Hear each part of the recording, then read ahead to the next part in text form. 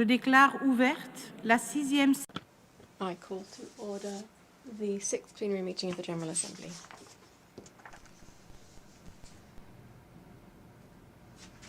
The Assembly will hear an address by His Majesty Don Felipe VI, King of Spain. I request protocol to escort His Majesty and invite him to address the Assembly.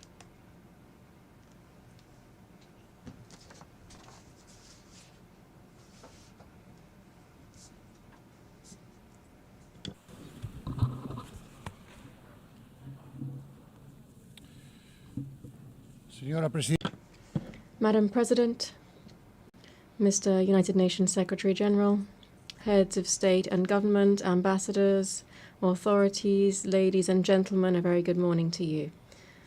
I appear before you today as representatives of the member states of the United Nations in this year which marks the 80th anniversary of the organization's founding. This is a timely opportunity to reflect on the present, the past, and the future of this universal organization and on its contribution to peace, stability, and development in a time of extreme complexity. Ours is a world that is fast-paced and unrestrained, one that frequently brings us to the brink. One in which there are voices that continue to proclaim the end of multilateralism and the obsolescence and inefficacy of the United Nations. It is said that this is the result of replacing dialogue and cooperation with competition, rivalry, and extreme tension. This is not the world we're heading towards, we hear. Rather, it is the world in which we are already immersed. In response to this sense of disintegration, we must acknowledge that times have indeed changed and we need to adapt, even anticipate, without retreating into idealism, complacency, or short-sightedness. But it is precisely at this time of uncertainty that we must read the signs of our time clearly to avoid repeating the mistakes of the past and entering irreversible spirals. We are aided in this by memory, which is the most valuable tool that any generation possesses to confront its challenges. The memory of the 20th century calls to us each time that we gather in this General Assembly. It reminds us why this house of the international community was created, under which circumstances it was born, and which dark chapters of history it sought to close definitively. Let us hear in this hall once more the opening words of the preamble to the Charter of the United Nations. They begin, "We, the peoples of the United Nations, determined to save succeeding generations from the scourge of war." Which of the great ideals enshrined therein, peace, dignity, equality, justice, progress, has ceased to be relevant or to represent an ethical imperative? On which of these paths have we advanced sufficiently over these 8 decades to be able to declare that the journey of multilateralism and cooperation is complete? The silence in response to these questions is the clearest evidence that the United Nations is not only useful, it is indispensable and irreplaceable. Believing in the United Nations is believing firmly in the universality of the principles and values enshrined in its charter and in the Universal Declaration of Human Rights. It is to resist the temptation of diluting them with specifics, relativisms, or exceptions. Because the dignity of the human being is non-negotiable. Believing in the United Nations is also believing in a rules-based world. Rules shape behaviors to which the vast majority of international actors adhere. Even when they are breached, they provide a basis for accountability and enforcement. Rules are the voice of reason used in international relations. They are the best defense against the law of the strongest. A world without rules is uncharted territory. A time without rules is returning to the Middle Ages.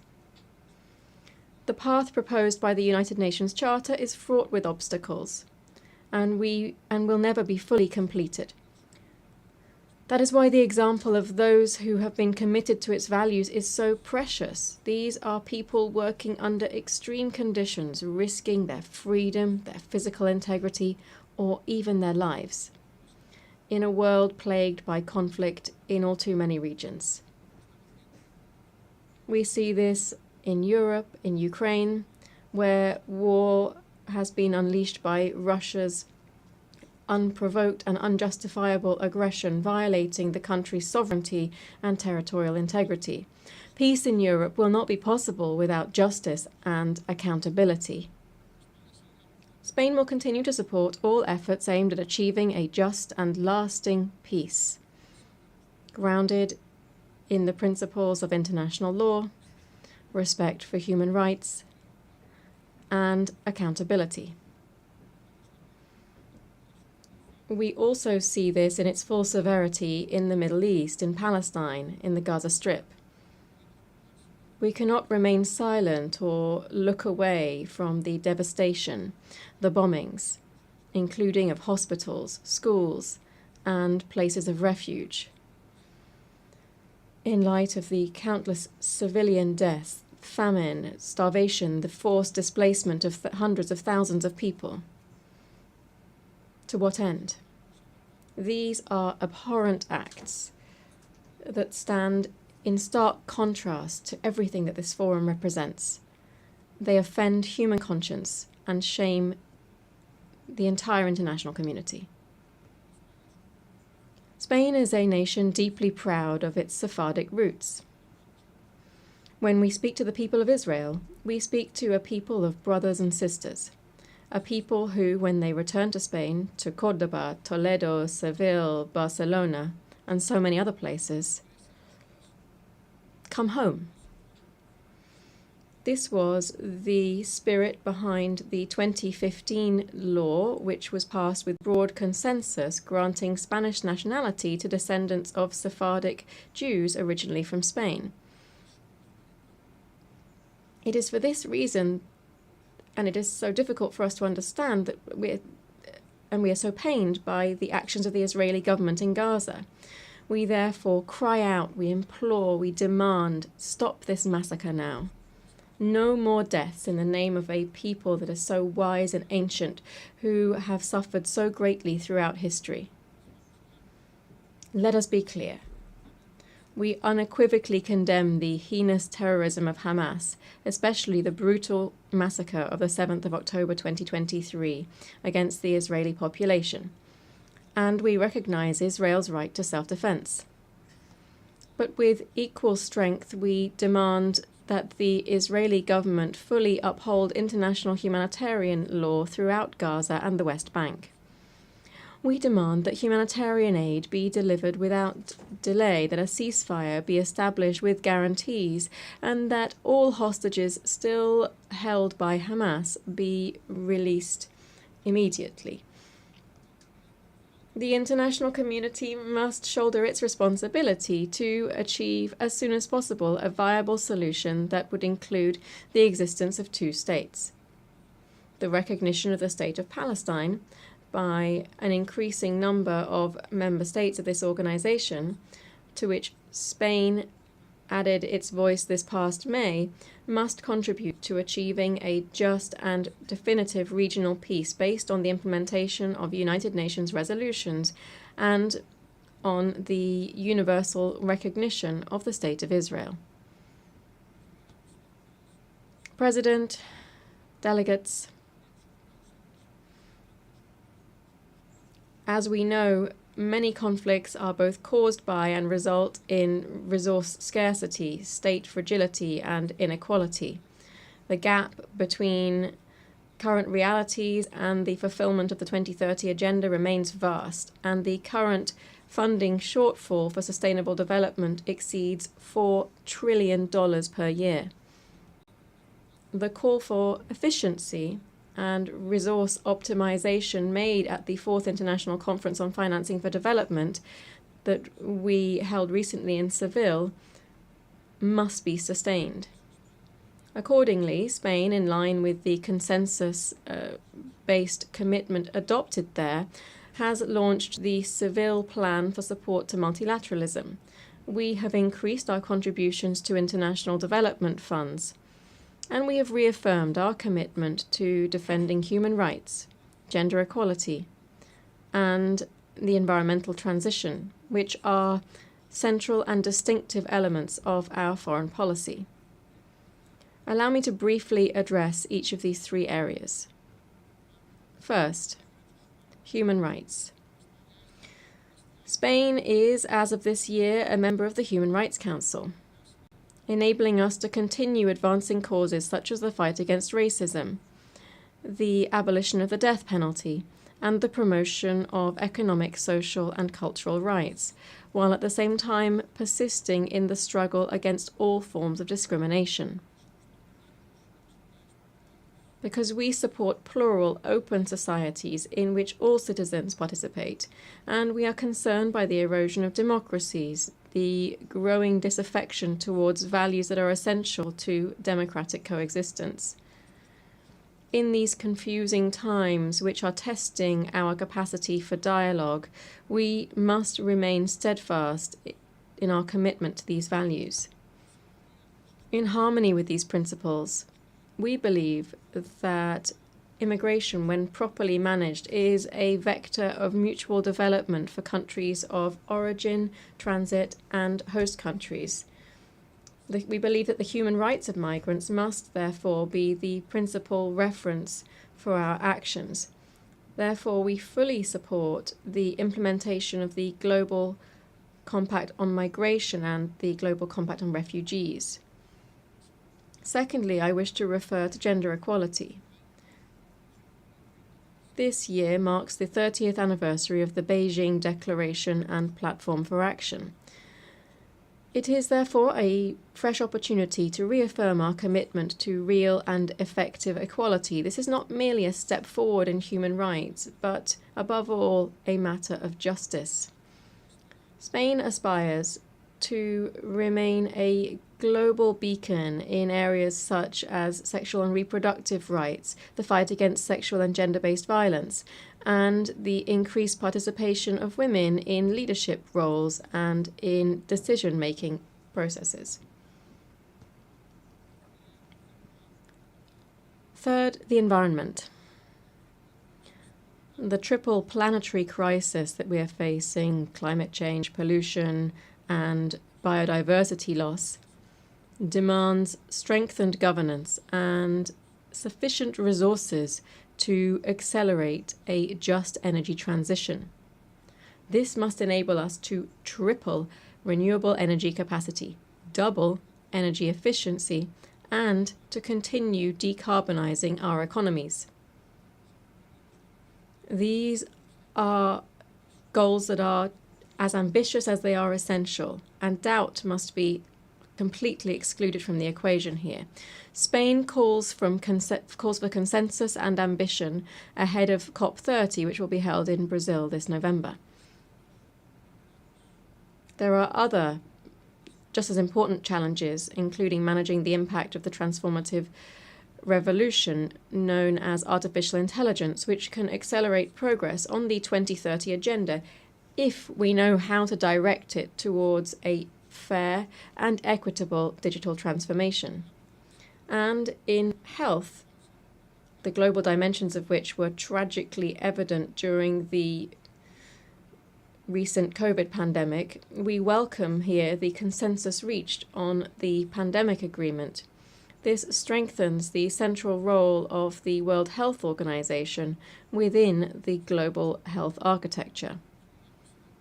Madam President, Spain's foreign policy is built around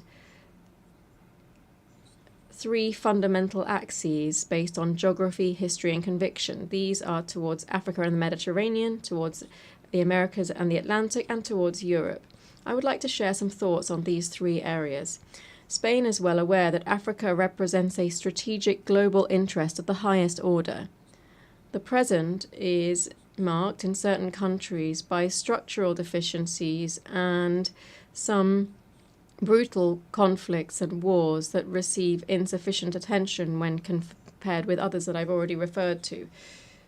Here I'm referring to numerous peacekeeping operations in the region to which Spain contributes decisively. This is the case in Western Sahara, where Spain will continue to support the Secretary-General's personal envoy in seeking a solution that is acceptable and consistent with UN norms and frameworks. Africa's future will be shaped by a young, dynamic, and proactive population that is increasingly engaged in global affairs. That's the future that we must support. Spain has therefore adopted the Spain-Africa Strategy 2025 to 2028. We want to develop a partnership based on concrete action and shared interests, and to promote vibrant African multilateralism embodied by the African Union and other sub-regional organizations. Strictly bilaterally speaking, I must mention the special relationship of neighbourliness and cooperation that binds us to the Kingdom of Morocco, which in recent years has been revitalized to the benefit of our peoples. Latin America and the Caribbean represent for Spain a community of kindred nations, an irreplaceable part of our identity strengthened by shared heritage, that is, the Spanish language, spoken by 600 million people around the world. Spain holds the pro tempore secretariat of the Ibero-American Community of Nations until the end of 2026, and Madrid will hold the next Ibero-American Summit. We will continue to support the EU's engagement in the region, which will culminate this year in the EU CELAC Summit that will be held in Colombia next month, November. The European Union is one of the greatest achievements of concord and a model for multilateralism. Its voice is more necessary than ever in these times. We therefore advocate for a union that is increasingly effective, cohesive, secure, and competitive on the global economy. I think it's important to recall that on the 11th of June this year, we launched a definitive political agreement regarding the key aspects of the future accord between the European Union and the United Kingdom. This was a historic agreement that respects Spain's position on sovereignty and jurisdiction over Gibraltar, which will bring confidence, legal certainty, and stability to the lives of the populations of the Campo de Gibraltar and Gibraltar itself. Madam President, I began speaking about the past and present of the United Nations, and I shall dedicate my last few words to its future. In these times of severe budgetary constraints, I call on all member states to reaffirm their commitment to this organization. I encourage all of its personnel, led by the Secretary-General, to persist in their enormous efforts towards efficiency and effectiveness, prioritizing those areas whose neglect would represent an unacceptable breach of the ethical standards that must always guide their work. We continue to believe in the need to advance reform initiatives, and we offer our capacity for dialogue and consensus building, as well as our firm multilateral conviction in this endeavour. On this 80th anniversary, which coincides with the 70th anniversary of Spain's accession to the organisation, I wish, Madam President, to renew my country's recognition of all of the men and women working within the United Nations. You are the custodians of the memory of the 20th century and the guardians of the hopes invested in the 21st. And it is now, when so many questions are surrounding multilateralism and cooperation, that we need you most. Thank you very much.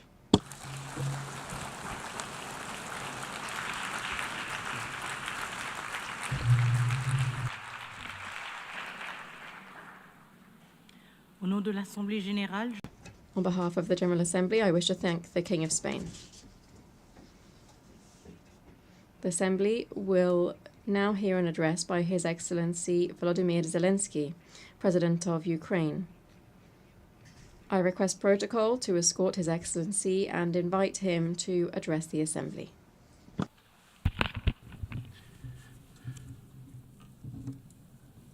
Madam Chair, Deputy Secretary.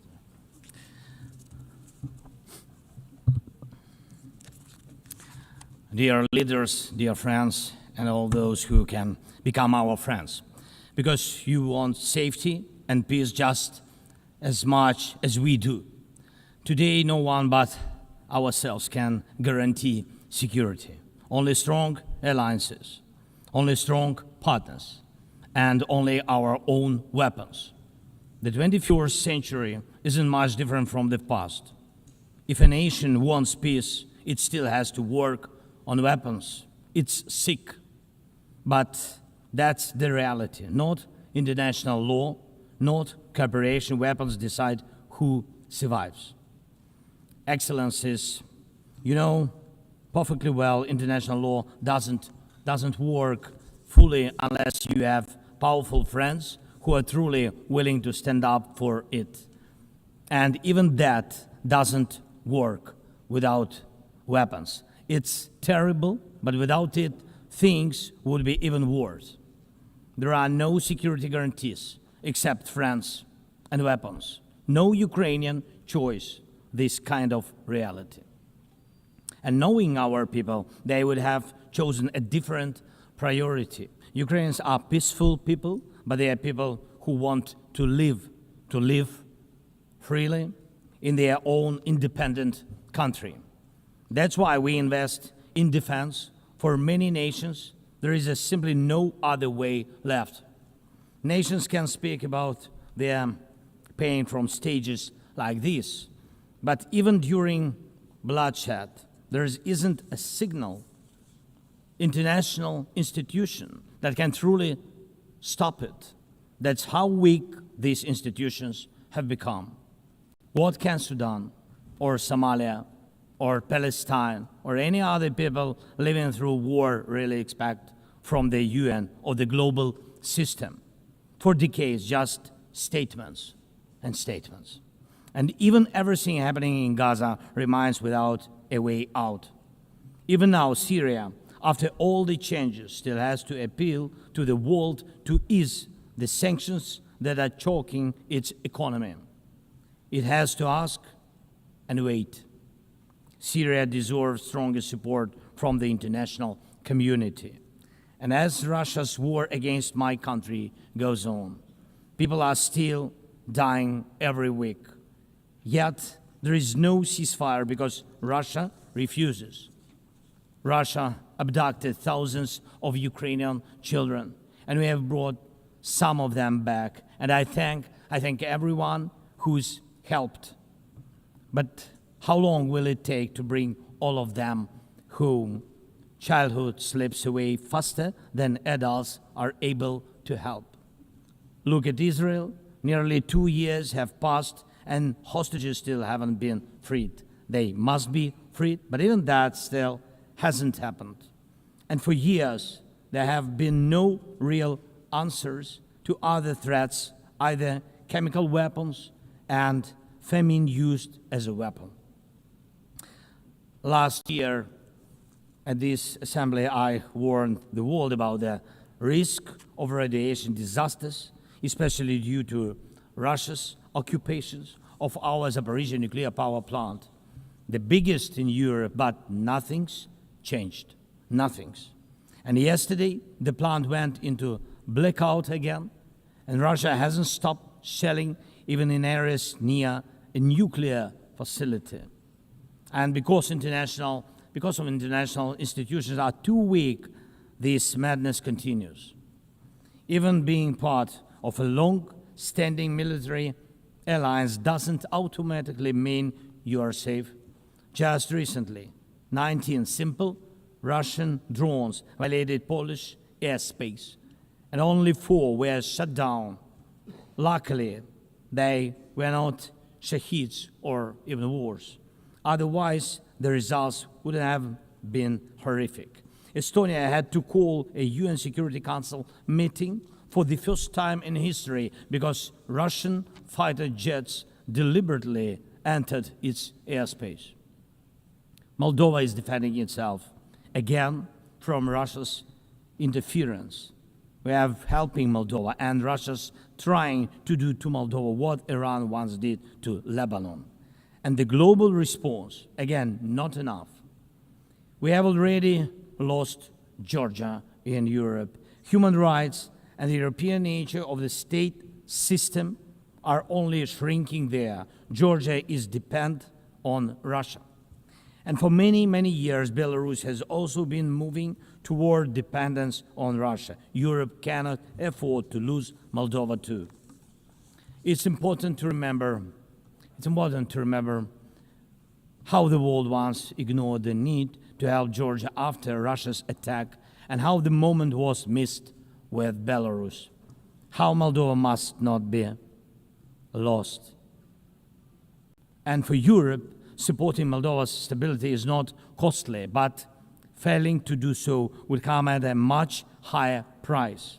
That's why the EU needs to help Moldova now with funding and energy support, not just words or political gestures. We must not forget about protecting the rights of people and the rights of nations in regions where these rights are under threat. The UN Charter and the Universal Declaration of Human Rights must apply everywhere. But the Taliban in Afghanistan dragged a whole country back into the dark ages. Cartels in some Latin America countries are more powerful than the government there. This is all about collapse of international law and the weakness of the international institutions. And so it's about the rise of weapons. Weapons decide who survives. Excellencies, yesterday President Trump stood right here in this hall, and God saved him from a murder attempt during the campaign. A shot was fired from a rifle, and just a fraction of an inch saved his life. Just days ago, President, along with hundreds of thousands of Americans, honored the memory of Charlie Kirk. Sadly, his life was cut short by a bullet. Once again, violence with a rifle in hand. We also mourn the Ukrainian woman, Irina Zarutska. She was brutally killed with a knife here in America, the very country where she was seeking refuge from Russia's war. And almost every day, when we open the news, we see headlines about violent attacks happening all around the world. Most of it is done with weapons. People are already used to, but weapons are evolving faster than our ability to defend ourselves. Now, there are tens of thousands of people who know how to professionally kill using drones. Stopping that kind of attack is harder than stopping any gun, knife, or bomb. This is what Russia has brought with its war. It used to be that only the strongest countries could use drones because they were expensive and complex. Now, even simple drones can fly thousands of kilometers. War tech doesn't care about geography anymore. It's now reshaping it. Just recently, airports in Europe had to shut down because of drones. Authorities couldn't even say what kind of drones they were, who sent them, or from where. Last week, North Korea announced the test of a tactical strike drone. That means even countries with limited resources can now build weapons that are dangerous to their neighbors. Ukraine and nations like Saudi Arabia know all too well how dangerous Iranian attack drones are. But what happens when all the types of drones become available, even to small terrorist groups or cartels? The world moves too slowly to protect itself. And weapons move fast. Now companies are already working on drones that can shoot down other drones, and it's only a matter of time, not much, before drones are fighting drones, attacking critical infrastructure, and targeting people all by themselves, fully autonomous and no human involved, except the few who control AI systems. Dear leaders, we are now living through the most destructive arms race in human history, because this time includes artificial intelligence. And if there are no real security guarantees except friends and weapons, and if the world can't respond even to old threats, and if there is no strong platform for international security, will there be any place left on Earth that's still safe for people? We need global rules now for how AI can be used in weapons, and this is just as urgent as preventing the spread of nuclear weapons. We need to restore international cooperation, real working cooperation for peace and for security. A few years from now might already be too late. 10 years ago, war looked different, and no one imagined that cheap drones could create dead zones, areas stretching for dozens of kilometers where nothing moves, no vehicles, no life. People used to imagine that only after a nuclear strike. Now it's drawn reality. Mass-produced, simple drones, and without AI yet. Ukraine doesn't have the big fat missiles dictators love to show off in parades, but we do have drones that can fly up to 2,000-3,000 kilometers. We had no choice but to build them to protect our right to life. Control over the sea used to depend on having a big navy. Ukraine doesn't have a big fleet, but we succeeded. In the Black Sea, we pushed what's left of the Russian navy into remote base. And we did it with sea drones. That's how we protect our ports and maritime trade routes, because Russia has left us no other choice. And our spiderweb operation, when cheap drones destroyed or damaged dozens of expensive Russian strategic bombers, became a real example for special forces around the world of what new weapons can do to old systems. These very Russian bombers attacked our cities. And none of this would have happened if Putin had not started this full-scale aggression, full-scale war. And every year that this war goes on, weapons become even more deadly. And only Russia deserves to be blamed for this. Dear leaders, to protect lives, Ukraine builds underground schools and underground hospitals. To protect lives, we have to spend more on protecting power stations from drone and missile attacks than on building sports facilities or cultural infrastructure. Ukrainian farmers are learning how to protect their equipment from Russia's FPV drone strikes, and for them, that challenge is far greater than climate change. Russia's war has put us in this situation, but do you have protection against similar threats? The facts are simple. Stopping this war now, and with it, the global arms race, is cheaper than building underground kindergartens or massive bunkers for critical infrastructure later. Stopping Putin now is cheaper than trying to protect every port and every ship from terrorists with sea drones.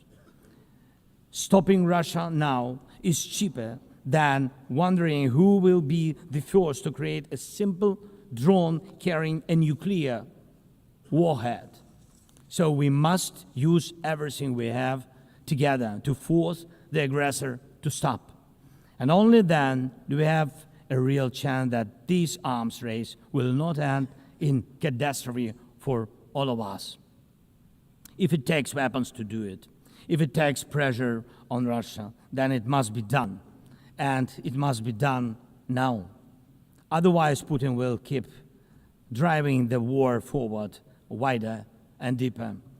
And we told you before, Ukraine is only the first, and now Russian drones are already flying across Europe, and Russian operations are already spreading across countries, and Putin wants to continue this war by expanding it, and no one can feel safe right now. So first, we are now building a new security architecture for ourselves. More than 30 countries are already part of our coalition, and we are strengthening army, launching joint weapons production with partners, and defining financial commitments for defense in a way that could become a security model for any other nation.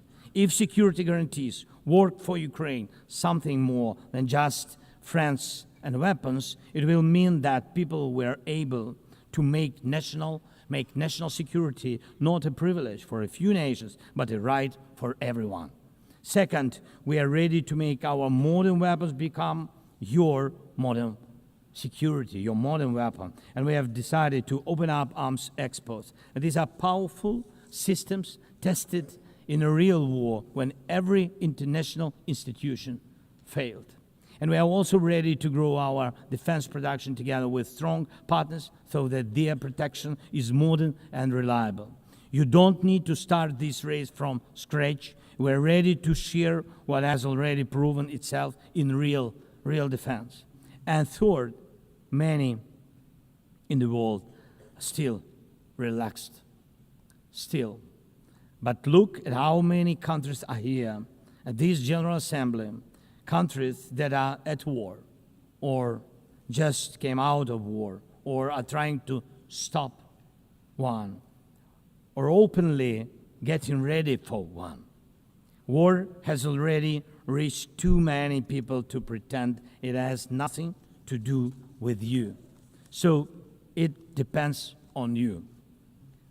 Whether you help peace or continue trading with Russia and helping Russia to fund this war, it depends on you. Whether prisoners of war will be freed, whether abducted children will come home, whether hostages will be free. It depends on you what will define existence, war like now, or our joint strong actions as it should be. Yesterday we had a good meeting with President Trump, and I also spoke with many other strong leaders, and together we can change a lot. Of course, we are doing everything to make sure Europe truly helps. And of course, we count on the United States. I appreciate the support we are receiving. Yes, much depends on the G7 and G20, but in the end, peace depends on all of us, on the United Nations. So don't stay silent while Russia keeps dragging this war on. Please speak out and condemn it. Please join us in defending life and international law and order. People are waiting for action. Thank you so much. Slava Ukraini.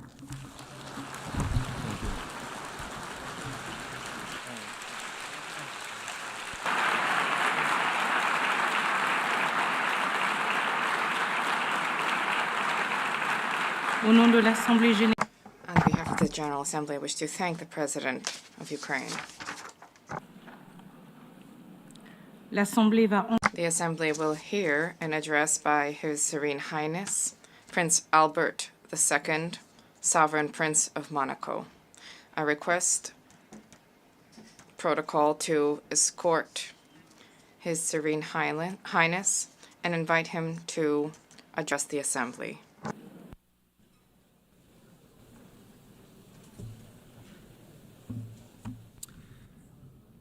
Madam President of the General Assembly, Secretary General, ladies and gentlemen, heads of state and government, excellencies, ladies and gentlemen.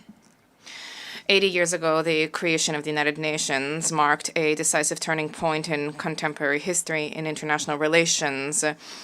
offering each state a forum for dialogue and exchange. The ambition of the founders was clear and bold. All nations, large and small, need to be able to participate on equal footing in crafting collective solutions, equality, respect, dialogue. This is the heart of the multilateral spirit and underpinning the values where Monaco found its place within the concert of nations. Over these past 8 decades, the United Nations has supported and ushered in major turning points: the reconstruction of Europe after the Second World War, the process of decolonization, the hope of an international order that is more peaceful after the Cold War. The organization contributed to the establishment of robust international law, the adoption of numerous treaties, law of the sea, counterterrorism treaties, protection of the environment, the promotion of human rights. Monaco ratified more than 270 of these treaties, which, beyond their symbolic dimension, govern the day-to-day lives of our population. The UN also played a key role in the maintenance of international peace and security. On all continents, these operations help to prevent conflict and to support democratic transitions. International justice, specifically through the judgments rendered by the International Criminal Tribunals, have been significant sources of progress in combating impunity for the gravest crimes, and the International Court of Justice remains a pillar when it comes to peaceful resolution of disputes. The United Nations has been a pioneer in ecological awareness, raising the protection of our planet, mobilizing governments, scientists, civil society to put together concerted strategies, and these are issues which are of tremendous importance to us. The UN has shed light on the role of sports as a vector for peace, for inclusion, for development. Our Principality welcomes the fact that sport is increasingly taking pride of place in the work of the organization. Madam President, we are cognizant of the progress that has been made over the past 8 decades, and yet we have more challenges to surmount, which requires resolute collective action. The progress that we have made is significant, but we have a grim reality. We are in a multipolar world where international realities are significant.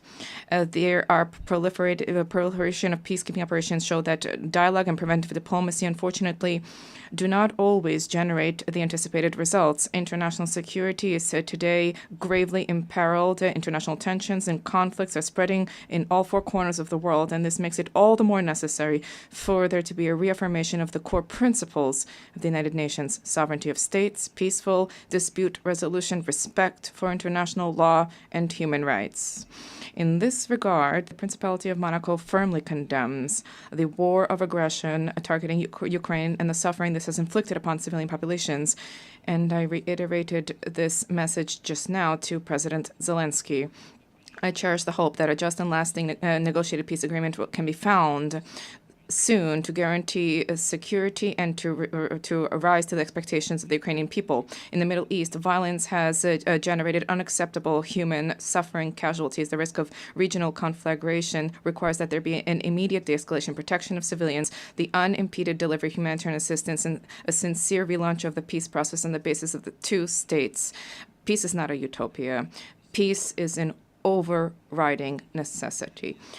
These security-related challenges are compounded by environmental challenges. The international community recently met in Nice for the 3rd UN Conference on Oceans, vehemently recalling the need to act for the protection of seas and oceans. The Principality organized, before the conference, a Blue Economy and Finance Forum. Heads of state, economic leaders, investors, philanthropists, development banks, NGOs, 1,800 participants arrived from nearly 100 countries, responding to the call to mobilize more financial resources to invest in a sustainable, regenerative blue economy. And yet, the commitments made notwithstanding, there are still challenges. BB&J was adopted in January last, and this should lead us to implement immediately measures for the conservation and sustainable use of the diversity in the high seas. The fight against climate change is a responsibility, a historic responsibility. Acceleration of extreme events requires credible, immediate, financed responses. We are traversing a significant difficulties. There is science which is accessible, abundant, more reliable than ever before. The Paris Agreement, the 10th anniversary of which we are marking this year, provides a structured, transparent framework which should generate a robust trust among all stakeholders. This year, new nationally determined contributions have been published, and this is a reflection of the need to be more and more ambitious. I wish to recall that these ambitions are of carry moral significance, particularly vis-a-vis young people and succeeding generations, but also, as was recently recalled by the ICJ in the advisory opinion. And in this regard, and in accordance with the new collective goal for financing, which was adopted in Baku last year, I decided that my country will double specific financing under climate agreements, and this is by 2028. Let us not forget that there's a need to invest in countering climate change, but there's a need to take into account the depletion of biodiversity throughout the world. COP17 and the Biological Diversity Convention, October 2026, will be held in Yerevan. This is a key opportunity to transform the commitments into reality, specifically when it comes to financing and meaningful protection of ecosystems. Madam President, we cannot pass over in silence the alarming setbacks in human rights, freedom, the repression of freedom, civil society, excessive use of force. These are all undermining the very basis of civilizations and are resulting in a loss of trust of citizens vis-a-vis systems. Women's rights are a key pillar for peace, for development, and for justice. 30 years after the Beijing conference, gender equality between men and women has still not been fully universally attained, and this remains a key priority, which is something we need to reaffirm. There's an urgent need to generate collective commitment to combat violence against women and girls and against all kinds of persecution which they endure, including in conflict-affected areas. No society can be prosperous if such inequality persists there. Likewise, no society can develop without taking care of its young population, because young people are not just the future of the world. Young people are the present.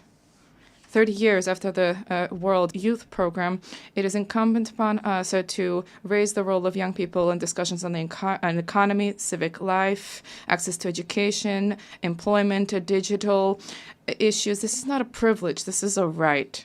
Madam President, public global health is a key. Non-communicable diseases are the main cause of premature deaths, and there's a need for cross-sectoral mobilization to address this challenge. I welcome the key role of the WHO with the global action against these diseases, but there's a need to move further to strengthen synergies among the stakeholders to improve the effectiveness of action, particularly among budgetary constraints. The fourth high-level meeting on this issue should generate new momentum to intensify prevention and to provide universal access to high-quality care. Madam President, the 80th anniversary of the United Nations offers an opportunity to breathe new life into multilateralism, to reform its operations, and to address the liquidity crisis. Reform of the United Nations should restore people's trust and to establish an effective structure and based on core values. The United Nations is the only universal body which is capable of defending sovereignty of states and embodies the ideal of cooperation amongst peoples. But this is not only at the UN headquarters. There's specialized institutions, UNESCO, FAO, and IAEA, and many others. These all play a critical role by providing concrete support for environmental, educational, and social policies of states, helping them to fully meet their responsibility without duplication of mandates in New York. And let us recenter the work of our organization to focus on the priorities enshrined in the Charter. We need to rekindle a spirit of dialogue, the spirit of organization. The general debate should once again become this unique opportunity where leaders of the world listen to one another and seek to achieve a mutual understanding. The Principality of Monaco cherishes the hope that through reform, the UN will once again become the center with the harmonization of UN efforts for the maintenance of peace and security in accordance with Article 1 of our Charter. No state alone can resolve the crises plaguing our times. It's by sharing ideas, resources, and willingness that we can together build a future of peace, of lasting peace, because together we are better. Thank you.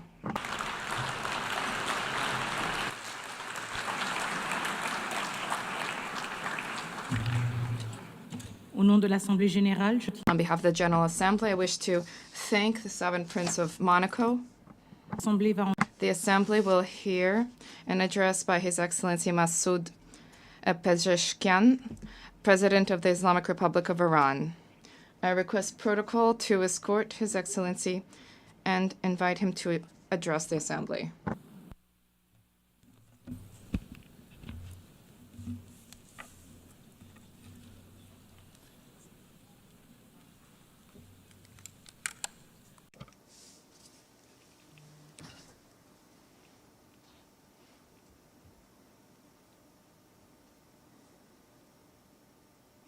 In the name of God, the most compassionate, the most merciful, Mr. Secretary General, Madam President, distinguished representatives, ladies and gentlemen, the theme of this year, and I quote, "Better Together, 80 years and more of peace, development, and human rights," unquote, is in truth a summons to solidarity and to a shared vision of a brighter future. Our religious conviction, as well as the call of the prophets, rests upon the equality of the rights of all human beings. That which renders man more worthy is piety, namely truthfulness, wisdom, purity, and benevolence. The bedrock of all divine religions and of the human conscience is this golden maxim: that which you would not approve for yourself, do not approve for others. Jesus Christ, peace be upon him, once said, "Act towards others as you would have them act towards you." The Prophet of Islam, peace be upon him, said, "None of you is a true believer unless he desires for others what he desires for himself." The sage Hillel, the elder, expressed the essence of the Torah as such: "That which is hateful unto thee, do not do unto thy fellow." In the traditions of the Orient, likewise, the central teaching is this very principle, and secular schools of ethics grounded in reason and conscience have arrived at the same conclusion. Excellencies, is this the state of our world? Let us behold the past 2 years. The world in these 2 years was witness to genocide in Gaza, was witness to the destruction of homes and repeated violation of sovereignty and territorial integrity in Lebanon, was witness to the devastation of Syria's infrastructure, was witness to assault against the people of Yemen, was witness to the forced starvation of emaciated children in the arms of their mothers, was witness to the assassination of Iran's scientists, was witness to the surreptitious raids infringing upon the sovereignty of nations, violating the territorial integrity of states, and openly targeting leaders of people. And all of this under the full support of the most heavily armed regime in the face of the earth, and under the pretext of self-defense. Would you countenance such things for yourselves? Who is the disturber of the stability of the region and the world? Who is the actual threat against international peace and security? Who is the violator of the golden moral maxim of mankind? Excellencies, ladies and gentlemen, you all bore witness that this past June, my country was subjected to a savage aggression in flagrant contravention of the most elementary principles of international law. The aerial assaults of the Zionist regime and the United States of America against Iran's cities, homes, and infrastructures, precisely at a time when we were treading the path of diplomatic negotiations, constituted a grave betrayal of diplomacy and a subversion of efforts towards the establishment of stability and peace.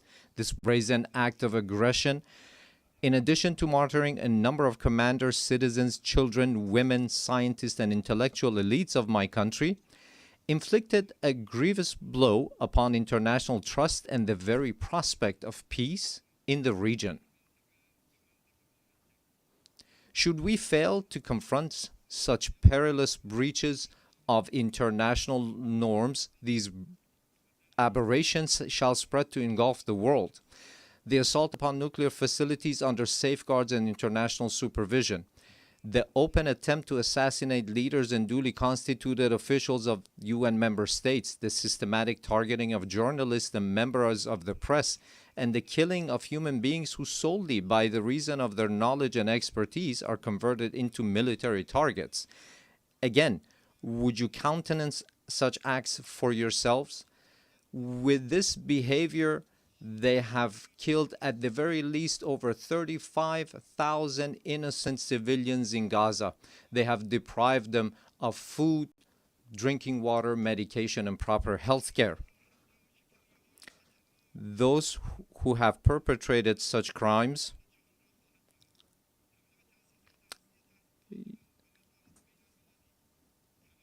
this nation, with a magnanimous spirit and the systematic targeting of journalists and members of the press, and the killing of human beings who solely by the reason of their knowledge and expertise are converted into military targets. Again, would you countenance such acts for yourselves? Those who have perpetrated such crimes must know that Iran, the most ancient continuous civilization upon the face of the earth, has ever stood steadfast against the tempests of history. This nation, with a magnanimous spirit and an eternal will, has time and again demonstrated that it shall never bow before aggressors. And today as well, in the face of the transgressors, it stands upright with reliance upon the power of faith and its national cohesion. In this 12-day defense, the patriotic and valiant people of Iran laid bare before the aggressors the fallacy and self-delusion of their arrogant calculations. The enemies of Iran unwittingly fortified the sacred national unity. The people of Iran, despite the most severe, protracted, and crushing economic sanctions, psychological and media warfare, and persistent efforts to sow discord, at the very instant the first bullet was fired upon their soil, rose in unison in support of their valiant armed forces, and today they continue to honor the blood of their martyrs. Here, in the name of all Iranian people, I extend my heartfelt gratitude to all personalities, nations, governments, and international and regional organizations that stood in solidarity with Iran during this war. Ladies and gentlemen, today, after nearly 2 years of genocide, mass starvation, the perpetuation of apartheid within the occupied territories, and aggression against its neighbors, the ludicrous and delusional scheme of a greater Israel is being proclaimed with brazenness by the highest echelons of that regime. The scheme encompasses vast swaths of the region. The map itself lays bare the true intentions of the Zionist regime, intentions that have, of late, been openly endorsed by its criminal prime minister. None in the world is secure from the aggressive machinations of this regime. It is manifest that the Zionist regime and its sponsors no longer even content themselves with normalization through political means. Rather, they impose their presence through naked force and have styled it peace through strength.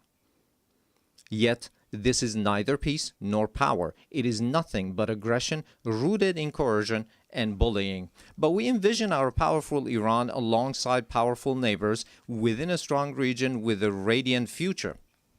A future in which we stand together against a grand project that imposes genocide, destruction, and instability upon the region.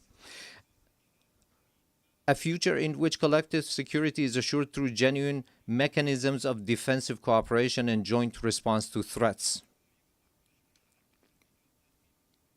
A future in which human dignity and cultural diversity are cherished as foundational values. A future in which collective development is realized through joint investment in infrastructure and modern sciences. A future in which energy security and the equitable use of vital resources from the pillars of economic stability. A future in which the environment is safeguarded for posterity. A future in which national sovereignty and the territorial integrity of states are regarded as non-negotiable principles. A future not in pursuit of peace imposed by force, but founded upon strength derived through peace. In such a strong region, slaughter and bloodshed shall find no place. It is for this very reason that my country has, for many years, been among the staunchest advocates of establishing a region free of weapons of mass destruction. Yet those who themselves possess the largest nuclear arsenals and who, in flagrant breach of the NPT, make their weapons even deadlier and more destructive, have for years subjected our people to pressures on the basis of spurious allegations. Last week, 3 European states, having failed through a decade of bad faith and thereafter by supporting military aggression to bring the proud people of Iran to their knees, at the behest of the United States of America, sought, by means of pressure, coercion, imposition, and manifest abuse, to reinstate against Iran the Security Council resolutions that had already been terminated. In doing so, they set aside good faith. They circumvented legal obligations. They sought to portray Iran's lawful remedial measures taken in response to the United States' withdrawal from the JCPOA and to Europe's breach and utter incapacity as a gross violation. They falsely presented themselves as parties of good standing to the agreement, and they disparaged Iran's sincere efforts as insufficient. All of this was in pursuit of nothing less than the destruction of the very JCPOA, which they themselves had once held as the foremost achievement of multilateral diplomacy. This unlawful measure, which has also met the opposition of certain members of the Security Council, possesses no international legitimacy and will not garner the approbation of the international community. I hereby declare once more before this assembly that Iran has never sought and will never seek to build a nuclear bomb. We do not seek nuclear weapons. This is our belief based on the edict issued by the supreme leader and by religious authorities. Therefore, we never sought weapons of mass destruction, nor will we ever seek them. Whereas those who disturb the peace and stability in the region lies in Israel, but Iran is the one that is being punished for those actions.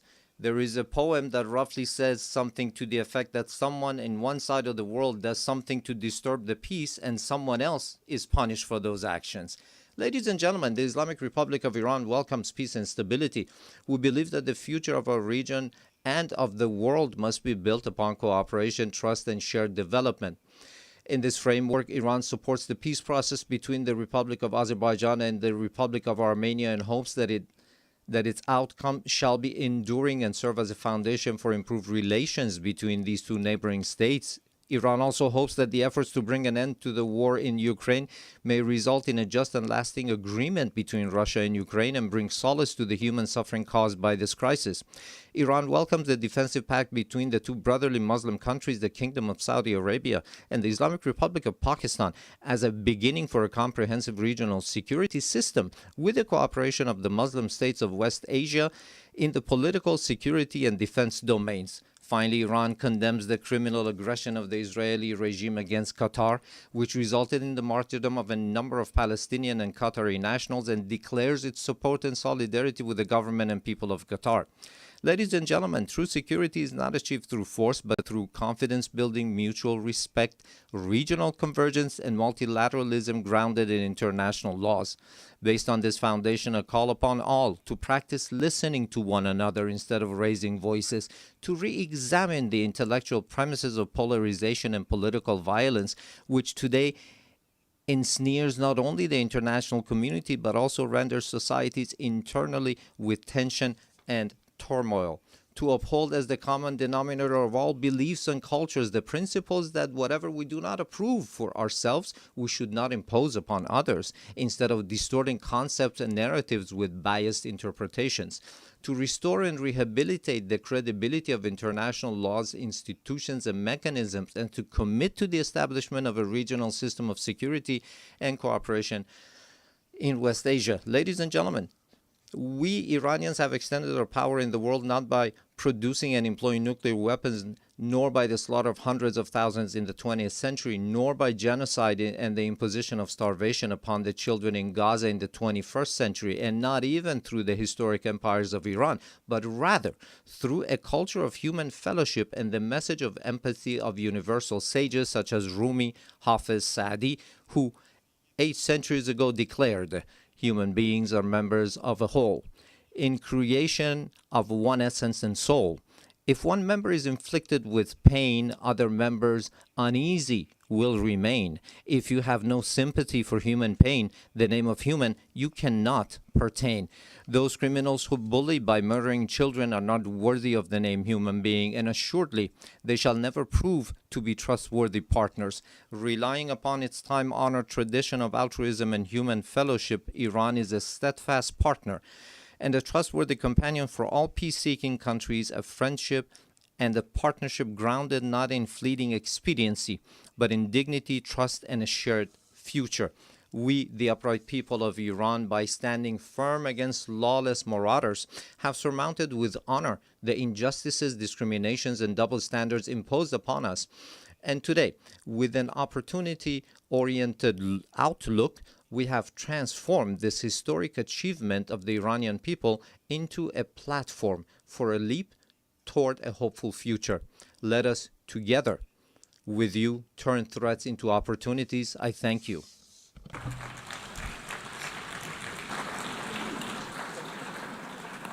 On behalf of the Assembly, I wish to thank the President of the Islamic Republic of Iran. The Assembly will hear an address by His Excellency José Raúl Mulino Quintero, President of the Republic of Panama. I request protocol to escort His Excellency and invite him to address the Assembly.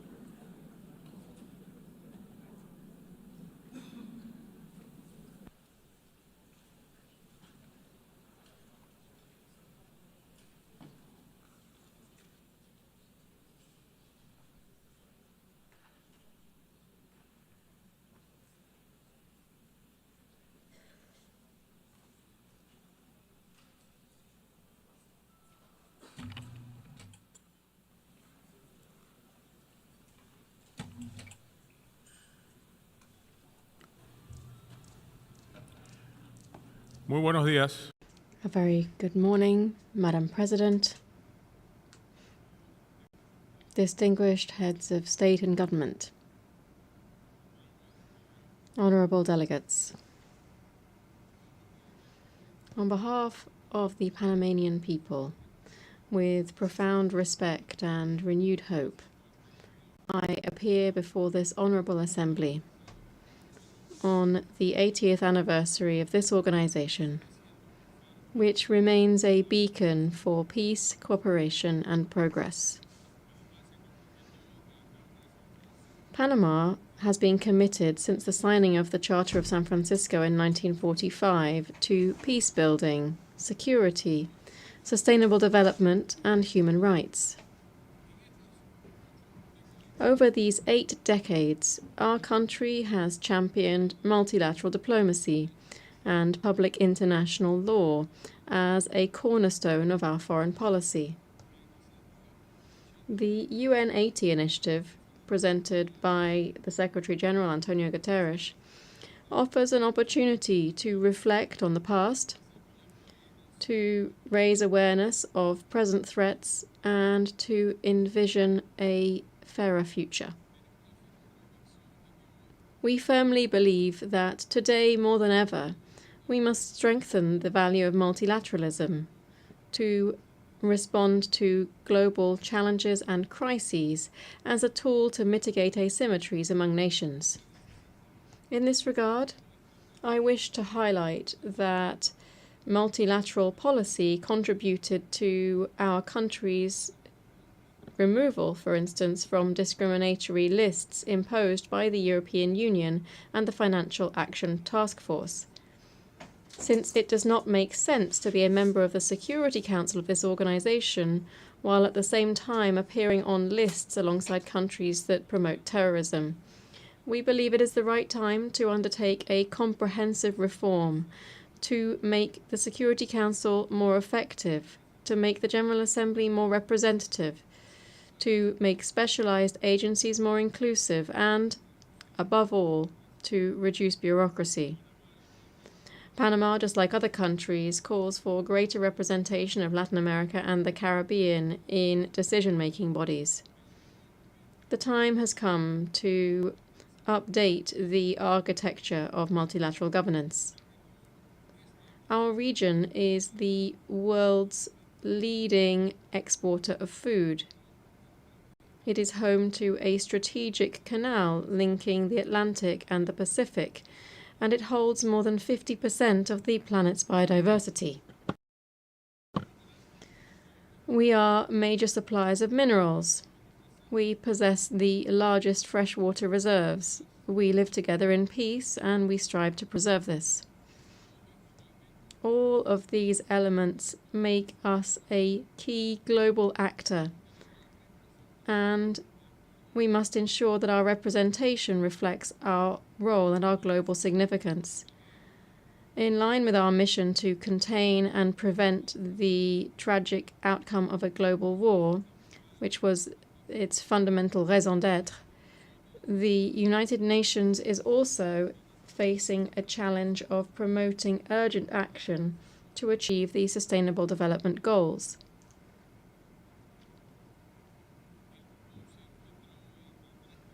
Today, the world is facing a trifecta of devastating crises: climate change, pollution, and biodiversity loss, all against a backdrop of weakened cooperation. The response to these crises must be swift and united.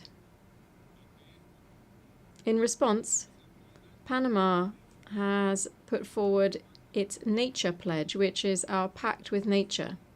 This is a new way of understanding environmental and climate policy, integrating our obligations on climate, biodiversity, and land into a single national commitment. In practice, Panama is pledging to curb its emissions by 2035. Even as a carbon-negative country, we believe there's always room to take further steps towards sustainability for future generations. To this end, we will be restoring 100,000 hectares of priority ecosystems, including mangroves and water basins, because nature, we think, is our front line of defense against climate change. Panama trusts in a renewed United Nations, one that strengthens digital security and international cooperation with ethical and inclusive principles, that supports just energy transitions, and one that upholds freedom of expression. In this spirit, we reaffirm our unwavering respect for freedom and democracy in our region, which continues to suffer from instability at the hands of those who disregard the popular will expressed through the ballot box, or who simply do not permit open and transparent elections. We aspire to be a member of the United Nations that is capable of preventing conflicts before they arise, that can better respond promptly to humanitarian emergencies, that better coordinates its field agencies, and that more faithfully represents the diversity of peoples across the globe. Panama has offered to host offices of United Nations system organizations to support reform efforts under the UN 80 initiative.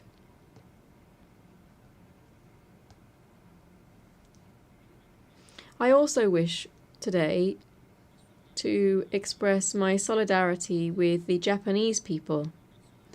This on the occasion of the 23rd anniversary of North Korea's admission of its abduction of at least 17 Japanese nationals. The world needs to know the truth so that these events are never repeated, and Japan deserves justice. Ladies and gentlemen, I cannot let this opportunity pass without highlighting that we have now completed a quarter century since our canal was transferred into Panamanian hands, As of the 31st of December 1999, the Republic of Panama took up the works and operations of the canal efficiently, safely, sustainably and neutrally, this in accordance with the Panama Canal Treaty, Torrijos Carta Treaty, and the Permanent Neutrality Treaty, which were both signed in 1977. Since then, we have administered the waterway in exemplary fashion, contributed to the country's economic development, and operated the canal for the benefit of international navigation. Over this period, Panama expanded the interoceanic route using our own resources to meet the demand of larger vessels. Now we are taking another step forward. We are supporting the Panama Canal Authority in the development of the Rio Indio Reservoir. This is an ambitious project to ensure water supply for our population and the canal, so that vessel traffic is not threatened by recurring droughts in our region. Our waterway serves more than 180 maritime routes and more than 140 nations, and approximately 4% of global trade passes through it. We are committed to ensuring efficiency in support of international logistics. Before this assembly, Panama once again reaffirms its serious and sustained commitment to the regime established under the treaty concerning permanent neutrality, to which the protocol of which numerous states have adhered to. Neutrality is the best formula to safeguard the security of our canal, a global public good. The Panama Canal is neutral, open to the world, and a facilitator of more integrated international trade. It is and shall remain Panamanian. Ladies and gentlemen, Panama, as you know, holds a non-permanent seat on the United Nations Security Council for the 2025-2026 term. This past August, we held the rotating presidency of the Security Council. We viewed this role as a responsibility to maintain a strong voice in favor of peace, sovereign equality of states, justice, international law, and respect for agreements among nations. We have also stressed the importance of maritime security as a priority during our participation in the Council. Panama's national identity is closely linked to maritime transport. Over the centuries, we have consolidated our role as a key actor in navigation and international trade. Piracy, arms and drugs trafficking, and illegal fishing all affect trade and the global maritime transport system. As a transit nation and a logistics hub in our continent, Panama proposes to strengthen cooperation among specialized agencies, including through a regional network to promote maritime security. This would operate under the umbrella of ocean governance and in accordance with international law. I wish to reiterate before this assembly the work that this organization needs to undertake to mitigate the effects of illegal migration driven by organizations that are either directly or indirectly linked to drugs trafficking. For years, millions of people have been passing through our Darien region, which is on our border with Colombia. And yet in just 1 year in office, we've reduced the flow of migrants heading north to zero. That crisis was resolved, thus meeting the promise to shut down illegal crossings through the Darien. The humanitarian and environmental consequences were extreme. The suffering of women and children subjected to abuse and the pollution of one of the world's most biodiverse areas. These continue to cause pain to those of us who have had direct contact with the situation. Today we are seeing north-south migration on a much smaller scale, but which renews our commitment to the orderly transit of people so that they may return home. I must say that while the migratory crisis has been resolved, the causes of mass emigration remain unaddressed. The fact that our country has resolved this scourge doesn't mean that we should let up in our demands for concrete responses, such as in the case of the border between Haiti and the Dominican Republic, which is facing unchecked migration that also has an effect on the entire region. It's essential that we find clear solutions both for the Haitian crisis and, more generally, for effective control of migratory flows. We are currently suffering from the growth of another illegal activity, which is drug trafficking. Today, it poses a threat to human lives and a grave risk of instability throughout the entire region due to the different cartels operating there.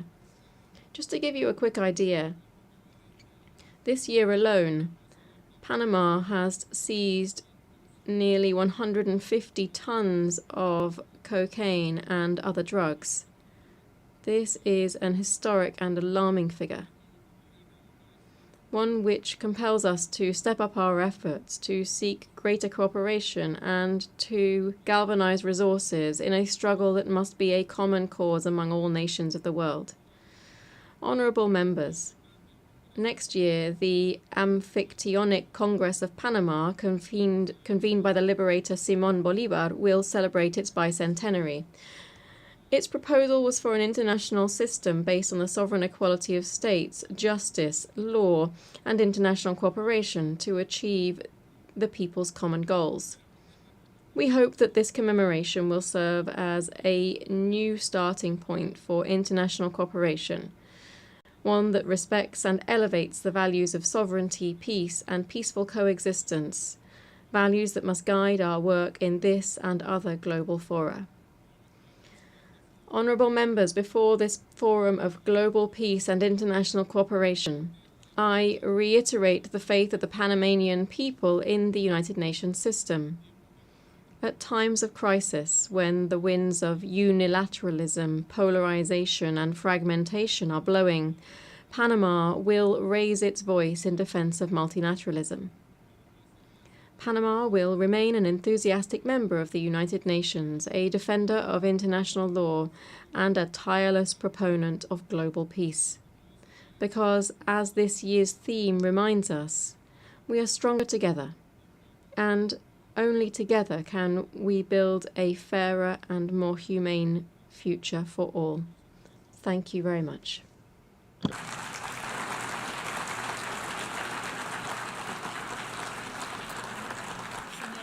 Muchas gracias. On behalf of the Assembly, I wish to thank the President of the Republic of Panama.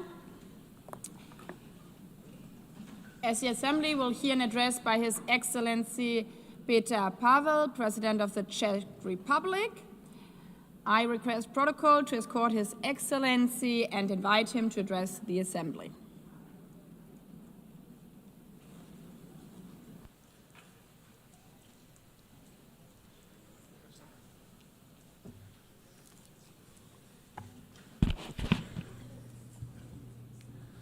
Madam President, Excellencies, ladies and gentlemen, I am humbled to speak here in front of you again.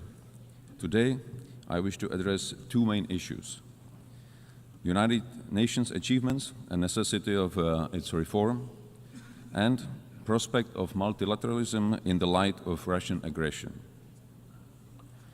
80 years ago, the United Nations was founded with great hope to prevent war and destruction, never to repeat the horrors of World War II. My country proudly stood amongst the founding nations, signing the charter that would become our collective moral compass. Since 1945, we have witnessed remarkable achievements. The United Nations helped to prevent another full-scale world conflict. It assisted in dissolution of colonialism and rise of new sovereign countries in Asia, Africa, Europe, and Latin America. Together, we created a robust multilateral system of rules and global cooperation in international security, human rights, and economic development. Together with the UN, we have fought famine, disease, illiteracy, and poverty in some of the world's most vulnerable regions. Dozens of peacekeeping missions have helped to ease tensions in conflict zones. Thanks to its long-standing efforts, the UN has helped transform countless lives and laid the groundwork for a better world, a world which is more humane and more cooperative. It provided a platform where even the smallest nations can speak out and be heard. The UN remains the only institution where the world can collectively confront global crises. Not with weapons, but with dialogue, shared responsibility, and pressure where necessary. UN's greatest achievement is not perfection, it's persistence. With many devastating conflicts ongoing, Russia's invasion of Ukraine has significantly transformed the global security landscape. Since the last general debate a year ago, our world has not become more secure. On the contrary. In the game of smoke and mirrors, Russia continues targeting civilians, civilian infrastructure, foreign diplomatic missions, and most recently, even our neighboring country, Poland. Not to forget the acts of hybrid warfare on our own territory. These range from disinformation campaigns and attempts to undermine public trust, to cyber attacks, and even acts of sabotage carried out by mercenaries recruited online. Despite being the largest country on the map, Russia still aims to seize Ukrainian territory and expand its sphere of influence. Backed by China, Iran, North Korea, and other countries that help it circumvent sanctions and provide economic or political support. Russia, a permanent member of UN Security Council, is not only violating the principles of state sovereignty and territorial integrity enshrined in the UN Charter, but also sets a dangerous example and precedent, sending the message that aggression can yield territorial and political gain and remain unpunished. Ladies and gentlemen, our multilateral system was created on the premise that rules apply to all without exception. The consequences of this war go far beyond the news headlines. This war threatens to dismantle our system of governance based on mutual respect, equal partnership, and rules we all subscribe to. What is happening in Europe today could happen anywhere else tomorrow, under different circumstances, but under the exact same pretext. If Russia wins this unjust war, it will legitimize the triumph of brute force. Turning a blind eye to Ukraine today is a green light to any future aggressor anywhere in the world. Disruptions of the status quo in the Taiwan Strait or elsewhere in the Indo-Pacific would further destabilize global security and trade. Geographical distance offers no protection. Security in one part of the world is directly linked to security everywhere. Tolerating the principle of might makes right will lead to the end of multilateralism and the beginning of life under principles dictated by a powerful few. It would be a future with history deliberately rewritten, with lies promoted as facts, and with truth slowly disappearing from our discourse and memory. Just the opposite of what most of our nations fought for in the previous century. The heroism of Ukrainian people, their willingness to sacrifice for freedom, and global solidarity with Ukraine demonstrate that most of us still believe in universal values and in our responsibility to defend them. To achieve sustainable peace, we democratic allies from all over the world must act in unity and intensify our economic pressure on Russia. This is the only way to bring the aggressor to the negotiating table. Such peace, based on the existing international law, including territorial integrity and the right of self-determination, is in the interest of not only European countries, but of the whole international community. Any future peace agreement must send a clear message worldwide that aggressor must not be rewarded and borders cannot be changed by force. Ladies and gentlemen, the structure of the UN was based on the outcome of the World War II. Today, one of the UN Security Council permanent members is waging a ruthless war while obstructing any constructive solutions put forward. It is in light of these new geopolitical realities that we need a strong and effective UN system capable of responding to today's global challenges, from security threats and climate change to rapid evolution of new technologies. Otherwise, we risk sliding into a world that is more fragmented, more dangerous, and far less predictable. Czechia welcomes the UN 80 initiative and the commitments in the Pact for Future. Yet these ambitions stand in stark contrast with today's reality. In the light of Russian aggression against Ukraine, the UN Security Council is currently failing its purpose and mission. Therefore, we advocate for a comprehensive reform of the UN Security Council for greater effectiveness, inclusiveness, transparency, and accountability, with the aim to honor the principles of the UN Charter and to strengthen the voice of underrepresented regions. Freedom and human rights are not granted entitlements. They are hard-won principles that must be cherished and protected.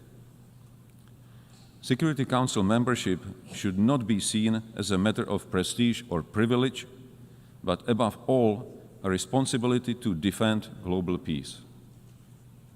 That's why Czechia is seeking a non-permanent seat on the UN Security Council for the term 2032-33, with a clear commitment to uphold the rules-based international order. We cannot afford to have the UN paralyzed or blocked in its ability to respond to crises and challenges. Current urgent crises are already consuming too much of our attention and resources at the expense of other major, equally pressing issues. Madam President, ladies and gentlemen, as I mentioned in the beginning of my speech, the UN significantly improved the quality of life of billions, including through access to education, healthcare, and services. In this year's Sustainable Development Report, Czechia ranked 10th out of 167 countries. I am fortunate to be a citizen of a country which by global standards offers a secure and comfortable life. This doesn't mean that there are no challenges. Much work still lies ahead if we are to achieve the Sustainable Development Goals 2030, both at home and globally. After all, most of the challenges we are facing are global. No single nation is powerful enough to succeed alone. That is why we need more dialogue. That is why we need greater cooperation and collective action. And ultimately, that is why multilateralism must not only survive, it must thrive. Not only for us, but most importantly, for future generations. Thank you. On behalf of the Assembly, I wish to thank the President of the Czech Republic.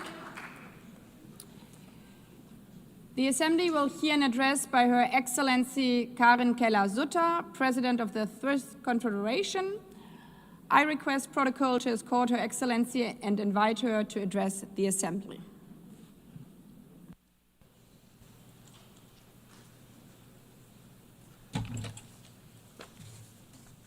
Madame la Présidente, Madam President of the General Assembly, Excellencies, ladies and gentlemen, 80 years ago, the world entered a new era, better times.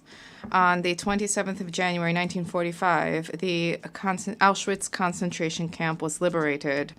On the 8th of May 1945, the war in Europe ended, and on 25 June 1945, 50 states adopted the United Nations Charter in San Francisco.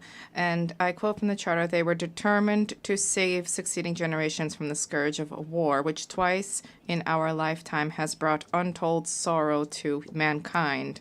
End of quote. Upon the ruins of the Second World War, a new international order was born out of a shared conviction and determination to bring peace and prosperity to the world. The horrors of this time also gave rise to the Geneva Conventions of 1949, which protect the victims of armed conflict. At that time, the foundations for progress and democracy, the rule of law, and the market economy were laid down. Foundations which, despite all of the limitations and setbacks, also benefited international cooperation, free trade, peace, and international law. Without drawing any historical parallels, it is clear that this year, as we mark the 80th anniversary of the United Nations, we are experiencing a new era of particularly extreme political and economic upheaval at a time when, once again, too many wars are raging with civilian populations experiencing unbearable suffering, a time in which a just lasting peace in the Middle East and Ukraine still seems beyond reach, and during which autocratic tendencies are gaining ground, including in Europe, a time in which free trade is being put to the test, and where ultimately international law, including the Charter of the United Nations, risk becoming dead letter. These upheavals are not coming out of nowhere. They are the result of developments that, in some cases, date back a long time, in which, in retrospect, we failed to take seriously enough for far too long. We need to be honest with ourselves. These are developments that have no simple solutions, neither at the international nor at the national levels, nor is it enough today to reiterate yet again, merely in speeches, the merits of a particular form of government, the rule of law, international law, free trade, and multilateralism. No, if we wish to surmount the challenges which we face, we have a duty to redouble our efforts. For what is the benefit of the achievements of civilization? What are they worth if they do not tangibly contribute to freedom, security, and prosperity, if they do not bring tangible benefits for people in their day-to-day lives? There are two errors which we must not make. Firstly, pointing the finger only at others. Secondly, leaving international organizations alone to work alone and acting as if they were completely detached from us. Ladies and gentlemen, we need to begin where we can guarantee freedom and contribute to security and prosperity right now. And generally, this is at home, within our own countries. Let me be clear, this is not about praising national self-interest, nor is this about condemning multilateralism. Quite to the contrary.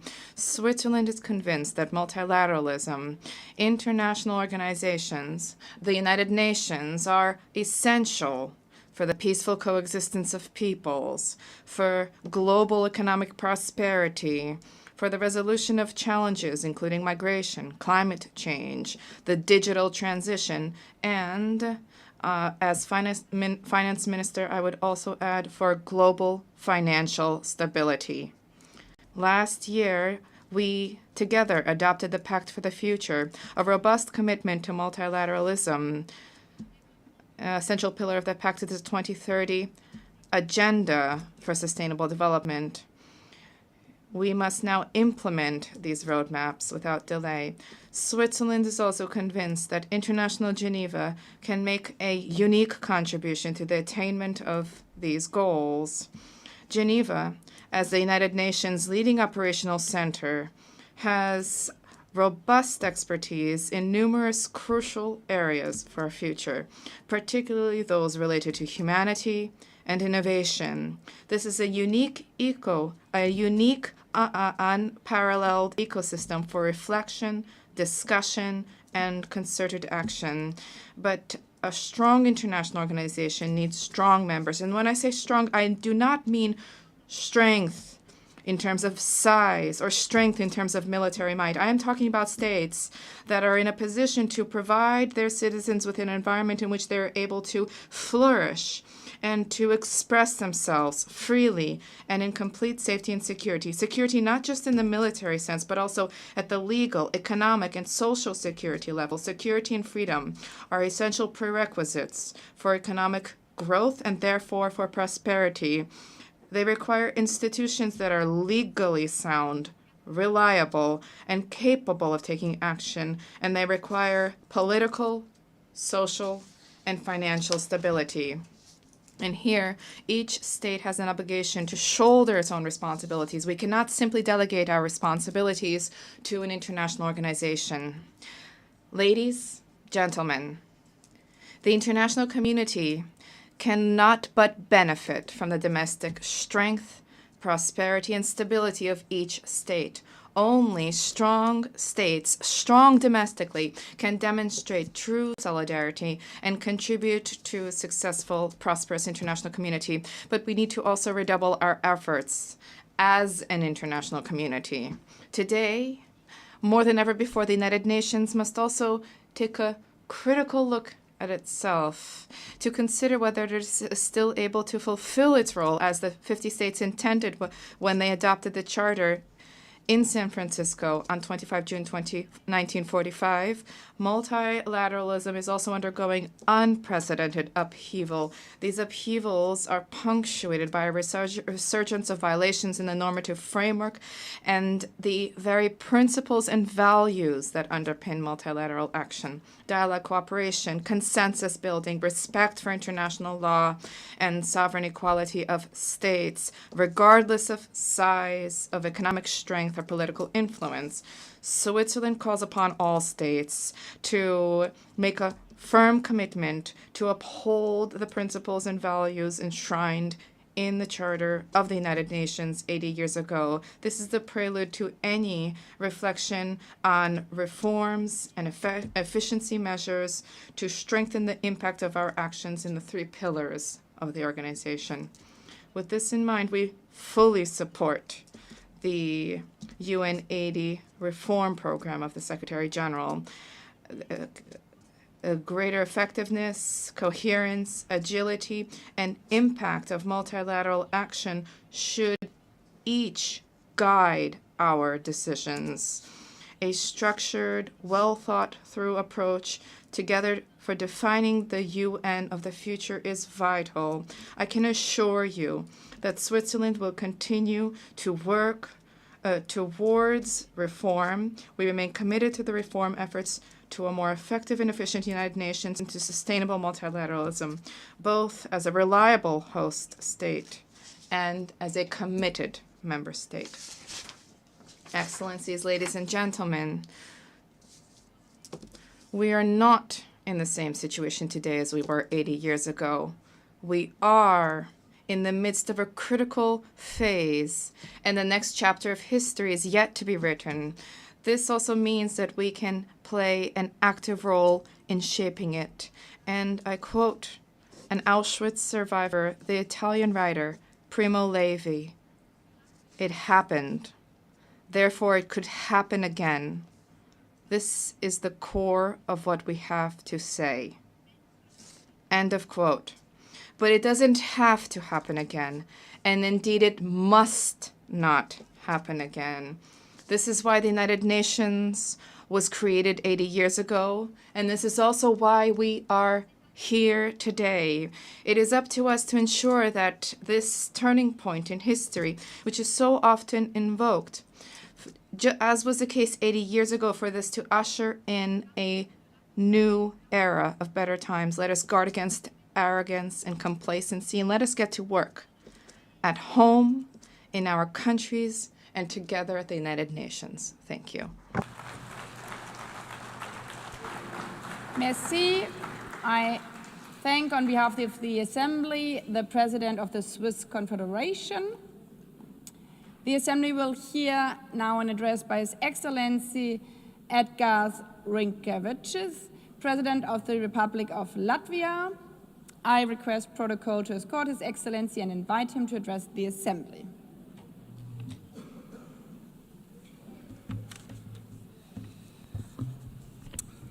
Madam President, Excellencies, distinguished delegates. First of all, allow me to congratulate Your Excellency, Madam Anna-Lena Baerbock, on assuming the presidency of the General Assembly. You will have Latvia's full cooperation. Latvia believes that we are stronger together, stronger in advancing peace, fostering development, upholding human rights. Standing here on this world stage, I would like to congratulate us on the 80th anniversary of the United Nations. 80 years working together to build a better, more just and peaceful world. This task has never been easy, but it is our duty to persist with determination and give our very best. I want to express Latvia's gratitude for the overwhelming support for our candidacy for the United Nations Security Council. We are beginning our term next year. This is our first term. Latvia will take on this responsibility with a strong sense of duty, a duty to serve with integrity, transparency, and with a clear commitment to the principles of the United Nations. Latvia is honored to serve on the Security Council for the good of people around the world. And we will stand together for peace and resilience. Latvia's three priorities in the Security Council are: first, protect our rules-based international order. Second, advocate for women, peace and security agenda. Also protect the most vulnerable people amongst us. Third, find solutions to emerging security threats. These include climate change, hybrid threats, the challenges related to the safety of artificial intelligence. Excellencies, the world is in disarray. Before our eyes, we see blatant attempts to weaken or even to destroy the rules-based international order, the order that is rooted in the United Nations Charter.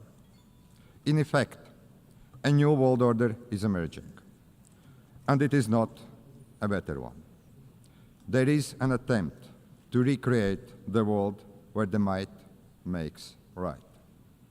The permanent members of the Security Council undertook to maintain international peace and security, to prevent wars, to prevent devastation and loss of life. But it seems that one permanent member, Russia, doesn't want this. Russia wants a world where brute force prevails over international law. Russia does not want peace. Russia wants to get what it wants. And Russia is willing to inflict destruction and misery on others. Unfortunately, Russia has partners in crime, notably Iran and North Korea. Ukraine is fighting back, bravely, with all it has. Ukraine is facing an existential threat to its people, to its land, to its freedom. Ukraine is fighting for all of us, for the rules-based international order, for independence and sovereignty, for territorial integrity, so that international borders are not changed by force. These actually are the very principles at heart of the United Nations. Latvia stands with Ukraine and will advocate for its sovereignty and territorial integrity at the United Nations Security Council. We are and we will be advocates for Ukrainian children abducted by Russia. They must be returned.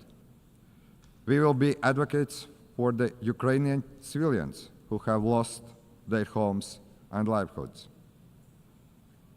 Latvia will use its position on the United Nations Security Council to help achieve a just and lasting peace in Ukraine. I want to express my appreciation to President Trump, President Zelenskyy, and my European colleagues for their efforts to achieve peace, for trying to stop the unnecessary destruction and the misery we are witnessing in Ukraine. It is our collective duty to uphold the principles of the United Nations Charter, especially when a permanent member of the United Nations Security Council openly violates them. We need no reminding that the United Nations was founded on the ruins of the World War II, to save future generations from the scourge of war, to maintain international peace and security, to protect human life. Distinguished delegates, in war, it is the most innocent that pay the highest price. It is our duty to strengthen international cooperation to tackle the escalating crisis in Gaza. The humanitarian catastrophe in Gaza continues to spiral. Urgent action is needed to end civilian suffering. Latvia condemns all terrorist attacks. Nothing can justify terrorism. We recognize Israel's legitimate right to self-defense, but it must be exercised in line with the international law, and particularly international humanitarian law. The law is there to protect every one of us. Latvia calls for an immediate ceasefire in Gaza. The terrorist organization Hamas must release all hostages. Hamas must be destroyed, as this organization is responsible for so much human suffering in the region. We need to ensure that the access to humanitarian aid in Gaza is safe and unconditional. The ongoing escalation confirms the need for a sustainable political solution, the need for a two-state solution in accordance with international parameters, the need to break the cycle of violence, to reach a just and lasting peace, a peace that addresses the security concerns and the legitimate aspirations of both the Israelis and Palestinians. Latvia is keenly aware of the ongoing conflicts around the world. We must work together to resolve the dire humanitarian situation in Sudan and Democratic Republic of the Congo. We will not look on helplessly as crises unfold. As a member of the Security Council, we will call on the international community to take collective action and to facilitate humanitarian aid, to try to end unnecessary human suffering. Distinguished delegates, we must do everything in our power to protect the most vulnerable people, especially women and children. Women and girls suffer disproportionately in times of war. We, the global community, have a responsibility to protect the rights of women and girls, to empower them, to ensure their voices are heard in peace processes. The first deportation of Ukrainian children to Russia is beyond disturbing. We call on the United Nations to do more, do much more. We will do all we can to help bring these children home. Madam President, it is not only conventional warfare that threatens peace, security, and stability. Emerging threats like climate change, cyber attacks, hybrid attacks, and the misuse of the artificial intelligence are testing us on a daily basis. Our modern world is connected in ways that most of us can't imagine. Today, many countries are experiencing a growing wave of hybrid attacks, also Latvia. We have to deal with damage to undersea cables, GPS jamming, arson attacks, the Russian shadow fleets. Russia continues, and actually invests in new provocations, most recently recklessly violating the airspace of Poland and Estonia. The intensity of Russia's drone attacks against Ukraine has created incidents in Latvia, Lithuania, Poland, Romania. This is the new reality. Russia bears full responsibility for these acts and also consequences. This kind of reckless behavior is a direct threat to international peace and security, and we must act to stop it before such acts spiral out of control. We must counter these threats by resilience and increased cooperation with our friends and allies. But hybrid warfare is evolving, as are emerging and disruptive technologies. The challenge is to maximize the benefits these technologies can bring, while remaining vigilant of the potential risk they pose. We share the United Nations view that we need to develop artificial intelligence responsibly, but we should not halt the progress. Artificial intelligence can promote economic growth, drive scientific progress and innovation, even improve healthcare and make education more accessible. Artificial intelligence is already part of our daily lives. We must acknowledge this reality and work to make it safer and more beneficial for the people. The governments should not take years to create regulations. We should act swiftly and do it right. As a responsible United Nations member, a future UN Security Council member, Latvia is ready to work with our partners to address these issues. Ladies and gentlemen, the United Nations has stood the test of time for 80 years. It is the primary architect of international law and protector of rules-based international order. The United Nations is not perfect, but it is the best we have, the only truly global organization. As one of UN Secretary Generals, Dag Hammarskjöld, famously said, the United Nations was not created in order to bring us to heaven, but in order to save us from the hell. But after 80 years, it is time to adjust to new realities. The United Nations must evolve to remain relevant, to be effective and fit for the challenges ahead. That's why we support the UN 80 initiative by the Secretary General. Let us work together for peace and resilience. Let us protect the rules-based international order and the United Nations Charter, because we all are better together. Thank you very much. On behalf of the Assembly, I wish to thank the President of the Republic of Latvia. The Assembly will hear an address by His Excellency William Samoei Ruto, President of the Republic of Kenya and Commander-in-Chief of the Defense Forces. I request protocol to escort His Excellency and invite him to address the Assembly.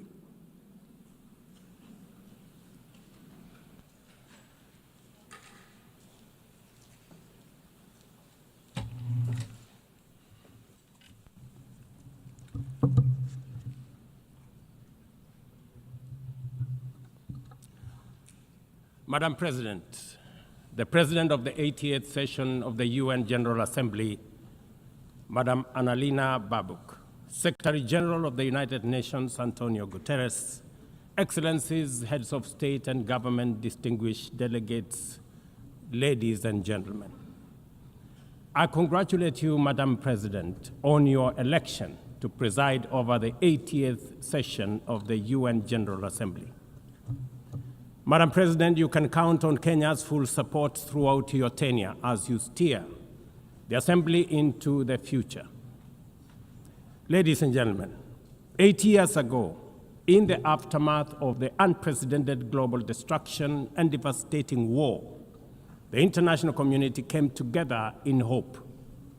They created this organization, the United Nations, as a shield against the horrors of war, as a platform for dialogue, and as a bridge to a better, fairer, more secure global community.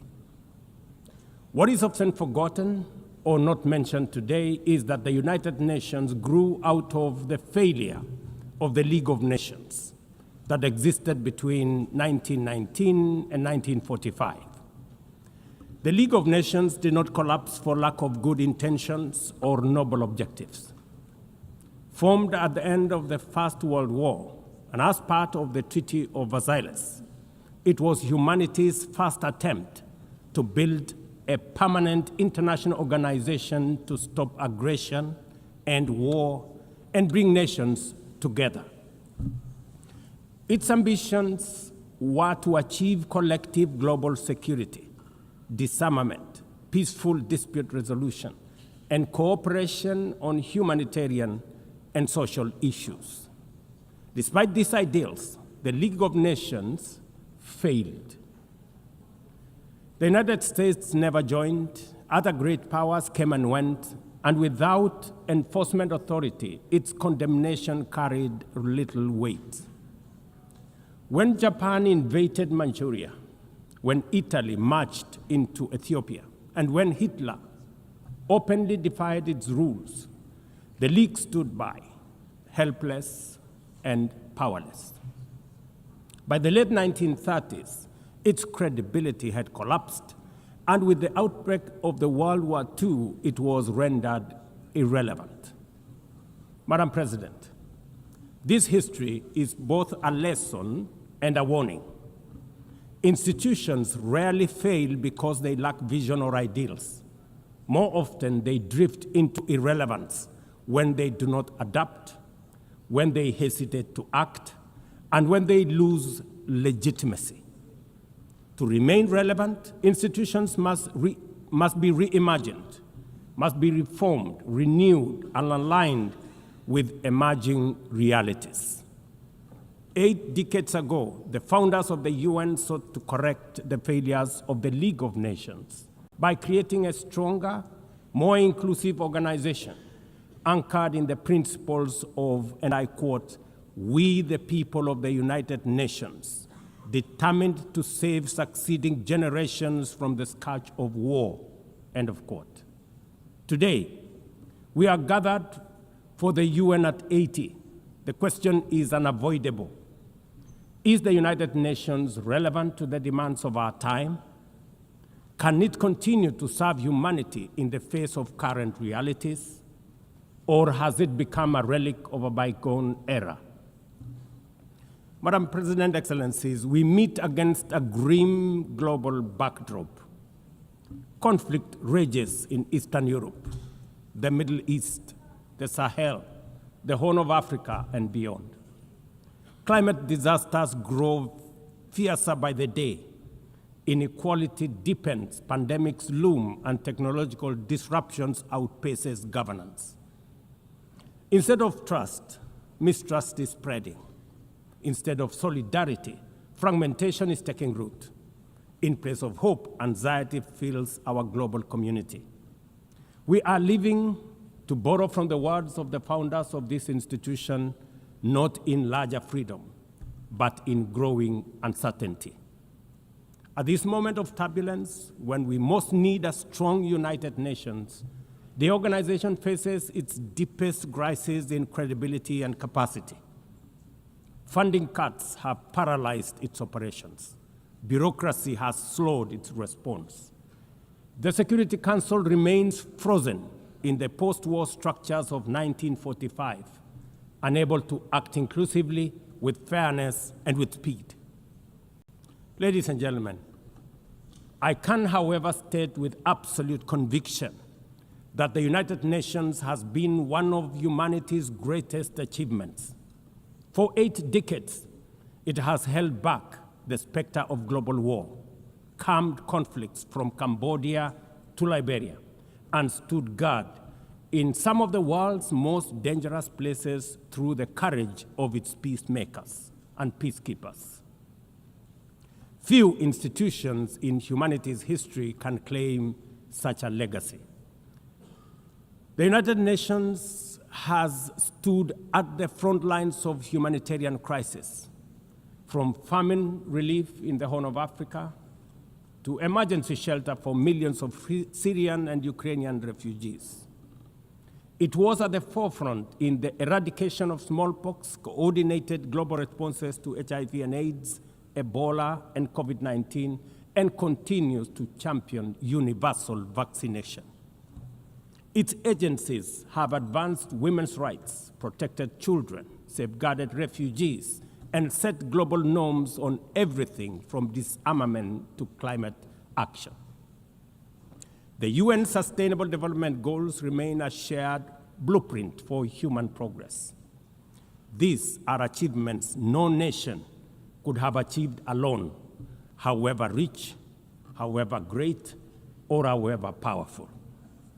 And yet, every institution, no matter how noble its origins or impactful its legacy, must adapt to changing times or slide into irrelevance. Today, the United Nations stands at a crossroads of renewal on one hand or decay on another. Put differently, after 80 years, the rhymes of time are calling on us to reimagine the original promise that inspired the founding of the United Nations, and that is the quest for global peace, development, and human rights. But this call must now be answered in a global context that is profoundly different from the post-war era in which the UN was conceived then. We would be denying the cold, hard truth if we say that the United Nations is delivering as it should. On peace and security, its voice is too often drowned by the rivalries of great powers, while some nations simply ignore its resolutions and do as they please. Too often, the UN's blue helmet, once a symbol of moral authority, no longer commands the same respect. From the conflicts in Gaza to Ukraine, to the crisis in Sudan, DRC Congo, Somalia, and the Sahel, we see actors proceed undeterred by the United Nations calls. Excellencies, ladies and gentlemen, Kenya speaks from the experience of a nation deeply invested in multilateralism.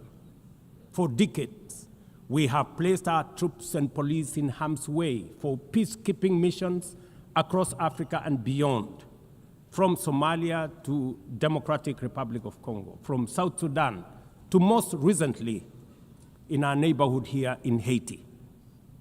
Over the past 15 months, we are proud to have led the multinational security support mission in Haiti, not because it has been easy, but because solidarity is the essence of the United Nations. Madam President, the mandate of the MSS mission is coming to an end in a few days. As the lead nation, allow me to briefly share our experiences, the successes and the challenges, as both a cautionary tale and a living lesson about the strengths and weaknesses of the current global security governance architecture. For far too long, the people of Haiti called out to the world. Too often, their pleas were met with silence, hesitation, or half measures. Haiti became a tragic reminder of what happens when the international community looks away, prevaricates, or offers half-hearted support. When Kenya responded to the quest for the Haitian authorities, it was in the belief that we were joining a genuinely multinational effort. We welcomed and fully embraced Resolution 2699, by which the United Nations Security Council authorized the MSS with Kenya as the lead nation. Drawing on our decades of peace support operations, we stepped forward, stepped up, and deployed our officers to confront the rampant menace of gang violence in Port-au-Prince and its environs. Madam President, ladies and gentlemen, the mission has operated in a volatile environment under enormous constraints. It has been underfunded, under-equipped, and operated below 40% of its authorized personnel strength. Our police officers have valiantly shouldered responsibilities without the full logistical support that would accompany any mission sanctioned by the United Nations. Despite these challenges, and against all odds, the MSS has delivered results many thought were impossible. The presidential palace, once under siege from gangs, is today restored as the seat of government. The police headquarters and the police training center, once overrun by gangs, are now secure, with the academy resuming the training of new police officers, over 700 of whom graduated a few months ago. Schools that have been shattered by violence have reopened, with children back in class, learning and progressing. Roads once manned or blocked by gangs have now free-flowing traffic. Cases of kidnapping and extortion have reduced sharply. The airport and the seaport, once surrounded by gangs, are now abuzz with normal operations.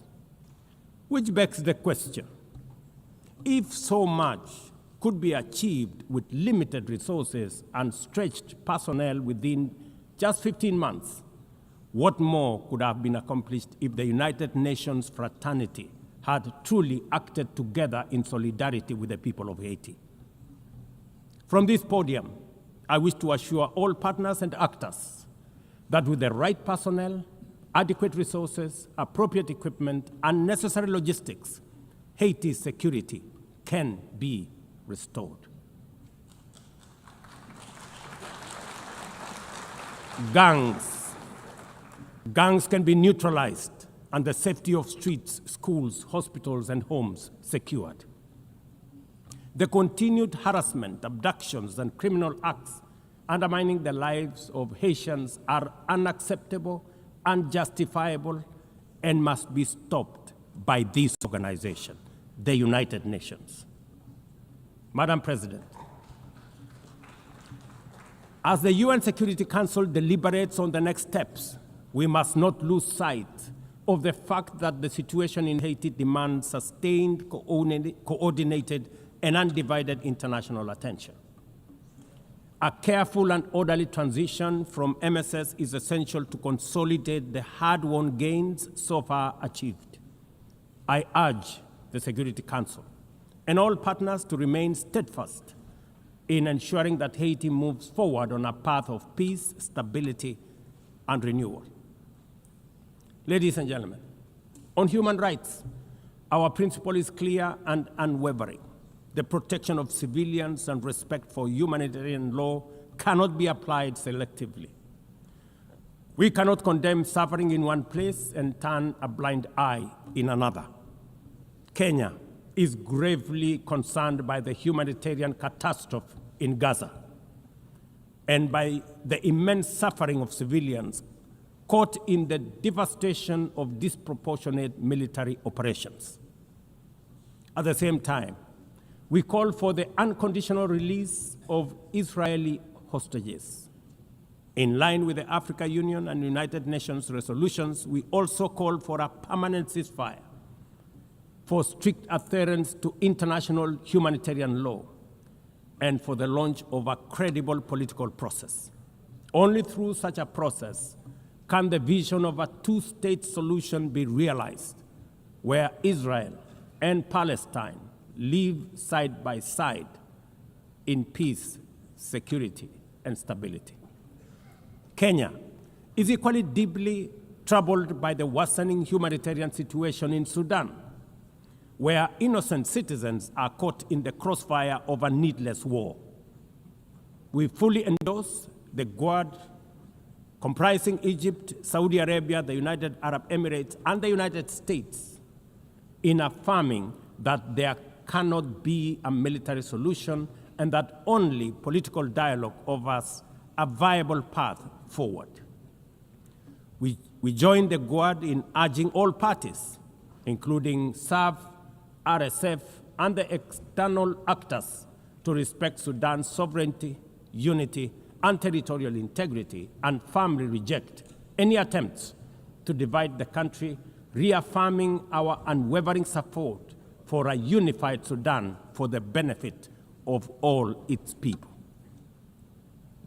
Excellencies, distinguished delegates, those who look to the future with a clear vision know that climate change is not only the single greatest threat of our age, but also one of the greatest transformation opportunities of our time.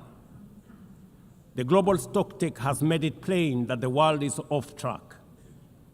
Current national determined contributions are steering us towards temperature rises far beyond any safe threshold. This is the difference between survival on one hand and devastation for millions across the world on the other. Kenya and Africa are not passive victims of this crisis. We are taking bold steps showing that climate action is not only possible, but can also be the foundation for inclusive growth.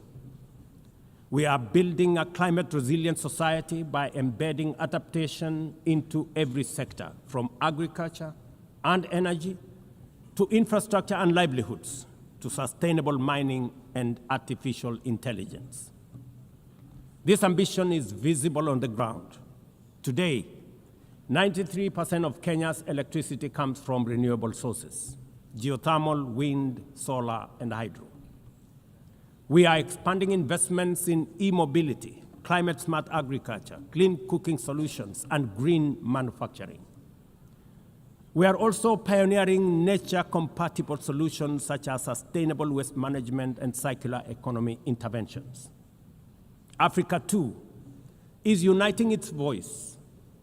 In 2023, in Nairobi, we hosted the inaugural Africa Climate Summit, where the continent adopted the Nairobi Declaration on Climate Action and Call to Action.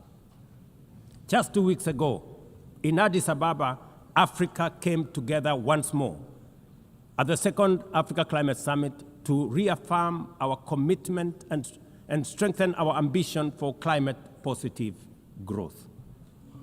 We declared Africa not just as a victim of the crisis, but as a source of solutions, with climate action driving economic growth, transformation, and job creation for our communities. Ambition, ladies and gentlemen, cannot stand on willpower alone. Implementing our new NDCs will require US $56 billion.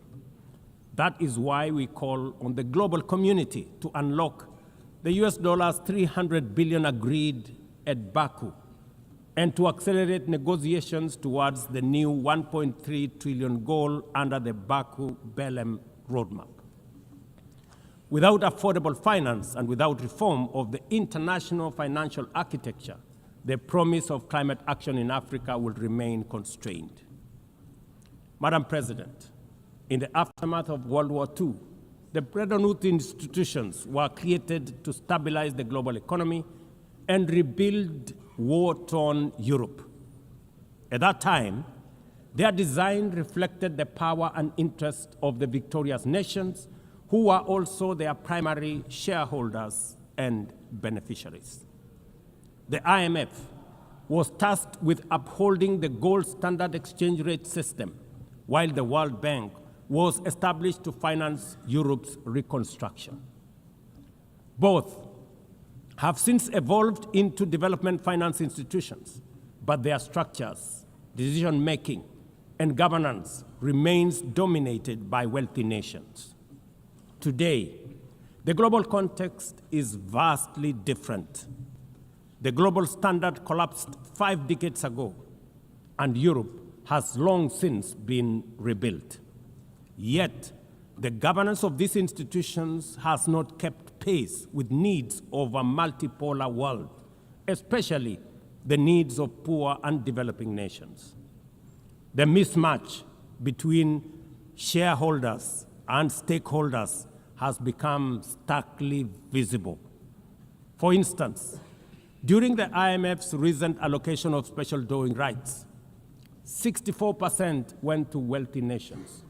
Just imagine, 64%. With little need for liquidity support. They didn't need the money anyway, but they got 64%. While the poorer countries received just 2.4%. What a disconnect. The imbalance highlights how the very institutions meant to safeguard global finance stability often perpetuate inequality and instability. I have argued, and I say it again, that the current global financial architecture punishes poor countries with high interest rates and enormous conditionalities while rewarding rich nations with lower interest rates and softer lending rates. Its rules, priorities, and allocation mechanisms consistently favor those already prosperous, while trapping vulnerable economies in cycles of debt, high borrowing costs, and inadequate access to emergency support and concessional funding. It is imperative to transform these institutions into genuinely independent, apolitical global bodies that their operations are aligned with their global mandate. Such a shift would democratize decision-making, restore credibility, and allow the IMF and the World Bank to serve all countries fairly rather than reinforcing old hierarchies. But Africa is not merely waiting for external prescriptions. We are taking bold and deliberate steps to strengthen our financial independence, safeguard our stability, and accelerate our development.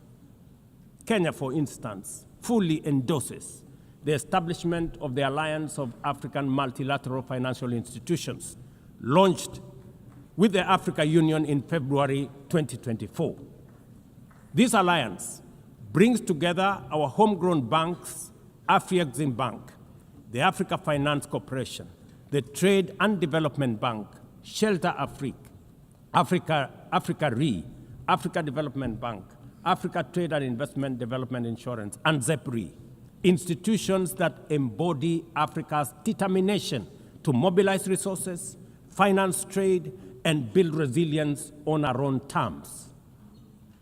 At the same time, the Africa Union is championing three transformative institutions: the Africa Central Bank, which will issue a single currency and free our trade from dependence on foreign money; the Africa Monetary Fund, positioned to stabilize our economies and give us true financial sovereignty; and the Africa Investment Bank, designed to mobilize resources for infrastructure, industrialization, and integration that Africa needs to rise.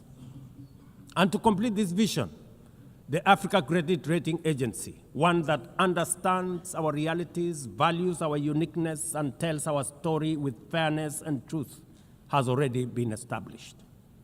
Excellencies, as we mark the 80th anniversary of the United Nations, Africa also marks 20 years since the Ezulwini Consensus and the Sirte Declaration, the two historic milestones that establishes the common African position on UN Security Council reforms.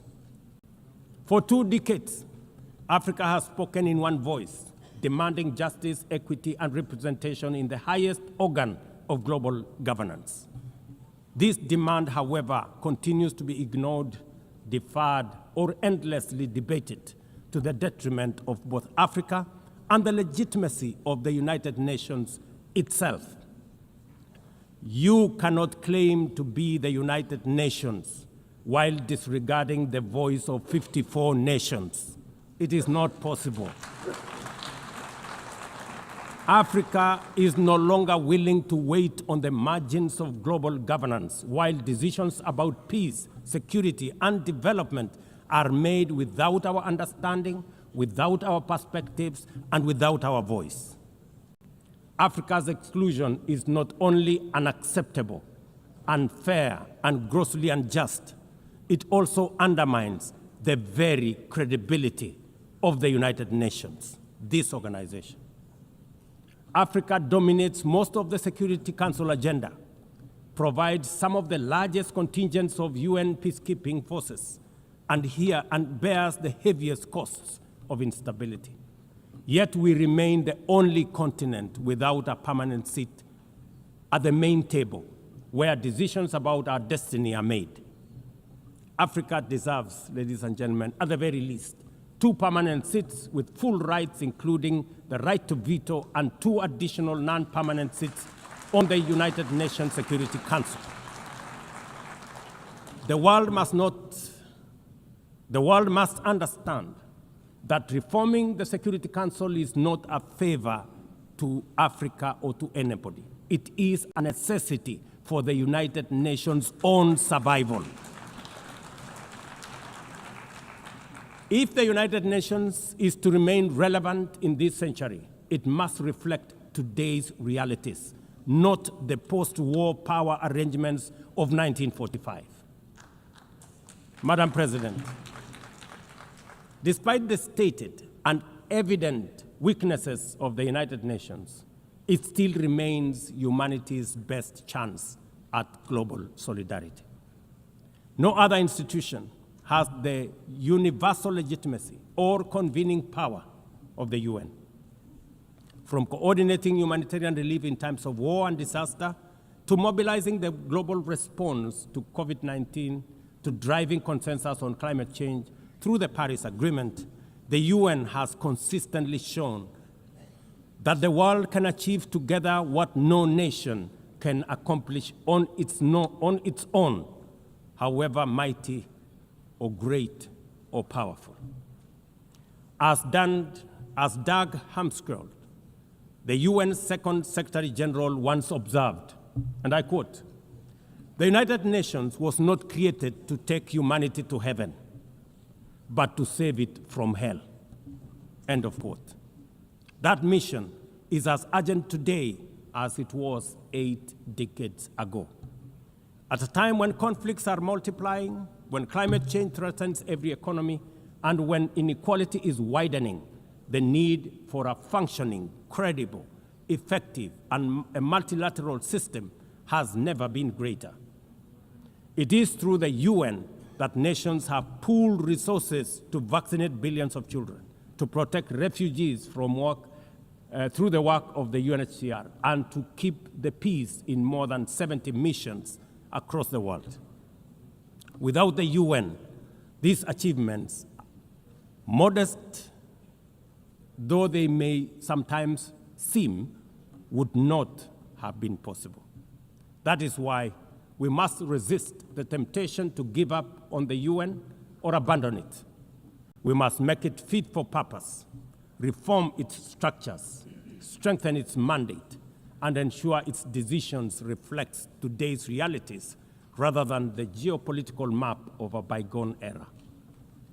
As one of the hosts of the UN headquarters and the only one in the Global South, Kenya stands ready to do its part to enable the organization to go through this phase of renewal successfully as envisaged by the Secretary General under UN 80 reforms. In conclusion, Madam President, ladies and gentlemen, the 80th anniversary of the United Nations must be more than a commemoration. It must be a turning point for the organization.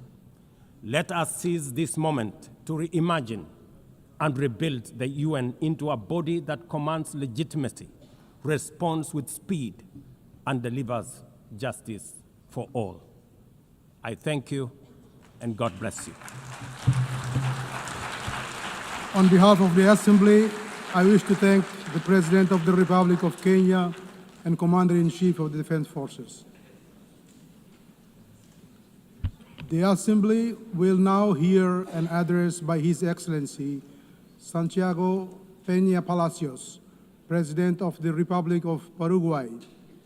I request protocol to escort His Excellency and invite him to address the Assembly.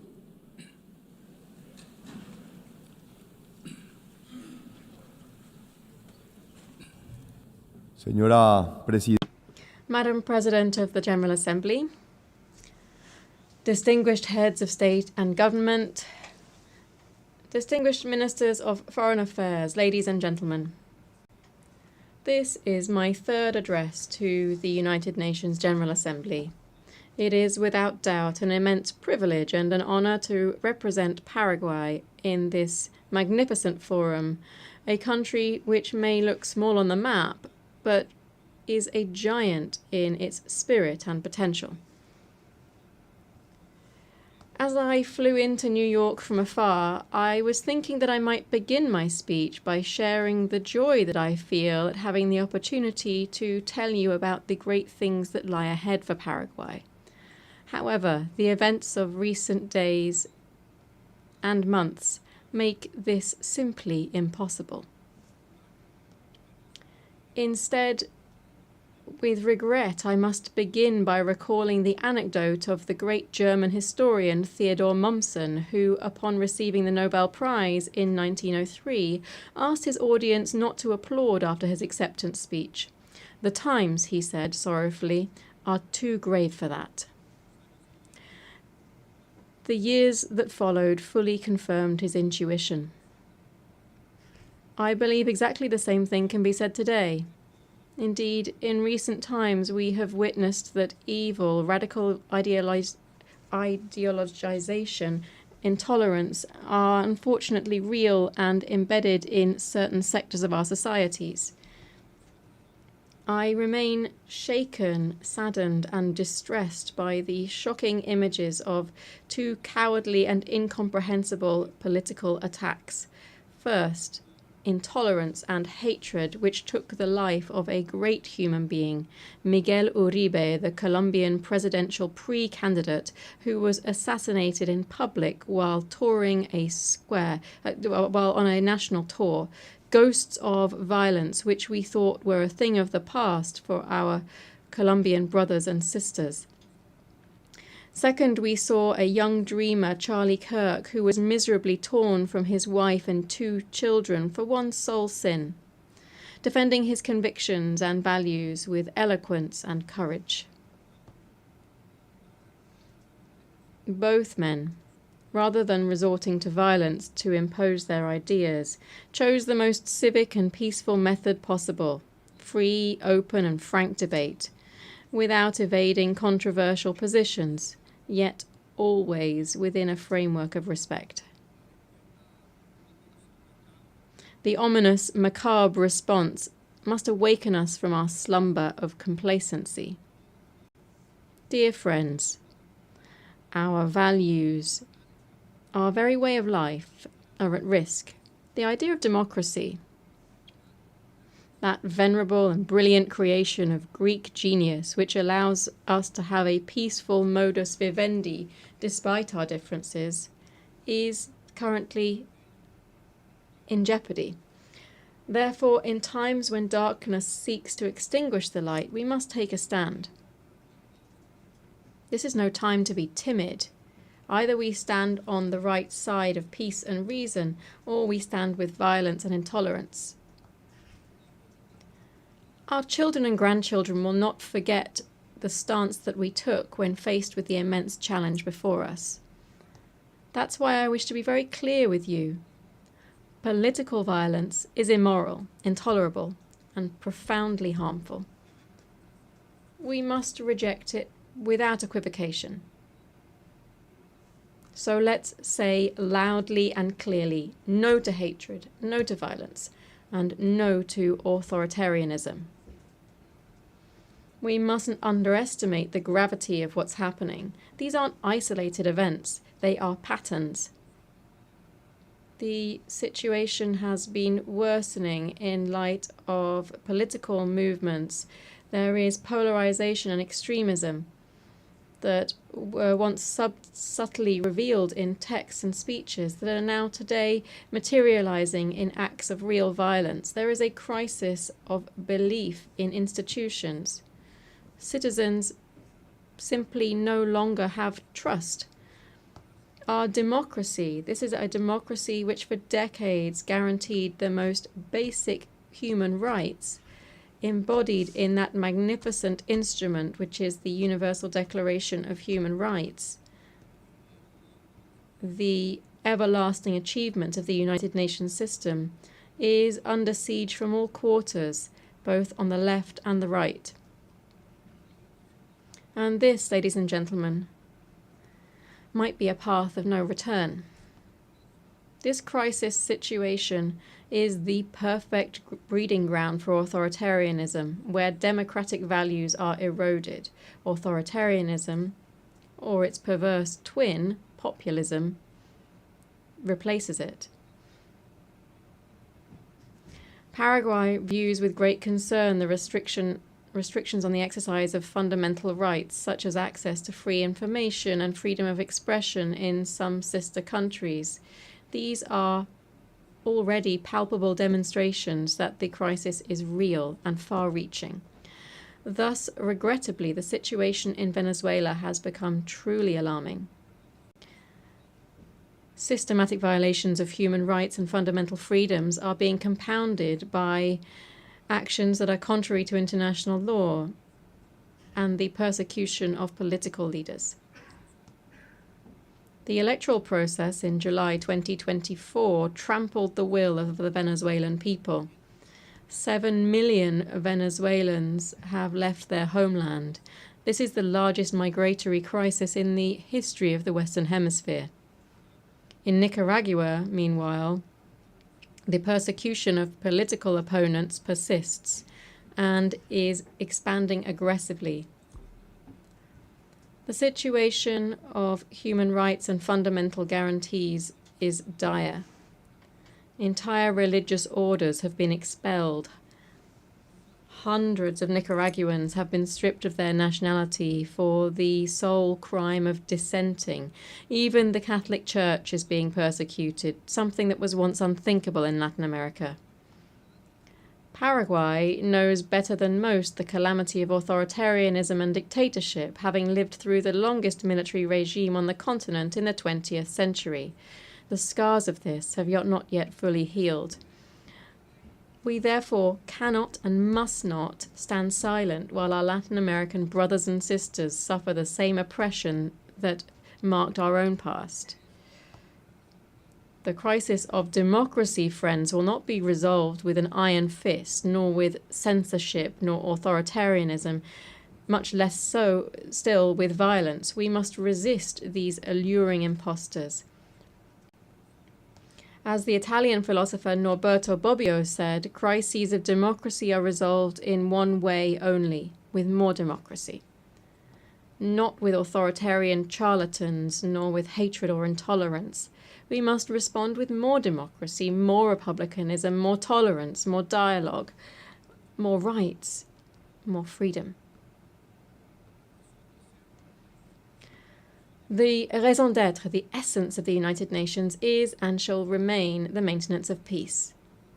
Yet, while we are meeting here, more than 120 armed conflicts show just how serious the failure of our institutions can be.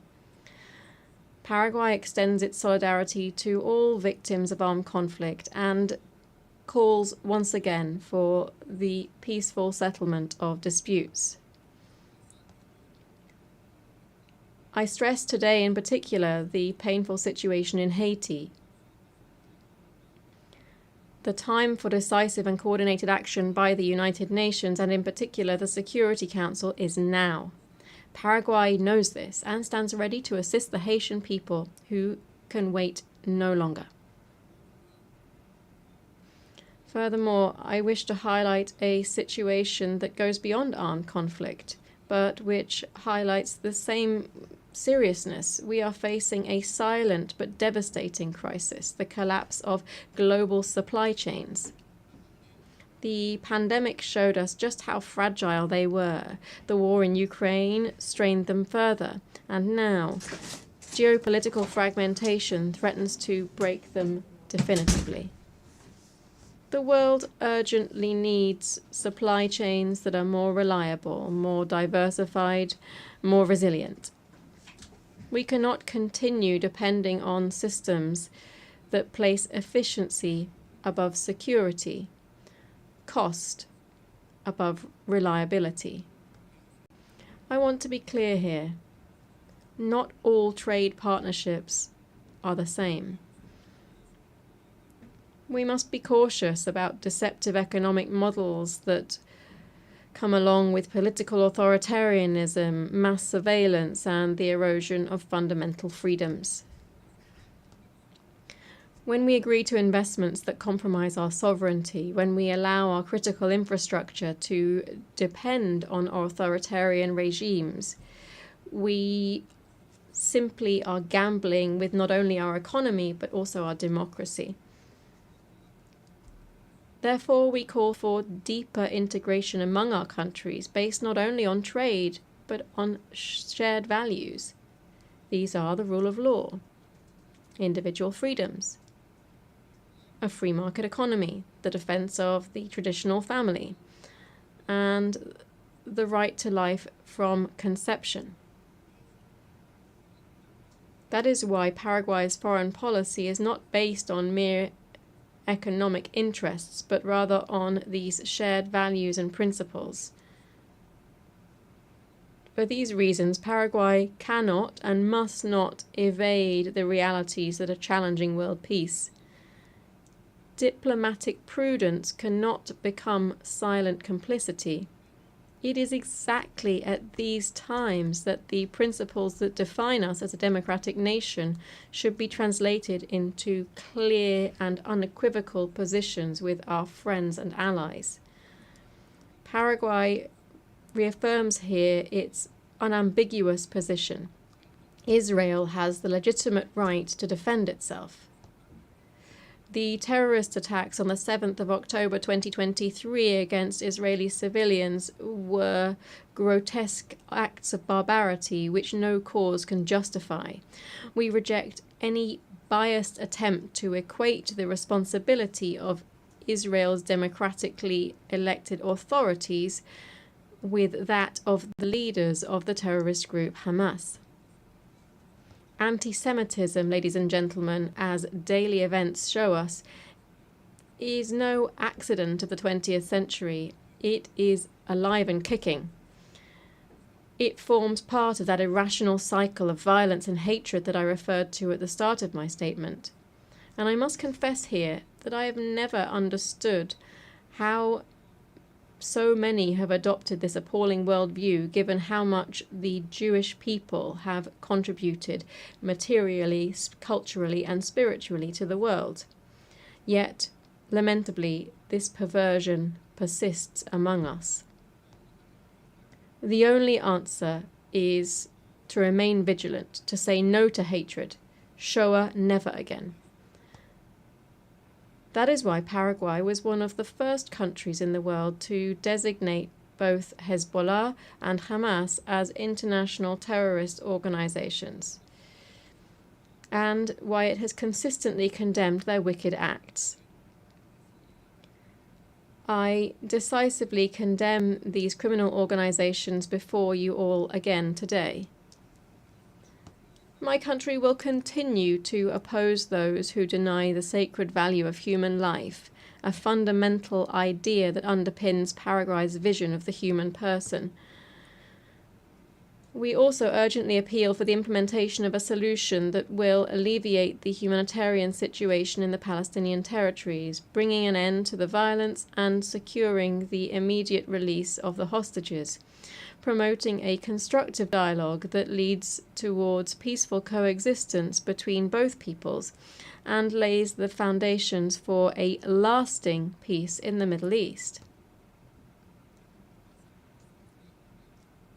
Paraguay's extremely principled diplomacy based on conviction rather than mere convenience also explains the moral stance that we have taken with regard to another democracy facing existential threats. Consistency in defending democratic values doesn't allow for selective geographies or calculations of convenience. Principles, when they are genuine, stand by their intrinsic worth, not by their political profitability. Paraguay has proudly maintained 67 years of diplomatic relations with the Republic of China, Taiwan. This friendship, forged through shared democratic values, has shown that cooperation between nations can be based on more than mere interest. Certainly, this decision costs us dearly economically, but believe me, the value of doing what is right is priceless. The growing tensions in the Taiwan Strait deeply concern us.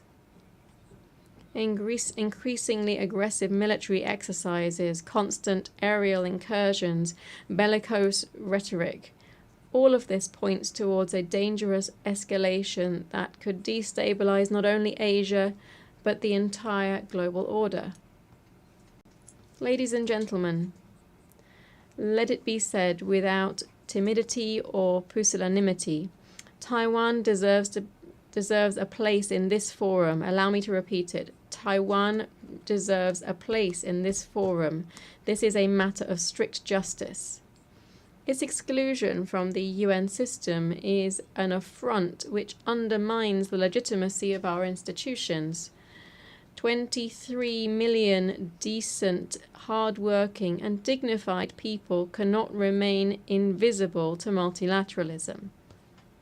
Ladies and gentlemen, as in other cases, the question of Taiwan and its international status must inevitably form part of the discussions of this General Assembly. It is time to uproot this tree of injustice which has grown for decades and to give a place to Taiwan, China in the United Nations. These principled positions based on conviction and not convenience give Paraguay something relatively scarce these days, which is genuine moral authority to discuss the problems that afflict us. Against this backdrop of global crisis, Paraguay stands as an intermediate power with a central role in building consensus and strengthening the multilateral systems. Our words are backed up with facts. Paraguay has a characteristic constructive spirit in multilateral debates. In line with our active leading role, my country is currently a member of the Economic and Social Council, and we have national experts on the Tribunal for the Law of the Sea, the Human Rights Committee, the Committee on Economic, Social and Cultural Rights, and the International Narcotics Control Board, as well as the Advisory Committee on Administrative and Budgetary Questions, among others. Over the term 2026 to 2027, we aspire to the presidency of the Bureau of the 6th Committee of the General Assembly, and we shall take up membership in the PBC. Dear friends, Paraguay stands ready to take its place in the concert of nations, not as a mere voice on the periphery, but rather as a true protagonist seeking solutions to global problems. Thus, Paraguay accepts and commits to the objectives set out in the Secretary-General's UN 80 initiative. These include the quest for greater efficiency in resource use, simplification of processes, and the review of mandate implementation. We therefore demand the implementation of geographic balance in the appointment of the next Secretary-General. This would strengthen the legitimacy and representation of this organization. In this process, we are convinced that attention must be paid to our region. Since we have candidates meeting the highest standards of experience, integrity, vision, and above all, leadership to build bridges, helping us to overcome challenges that are global in nature and that also pose systemic risk. We therefore call for a deep reform of the Security Council to prevent it becoming dispensable within a multilateral system that must provide solutions to the numerous current conflicts, both those between states and those caused by non-state actors. We call, therefore, for more flexible positions so that the Security Council can once again become truly representative in its membership and regain effectiveness as it fulfills its mission. We call for the elimination of the veto, which would bestow greater legitimacy on the body and would enable the UN as a universal organization to once again play a leading role in finding solutions to the great challenges facing our world. Madam President, distinguished delegates, I know that the picture I have painted here is not the brightest. Indeed, it is rather somber. But I preferred to speak truthfully, so as to not underestimate the gravity of our current situation. And yet, optimistic as I am, I can't avoid saying this. I look to the future with great hope. As the great writer William Faulkner said, I believe that humanity will not merely endure, it will prevail. With all of our flaws, when we work together, when we place solidarity above division, dialogue above violence, tolerance above hatred, humanity is capable of great things. Humanity is capable of great things. Building the future is not possible merely by wishing it. Building the future requires intention, persistence, constancy, and discipline. I always say, and I'll repeat it here today, there are no shortcuts to development, just hard work. But words are no longer enough. Our peoples are tired of empty promises, of grandiose declarations that don't lead to bread on the table, safety in their streets, or education for their children. Just like in any relationship where trust has broken down, the key to recovering it is to show results. Democracy must demonstrate that it can deliver, that it can generate prosperity, that it can secure justice, offer hope, be a democracy with a human face and with a social heart, as defended by the great thinkers of my own political movement, such as Ignacio A. Pane, Juan León Mallorquín, and Fulgencio R. Moreno. My party has been demonstrating all of this in office in Paraguay over the last few decades. We have been showing that it is possible to grow economically with justice, with democracy, and with human rights. I'm not saying this arrogantly, but rather with the humility that characterizes Paraguayans. This is a humility born of a history of greatness, but also suffering. Paraguayans know the eternal cycle of rebirth, of suffering, crisis, tragedy. We have had to reinvent ourselves and rise from the ashes. And in that noble process, we have built the Paraguay that today is finally being recognized for what it is, a giant that is re-emerging. While the world is faltering, we are building something different, a model that is working, a model that inspires confidence because it's delivering results. The numbers speak for themselves. We have seen economic growth of 5.9% in the first quarter of this year, while at the same time the regional average barely reached 2%. Our inflation stands controlled at 4.2%, which is below the regional average. We are advancing firmly towards post-pandemic fiscal convergence. Our fiscal deficit has returned to 1.5% in the national budget for next year. Our unemployment levels have fallen to historic lows, 5.6% in the first quarter this year. But growth without social justice is worthless. That's why we are implementing ambitious programs to transform lives. Our Zero Hunger in Schools program feeds more than 1 million children a day in 7,000 schools. Che Rogapora is turning thousands of working families into homeowners.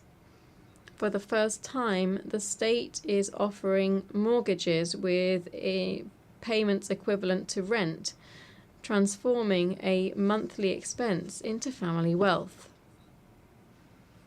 I stress that 118,000 people emerged from poverty in a single year.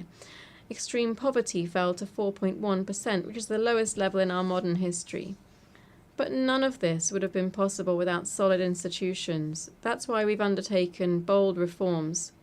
We promoted the Civil Service Act to professionalize civil service, ending with decades of clientelism.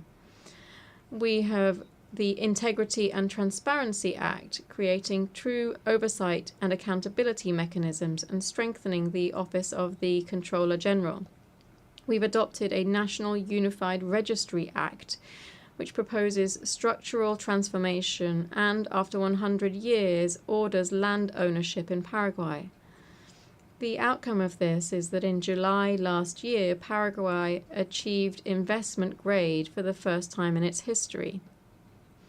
Distinguished delegates, the Paraguayan model is not perfect, of course not. We face huge challenges and much remains to be done. But we are changing reality. We're showing today that Paraguay is not merely a country. As the president of the International Automobile Federation, Mohammed Ben Sulayem, said, Paraguay is the country. Madam President, distinguished delegates, I began this speech with some rather somber warnings about the state of global democracy and our societies. The times are grave, and there is much to worry about. But I do not wish to end on a pessimistic note. A different, better, brighter future is possible. It just depends on all of us. It depends on our ability to diagnose the problems with courage and to confront them with perseverance and conviction. The future isn't predetermined. Paraguay is living proof that despite the chaos and desolation of war, it is possible to rebuild. It is possible to reconcile prosperity with justice, growth with sustainability, openness with sovereignty. Paraguay, dear friends, stands ready to be part of the solution. The sleeping giant of South America has awoken and is re-emerging with strength. We are ready to be a central protagonist in the struggle for humanity's great values, to be a leading actor in the concert of nations. Because we believe in a future where democracy does not merely survive, but flourishes. Because we believe in a future in which development reaches everyone, not just a few. Because we believe in a future where cooperation is based on shared values, not on mere convenience. Because we believe in a future where trust is earned with results, not with rhetoric. Because we believe, indeed, that humanity will not merely endure, but will prevail. That different future is possible. Paraguayans are building it every day. I invite you to build it with us, together, to leave behind a better world for our children and our grandchildren, a world with more democracy, more freedom, more tolerance, more justice, a world in which hope defeats pessimism, in which light overcomes darkness and good triumphs forever and always over evil. Thank you very much.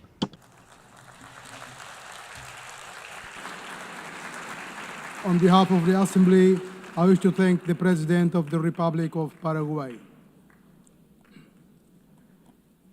The Assembly now will hear an address by His Excellency Al-Karis, President of the Republic of Estonia. I request protocol to escort His Excellency and invite him to address the Assembly.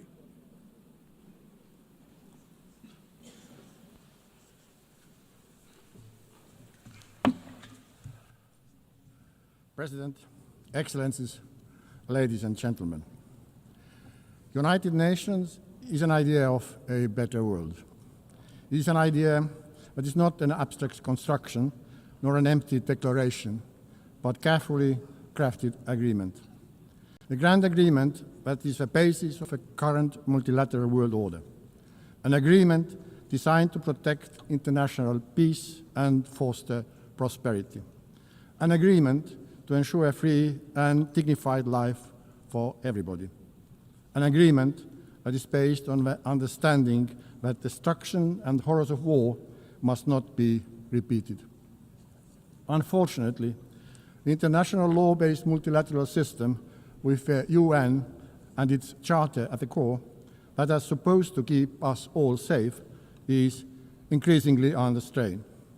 Its fundamental principles are violated in numerous conflicts across the world. Brutality prevails. We simply cannot let this go on. We all should be asking, what kind of future do we want? Will it be a world dominated by barbaric use of force and violence, where might is always right? Or do we want a peaceful and prosperous world, where law and order, justice, and universally agreed rules and principles prevail? This question is relevant for everyone in this room, despite the distance of our own homes from front lines in Ukraine, Gaza, Sudan, or DRC. Multilateral world order based on international law and the principles of the UN Charter must be maintained and strengthened. What our peoples are expecting from us as world leaders today is to bring back the San Francisco spirit, to preserve peace, and to reinforce the principles of the UN Charter. Ladies and gentlemen, Russia's war of aggression against Ukraine constitutes one of the gravest breaches in international law and the UN Charter since its adoption 80 years ago. Despite repeated calls by the General Assembly to stop the aggression and set the course towards peace, Russia continues its savage assault on the Ukrainian state and nation. Russia's war and its war crimes undermining the reputation and credibility both of the Security Council and the entire United Nations. This blatant assault on the principles of Charter is undermining the multilateralism, global peace, and security. Regrettably, as we speak, Russia is targeting Ukrainian kindergartens, schools, hospitals, nurseries with missiles, drones, gliding bombs, mines, shells, and bullets. The same permanent member has been systematically abducting and deporting Ukrainian children, erasing their identity and forcing them into integration.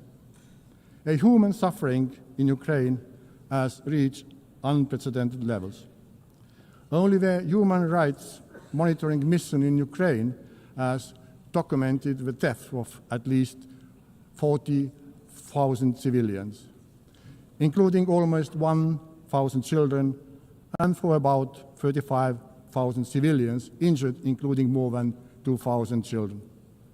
The death toll increases with every year, month, week, and day. In total disregard of President Zelenskyy agreeing to ceasefire in March and the recent peace efforts by the United States, Russia has significantly intensified its campaign of terror with a barrage of drone and missile strikes on civilian targets. It is evident that Russia has no intention of agreeing to a ceasefire, let alone a lasting peace. Russia's objectives have not changed. They remain of the subjugation of all the Ukraine and the reshaping of Europe's security order to satisfy Russia's own neo-colonial and imperial ambitions. The increasing violations of neighboring countries' airspace by Russian drones and missiles are yet another escalation and a stark reminder of Russia's aggression threatens not only Ukraine, but the security of the entire region. Hereby, I have to regrettably tell you that just weekdays ago, the Russian fighter planes violated Estonian airspace, a hostile act that is part of a pattern of similar recent incidents happening on the European Union's eastern border. Therefore, the only viable way forward towards a ceasefire and just and lasting peace is to increase collective international pressure on Russia to force them to peace in Ukraine and to act in a way that is expected from the permanent member of the Security Council. Let me assure that my own country, Estonia, will continue to do everything possible to reinforce Ukraine's ability to defend itself in full conformity with Article 51 of the United Charter. Doing so, we are defending the sovereign equality of all member states, large and small, one of the core principles of which the United Nations was founded. We are also advocating for making Russia accountable for its crimes in Ukraine, including for the crime of aggression, as we know too well that impunity only leads to new crimes, new suffering, and even greater injustice. Ladies and gentlemen, the international law-based multilateral system has also failed to protect Palestinians and Israelis. Having visited both Israel and Palestine this year, I witnessed firsthand the devastating impact of a long-lasting conflict. Hamas's brutal terrorist attacks on October 7 have been condemned by the whole world. Hamas cannot have any role in the future governance of Gaza and Palestine. It has to be guaranteed that the horrors of terrorism would never be repeated. However, ordinary people and children in Gaza must not be the ones to pay the price. I am devastated that so many innocent lives, including children's lives, have been lost due to the military action, starvation, and the spread of disease. The promise of international humanitarian law was to ensure that people do not suffer during their armed conflicts. And yet, what has unfolded in Gaza has crossed all red lines. Estonia has supported all efforts for a ceasefire that would end the killing, destruction of lives, and bring all the hostages home. In order to alleviate the unbearable humanitarian situation, Israel must fully respect international humanitarian law and implement its commitments regarding access and delivery of humanitarian aid and security of all workers. In order to truly end the cycle of violence, we need a comprehensive political process with the end goal: two states, Israel and Palestine, living side by side in peace and security. In command of efforts of France and Saudi Arabia to step up international action to implement the two-state solution. Dear friends, the United Nations must be capable of fulfilling its core functions. In order to face the multitude of current global challenges, all the pillars of the UN, peace and security, human rights and sustainable development, have to be strengthened. Estonia, therefore, supports an ambitious system-wide reform of the United Nations. This is not only an issue of monetary efficiency and financial discipline, it's a structural problem and credibility question for the UN. For this reason, we are fully behind the Secretary General in endeavors in pushing the UN 80 reform vigorously forward. Within this transformation, the reform of the Security Council is of central importance. Estonia supports the expansion of the Security Council membership so that it would include countries that have, inter alia, demonstrated their unwavering commitment to international law and the principle of UN Charter, and have consistently acted in accordance with these principles. Furthermore, if we want to have functional and respected council, we also need to restrict the use, or rather abuse, of the veto, increase the transparency of the council's work and its accountability. Last but not least, we also need to ensure transparency when it comes to the selection of the next Secretary General of the United Nations. After 80 years of men-only leadership, we are very supportive to the idea that based on a fair process seeking the most qualified candidate, it is high time for a woman to be chosen as a UN Secretary General. We need to put forward ambitious selection criteria, clear timeline, and assure greater role of a General Assembly in this process. Given the current credibility crisis of the UN, we cannot afford to fall short in the selection process. Dear ladies and gentlemen, sustainable development with clearly defined goals remains a central focus of the UN. We have to redouble our united efforts to address global challenges, like the effects of ongoing climate change, which are getting worse in all parts of the world. The upcoming COP30 in Brazil should be a turning point. Countries should submit strong climate plans. These plans should cover all parts of the economy and follow a 1.3 degree goal of the Paris Agreement. Substantial progress during this decade is crucial. We must work together to triple renewable energy production by 2030, because this is the most effective way to reduce emissions. Estonia shows that this is possible. We used to rely on oil shale, a local fossil fuel, for our energy production, but today nearly 40% of our electricity comes from renewable sources. This change happened because of political will and private investments. Let us now raise our ambition together, like we did when we agreed on a World Cleanup Day to be acted upon on 20th September at Estonia's initiative and example worldwide. Not to celebrate it, but to do it. Dear colleagues, in myriad of challenges we face, accessible education is a prerequisite of understanding the current problems, learning from the mistakes of the past, and crafting a better world. Estonian educational system ranks high in many international rankings. We see how this has had an impact to many other fields where Estonia has been doing well, including digital governance, media freedom, and innovation. Our goal is to share with our partners, including through UNICEF board, our diverse experience in innovation, in education, developing educational policies, reforming education, and improving the availability of high-quality education. Every situation, every culture, every context is unique and requires specifically developed solutions.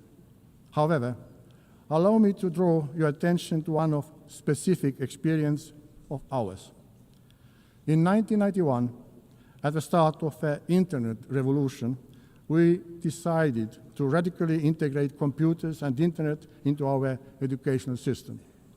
The program Tiger Leap, which had the aim of opening a computer class in every Estonian school within a year, was a cornerstone of Estonia becoming one of the most digital societies in the world today. The world today looks different from the one 34 years ago.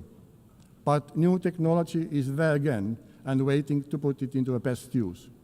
Therefore, Estonia is making a new leap, the artificial intelligence leap. We are again providing the best technological tools available to our students and teachers so that we keep comparative edge in education for years to come. Equipping citizens with the skills to use AI wisely and responsibly is essential. AI must serve dignity, development, and human rights, not the other way around. In Estonia, we believe in innovation, and we are most ready to develop new tailor-made solutions with our good partners all around the globe. In collaboration with the International Telecommunication Union and Germany, Estonia co-founded the CovStack initiative. This innovative platform provides governments with digital public infrastructure toolbox aimed at modernizing digital services by creating modular, open source, and scalable framework for governments worldwide. Dear Member States, whichever global problem we approach, we have to build human rights and basic freedom. Yet today, human rights and fundamental freedoms are increasingly under pressure worldwide. This is a deeply worrying trend that demands our collective response. This is the idea that guides us also on the way to becoming a member of a Human Rights Council for a period of 2026-2028. And I would ask your support at the election next month. Our priorities during our membership of a promotion and protection of children's rights, safeguarding digital rights and reducing the digital divide, and advancing media reform. All three are critical for advancing democracy and protecting international law-based multilateral world order.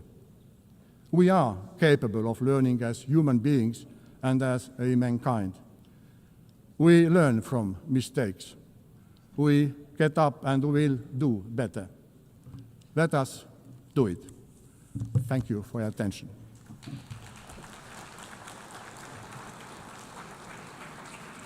On behalf of the Assembly, I wish to thank the President of the Republic of Estonia. The Assembly will now hear an address by His Excellency Javier Gerardo Milei, President of Argentina Republic. I request the protocol to exhort His Excellency and invite him to address the Assembly.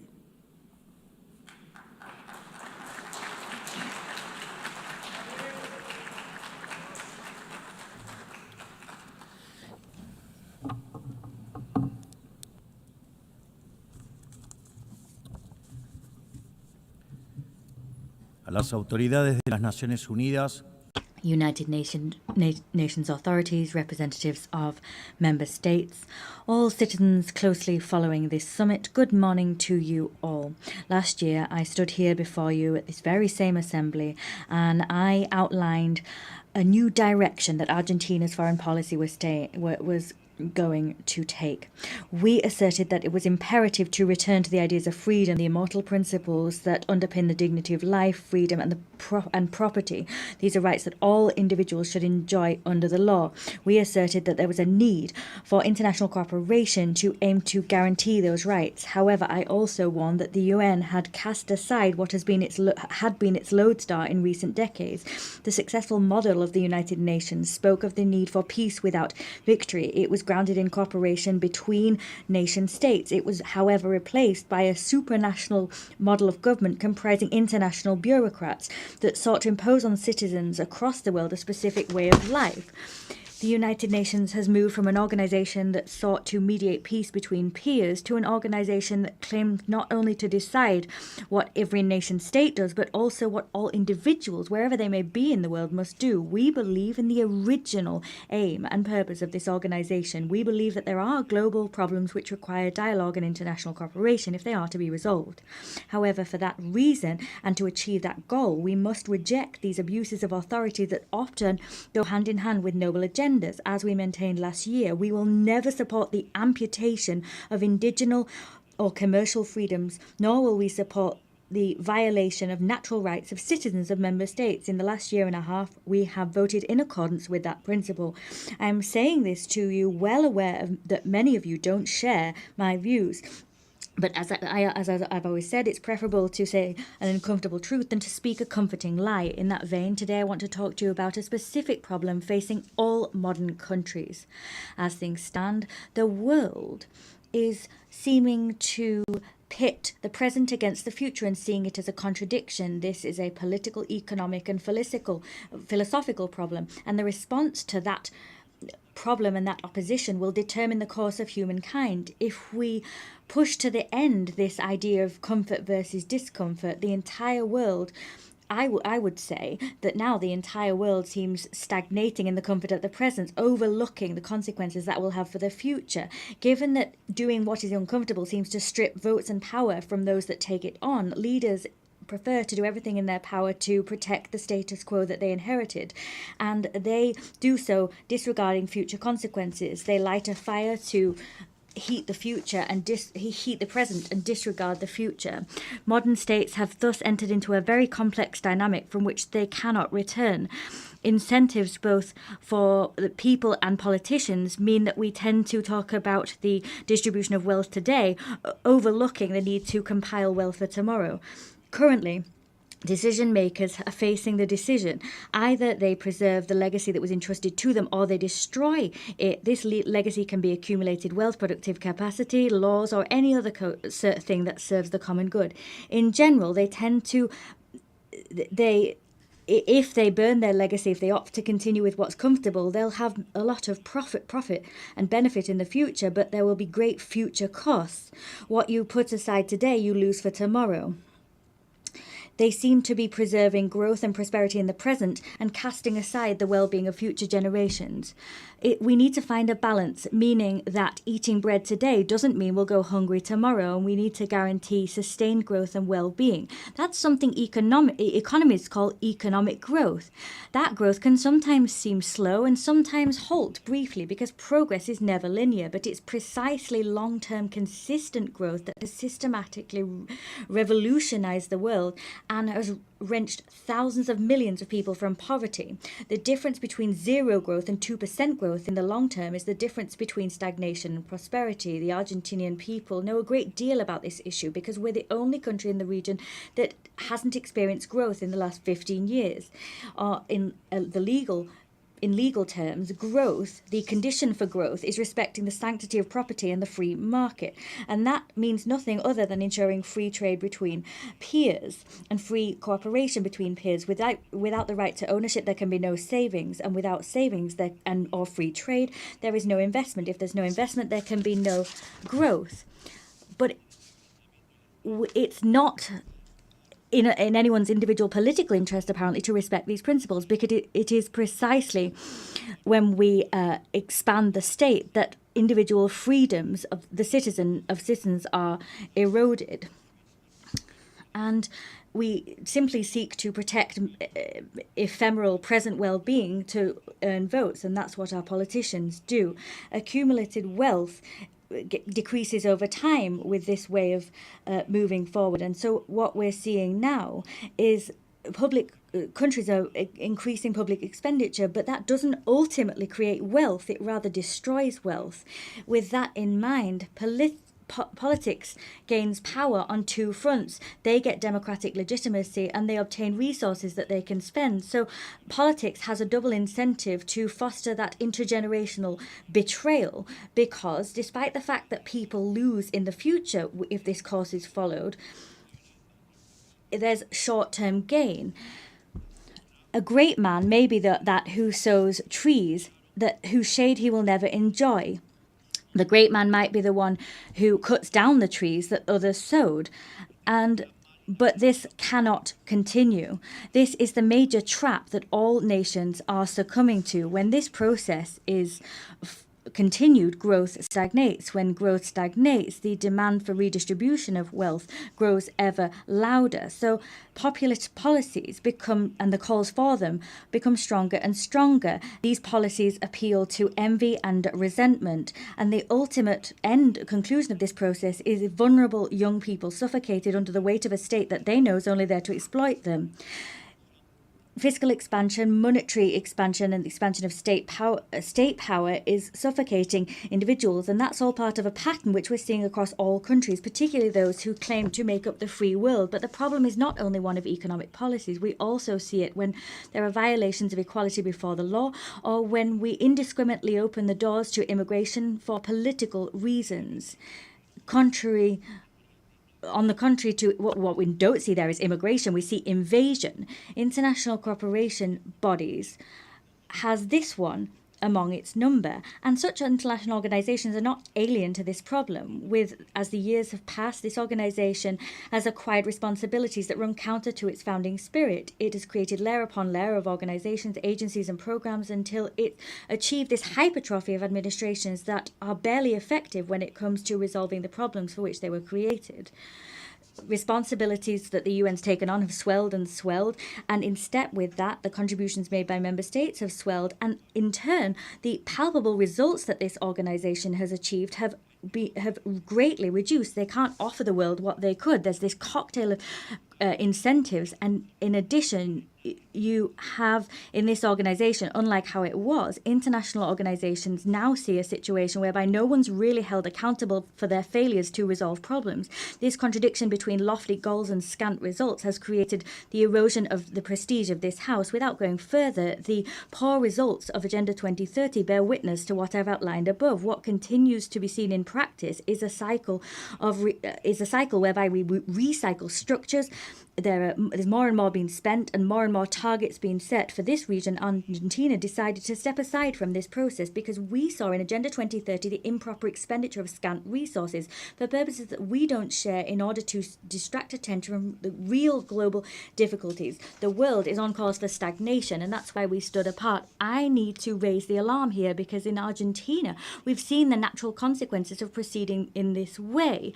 You keep doing what's comfortable, but then you end up out of step with the future. In other terms, what I'm saying to you is that we're speaking to you from a future that hasn't arrived to you yet. And you've still got time to avoid this problem because no society will survive if it sets fire to the future to simply heat the present. In my country, we've learned the hard way a very valuable lesson. For decades, we jeopardized a future in order to distribute the dividends of the present. In 2030, we finally got to a point where we'd had 100 years of doing things improperly. We'd been kicking the can down the road, but there was no one left to kick the can to. And then what happened was what I outlined previously. Our state crumbled as a result of this implosion.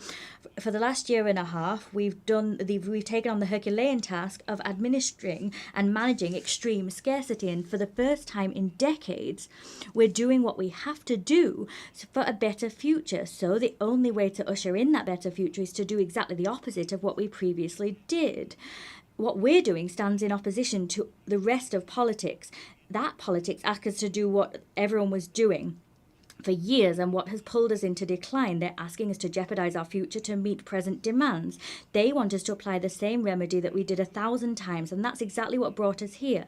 But I'd like to say clearly that Argentina has a government that decided to undertake the right path, even though it's the thorniest one, because prosperity and progress for our peoples cannot be delayed one day longer. However, we are not the only ones that are taking difficult decisions at this juncture, as history demands that we do. President Trump of the United States also understands that the time has come to reverse a dynamic which is leading the United States towards a disaster, and we know that a disaster in the United States is a global disaster. His unflinching and successful policy in terms of halting illegal immigration makes that conviction more than clear. He knows that he must do what's necessary, even though many may not like it, before it's too late. In other countries, for example, it's already too late to take the decisions he has.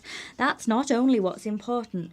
What Donald Trump is also doing is restructuring the terms of international trade in an unprecedented fashion. That's a titanic task which gets to the very core of the global economic system, because that system has been gnawing away at the industrial heart of his country, and the country now has an unparalleled debt crisis. Furthermore, he's undertaking a cleaning up of the institutional capture of the American state, because it's being infiltrated by left-wing factions that were seeking to undermine any reform program that was necessary.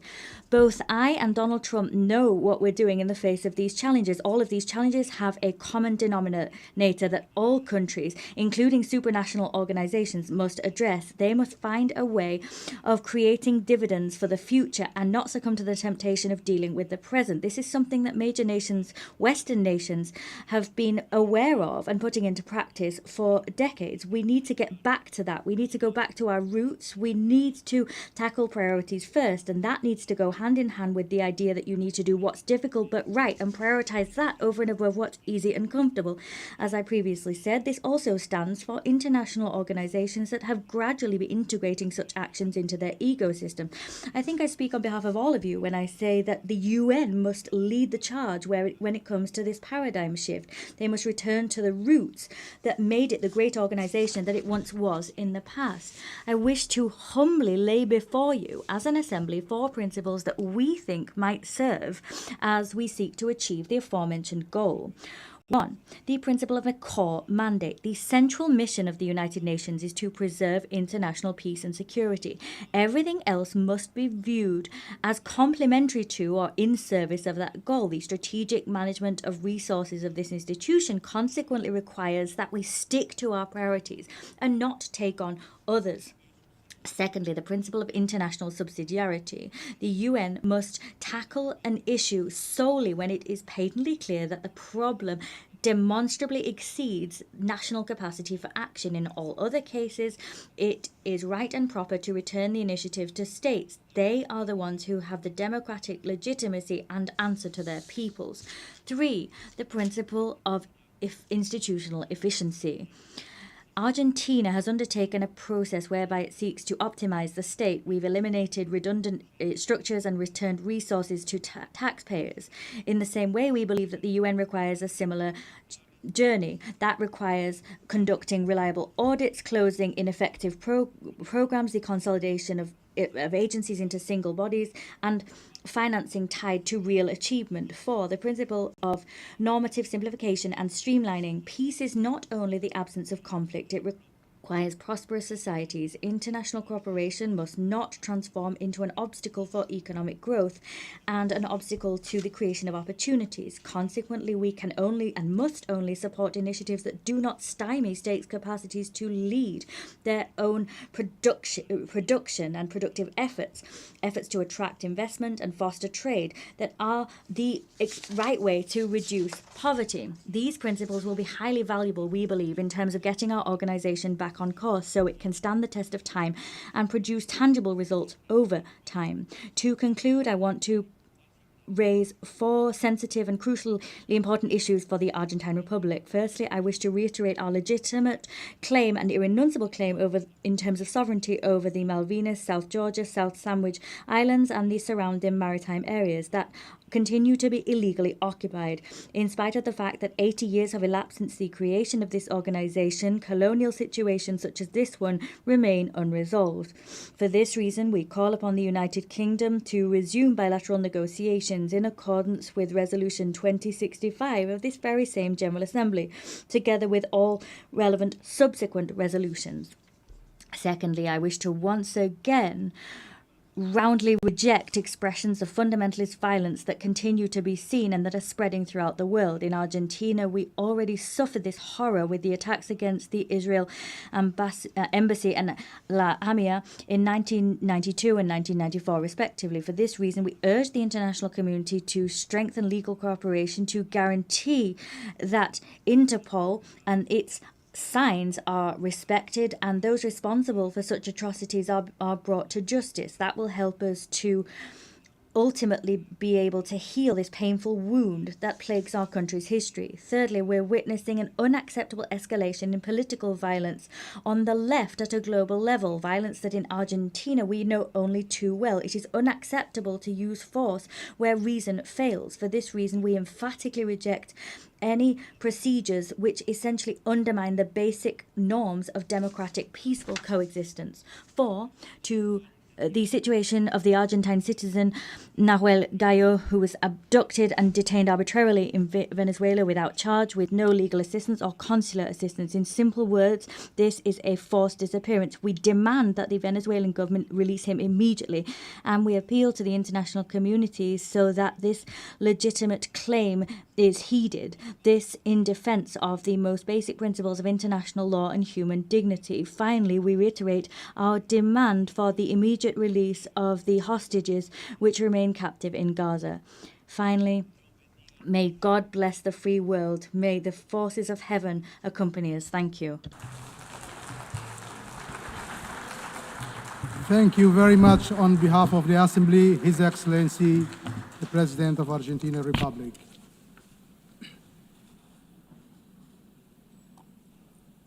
The Assembly will now hear the address by His Excellency Alexander Vučić, President of the Republic of Serbia.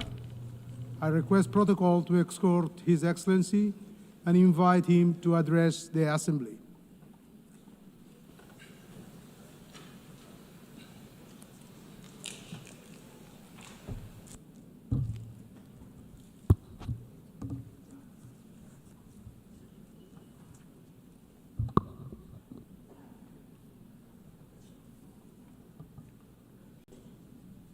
Excellencies, ladies and gentlemen, I'm very honored to address this 80th anniversary session of the General Assembly of the United Nations on behalf of the Republic of Serbia, a founding member of the United Nations and a freedom and peace-loving country proud of its history.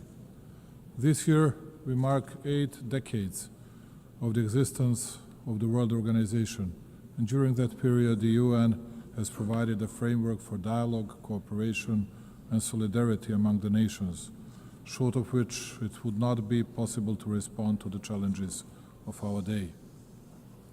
Only by joint efforts we can create a future featured by security and dignity. This brings me, ladies and gentlemen, to the 5 essential principles that guide Serbia and its foreign policy vision and constitute pillars in its international actions. Number 1, the United Nations is not a relic of the past, it is a compass for the future. 80 years on, this is a moment for reflection, but also for candor. The UN should not be a stage where giants wrestle while smaller countries hold their breath. It should be a round table where every seat counts. Countries like ours, countries that belong to Global South, are too often treated as chess pieces. It's time to show that we can be conveners, innovators, and guarantors of cooperation. We may not have the loudest voice, but we often have the clearest vision, because we see both East and West at once. Our engagement with all partners does not mean blind agreement. It means respect for sovereignty, territorial integrity, and the belief that dialogue is stronger than division. Serbia is a reliable, predictable partner, but reciprocity matters. We will defend our autonomy as firmly as we defend cooperation. The United Nations Charter was not written to serve one moment in history. It was written to withstand the test of time. In a world facing deep geopolitical fractures, the United Nations Charter remains the only framework capable of holding us together. Serbia is not a buffer zone, it is a bridge, and bridges connect, they do not divide. Therefore, as the President of Serbia, for the first time I would like to offer Belgrade, the capital of Serbia, as a place of dialogue for all the conflicts around the world. I believe that we will offer the best possible hospitality and absolute security for the participants. The world is facing its deadly surge in violence since World War II. In 2024, 61 armed conflicts erupted across 36 countries, the highest number in more than 7 decades. The proliferation of misinformation, particularly via digital platforms, has fueled distrust between countries, targeting elections, trade negotiations, and public sentiment. Serbia believes in pragmatic cooperation, finding common ground even where disagreements persist. People around the world are frustrated with governments and businesses, and they want a better future for themselves and their families. The best way to deliver that is through collaboration across nations. We live in times of the most difficult conflicts and the most difficult divisions within countries, continents, and regions since the foundation of the UN. A particularly worrying thing is a fact that, provoked by different factors, we have the deepest and the most difficult divisions within each society, with, most often, extremely violent consequences of actions of mutual non-understanding, non-communicating, and distancing from what used to be accepted as elementary decency and behavior in both country-to-country and people-to-people relations. The world is divided, believe it or not, less by ideological, but much more by emotional, hate-driven differences caused by undermining of countries, societies, elementary moral values as well. In each village and hamlet worldwide, and particularly with the members of the citizens' alleged elite, at least it used to be the case, no matter who dies of natural causes, and especially if someone dies in an accident or gets killed, the biggest part of the society felt the need to pay their respect to the deceased, even those who didn't think highly of the respective person during his or her lifetime. Today, we are witnessing the unprecedented wonder, a sick expression of joy for the crime committed against an innocent person. The example of Charlie Kirk is the best confirmation of that. He was savagely assassinated just because his killer didn't like his ideas. He was shot, even after death, by the same ones who had prepared political and media grounds for his assassination.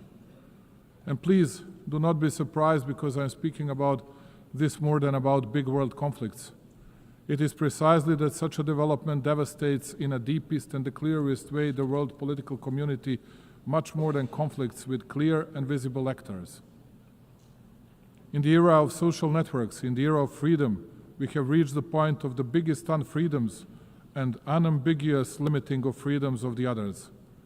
How can it be possible that, let's say, ABC television hosts get bigger media attention in the US than the attempted assassination against, let's say, President Trump? Who are these shadow rulers who impact the key political movements and who want to run the world and each country individually, and almost as a rule without the people's will and legitimacy? They run all the processes, and all of us because they're chosen by God, as they like to put it. The elite and other people who are, I suppose, incapable of choosing their own path. Those are extremely dangerous things, which will lead to further dissolving of our societies and our countries, but also the overall world politics. It was mostly spoken here about Palestine and Israel. Both are our friends. And I cannot easily, because of more likes on social networks, nor I want to take sides and speak about good and bad people just because it brings us another point in daily politics. But speaking of which, let me bring you back to the beginning of this part of my speech. Big pro-Palestinian demonstrations were held in Italy during the past weekend. People were shouting Gaza, Gaza, but at least in Milan, some of them did not even think of Gaza. The only thing that was on their mind was demolishing and burning down of what the Italian people had created for centuries, just because it is popular to be against the government and take part in some kind of violence. And when otherwise very composed Italian Prime Minister Giorgia Meloni calls such hooligans, rightly so, thugs, we all ask ourselves what the next stage would be like and what awaits us in the future. During the past month, Serbia was facing unrest and attacks against the constitutional order. In spite of the violence exerted by the protesters, we tried to find a significant share of blame in myself, ourselves, and in us running the country. I wanted to listen and I understood the message of the people in the streets. That is why, just like here at the United Nations, I believe that the dialogue between the nations and countries has no alternative. I offer dialogue and unconditioned discussion on all the topics of significance for our society to people who think differently, and I'm absolutely certain that in the upcoming period we will overcome all the difficulties from the past months. Progress on global challenges is uneven. Financing is dwindling, the UN budget is constrained, and smaller nations often lack access to the tools and support that richer countries enjoyed, particularly in the energy transition. Climate change is not just a statistic for Serbia and the Balkans, it is a lived reality marked by droughts, floods, and energy insecurity. Sustainable economic growth is essential, not optional, for climate resilience and well-being. For us, partnerships are defined by commitment, not hierarchy. We are a place where East and West collaborate on concrete projects from clean energy to infrastructure and digital transformation, when we will continue to build on this foundation. At a time when the UN seeks to inspire trust globally, these practical, results-driven partnerships strengthen confidence at home and abroad. Distinguished colleagues, alongside many other member states, especially those who do not belong among great powers, Serbia is adamant in pointing to the importance of and respect for the fundamental principles and rules of the Charter of the United Nations. Perhaps it is only too proper to repeat today what we committed to 8 decades ago. The principles and rules of the Charter are valid equally for all states, large or small, for all political powers or levels of development. With a feeling of deep pride, my country continues to commit to a consistent implementation of international norms, notwithstanding the fact that it too is facing a lack of fairness and double standards. In words and deeds, and on a number of occasions, Serbia has recommitted to respecting the sovereignty and territorial integrity of all UN member states, the fundamental principles of the Charter. In doing so, my country expects all the states to respect its sovereignty and territorial integrity, which I have the pleasure to note most of them do, and to which I owe my profound gratitude. After all, as I said on many previous occasions, the respect of the Charter of the UN is not a matter of choice. Rather than that, it is a universal and binding obligation of us all. Number two, territorial integrity is not a principle measured by power. It is the measure that restrains power. If the principle of territorial integrity is applied selectively, it ceases to apply at all. Its violation in one place becomes justification for conflict everywhere. Undermining it does not create exceptions. Rather, like in the case of Serbia, it creates precedents, dangerous ones. Serbia is well aware of the price paid in disregard of international law and multilateralism. 26 years ago, my country fell prey to a brutal aggression by NATO. It opened a Pandora box of sorts whereby the very postulates of international law were unscrupulously undermined and the principle of territorial integrity brought into question. The consequences of such actions of those who consider themselves untouchable at the time are felt today as well. Even though small in respect of global powers, Serbia is not deterred from commitment to the principles of international law. We firmly believe that they should be respected in every situation, without exception and selectivity. As a persistent drop can shape stones over time, so does our perseverance in defending universal norms help assert their durability. Serbia will continue advocating those principles, as the observance of the respective is the only reliable way to peace and stability. This rostrum and this occasion are the best opportunity to reiterate that my country will never forget its history, its people, its sanctities. Kosovo and Metohija is an inseparable part of Serbia, the main pillar of its identity, culture, and spiritual heritage. For us Serbs, it is not only a piece of land, it is the cradle of our spirituality and our existence on that land over centuries. Our concern is not only moral and historical, it is humane too. It is with a heavy heart that I advise of the dramatic circumstances in which the Serbs of Kosovo live today. Day in, day out, they are denied basic human rights, the right to life, freedom of movement, the right to education and health protection, access to workplace and property. They live in isolation, basic foods and medicines are in short supply, while children grow up in a fear and uncertainty. Their situation is not only local by nature, it touches upon the conscience of the entire international community and is a test of its readiness to fend for the innocent and helpless. We witness ethnic violence suffered by the Serbs almost every day. It is frightening in size and scope. The Serbs are physically attacked, intimidated, arrested unlawfully, their property is confiscated, and their rights to language, education, and cultural expression limited. The Serbs are often discriminated against, too. The practice sets the stage to make life in Serbian communities more difficult, as they are denied basic services, taxed exorbitantly, and erected hurdles and obstacles too. This is aimed at creating fear and pressure, and by extension change the demographic picture and force the Serbs to flee Kosovo and Metohija. Serbia, therefore, calls on the international community to take concrete and resolute measures to stop the violence in order to ensure security and rights of all peoples in Kosovo and Metohija. Compassion is not good enough. We need deeds and protection mechanisms. Notwithstanding the continuous, open and obvious violations of UN Security Council Resolution 1244, Serbia continues to believe in dialogue under the European Union auspices. It has no alternative, and if true and committed, it is the only way to a just and sustainable solution in line with international law and with full respect for mutual obligations. Just as in the past, my country will continue to fight for peace, patiently, emphatically, and in good faith. Number three, the Balkans must not be a stage for the ambitions of others, but a space for shared responsibility. 30 years after the conflict, stability has become our highest value. The nations of the Balkans deserve the right to shape their future free from external patronage through cooperation, mutual respect, and regional ownership. Distinguished colleagues, cooperation, dialogue, and mutual confidence are perceived as main levers of international relations also on the regional level.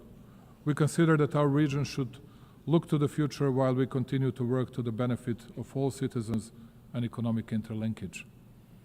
To paraphrase Indira Gandhi, who once said that one cannot shake hands with a clenched fist, let me say that Serbia will keep its hand extended, the hand reaching over divisions and borders, devoted to stability and prosperity for all those who strive for a positive agenda and a vision of common European future.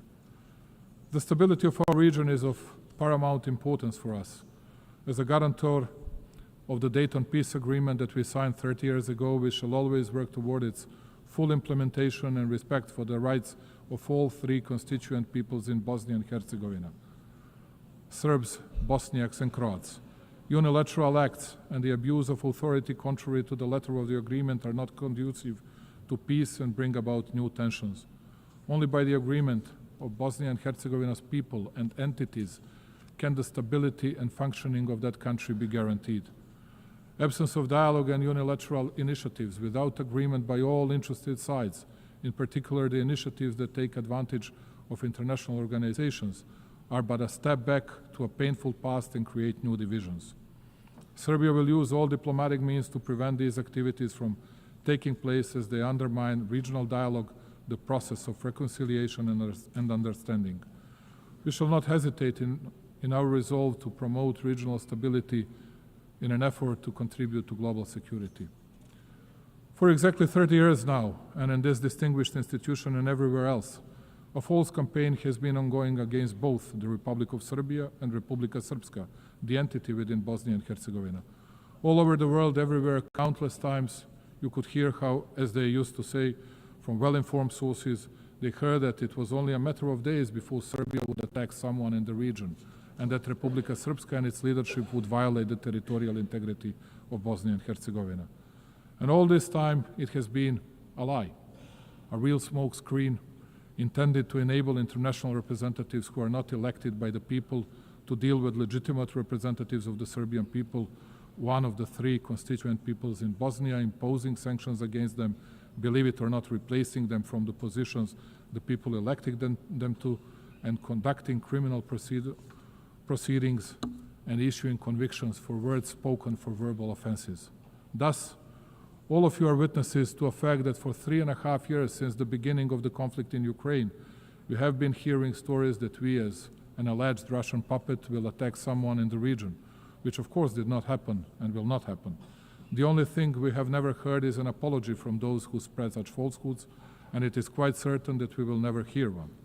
Let me reiterate, Serbia is a free, independent, and sovereign country that makes its own decisions independently. We are committed to our European path. We do not plan to attack anyone, but equally, we will not allow anyone else to threaten our freedom and our country. Number 4, the world is changing, and the United Nations must evolve to remain a pillar of global stability. Reforming the United Nations is not simply an institutional task. It is a moral duty to safeguard the future of global peace and justice.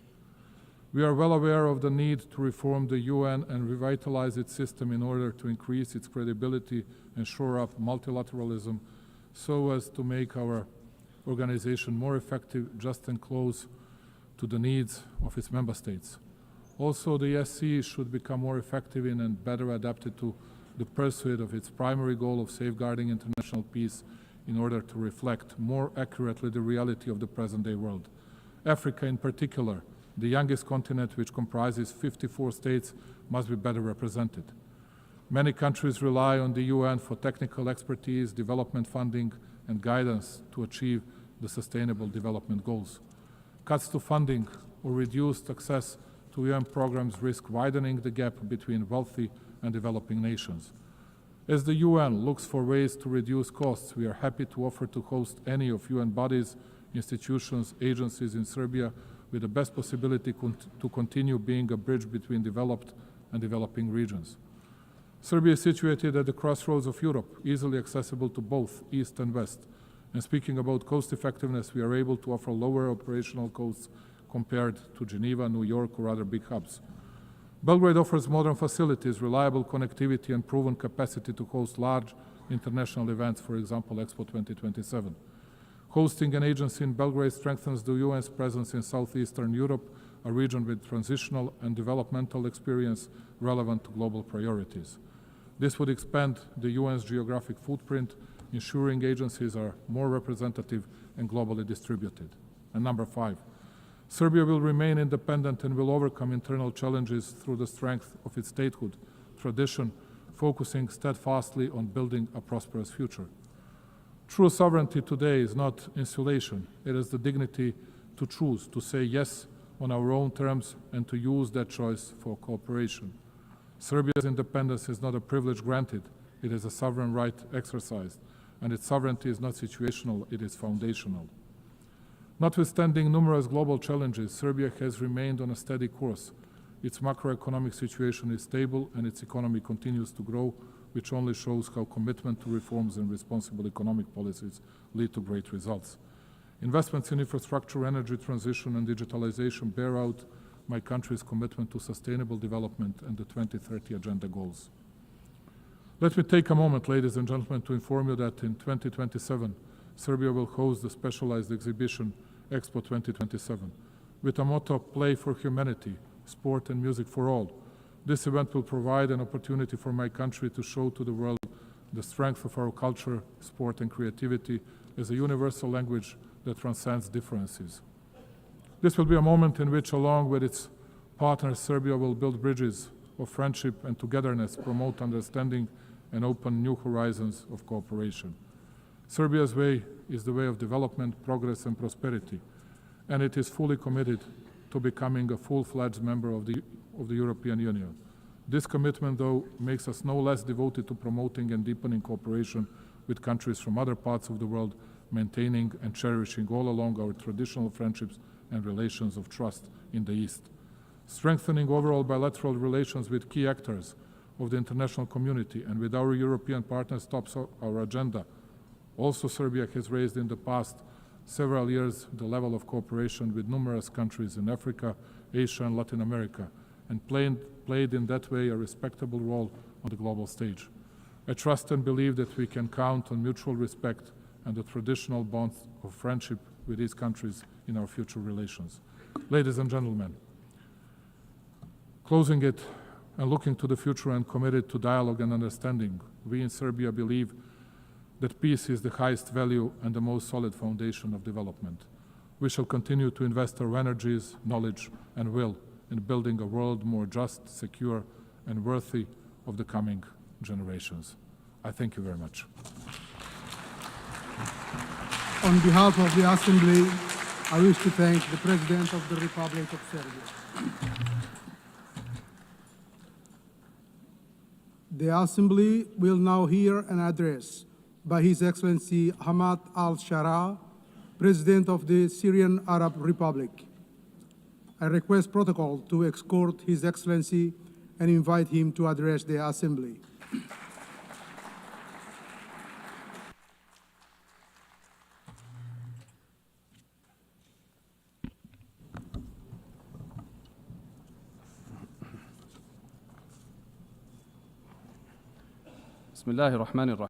In the name of God, most compassionate, most merciful. The Syrian story is filled with emotions, and it mixes pain with hope. The Syrian story is a story of struggle between good and evil, and between the weak right cause that has no supporter except God. Our story is one of the lessons of history, and it is an embodiment of noble human meanings and values in this eternal struggle between good and evil. We find the Syrian story that tells a new chapter of the struggle, one filled with creativity and determination and patience and torture and pain and sacrifice and clinging on to noble customs and values and hard work and relying on God. All these are tools for truth against injustice and falsehood. Your Excellencies, Mr. Secretary General, Madam President of the General Assembly, Your Excellencies, may the peace of God be upon you. I come to you from Damascus, the capital of history and the cradle of civilizations, a beautiful country that has taught the world the meaning of civilization and the value of human beings and coexistence, to be a beacon for the world. Syria, however, for 60 years fell under a repressive rule that disregarded the value of the territory it ruled over. For long years, we've suffered injustice and deprivation and oppression. Then we rose in claiming our dignity. The previous regime has used the worst kind of torture against our people, chemical weapons and bombardment and torture in prison and displacement and sectarian strife, and used drugs against our people and the world. It has torn our country apart and brought forth fighters from around the world. The former regime killed around 1 million innocent people and displaced thousands and millions and demolished 2 million homes. Ladies and gentlemen, the unarmed people were attacked using chemical weapons. Our women and children have inhaled toxic gases, all this to silence truth. And with all this criminality, there was no language for solution, despite the offers. This people had no means and choice but to organize itself and to organize militarily to oust a criminal regime. It was a military operation that was filled with mercy and good and that prioritized tolerance and that did not target civilians. It targeted justice without vengeance. We restored our right and we became victorious for sake of our grievances. We were victorious for the mothers of martyrs and for all of you, people of the world, for the future of our children and yours. And we paved the way for the return of refugees, and we destroyed the trafficking of drugs. Accordingly, Syria has transformed from an exporter of crisis to an opportunity for peace for Syria and the region. Ladies and gentlemen,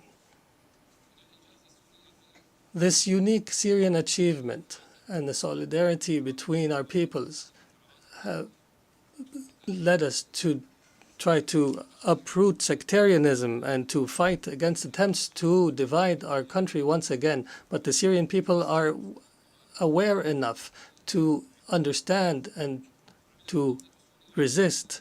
We formed commissions for fact-finding and granted access to UN fact-finding missions. I guarantee to bring to justice everyone accountable and responsible for bloodshed. And in this context, Israeli strikes and attacks against my country continue, and Israeli policies contradict the international supporting position for Syria, which threatens new crises and struggles in our region.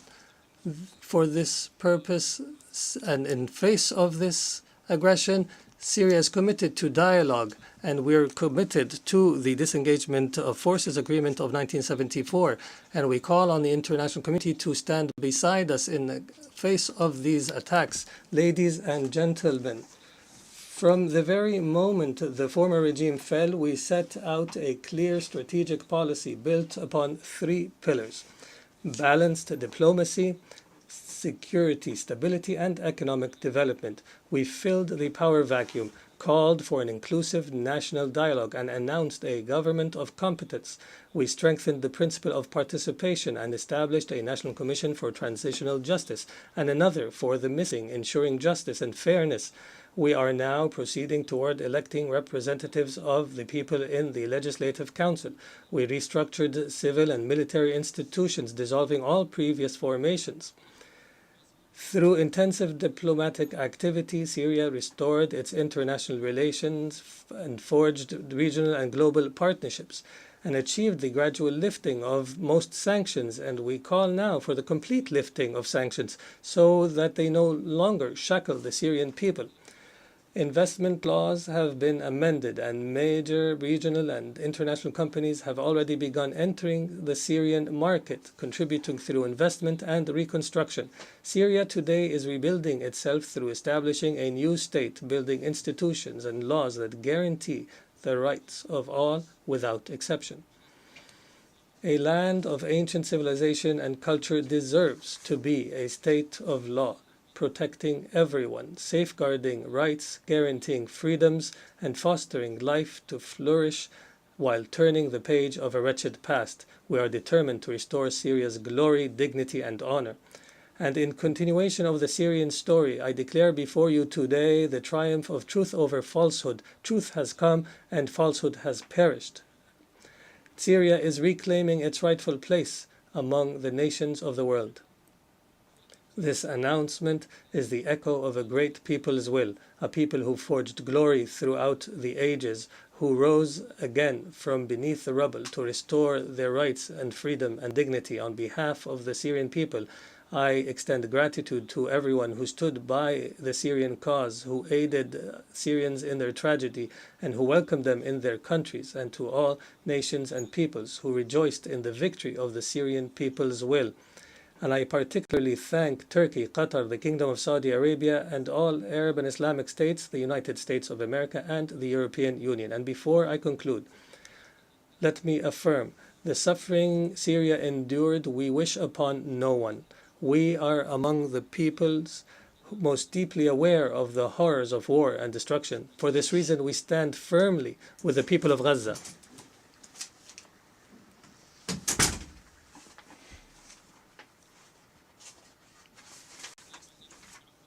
For this reason, we stand firmly with the people of Gaza, its children and women, and all peoples facing violations and aggression. We call for an immediate end to the war. In conclusion, the Syrian story has not come to an end. It continues to write a new chapter entitled Peace, Prosperity, and Development, and may the peace of God be upon you.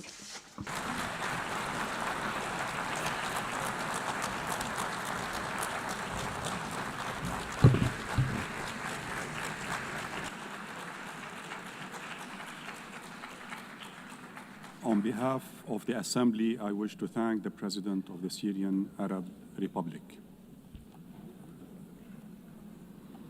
The Assembly will hear an address by His Excellency Zoran Milanovic, President of the Republic of Croatia.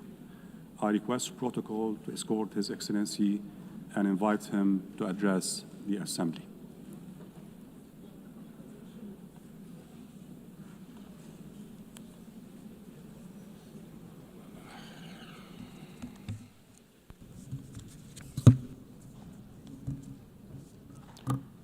Mr. Vice President, Excellencies, ladies and gentlemen, for Croatia, the United Nations has always been a core, essential global institution. During our own struggle for independence, sovereignty, recognition, and territorial integrity, the UN played a decisive role. Our path to admission and early years of membership were about braving the stormy seas rather than smooth sailing. And it was this organization and what it represents, the principles of the Charter of the UN, that served as our safe harbor. I believe this experience proved productive for both Croatia and the UN and has provided many lessons for the future, including on how to successfully end a complex war and conduct peaceful territorial integration and reintegration. Today, the international community faces daunting challenges. Armed conflicts are more numerous than at any time since the Second World War. They are multiplying and intensifying, overwhelming humanitarian systems and eroding trust in our capacity to prevent or resolve crises. In Ukraine, we hope the senseless loss of human lives will end as soon as possible. We welcome recent diplomatic efforts and encourage inclusive dialogue that can restore peace. Beyond Europe, other regions faced devastating crises. In Gaza, tens of thousands of women and children, human beings after all, or before all, have been killed and are being killed. Millions live without safety, food, medicine, and basic human dignity. This is worse than a mere war. It's a carnage, and we urgently call for it to end, for safe delivery of aid, especially to children, and for the release of all hostages. Lasting peace can only come through the universal recognition of the legitimate political aspirations of the Palestinian people, long denied. Time to close the chapter. The suffering is less visible crisis is no less real. In Sudan, one of the gravest humanitarian catastrophes of the 21st century is unfolding before our eyes. UN peacekeeping must adapt to today's conflicts. Missions must be flexible, realistic, and sequenced towards achievable goals, reasonable goals. This requires the Security Council to focus on political solutions and remain committed to sustaining peace long after missions withdraw. Peace is more than silencing the guns.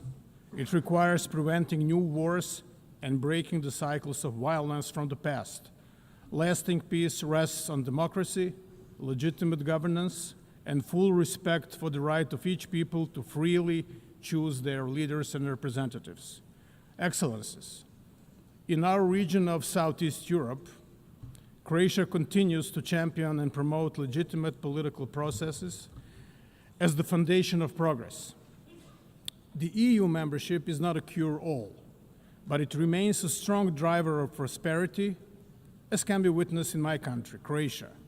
We promote good neighborly relations and urge all countries to refrain from actions that undermine stability in the region.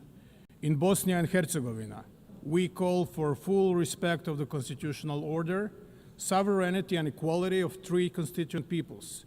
All parties and the international community must uphold the Dayton-Paris Peace Accord. Respecting the right of constituent peoples to choose their legitimate political representatives at all levels of government is fundamental prerequisite of lasting stability and progress in European Bosnia and Herzegovina. Lasting peace cannot be imposed. It must be built. And if it's to be sustainable, it must include respect for human rights and development that is inclusive and fair, basic building blocks of any just and prosperous society. The humanitarian system must be reformed to respond with speed, innovation, and stronger partnerships with local actors. Croatia supports the UN's humanitarian reset in order to make responses more agile, effective, and grounded in resilience. Above all, strict respect for international humanitarian law must remain the moral core of multilateralism. In Croatia, decades after the homeland war, 3 decades, 3.5 decades, families still search for 1,744 missing loved ones. Not bodies, not just numbers, but human souls, fathers, sons, grandchildren still missing, unaccounted for. As co-chair of the Global Alliance for the Missing, Croatia draws on its painful experience to raise global visibility of this issue, share good practices, and strengthen cooperation, survivor-centered justice is enshrined in our laws in Croatia, and we encourage the others to follow this path. We also share the Croatian model for searching for the missing. It rests on an effective interdepartmental cooperation and a comprehensive, transparent approach without discrimination, consistent with the highest international standards, of whom some are set by us. With this in mind, Croatia is proud to host later today a high-level side event on missing persons in armed conflict, dedicated to advancing the search for answers. Another legacy of the homeland war is the issue of landmines. Croatia has been active in promoting the Human Rights Council's first resolution on landmines, adopted by consensus on April 4th, International Mine Action Day. The resolution reaffirms the treaty banning anti-personnel mines and sends a clear message. The needless cruelty of these weapons violates basic human rights, violates the sense of humanity, the notion of humanity. The togetherness which is promoted throughout this debate especially means inclusion of the most vulnerable. Therefore, Croatia is proud to have led the initiative resulting in consensus adoption of an impressive 99 member states co-sponsoring the General Assembly resolution declaring the June 27th as the International Day of Deaf Blindness. Peace and security are inseparable from development and human rights. The founders of the United Nations acknowledged this when they placed these three pillars at the heart of the organization. As we marked the 10th anniversary of the General Assembly's resolution on the 2030 agenda, Croatia reaffirms its commitment to the SDGs and to ensuring that no one is left behind. We are grateful to member states for their support in electing Croatia to the UN Economic and Social Council for the 2026-2028 term. Our priorities will include accelerating the 2030 agenda, preparing momentum for the 2027 SDG Summit and the agenda beyond 2030, and strengthening links between humanitarian, development, and peace efforts. At home, in Croatia, sustainable development is fully embedded in our national planning.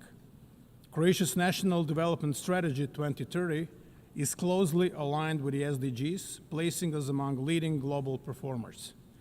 We reaffirm our commitment to progress made at SOP meetings, including the landmark SOP 28 agreement to begin phasing out fossil fuels. COP 29 in Baku, Azerbaijan, must deliver a new quantified climate finance goal, and COP 30 in Belém must raise ambition, advance fossil fuel transition, and scale up climate finance. Croatia supports a credible climate finance roadmap. The triple planetary crisis also threatens global public health. Croatia endorses the One Health approach, recognizing the interdependence of human, animal, and the environmental health. We welcome adoption of the pandemic agreement at the 78th World Health Assembly earlier this year. As a Mediterranean nation, Croatia knows that healthy seas are both a national imperative and a global responsibility. We remain committed to multilateral ocean protection under the United Nations Convention on the Law of the Seas. We welcome the outcome of the third UN Ocean Conference in Nice, France, have ratified the BBNG agreement, and urge others to do so without unnecessary delay. Croatia's contribution to development cooperation and humanitarian aid continue to grow. Since 2011, we have steadily increased our support, reaching record levels in 2023. We share lessons from our own recovery, from democratic transition to mine action and veteran reintegration. In Ukraine, our expertise in humanitarian demining is particularly valued, making us one of the leading contributors relative to GDP. Our support extends far beyond our neighborhood, reaching whole Southeast Europe, the eastern and southern neighborhoods, and Africa. Excellencies, fundamental changes we are witnessing in our world are not mere historical echo, but an all-encompassing global transformation. We are at the defining moment of an era to come. Emerging technologies are reshaping every aspect of society: how we live, how we trade, and how we defend ourselves. Drones are a clear example. They did not only increase the lethality of war, they changed its economics. They showed us that assumptions we held only a decade ago about defense and deterrence are already outdated, total bygones. This disruption brings danger, but also opportunity. New tools can be misused by hostile actors, spreading instability and lowering the threshold for conflict. But the same tools, used responsibly, can strengthen our defenses, improve disaster response, and drive economic growth. Artificial intelligence, cyber capabilities, space technologies, robotics, each can be a threat or a solution. The choice is ours. We need to rethink security, not only nationally but globally. Rules, safeguards, and cooperation must keep pace with innovation. If they do not, we risk instability and peril. But if they do, these technologies can become engines of resilience and stability. The task is urgent. The world must act with clarity, not hesitation. Emerging technologies are not tomorrow's challenge. They are today's reality. And how we choose to guide them will define not just the future of defense, but the future of peace. Reforming the United Nations is an existential necessity. At 80, the UN must adapt to stay relevant and effective. We welcome the Secretary General's UN 80 initiative as an opportunity not only to celebrate achievements, but also to reform and revitalize the organization. Security Council remains essential. Its reform is at the fundamental. The Council must become more inclusive, effective, transparent, and accountable. Croatia supports comprehensive reform, including enlargement in both categories of membership and stronger representation of unrepresented regions, in particular Africa. The financial stability of the UN is also vital. All member states must pay their due, their contributions, in full, on time, and without conditions. Without predictable financing, mandates fail and trust weakens. The upcoming peace-building architecture review offers another chance to turn commitments into action. Croatia will contribute actively, emphasizing prevention, coherence, and strong links between peace, development, and human rights. We welcome the decision to provide assessed contributions for the Peace Building Fund from 2025, but needs still outpace resources. Mr. Vice President, Your Excellencies, ladies and gentlemen, the UN does not exist for itself, but to serve humanity, to save and improve lives, protect dignity and freedoms, and advance peace, security, and sustainable development. On its 80th anniversary, we have a duty to leave to future generations a UN system that is stronger, not weaker. Croatia will continue to defend the principles of the Charter and international law, not rules-based order, to support multilateral solutions, and to build partnerships rooted in respect and responsibility. The world is not short of strategies and grand ideas, reports, or debates. What it lacks is political courage and determination. Let us find that courage together and prove that multilateralism can meet this moment and rise to the challenges of our times. Thank you so much.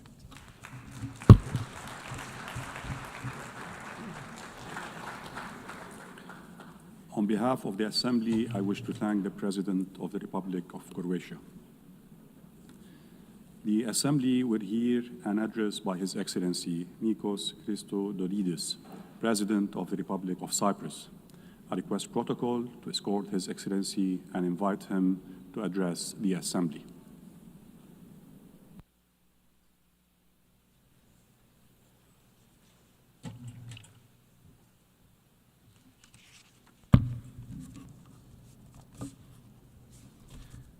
Mr. President, Your Excellencies, we stand at the brink of a precipice International order, as we know it, is challenged in an unprecedented manner 80 years since the United Nations emerged out of World War II. Today, we stand before drastic, unpredictable geopolitical shifts, instability that appears to spiral, and an uncharted landscape that seems resistant to the international order and norms as we know them. We are witnessing devastating wars, an unimaginable humanitarian catastrophe, and human suffering, blatant violations of international law and international humanitarian law that bring our system to its knees. We stand before the rise of use of force against sovereign states that constantly escalate and expand, threatening regional security and stability. States are sponsoring Malayan actors to destabilize, disrupting critical maritime routes. The use of new means of warfare is rising without even the most basic safeguards in place. Global security is constantly undermined.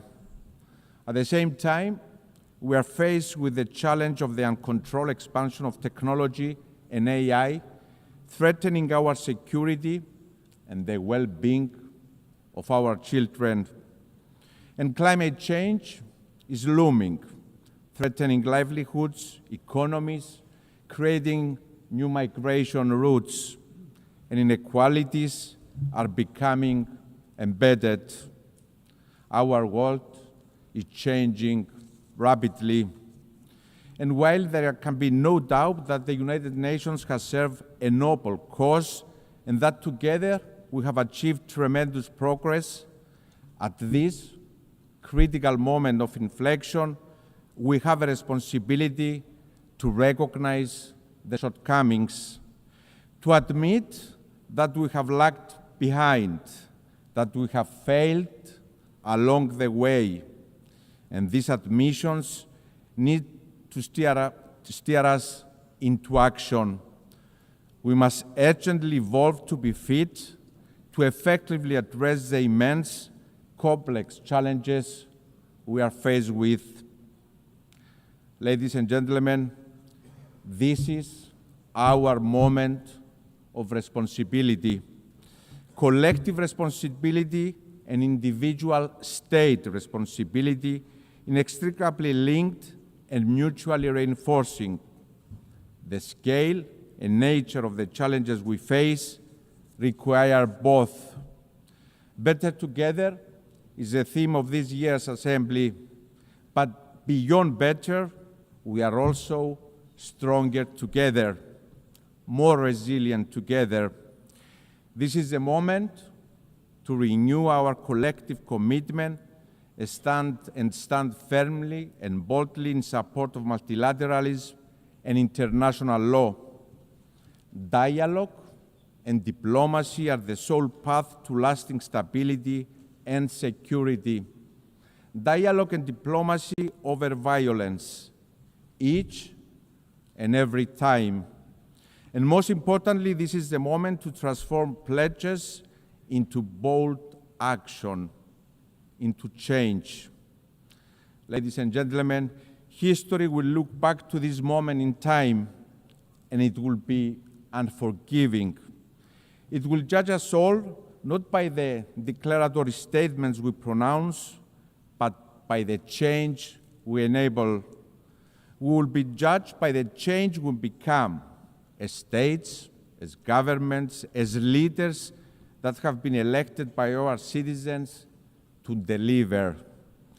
Your Excellencies, my country, Cyprus, walks this path of responsibility, and it stands ready to step up further, to assume even more its role as an enabler of security and stability in the Eastern Mediterranean and the greater Middle East, as a driver of cooperation underpinned by a vision of strength through partnership with like-minded countries and a safe harbor in turbulent waters, determined to transform our geography in a complex region into a blessing by building on our long-standing historical ties with our neighbors that are anchored on trust, mutual respect, and cooperation, always part of the solution to the region's challenges as a credible,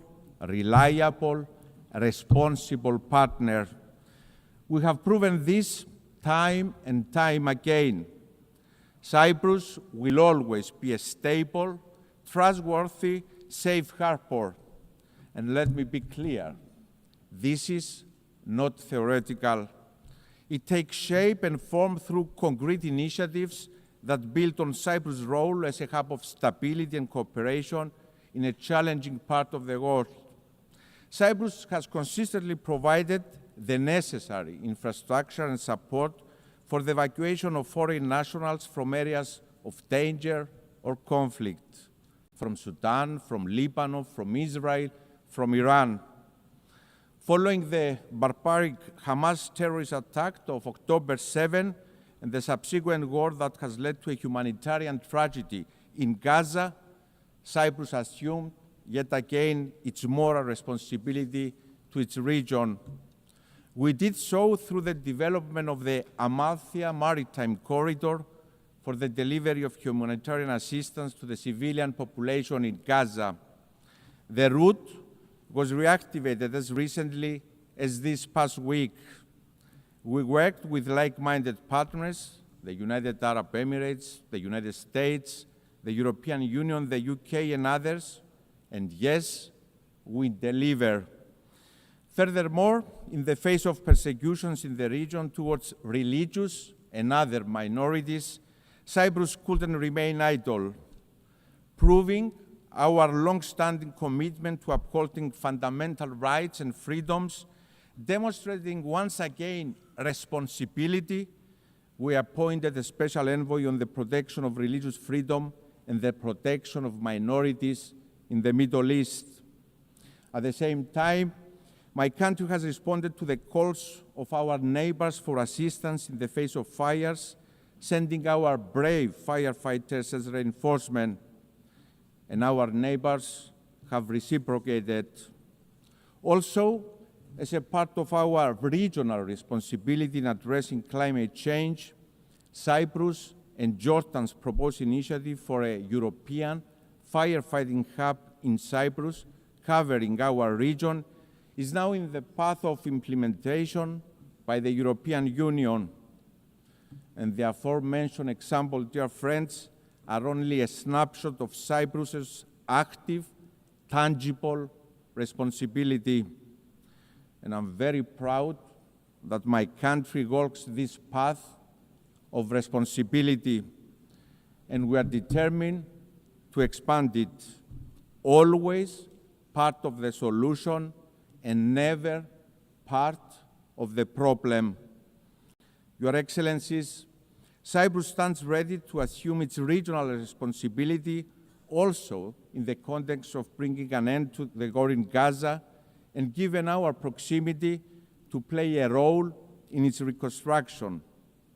Let me be clear, there are no substitutes for peace. This war must end.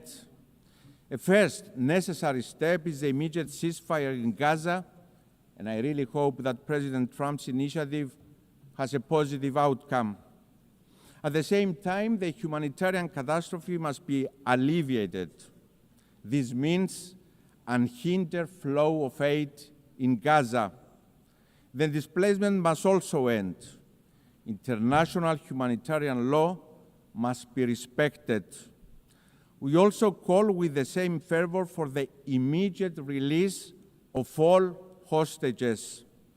And, dear friends, as unreachable as it may seem at this moment, we must not lose sight of the path for peace, for a two-state solution in line with the United Nations Security Council resolutions.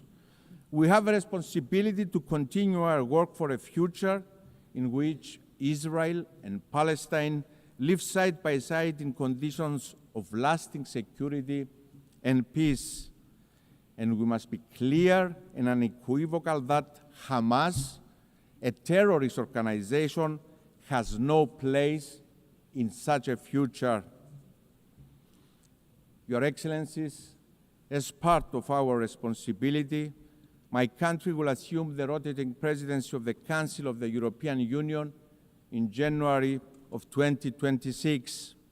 The European Union that has evolved into an unprecedented political union embodying the essence of multilateralism anchored on respect for the UN Charter.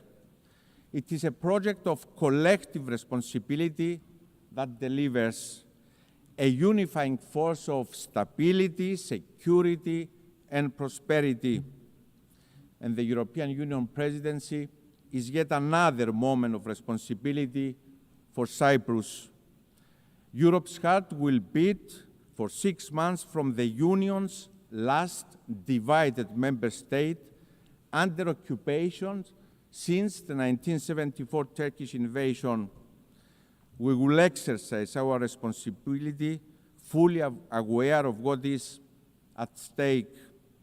An imperative need to deliver stronger multilateralism, more integration and more cooperation between Europe and the world, to deliver a stronger, more secure, more autonomous European Union, committed to supporting partners focusing also on the Eastern Mediterranean and the greater Middle East, supporting and investing in strategic partners that are pillars of stability in the region, such as Egypt and Jordan, working together with our Lebanese partners to ensure long-lasting stability in the country, working to ensure stability in Syria, inclusivity, respect to religious freedoms, and of course, protection of minorities, assuming more responsibility as a union for our security, but also for our neighborhood. Ladies and gentlemen, Cyprus will assume another role of responsibility for the first time in its history as a member of the Human Rights Council for the period 2025-27. It is in the same spirit that we also proudly presented our candidature for the presidency of the 81st session of the UN General Assembly. As a member state that embodies and embraces the principles of multilateralism, inclusivity, bridge building, and of course responsibility. Mr. President, Your Excellencies, the Russian aggression against Ukraine in violation of the UN Charter must serve as a wake-up call. As we condemn the use of force against a sovereign nation, the killing of civilians, the forced disappearance of children, the destruction and displacement, we have an obligation to remember. We must collectively act against aggressor, no matter who they are. Appeasing the aggressor never yields results, and history demonstrates this very clearly. Each time we turn a blind eye to violation of territorial integrity and sovereignty of states anywhere in the world, we create space and opportunity for the next aggressor. And this time, it can be bordering your country. In 2022, Russia invaded a sovereign nation, Ukraine, violating the UN Charter. In 1974, Turkey invaded a sovereign nation, Cyprus, violating the UN Charter.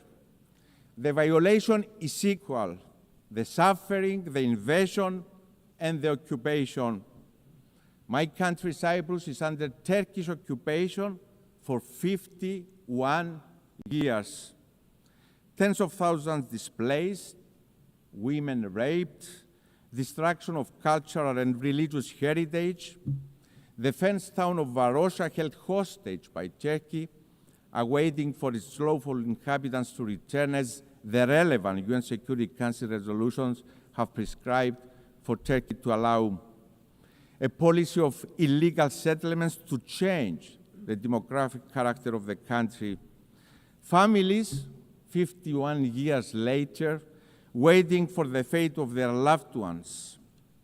As a young boy in those early years after the invasion, the images of mothers and children weeping for their loved ones have been engraved in my memory. Dear friends, the playbook of occupiers is always the same. Your Excellencies, from this very podium yesterday, Mr. Erdogan preached the word on peace and accountability. He pointed the finger to others for crimes Turkey itself commits every single day. That is selective sensitivity and hypocrisy of the highest form. Illegality cannot yield legality. Illegality stemming from use of force cannot be recognized, no matter who is the perpetrator is, no matter who the victim is. Ladies and gentlemen, politicians are judged not by their words, but by their actions. It is what distinguishes politicians from leaders. Cyprus has proven time and again that it is a reliable, responsible actor. A country that not only talks the talk, but also walks the walk of responsibility. And my call to Mr. Erdogan is to join that path of responsibility, to end the occupation through negotiations for a comprehensive settlement that will reunify Cyprus in a bizonal, bicommunal federation with political equality, always in line with UN Security Council resolutions, European Union law, values, and principles. This is the only way. Therefore, let me repeat, the call for responsibility is the loudest for my own country. I'm ready for this moment of responsibility, ready to deliver on the call of history to reunify Cyprus, to reunify my people, Greek Cypriots, Turkish Cypriots, Maronites, Armenians, and Latins. Mr. President, Your Excellencies, we stand at the brink of a precipice. And while the impulse may be to shrink away from the immense responsibility we inherited from the visionaries who stood here 80 years ago, now is the moment for us to assume our responsibility collectively and individually as states. Rest assured that my country, Cyprus, will continue to do its part by being responsible, by being advocates for responsibility, for the good of humanity, for our peoples. Thank you very much.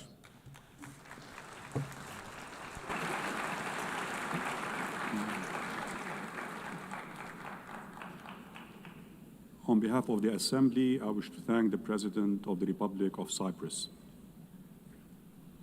The Assembly will hear an address by His Excellency Alexander Stubb, President of the Republic of Finland. I request protocol to escort His Excellency and invite him to address the Assembly.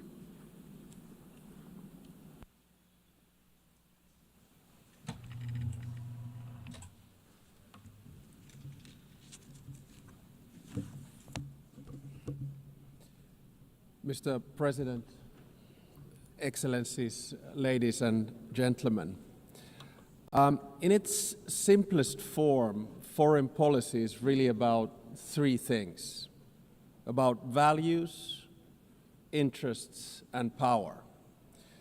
I come from a relatively small country, Finland, and our toolkit is mainly about two of those three things. It's about values and interests. Power, hard or soft, is usually the luxury of bigger players. The power of smaller country arises from its capacity to cooperate with others. Smart diplomacy gives smaller player at least relative influence. The UN is, of course, case in point. Big players have power through their permanent membership in the UN Security Council. But we, the smaller players, can influence the ebb and flow of international relations by being active in the corridors of diplomacy. Now, most of the speeches that we've heard here today have highlighted the fact that the world order, balance, and dynamics are changing, much like they did after World War II when the UN was founded. I actually think that the post-Cold War order is over, but we don't know what the new order is going to look like. It will take at least 5 to 10 years for things to settle. And my message to this assembly today is that regardless of the size, each and every member state of the United Nations has agency, a say in how the new world order will look like. It is important that we all use this power wisely and responsibly. Now, I fully appreciate that our interests differ, depending on our geographical location, history, state of development, or culture. But fundamental values are something we should all share. We have commonly defined some of the most essential of them in the UN Charter. Today, I want to do 2 things. First, analyze where we are, and second, give my proposals on what we might want to do together. To understand what's currently happening in the world, I'd like to raise 3 different but yet related developments. First, it seems to me that there's a growing tension between multilateralism, in other words, an order based on the rule of law, and those that speak the language of multipolarity or transactionalism. So difference between multilateralism and multipolarity. Now, I can understand the temptation and the rationale of the proponents of multipolarity and transactionalism. But can they solve the world's biggest challenges, such as climate change or sustainable development? Today, I see many states, both big and small, pursuing transactional or multivectoral foreign policies. In essence, their aim is to diversify their relations with multiple actors rather than aligning with any one particular bloc. Now, this can be opportunistic, but it may also be justified and reasonable. This depends on political choices. A transactional or multivectoral foreign policy is dominated by interests. Interests drive practical choices of states, and this is entirely legitimate. This kind of foreign policy is based on a realistic understanding of power. Power defines the limits of what is possible for each state. However, values should actually underpin everything we do. Even transactional or multivectoral foreign policy should rest on a score of fundamental values. Without them, foreign policy will ultimately run into a wall. If you set aside values for unhindered pursuit of power and interests, you will eventually find before you the very same problems you wanted to overlook. Second, the balance of power in the New World Order is shifting towards the South and the East. Many countries, especially in Africa, Asia, Latin America, are becoming or have become key players in determining the direction of the New World Order. To put it simply, they have both agency and power. They are not only an expanding economic force, but their demographic growth is inexorable. This will also turn them into a political and cultural force. It will yield them both hard power and soft power, and they will use it to promote their interests as they should. The 193 members of the United Nations do not have to agree on every minute detail of values, but we have to have a common understanding of fundamentals. They include the sovereignty and territorial integrity of states.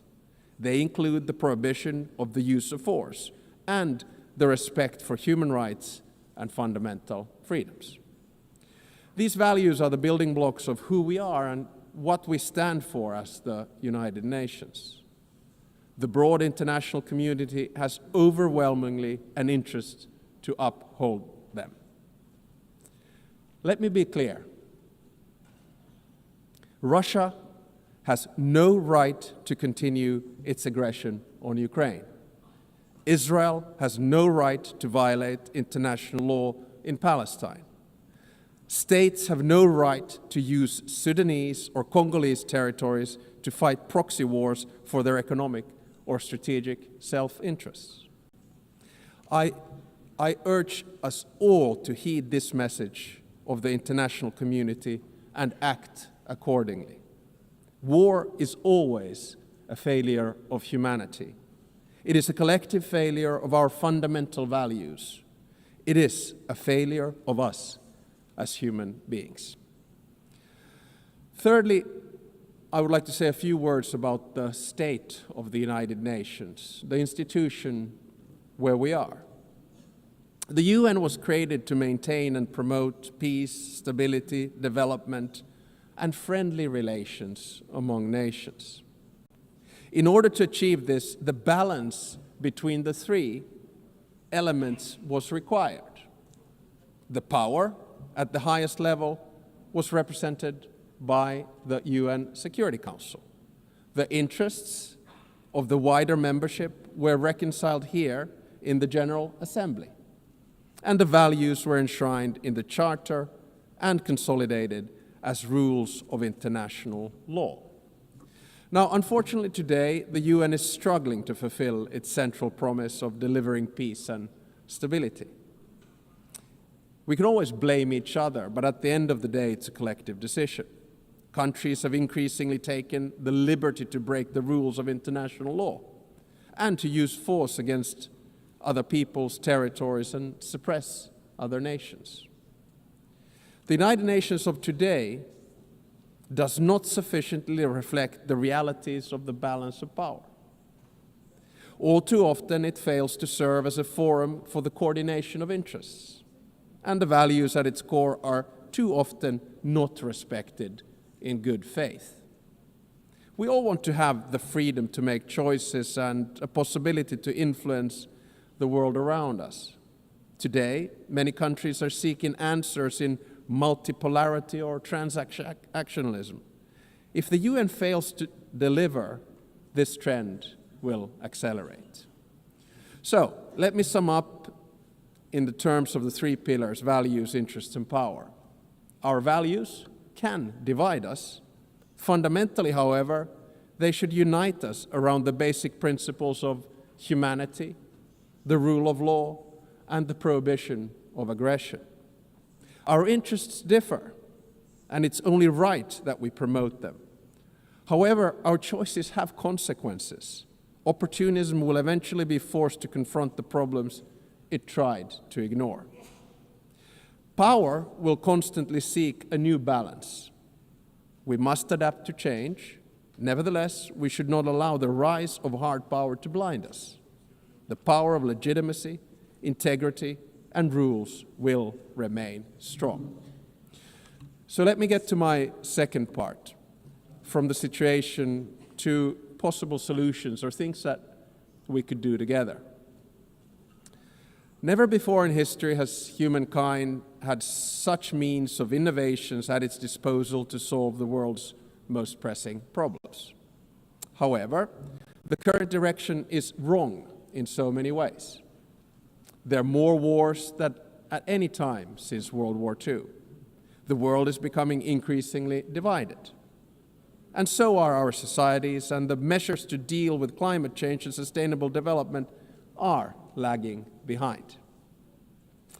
In different parts of the world, we're witnessing immense civilian suffering and blatant disrespect for humanitarian principles.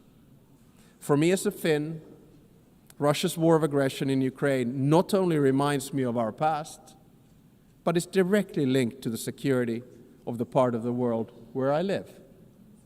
On the other hand, there is aggression and total disregard for civilian life, and an attempt to undermine the fundamental principles on which the international order is based.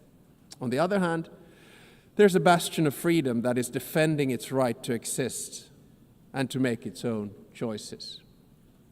The battle for what consequences we will draw from this aggression is not yet over. Recently, there's been serious attempts at diplomatic solutions of the war on the initiative of the United States. There are no perfect solutions to wars. At the same time, we know that any decision made in these matters will have far-reaching consequences in Ukraine and beyond. There can hardly be a stronger unifying interest among the UN's broad membership than our opposition to the wars of conquest. Aggression must not be rewarded. Accountability for the most serious international crimes must be pursued. In the Middle East, civilians in Gaza are experiencing immense suffering. The deepening humanitarian crisis has reached unbearable levels and represents a failure of the international system. At the same time, Hamas continues to hold the hostages it has taken, and many have already lost their lives. An immediate ceasefire is needed in Gaza. That has been reiterated from this podium many times today and yesterday. Humanitarian aid must be granted safe and unhindered access. The hostages must be released. I commend the efforts led by France and Saudi Arabia to advance the two-state solution. The negotiations must meet the Israeli and Palestinian security needs and Palestinian right to self-determination, its legitimate aspiration for statehood and sovereignty. The occupation that began in 1967 must end, and all permanent status issues must be resolved. Correspondingly, the countries that have not recognized Israel must do so. At the same time, the international community must support and strengthen the Palestinian Authority for it to govern the entire Palestinian territory effectively. This is the only viable option for achieving a two-state solution. A stable Palestine will also significantly benefit the security of Israel. In many parts of the world, conflicts are raging, causing immense suffering locally, instability regionally, and reverberations globally. We've witnessed particularly brutal violence in Sudan, in the Democratic Republic of Congo, in Haiti, Myanmar, and Mali, among others. Civilian populations continue to face famine and displacement at a large scale. And sometimes I feel that we end up looking at conflicts only that are near to us. But I think the job of the UN is to look at all of them with equal determination. I praise all those who, in good faith, continue to work for peace despite the daunting task. In June, a peace agreement was reached for the conflict in the Eastern Democratic Republic of Congo. The true test, like with all peace agreements, lies in its implementation. Does it stick? There's a humanitarian crisis of alarming proportions that compels us, all of us, to respond. Peace processes should not be transactional. They must be guided by international law. All countries and stakeholders in the region must be engaged and committed to achieve sustainable peace. The presence and involvement of the UN is essential.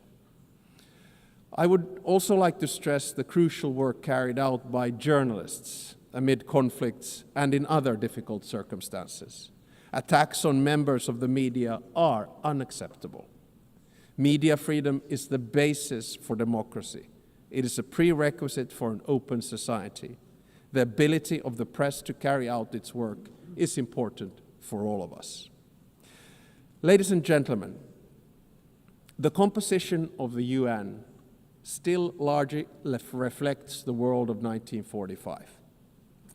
As the world has changed drastically, so should the decision-making at the UN. Last year, in this very hall, I argued for a reformed Security Council, a council where currently underrepresented regions would have a stronger voice through permanent seats at the table. The number of permanent members should be increased in the UN Security Council. At least there should be 2 new seats for Asia, 2 for Africa, and 1 for Latin America. I think I'm going to say this every year because no single state should have a veto power. And if a member of the Security Council violates the UN Charter, its voting rights should be suspended. I believe that these changes at the top of the UN are necessary in order to maintain the UN's central role in international relations. At the same time, a more comprehensive reform of the UN is needed. I commend the Secretary General for his UN 80 initiative, and I encourage him to take bold and ambitious action. So Finland strongly supports the UN and wants it to succeed. Therefore, we stress the need for true reform to enhance the organization's credibility, relevance, and efficiency. This will ensure that the UN can act. The UN needs to focus its efforts on its most important goals: ending and preventing wars, protecting human rights, and acting as a catalyst for sustainable development. And also, we need to get the UN back into peace mediation. I would argue that one of the reasons that we have so many wars right now is that the UN is absent from peace mediation. No other organization can offer the legitimacy comparable to that of the UN. If the UN is absent, conflicts are not resolved without it, which is not in our common interests. The UN is needed as a mediator, and the member states should support it at this endeavor. Finally, Finland is strongly engaged in the work of the UN and will remain so. Therefore, we're also standing for election to the Security Council for the term of 2029 to 2030. Should we be elected, Finland pledges to be a principled and pragmatic partner for peace. We are principled in our commitment to international law with the Charter at its core. We are pragmatic in seeking solutions that truly advance international peace and security, recognizing that progress is often incremental. At the outset of my speech, I said that each and every one of us has agency, a say how the new world order will look like. We want to be able to make our own choices and have an impact on the world around us. Nelson Mandela saw truth and reconciliation as the only hope for nations that are bitterly divided. The same applies to relations between states. We should learn from history, but always look to the future, bearing in mind that our decisions will shape it. Thank you very much.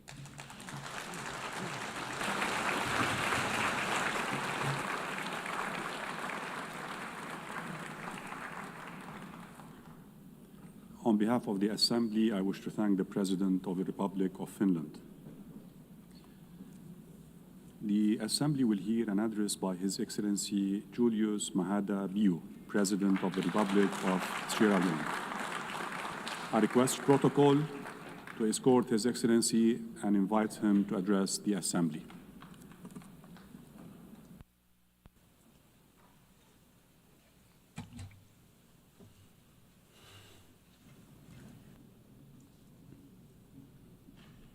President of the General Assembly,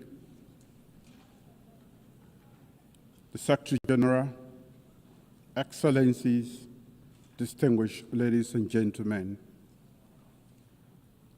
I congratulate Her Excellency Annalena Baerbock on her election as President of the General Assembly to lead this historic 80th session of the General Assembly. I thank her predecessor, His Excellency Volodymyr Young, for his distinguished leadership during the 79th session. I commend the Secretary General, Antonio Guterres, for his steadfast commitment to the ideas of the United Nations during these increasingly turbulent times. Madam President, it's both an honor and a solemn responsibility to address this Assembly on the 80th anniversary of the United Nations. This Assembly is not just ceremonial. It is a call for the world's conscience to act with unity, determination, and vision. Our theme, Better Together, 80 years and more for peace, development, and human rights, both celebrates and summons. It reminds us that cooperation delivers progress.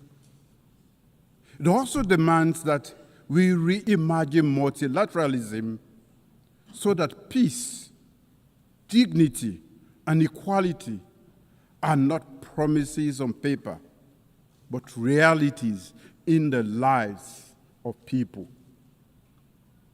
This anniversary is not a time for complacency, but for courageous renewal. Today, we face deepening inequalities, climate crises, geopolitical fragmentation, technological disruptions, and entrenched conflict. No nation can meet these challenges alone. We need bold multilateralism and a united nations that is not only reformed, but reinvigorated. The UN must be more than a meeting place. It must be a working place for people, for peace, and for our planet. Madam President, Sierra Leone is a small state that has relied heavily on the United Nations chapter and now helps to uphold it. We speak with independence and conviction because we have lived the cost of its absence. I also serve as chair of ECOWAS Authority of Heads of State and Government and coordinator of the African Union Committee of 10 Heads of State and Government on Security Council Reform, C10. For both myself and the people of Sierra Leone, these roles are not just titles, they are responsibilities.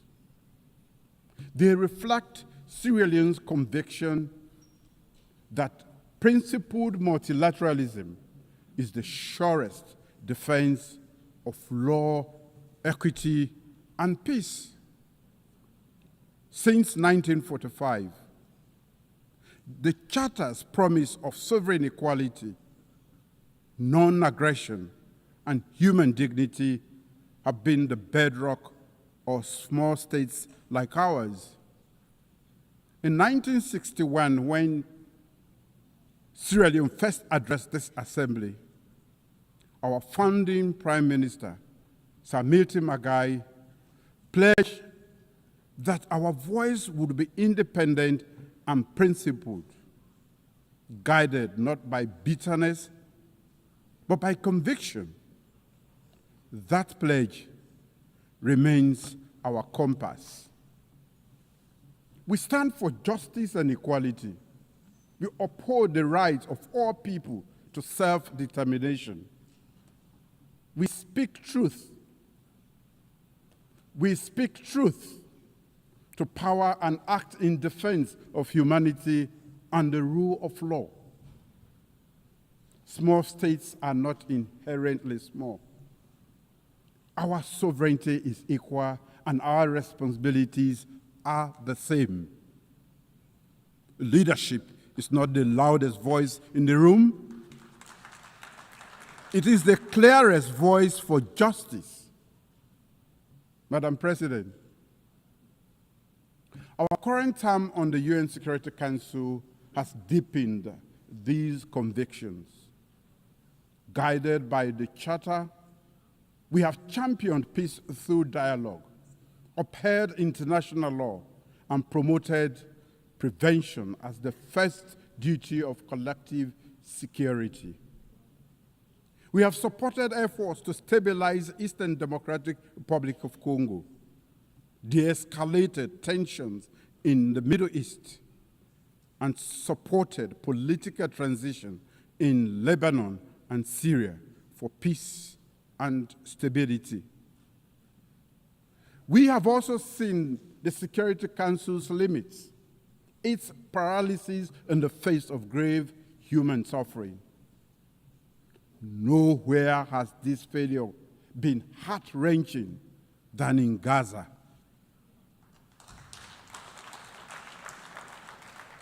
A preventable genocide was not prevented. Mass starvation that could have been avoided was not avoided. A broadly supported two-state solution has been obstructed by division and inaction. We therefore welcome all member states that have recently announced their long overdue recognition of the State of Palestine. Yet, much more remains to be done.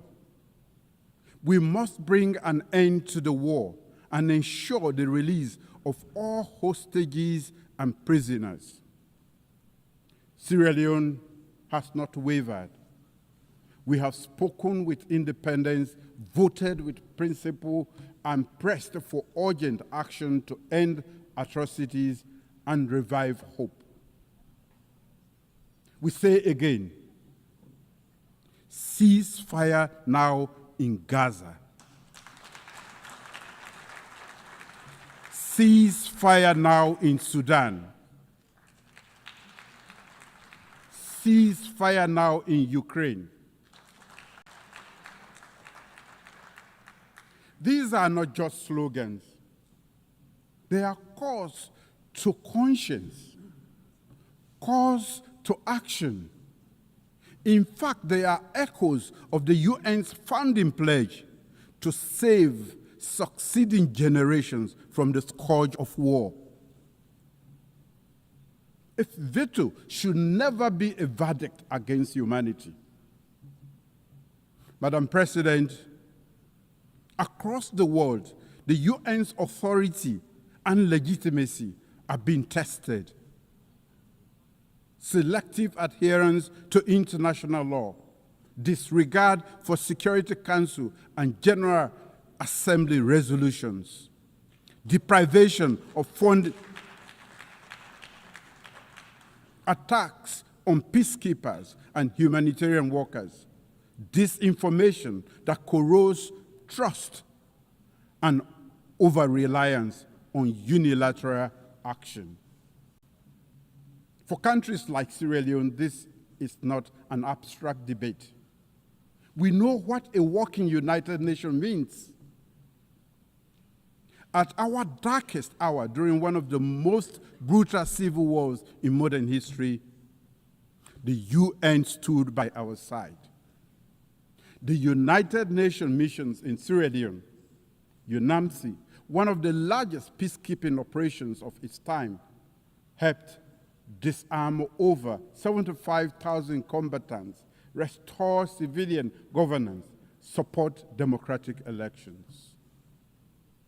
The Special Court for Sierra Leone and the Truth and Reconciliation Commission both backed by the United Nations, ensured justice and reconciliation. When the United Nations Integrated Peacebuilding Office in Sierra Leone closed in 2014, it signaled something rare in our world: a successful transition from war to peace. We saw blue helmets on our streets. We saw ballot papers returned to citizens' hands. We saw our nation breathe again. When the UN works, lives are saved. When it fails, lives are lost. We must ensure the UN delivers for all. And to do so, we must respect and implement UN decisions, protect those who serve under the United Nations flag, invest in prevention and peace building, and reform the Security Council so its authority and legitimacy match today's world. The United Nations cannot protect vulnerable people if it cannot protect its own authority. As a nation, Sierra Leone does its part and contributes troops to peacekeeping missions. We serve as elected Security Council member and offer our experience in peace building to the world. Sierra Leone's story is proof that multilateral solidarity works when it is grounded in trust, mutual respect, and genuine investment in national ownership. Madam President, peace is inseparable from development. In Sierra Leone, our medium-term national development aligned with the SDGs and the African Union's Agenda 2063 prioritizes people-centered growth. We are transforming our agricultural sector to ensure food security. We are investing in a digital economy that fosters inclusion and innovation. We are deepening investment in human capital development through free quality education and in healthcare, particularly maternal and child health. We are expanding renewable energy to support industrialization and climate resilience. Climate change is an existential threat to Sierra Leone. Our greenhouse gas emissions are negligible, yet our people and our wide coast bears the cost through erosion, flooding, and pressure on food systems and fisheries. We have mainstreamed climate adaptation and strengthened disaster preparedness. In fulfillment of the commitment made at the Third United Nations Oceans Conference, Sierra Leone has ratified the Biodiversity Beyond National Jurisdiction Treaty, BBNG. As the 60th state to deposit its instrument of ratification, Sierra Leone is proud of the collective endeavor to trigger the entry into force of the BBNG Treaty, a historic milestone for multilateralism and the collective stewardship of our ocean commons.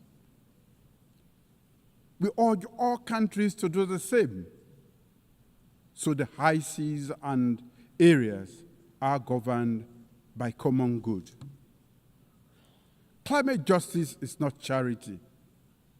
It is a legal and moral responsibility. If the poorest are left to pay the highest climate price, there is no justice. Developed nations must honor their commitments, $100 billion per year in climate finance, technology transfer, and capacity building. We welcome the International Court of Justice advisory opinion on climate change, affirming states' obligation to prevent environmental harm and to protect future generations. In that spirit, Sierra Leone is proud to present the candidature of Professor Dr. Charles Cherno Jallo to the International Court of Justice, a distinguished jurist and tireless advocate for the rule of law. We respectfully solicit the support of all member states in the November 12 elections this year. Madam President, as chair of the ECOWAS Authority of Heads of State and Government, I proudly note our community's 50th anniversary. For 5 decades, ECOWAS has embodied regional integration and collective security, often acting decisively when others hesitated. ECOWAS moved early in Sierra Leone's peace process before and alongside the UN to end our civil war. It has done so in Liberia, the Gambia, and elsewhere to defend democracy and stabilize the region. These are African solutions to African challenges, open to global partnerships anchored in regional legitimacy and trust. Partnership with Africa must move from promise to practice. As chair of the ECOWAS Authority, I recently embarked on a regional tour, including a second visit to Burkina Faso in 2 years. This was to demonstrate solidarity and build trust between ECOWAS member states and the Alliance of Sahelian States. I commend the leadership of Burkina Faso for its willingness to engage and I look forward to continued dialogue with the leadership of both Mali and Niger. In my role as chair of the ECOWAS Authority, I have placed emphasis on advancing and safeguarding democratic governance with a strong commitment to upholding constitutional order and reflecting the people's will. Countering terrorism and strengthening our regional security architecture, including operationalizing the ECOWAS standby force and implementing counterterrorism strategies. Enhancing economic integration by promoting trade, liberalization, developing cross-border infrastructure, and advancing towards a common ECOWAS currency. Strengthening the credibility of institutions through reforms that promote transparency, efficiency, and service focused on citizens. We urge the United Nations to deepen its partnership with ECOWAS and other African regional mechanisms in the spirit of Chapter 8 of the United Nations Charter. Africa is not a problem to be solved. Africa is a partner to be empowered. Madam President, during Sierra Leone's tenure as elected member of the Security Council 2024-2025, we have highlighted the urgent security challenges in West Africa and the Sahel, where terrorism and violent extremism transcends borders and destabilize the entire region. However, Africa's lack of permanent representation continues to hinder the Council's ability to to act decisively and contextually. We have advocated for a comprehensive approach to counterterrorism in the Sahel, linking security with development, governance reforms, and regional cooperation, and strengthening the UN-AU-ECOWAS partnership. Too often, however, the Council's response has been hindered by narrow geopolitical interests, delaying action that could have saved lives. Our experience confirms a clear truth.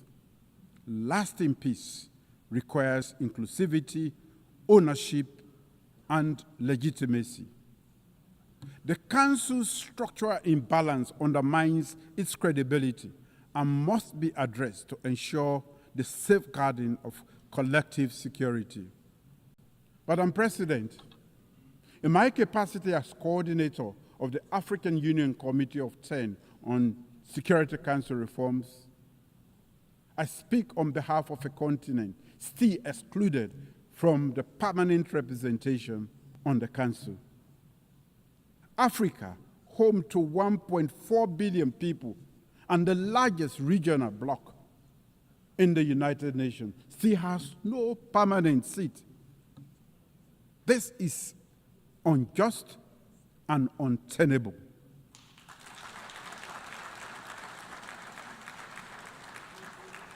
It undermines the credibility of the Council and the legitimacy of its decisions.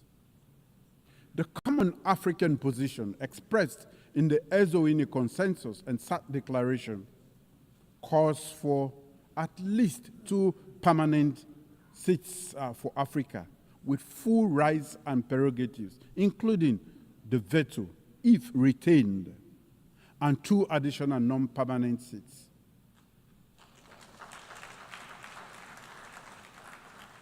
This is not a request. It is a demand for equity.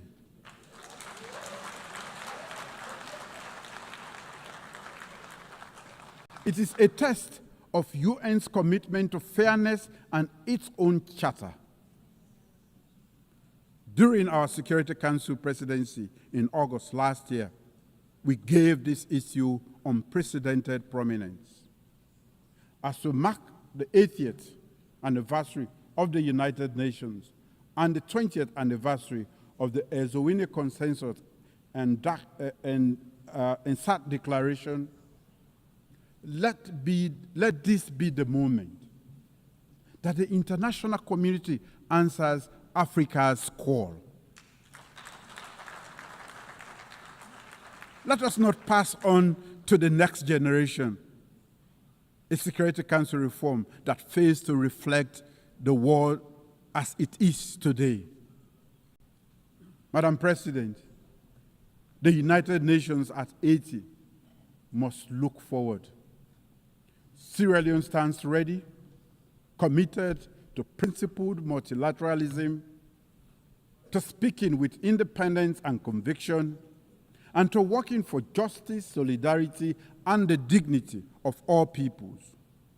Let this anniversary be a turning point, measured not in the many speeches we make here, but service, not in declarations, but in delivery. Let us build a United Nations more representative, more responsive, and more resilient. The world does not need a louder United Nations. It requires a braver United Nations.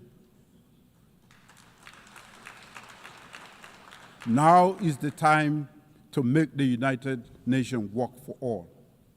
Together, let us forge a future of peace, shared prosperity, and human dignity. For in unity, we are not only better, we are stronger. Thank you.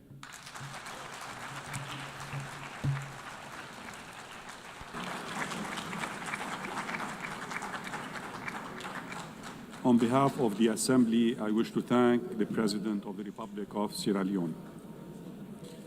We have heard the last speaker in the general debate for this meeting.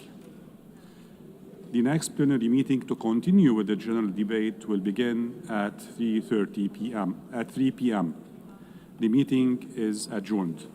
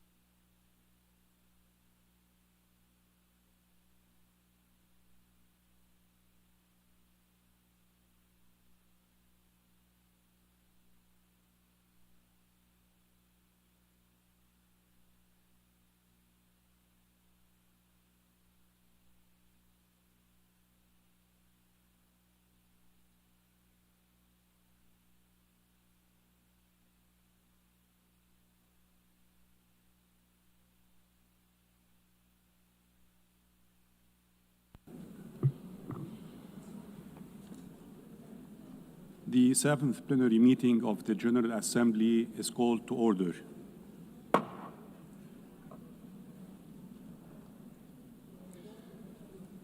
The Assembly will hear an address by His Excellency Luis Rodolfo Abinader Corona, President of the Dominican Republic.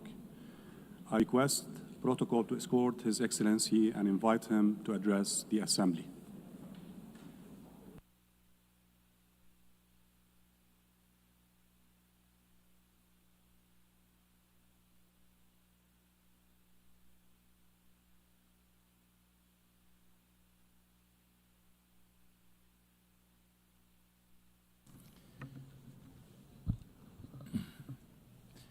Excelentísima señora.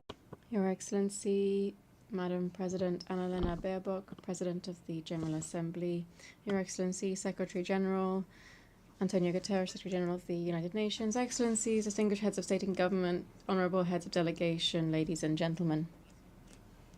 80 years ago, this organization was born out of the ashes of war with the staunch resolve to prevent humanity from once again slipping into hatred and barbarity, and with the firm conviction that cooperation and dialogue should govern our coexistence. In the Dominican Republic, we are well aware of our responsibility as a member state of the international community and of the impact that global decisions have upon our societies. We therefore firmly call for a fairer international order in which the development of some does not mean the sacrifice of others. We are living through a time of great international complexity, shaped by a combination of 5 forces that are driving the destiny of our peoples: political polarization, the re-emergence of trade protectionism, the technological revolution, climate change, and geopolitical competition.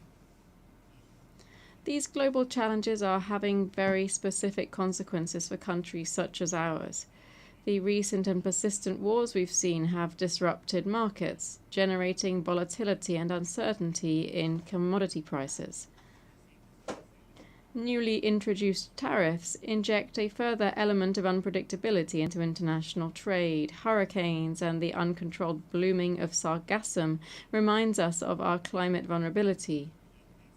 Added to that, disinformation, which gains even greater volume in digital environments, is eroding public trust. These are converging challenges that test the principles of the Charter of San Francisco. Franklin Delano Roosevelt expressed the key to addressing these. He said, "The only true safeguard for peace can be found in cooperation based on economic and social justice." Against this backdrop, the Dominican Republic reaffirms its faith in the founding Charter of the United Nations, in its principles and values, not to be seen as secondary options, but rather as the only path to preserving peace and human dignity. We welcome the theme convening us here today, Better Together, 80 years and more for peace, development, and human rights. We embrace this as a historic mandate and as the legitimate cry of our peoples.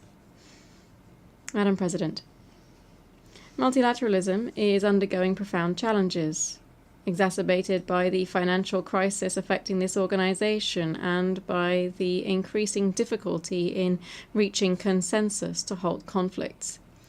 In this context, we urgently need to see more candid, effective, and results-oriented spaces for dialogue at all levels. We must listen to each other with greater openness and a genuine willingness to achieve mutual understanding. If we fail to transform the United Nations, we risk it falling into irrelevance, and this would be a disaster that we must not allow. The UN80 initiative provides an historic opportunity to revitalize mandates, renew structures, and to restore effectiveness and credibility to this common house of nations. The Dominican Republic firmly supports this process. In the coming months, a new Secretary General must be chosen. It now falls to Latin America and the Caribbean to offer renewed leadership with the vision, independence, and commitment demanded by our times.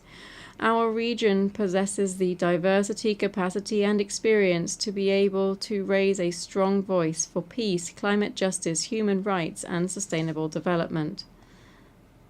I am fully convinced that the time has come for a woman to take up the post of Secretary General. Colleagues, we stand barely 5 years from 2030, and yet the Sustainable Development Goals remain behind schedule. The principal obstacle is an international financial architecture that does not reflect the realities of developing countries. The commitments undertaken at the recent Conference on Financing for Development in Seville are a positive step, but insufficient. We need to see genuine transformation, a new international financial compact with access to concessional finance, debt relief, innovative mechanisms, and enhanced technical cooperation. The Dominican Republic's commitment is strong. Despite the challenges, we have achieved tangible progress in implementing the 2030 Agenda. In particular, we stress the sustained advances in the first two SDGs, poverty reduction and zero hunger. As a result of our social protection policies, boosting our agricultural production and increasing the minimum wage, we managed to reduce moderate levels of poverty from 25.8% in 2019 to 18.05% in the first quarter of 2025. At the same time, undernourishment fell from 8.6% in 2018 to 3.6% in 2025. Ladies and gentlemen, I have responsibly and consistently stated before this Assembly and in every relevant international forum that the multidimensional crisis in Haiti represents a serious threat to peace and security for the Dominican Republic and the region. Since 2021, we have clearly stated that the only solution for Haiti is consistent and sustained international action ensuring minimum conditions of security and opening the way to the broadest democratic and sovereign agreement among Haitians themselves.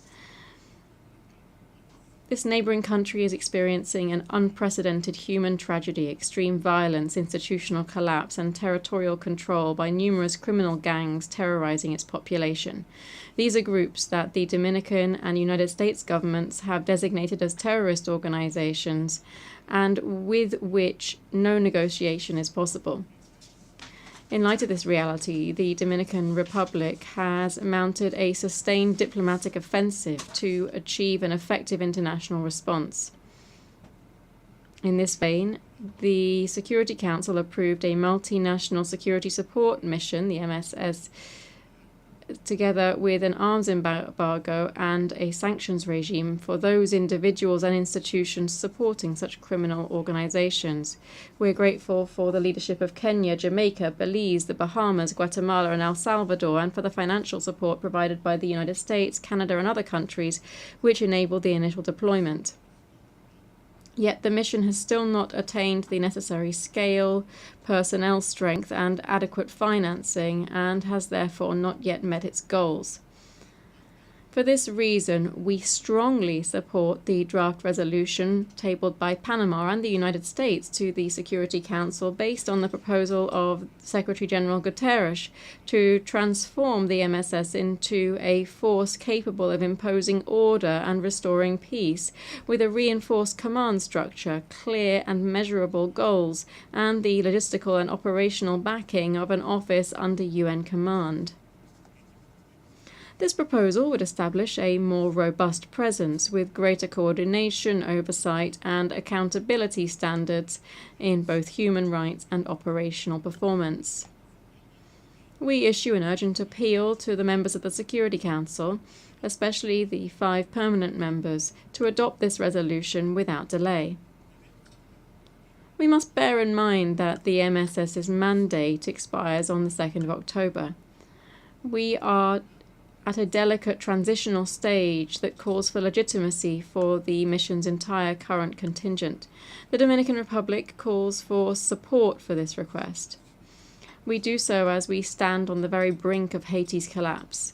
We also appeal for political, financial, and operational backing from Latin America and the Caribbean for the mission in Haiti. This is a country in our region, one that demands shared responsibility as neighbours. It's important to make clear that the Dominican Republic will continue to protect its territorial integrity and to enforce its national migration regime. No state can be blamed for defending its borders nor for guaranteeing the security of its citizens. We cannot, nor we must not, bear alone the burden of a crisis that exceeds any national capacity. It is neither sustainable nor safe for anyone. Every day of inaction pushes the solution to the crisis further away. We must act now. Friends, for small island developing states, the triple planetary crisis, that is climate change, biodiversity loss, and environmental pollution, is an existential threat. In the Caribbean, this crisis can be specifically seen through the presence of sargassum, a devastating phenomenon affecting our coasts, our public health and livelihoods. We demand solidarity and climate justice, translating into accessible finance, technology transfer and urgent action to protect our oceans. The Dominican Republic is moving towards the ratification of the BBNJ Treaty, convinced that the protection of marine biodiversity is a shared duty. The seas are a source of life. Caring for them means caring for our future.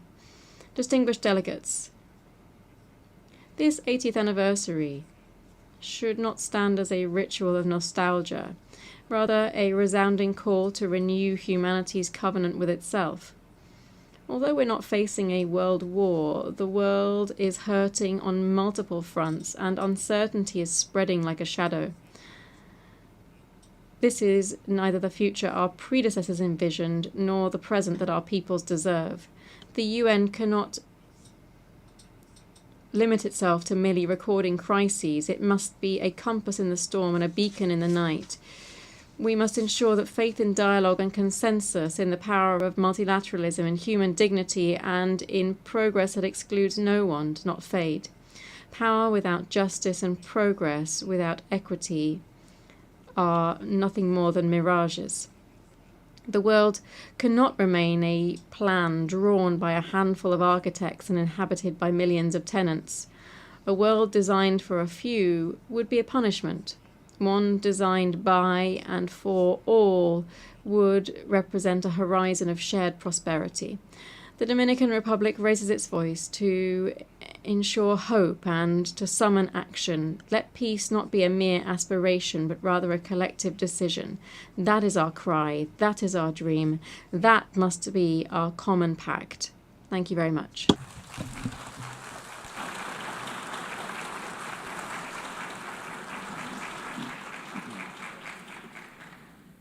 On behalf of the Assembly, I wish to thank the President of the Dominican Republic. The Assembly will hear an address by His Excellency Anura Kumara Desanayake, Head of State and President of the Democratic Socialist Republic of Sri Lanka. I request protocol to escort His Excellency and invite him to address the Assembly.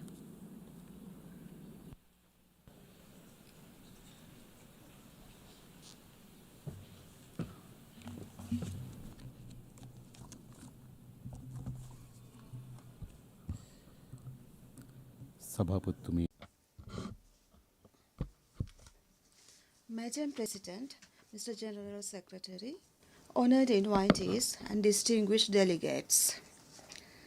Allow me, Madam Annalena Baerbock, representing the beautiful country of Germany, to begin my speech by offering my warmest congratulations to you on being elected the President of the 80th session of this organization, formed with the noble aim of bringing about a just and lasting peace among the nations of the world. I would also like to use this opportunity to express my country's appreciation to His Excellency Philemon Young for the exceptional leadership he provided during the 79th session. We are gathered here today to plan the future path of this organization, which has worked tirelessly for 8 decades to bring about a world of peace. It is my honor to address this august assembly for the first time as the President of Sri Lanka. As representatives of nations, we all bear the responsibility to work towards fulfilling the aspirations of our people. The decisions we make now will impact people across the world and play a decisive role in the future of this planet, our common home. Distinguished delegates, our decisions will have a very important impact on our future. Poverty, a tragedy as old as human civilization, has accompanied humankind on its journey through time. For centuries, countries across the world have faced this painful and relentless struggle. Poverty and problems stemming from it are also casting an oppressive shadow on our future. This assembly must pay special attention to eradicate extreme poverty. I believe our conscience dictates us to do so. Distinguished delegates, for centuries, many countries in the world are struggling against poverty. Poverty is a terrible enemy with many faces. Even as we gather here, in the countries we represent, including in my own, children are suffering from hunger. A child's right to education is an internationally accepted fundamental right. This right is enshrined in the constitutions of most of our nations. Yet, across the world, poverty has denied this right to hundreds of thousands of children. In a world which boasts of its technological advances, how can there be children without access to education? Education is the foundation of every great nation. It is the most vital factor deciding one's future. We firmly believe that investment in education is an investment in global progress. Many developing countries are constrained in their struggle against poverty by indebtedness.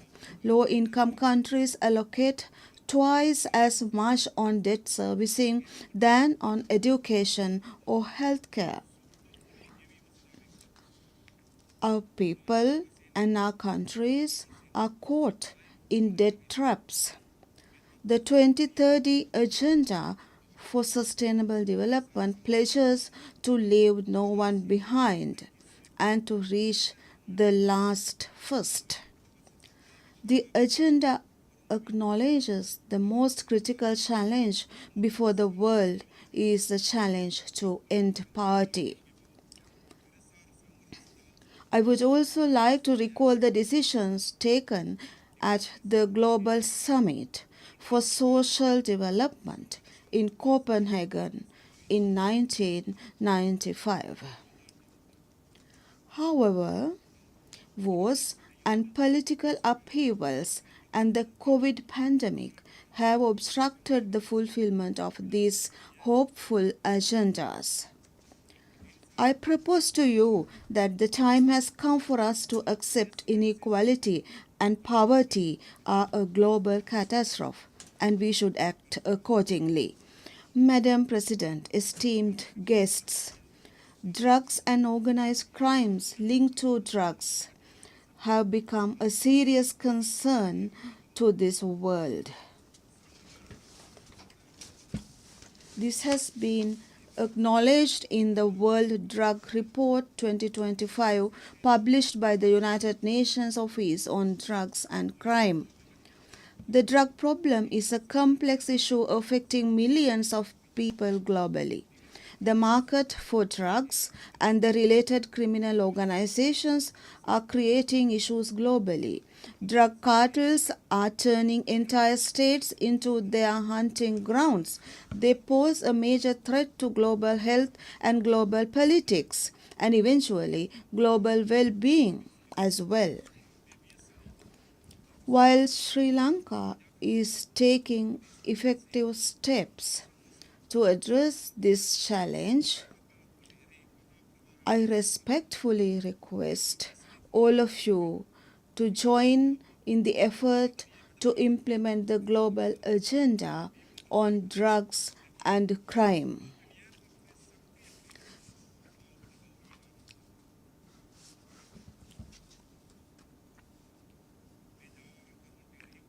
I bring to your notice the need to implement the law strictly against these drug traffickers and prevent drug traffickers from taking refuge in our countries, and also to set up rehabilitation centers for rehabilitation purposes. Madam President, honored guests, we regard corruption as an epidemic causing widespread harm to broad swathes of society. We believe corruption to be an obstruction for development, a decisive threat to democracy and global well-being, and also a cause for poverty.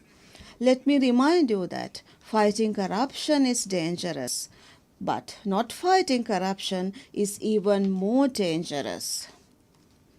The Universal Declaration of Human Rights of 1948 was a remarkable victory for the people of the world. Civilizational achievements were never accomplished overnight. They were all results of unwavering efforts and sacrifices. And the struggle against corruption is also a difficult one. We must take the necessary steps here. The first step may be difficult, but if the courageous first step we take is correct, 1,000 steps will follow. That is what I believe. Madam President, delegates, be brave. All the rest will follow. Sri Jawaharlal Nehru has once stated so. I represent a small island of nearly 22 million people. Sri Lanka's population is about 0.30 of the global population. It is true that we are small in size and in numbers. Yet, we have begun the struggle against corruption for the future generations of our country and the world. I propose that corruption should become an integral part of the culture of all UN member countries, the struggle against corruption. Madam President, I feel confident that all of you will join me in condemning war. There is no nation in the world that desires a war. The result of a war is a tragedy wherever it happens. We all know that. Even now, many countries of the world are experiencing the pain of that tragedy. As a country that lived through a 3-decade war, we know well the futility of war. No one who sees the pain and the suffering of parents, spouses, and children of the victims of war would never dream of another war. We have witnessed these painful sights with our own eyes. Even as suffering caused by conflict has reached unprecedented levels, the international community has become reduced to bystanders. Opportunistic power politics has turned the lives of children and innocent civilians into a game. No one has the right to inflict pain and suffering on another to enhance one's own power. The duty of a ruler is not to destroy lives, but to protect them. We are deeply distressed by the ongoing catastrophe in the Gaza Strip. Gaza has been turned into an open prison full of pain and suffering, echoing with the cries of children and the innocent civilians. The United Nations Organization and all related parties must work towards an immediate ceasefire, enable adequate humanitarian aid to these areas, and to ensure the release of hostages of all parties. We recognize the Palestinian people's inalienable right to their own state. We also believe that legal, security, and humanitarian concerns of Israel and Palestinian people need to be acknowledged.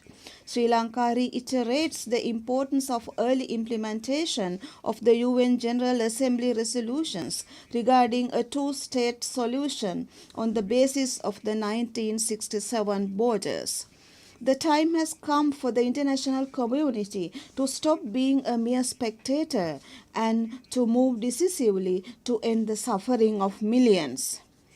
Religious extremism and racism have been major causes of wars and conflicts, bringing suffering to millions of people. Although a century has passed since the abolition of slavery, the poison of racism still lingers in many places.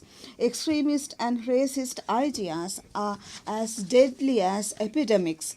We must ask ourselves how these extremist and racist ideas survive like sparks under the ashes in a world that has witnessed so many advances on so many fronts. I believe that we must awaken our conscience to oppose racism and religious extremism in protection of human rights and freedoms. We must be brave enough to speak up for peace. We must not be afraid to speak up for war.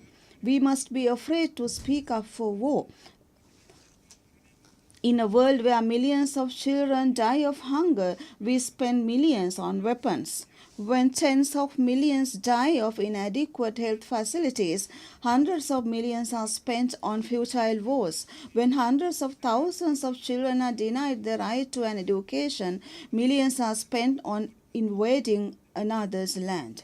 In every inch of this world, if every inch of this world can be turned into peaceful communities, what a wonderful world would it be? As a country that suffered the horrors of war for decades, where loved ones still weep in remembrance of their loved, we have a duty to make that heartfelt proposal.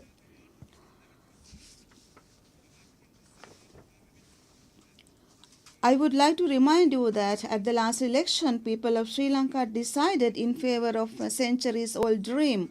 A legislature has been established according to that decision, reflecting the ethnic and religious diversity of the country. A parliament has been established with women and other marginalized communities in representation. We believe that the duty of legislatures is to develop the country and the people, not to develop themselves. And we have established that idea. Madam President, distinguished guests, our people have chosen light over darkness. They have given their approval to realize the vision of a thriving nation, a beautiful life. To fulfill this historic mandate, we have focused on establishing non-corrupt administration, poverty eradication, and digitalization, and we have also placed great emphasis on education, health as well. We are moving towards these goals step by step.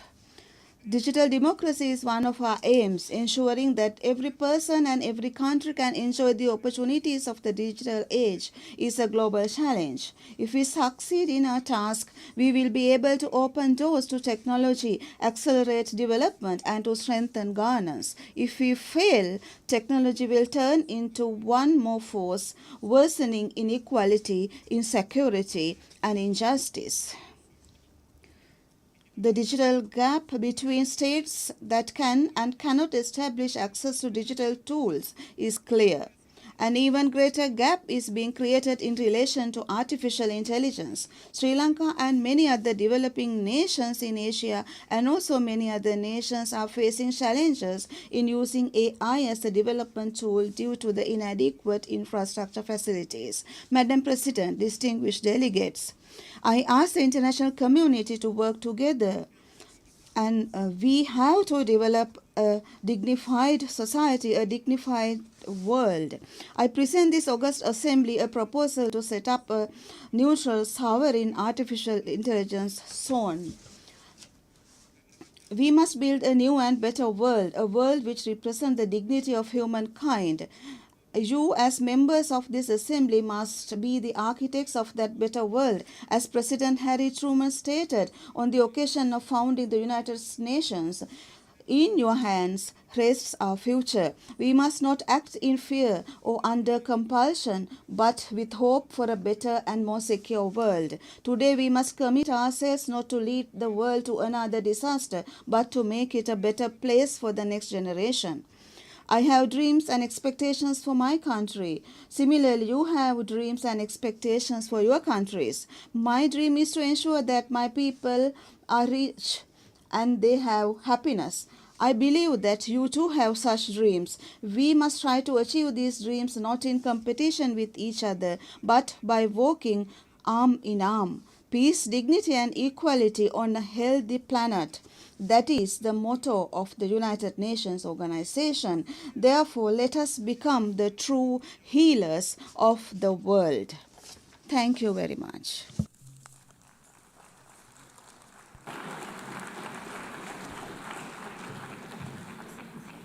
On behalf of the Assembly, I wish to thank the Head of State and President of the Democratic Socialist Republic of Sri Lanka. The Assembly will hear an address by His Excellency Cesar Bernardo Arevalo de Leone, President of the Republic of Guatemala. I request protocol to escort His Excellency and invite him to address the Assembly.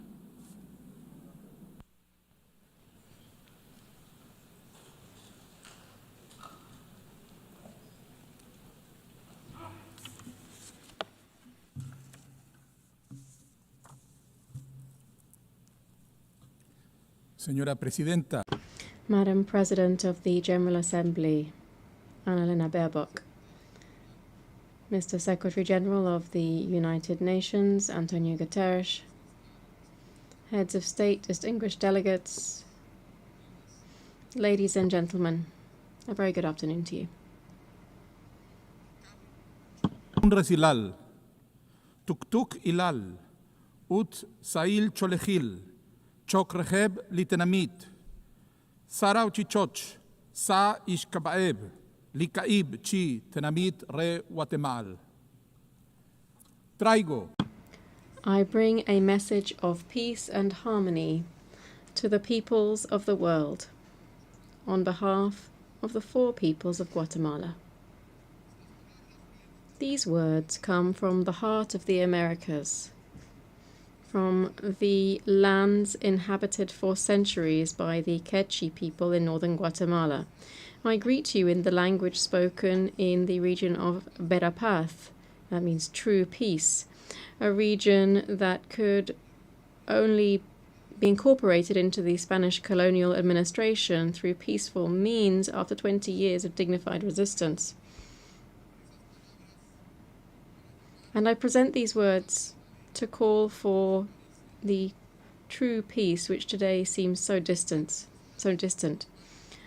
In the ancestral calendar of the Mayan peoples, periods of 20 years are called catunes. So in 2025, we can say that 4 catunes will have passed since the United Nations was founded. This means that we are closing one cycle and opening another. Before us, we have an opportunity to seek well-being, to reflect and repair, to achieve justice, and to begin anew. 80 years ago, the peoples and governments of the world decided to establish a new way of relating to one another, out of the ruins of a war that shook humanity's deepest convictions in every corner of the planet, emerged the certainty that dialogue and cooperation would be central tools in building a new world, in transforming fear, dismay, and shame into hope, responsibility, and into a steadfast commitment to peace. Today, the shadows of war are once again visible on the horizon, and military abuses committed against vulnerable communities affront humanity as a whole. The current crisis is a harsh reminder that we have not done enough to achieve the ideal of a world in which the life and dignity of all persons are respected without question. We must recall the transformative momentum that we saw in 1945 and the courage of those leaders who dared to believe that a world of peace, justice, solidarity, and harmony was possible, and who began to work to build that. Our predecessors imagined, constructed, and bequeathed to us a permanent forum for dialogue and mutual understanding, grounded in the belief that the destiny of each nation is also the destiny of humanity. A forum where the voices of all countries would be heard, regardless of the size of their territory, economy, or army. A multilateral forum guided by the principle of sovereign equality in the pursuit of peace and committed to preventing the repetition of past suffering and ensuring the full enjoyment of human rights. This organization was built upon the principle that no single nation can guarantee world security alone. We should by now have learned that unchecked power can tear irreparable holes in the fabric of humanity. We should have learned by now that advances in science and technology can produce unimaginable catastrophes if left in the hands of unchecked power. We should have learned by now that any international mechanism must include strong, binding, and enforceable agreements in order to be effective. Ladies and gentlemen, just how much has the world changed since 1945? This organization has contributed significantly to decolonization processes and to the ending and stabilization of armed conflicts across the globe, including in my country, Guatemala. The various UN bodies have actively sought well-being in all corners of the earth, achieving major advances through cooperation and mutual support in areas such as public health, environmental protection, the fight against poverty, and the promotion of gender equality.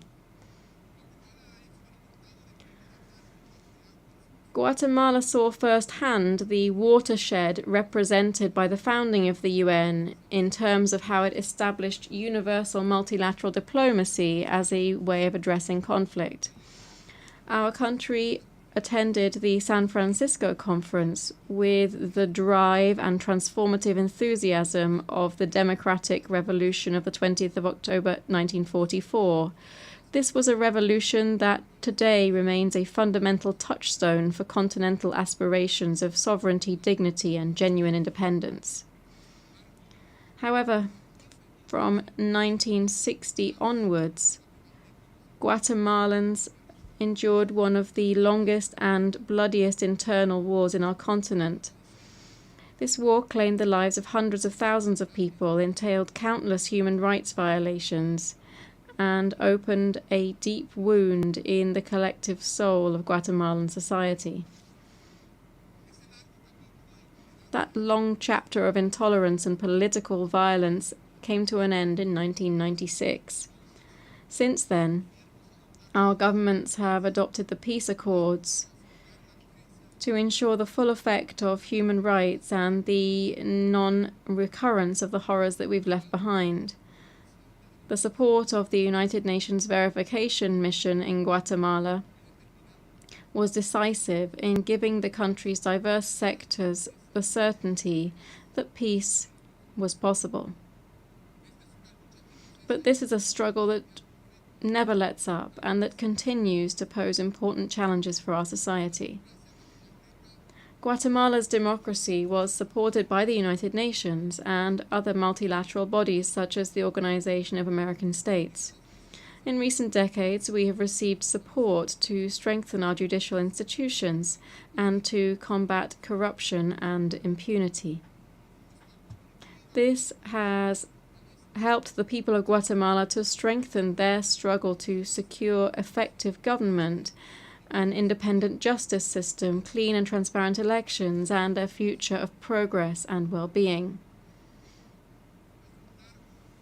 After a long period of institutional dismantling, during which corruption was simply how the system conventionally worked, Guatemala is now returning to the path of democratic recovery. We are convinced that cleaning up our institutions is essential to consolidating democracy. This despite the difficulties posed by the constant harassment that we suffer from anti-democratic actors entrenched within our justice system. In a hostile context, we have acted to combat corruption and impunity and to promote transparency and accountability. My administration defends, promotes, and protects human rights and does so firmly. We remain committed to safeguarding the freedoms enshrined in the Universal Declaration of Human Rights.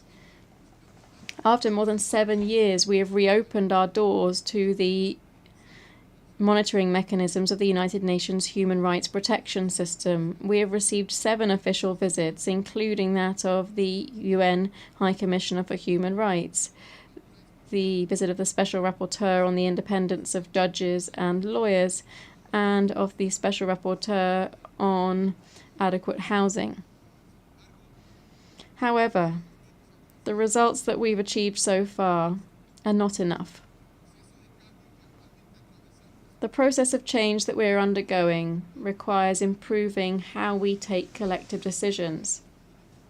In a country where exclusion and discrimination were everyday features of our public administration, my government is breaking down historical barriers and is working hand in hand with the ancestral authorities of indigenous peoples, with civil society, and with various business sectors, so that together we can foster development throughout the country. We know that there can be no democracy without social justice, nor social justice without democracy. We are engaged in a decisive struggle against corrupt and authoritarian forces who seek at all costs to keep institutions in their control and to perpetuate impunity. In their determination to pervert justice, they criminalize and persecute indigenous leaders who defended democracy, such as Luis Pacheco, journalists who denounce corruption, such as José Rubén Zamora, judges such as Virginia La Parra, and anyone else who opposes their designs of corruption and impunity, driving them into exile or imprisoning them arbitrarily. 2026 will be a crucial year for Guatemala.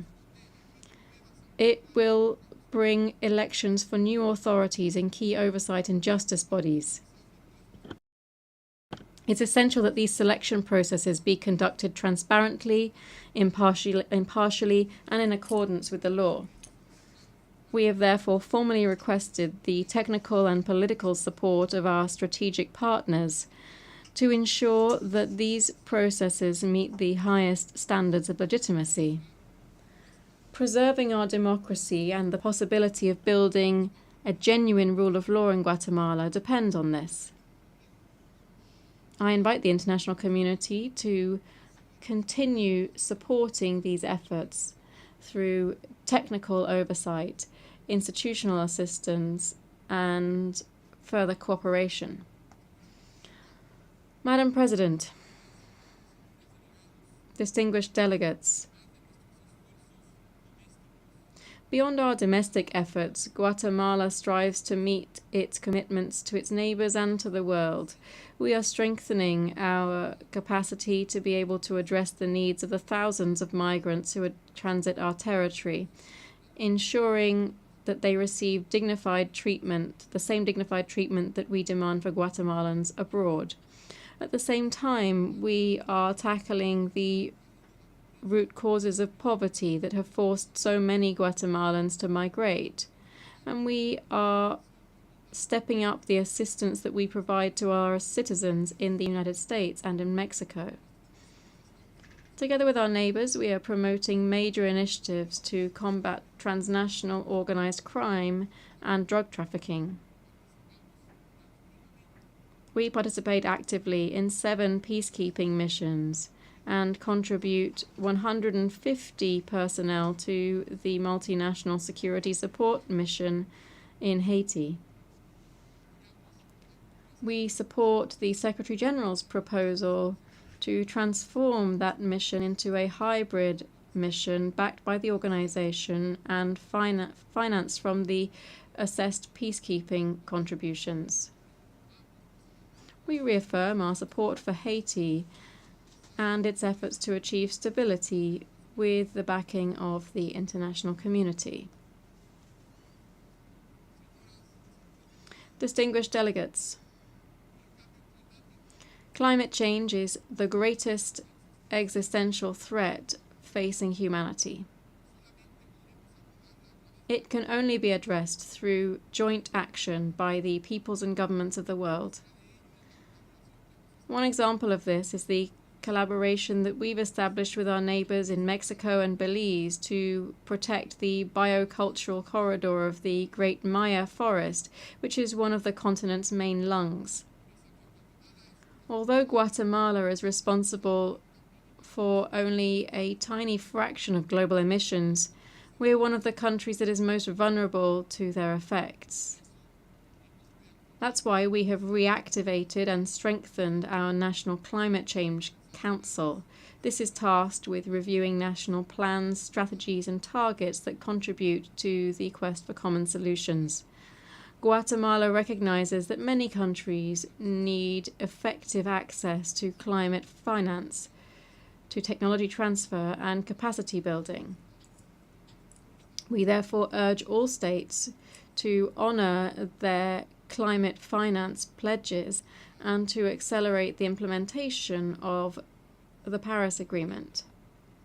By cooperating with our neighbors to protect migrants, by taking the measures necessary to restore our environment, by participating actively in peacekeeping operations, by offering our experience and our knowledge where they're needed, this is how Guatemala participates in this great mosaic of the United Nations. Madam President, the forthcoming judgment of the International Court of Justice will bring an end to the territorial, insular, and maritime dispute with our neighbor Belize.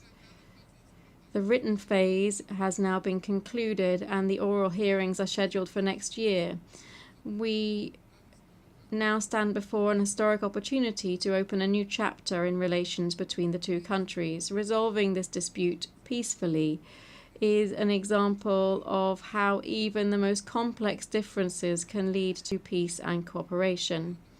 Guatemala reiterates its commitment to strengthening its bilateral relations with Belize on the basis of mutual respect, peaceful cooperation, and the observance of international law. Distinguished delegates, we are at a crossroads. At times when dialogue and consensus building are seen as signs of weakness, when the shadow of authoritarianism grows in many parts of the planet, when disinformation is leading many people to seek out quick fixes, even at the cost of sacrificing their own freedoms, it is our duty to reaffirm the values and principles of solidarity, which for 80 years have guided the spirit of this organization. My country makes an urgent appeal for us to remember that multilateralism is a matter of humanity. Humanity understood as the community of human beings inhabiting this planet and aspiring to equality, happiness, and well-being. But this is also humanity understood as the quality that allows us to feel empathy, to feel compassion, and to be profoundly offended by any form of injustice committed against our fellow human beings. For Guatemala, it is very clear that injustice anywhere in the world is unacceptable. Our main task as the United Nations is to recover a certainty, which is that we can and must live together in peace. The universal aspiration for a world without war and the desire for sustainable peace mean ensuring legitimate, open and plural processes to make decision-making more effective. This quest for legitimacy must not become an obstacle or an excuse for delaying necessary action. The United Nations has not fulfilled its mandate to act when military machinery is devastating individuals, families, communities, and entire populations in the name of security and sovereignty, as is happening right now in Ukraine, in Sudan, and in Gaza.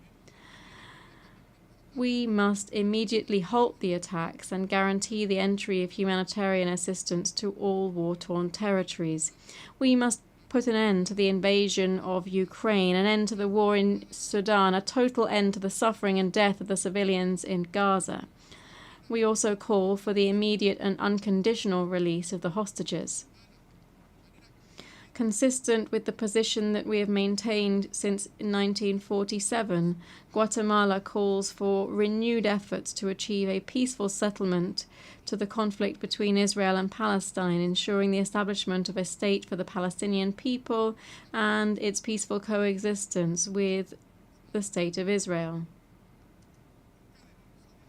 We should never have reached this point.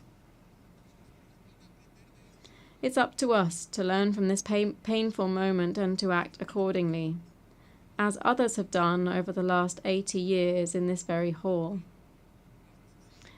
That's why we need to discuss and promote reforms of the United Nations that make our work more efficient and brings it closer to the peoples of the world.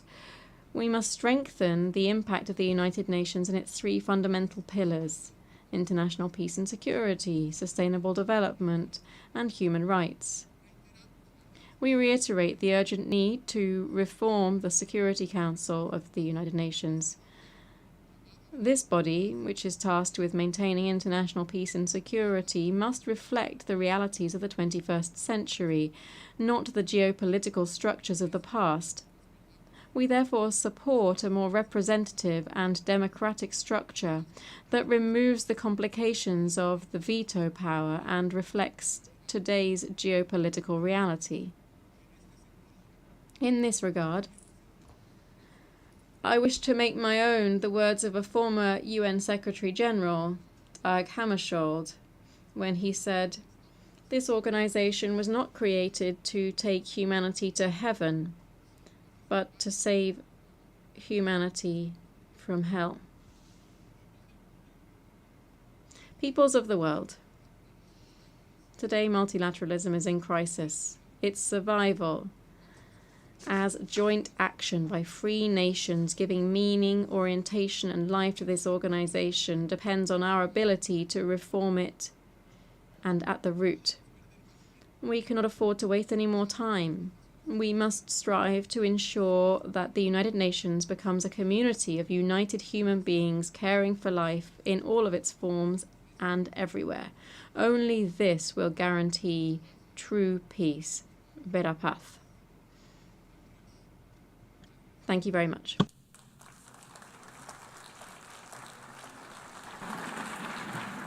On behalf of the General Assembly, I wish to thank the President of Guatemala.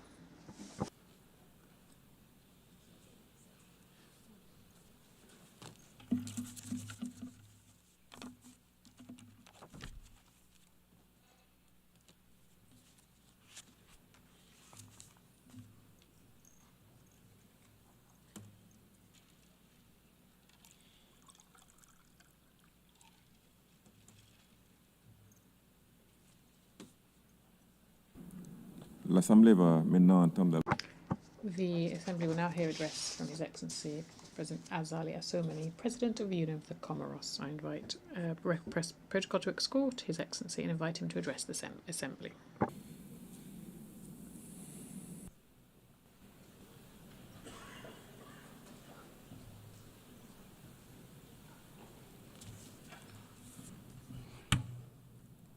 Bismillahirrahmanirrahim.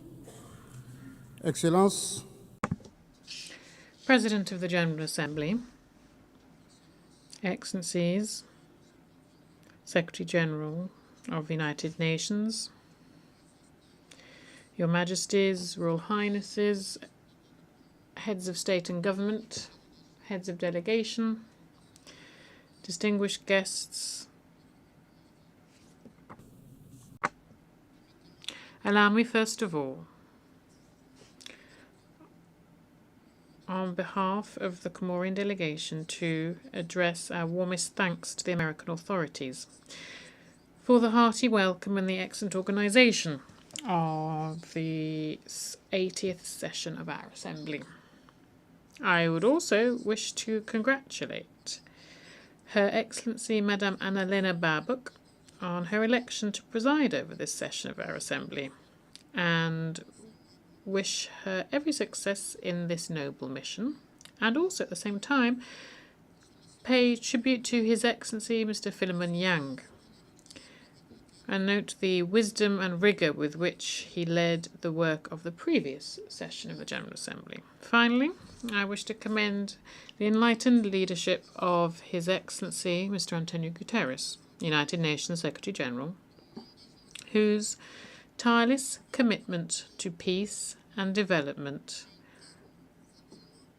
accurately embodies the ideologies enshrined in our Charter at a time when the international order is unfortunately facing severe turbulence. President, the theme of this 80th session, Better Together, 80 years and more for peace, development and human rights, is as urgent and relevant as ever in the current global context. 10 years ago, in this very room, we set the ambition to build a better world by 2030. The Sustainable Development Goals were supposed to eradicate poverty, protect the planet, and provide everyone with peace and prosperity. However, with 5 years to go before the deadline, it is notable that the world is not more just, more peaceful, or more equitable. On the contrary, inequalities have increased, conflicts multiplied, and humanity is moving further and further away from the vision that once drove us. This is the case in Europe with the conflict in Ukraine, in Africa, the situation in the Sahel, and the crisis in the Great Lakes region. The Palestinian tragedy is perhaps the most shocking demonstration of this. For more than 70 years now, and today even more so than before, the Palestinian people have been suffering the pillaging of their ancestral lands, suffering exile, torture, and humiliation. Their recent history is simply a succession of pages written in blood, indifference, and scorn. When faced with this tragedy, rightly qualified as a genocide by many experts, the international community is far too often simply verbally condemning this without any concrete action. We rightly condemned the barbaric acts committed on the 7th of October in Israel, but the disproportionate response that has been unleashed in Gaza since then is indeed a genocide. 80% of the victims are children, older persons, or the ill. They have been killed by shelling which does not spare hospitals, aid distribution centres, schools, UN staff, or journalists. The crimes perpetrated against Palestine stem from an untenable contradiction. Indeed, how can a government elected by a people who are victim of the Holocaust, how can they commit a genocide before the very eyes of the entire world and inflict similar trauma on others today? War, exile, and oppression. How can Israel, in addition, take it out on everyone else, entering into deadly conflict with all of its neighbours? As the old adage goes, we don't choose our neighbours, but we have to live in peace and security with them. Thus, we must welcome the courage and the humanity of the Israelis, friends from Israel who are raising their voices against this barbarity. Bravo and thank you to you, dear friends.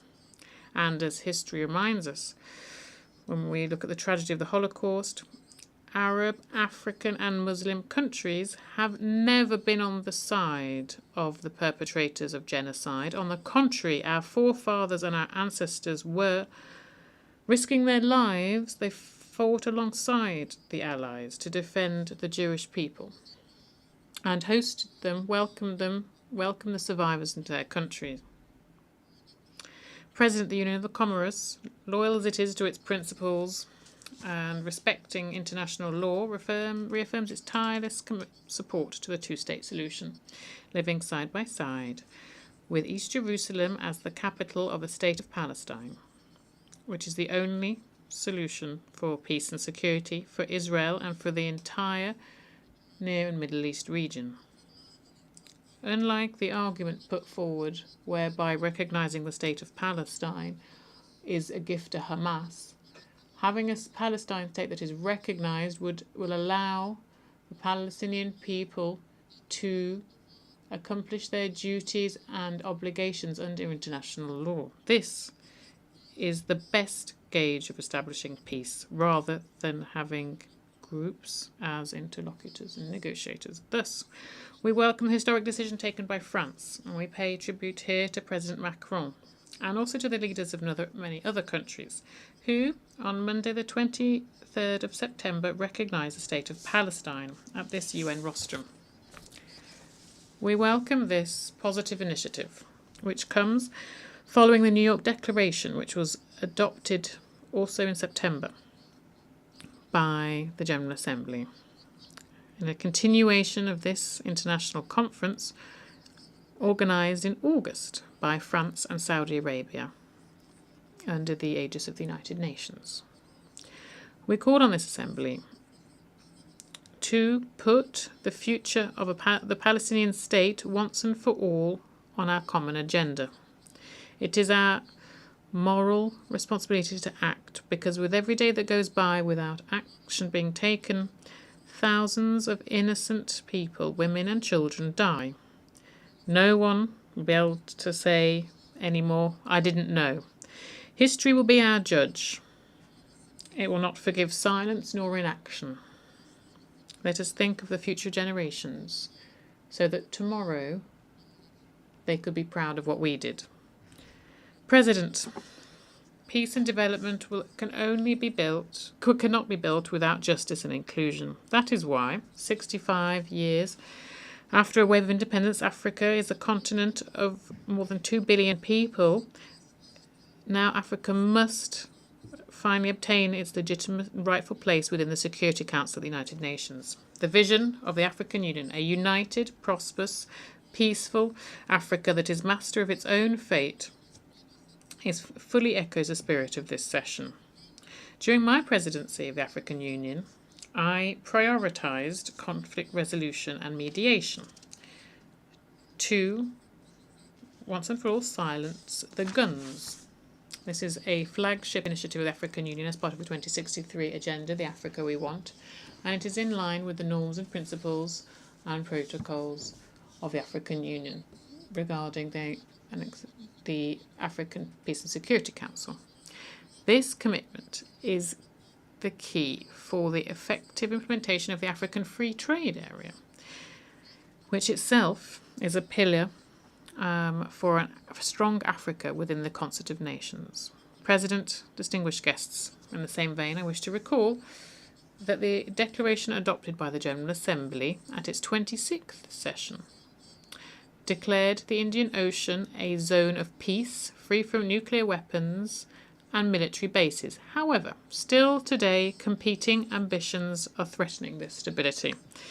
Thus, I strongly condemn and denounce any project to install a military base in Mayotte, a Comorian island which, unfortunately, is still under French administration. The Union of the Comoros, they were just celebrated 50 years of independence and accession to the United Nations.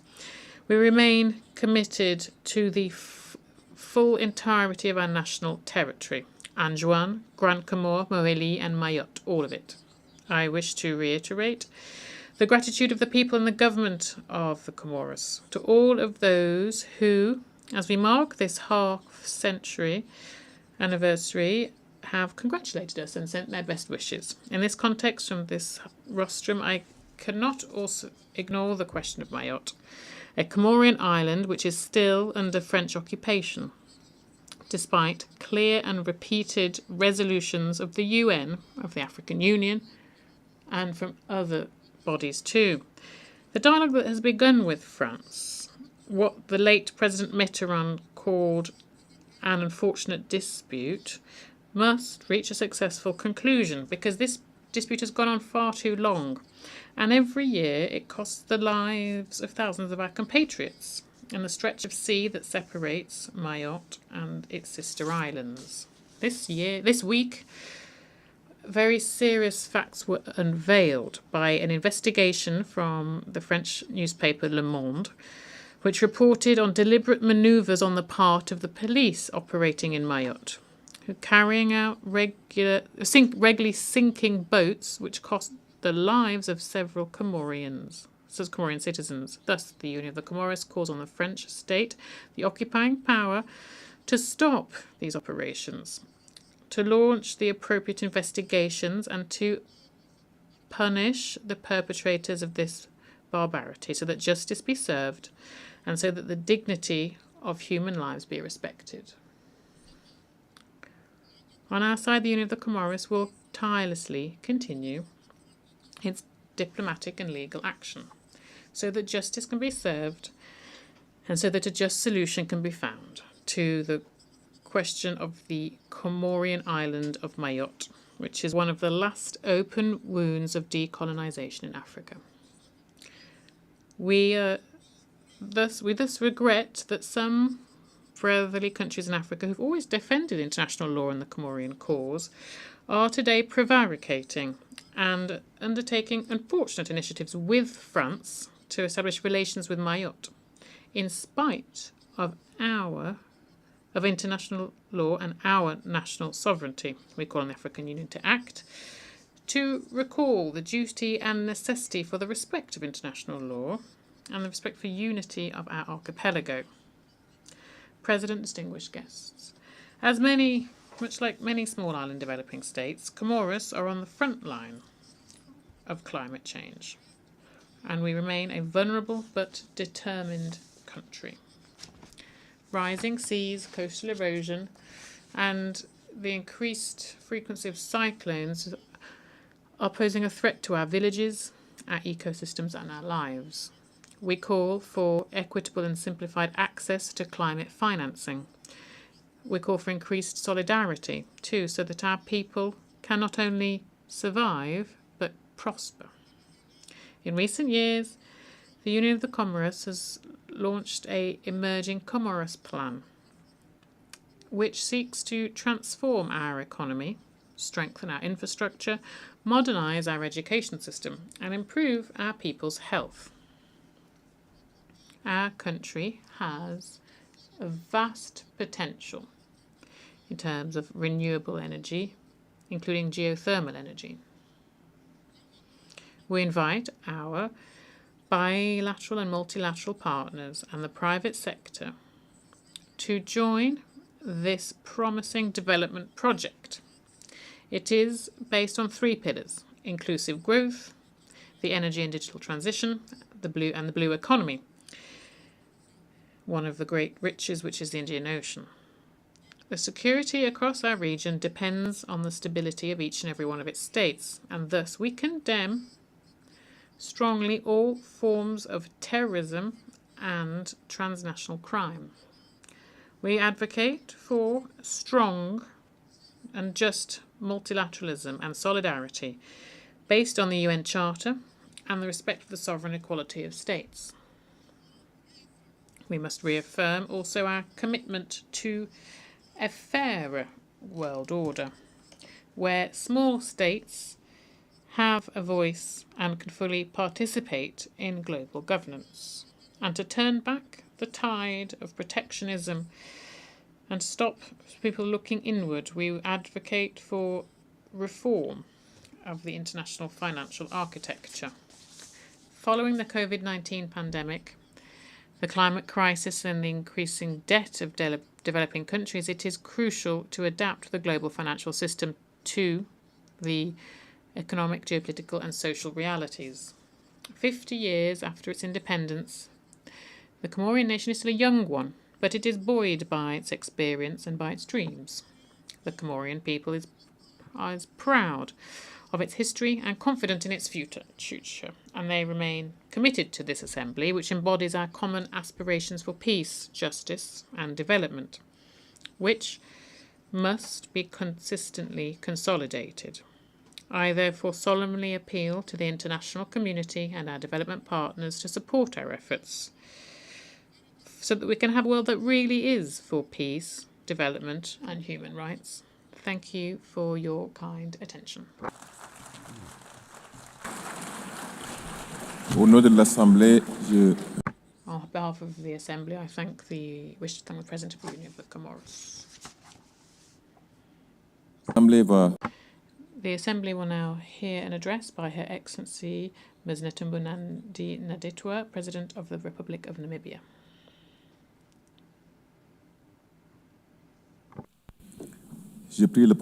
I request protocol to escort Her Excellency and invite her to address the Assembly.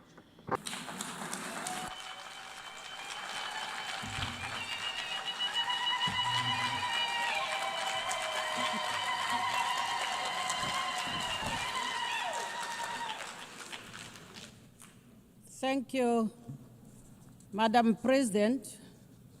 When the founders of the UN convened 8 years ago, they did so to establish an organization, among others, to save succeeding generations from the scourge of war, to reaffirm faith in fundamental human rights, dignity of human person, and equal rights of men and women, and of nations, large and small, and to lay the groundwork for a durable system that promotes justice and respect for the obligations arising from treaties and international laws. While over the following decades, we have become closer to the brink of war, the United Nations has stood the test of time, from decolonization to promoting the right to self-determination, from conflict prevention and securing peace to the provision of humanitarian assistance. The UN has continued to fulfill its founding mandate under very difficult circumstances. Therefore, the international community must honor the brave men and women who, under the blue flag, have been at the forefront in the securing of world peace. Namibia's journey to independence is one of the UN's most success stories. It was through this very organization that our forebears tirelessly petitioned for the end of apartheid, colonial rule in Namibia, for freedom and independence of our country. At this point, I want to thank the UN family for having held a special session in remembrance of our founding president, Comrade Samsa Fishuna Nujoma, when he passed on. Madam President, My personal journey with the United Nations begins in 1974, where I have had the privilege to serve my country and Africa in various capacities within the halls of this distinguished global organ.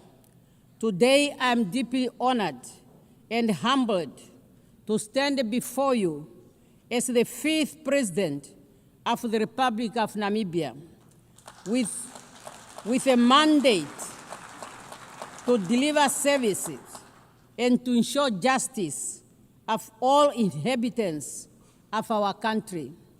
As a woman, I encourage every girl and woman by affirming that your voice matters, your vision is needed, as it will pave you a way to the helm of whatever institution you are serving. Madam President, Namibia's 8th administration is built on the strong foundation and legacy of our predecessors. Under the theme, Unity in Diversity, Natural Resources Beneficiation, and Youth Empowerment for Sustainable Development. That theme aims to shape and transform the Namibian economy through value addition and other economic activities. Hence, we have identified agriculture, sports, youth empowerment, education and training, creative industry, health services, land and housing as critical sectors supported by mining, energy, water, tourism, infrastructure development, transport, logistics, to sustain our economic development through our long-term development blueprint, Vision 2030. This vision is being implemented through a series of national development plans, NDPs. Recently, we launched the 6th NDP with its fundamental pillars clearly aligned to the global agenda, such as the SADC Regional Inductive Strategic Development Plan, the African Union Agenda 2063, and the UN Agenda 2030 for Sustainable Development. Some of our achievements include the launch and the operationalization of the National Youth Fund, which is to assist young entrepreneurs in their economic activities. In the area of education, we will abolish registration and tuition fees in all public institutions of higher learning and vocational training centers to ensure skill development. On energy, Namibia is diversifying her energy mix using all our natural resources. In addition, Namibia presented her energy compact at the African Energy Forum, thus enabling us to access concessional funding for national energy initiatives. Madam President, climate change is scorching our lands and drying up our rivers. Global instability is impacting our economies, our markets, and jeopardizing our livelihood. These are interconnected symptoms of deeper fragility in our shared system. They require our collective action rooted in apathy and shared responsibility. In this regard, I am glad to announce Namibia's bid to host the Africa Regional Hub of the Green Climate Fund. Furthermore, severe droughts, floods, and other climatics brought about by climate change cannot be overemphasized. Namibia calls for the implementation of the provision of the Namib Declaration on a strong United Nations Convention to combat desertification for a land degradation and neutral world. Namibia acknowledges the technological advance in all fields, but ethical boundaries must be respected. However, artificial intelligence must not be a substitute for human judgment or responsibility. We therefore call for a global standard that ensures that the usage of artificial intelligence remains transparent, fair for humanity. Youth unemployment, increased economic inequality, lack of adequate housing, quality education and health care, water, energy, and debt distress are among the common challenges that no one country can address alone. Through multilateral cooperation, our collective action must ensure that we all forge ahead to make the world a better place and to work together on those challenges in line with our theme, Better Together. Madam President, 30 years since the adoption of the Beijing Declaration and Platform of Action, we have made much to celebrate and to ponder on. Namibia continues to make progress in the area of women participation in politics and decision-making. Currently, Namibia's cabinet has 57% of women. As we gear up to commemorate the 25th anniversary of the adoption of the UN Security Council Resolution 1325 on women, peace, and security, adopted during Namibia's presidency of the UN Security Council, Namibia will host two high-level events in Windhoek and New York. I look forward to the participation of all member states in those events to collectively reaffirm commitment to women, peace, and security agenda. And through the Namibia International Women Peace Center, we will continue to advocate for the universal implementation of the Women, Peace, and Security agenda. Madam President, we note the ongoing efforts of the UN to ensure that we remain fit for purpose, including the UN 8 initiative. We need an agile United Nations that is inclusive. Respect of the UN Charter and its purpose and principles must be our guiding star for our future endeavors. Madam President, we are meeting against a backdrop of profound global tension. The world is fractured by conflict, displacement, and economic instabilities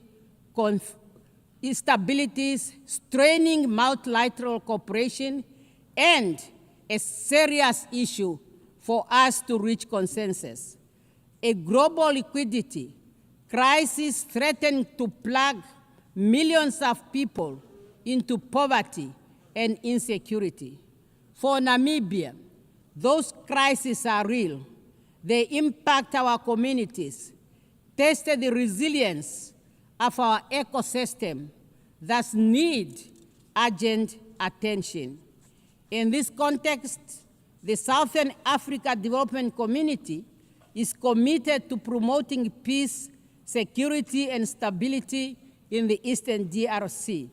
Namibia welcomes the ongoing efforts by the AU, SADC, and AC to align the Rwanda and Nairobi peace process and encourage the continued strengthening of political and security aspects of the challenges faced in our region. We further call upon UN Security Council and good office of the UN Secretary General to strengthen negotiation and peacekeeping initiatives towards resolutions of all conflict, including those in different parts of Africa. The impasse in the UN security over the question of Western Sahara is an injustice. More than 34 years after the adoption of the Resolution 690 of 1991, the time for the holding of the UN referendum on the right to self-determination for the people of Western Sahara is now. This year marks the 20th anniversary of the Azuwine Consensus and the Third Declaration, which jointly constitute the common African position on the reform of the UN Security Council. We acknowledge the support from all interested groups for the common African position, which culminated in the recognition of Africa as a priority and a special case in the reform process, as reflected in the outcome documents of relevant United Nations process, including the pact for the future. We can no longer delay the urgent call to redress the historical injustice to Africa and address our call for equitable and balanced representation on the Security Council. Madam President, the Charter of the United Nations has laid the foundation for conditions necessary for peaceful coexistence and harmony among nations.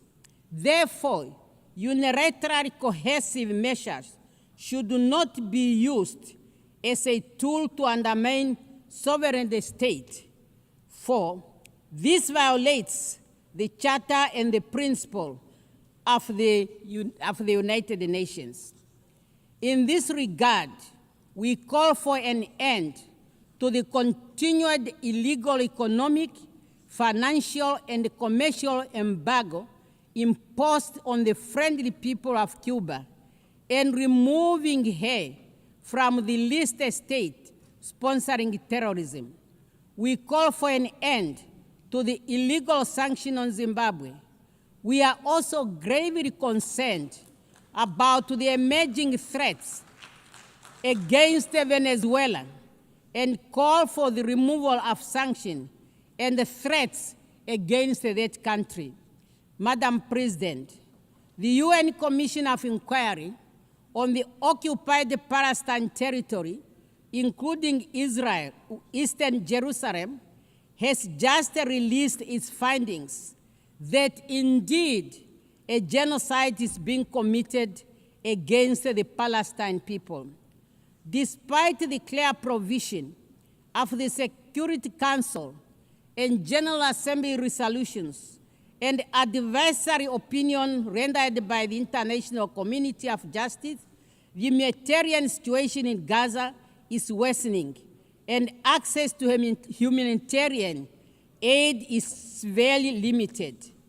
A failure to address the crisis in Gaza could become the moral failure that defines this era. We call on the UN Security Council to find consensus and help put an end to the lasting conflict between Israel and Palestine. Madam President, I call for a meaningful reform of the United Nations. Has a call for the meaningful reform of the United Nations has never been more urgent. This reform necessitated democratizing global governance, amplifying marginalized voices, and ensuring international law is not a tool for convenience, but a shield for most vulnerable. As I conclude, I wish to reaffirm Namibia's commitment to the international obligation and the multilateral order. Respect for international law is not just a legal duty, it's a moral imperative. We must reaffirm our commitment to the principle that unite us, mutual respect, and peaceful resolution of dispute, and solidarity in the face of common challenge. Let us remember that even the smallest nation have a voice. When those voices are heard and heeded, durable peace and justice will prevail. We have an obligation to make this our moment, not to despair, but renewal. We have the opportunity to restore hope, to build a future. defined not only by division, but by unity and preservation of human dignity. I thank you for your kind attention. On behalf of the Assembly, I wish to thank the President of the Republic of Namibia. The Assembly will now hear an address by His Excellency Mr. Mohammed Irfan Ali, President of the Cooperative Republic of Guyana. I request protocol to escort His Excellency and invite him to address the Assembly.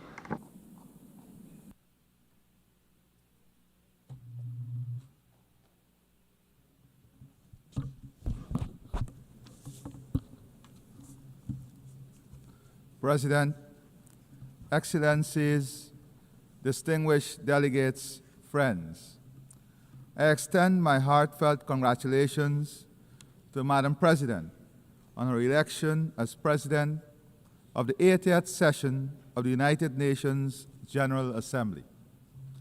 I also record my profound appreciation for His Excellency Philemon Yang of Cameroon, whose distinguished stewardship and steady hand guided the 79th session.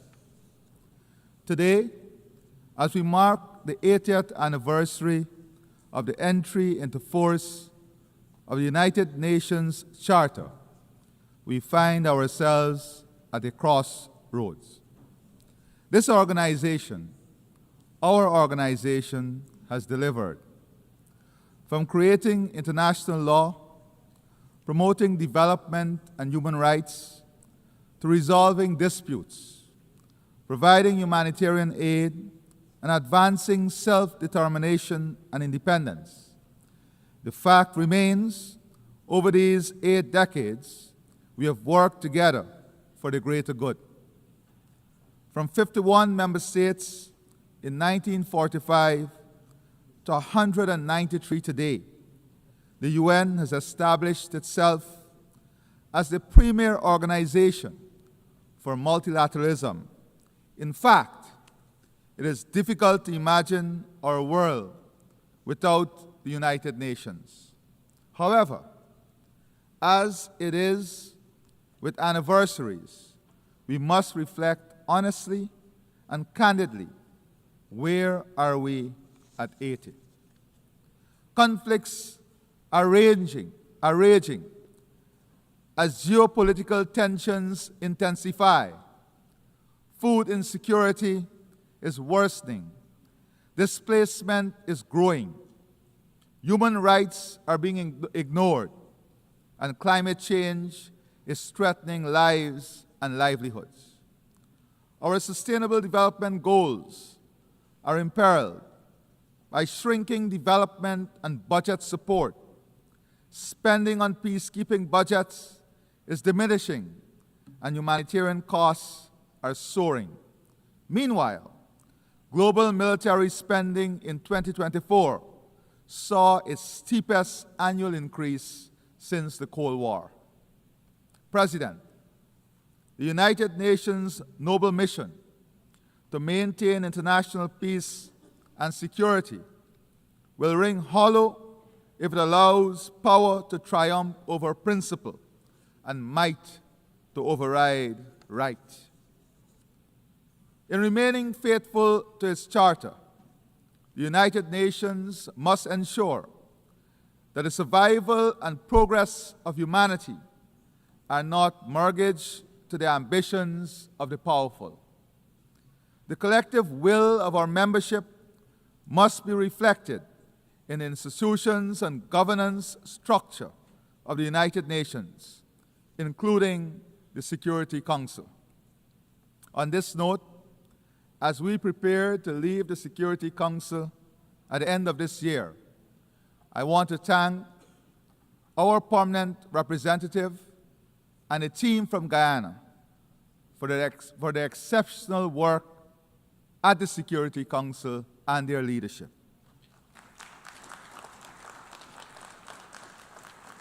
It is precisely when the ideals of the United Nations are tested by horrific realities that the collective must act in defense of the UN Charter and international law. At present, a dark shadow looms over the 80th session of the General Assembly.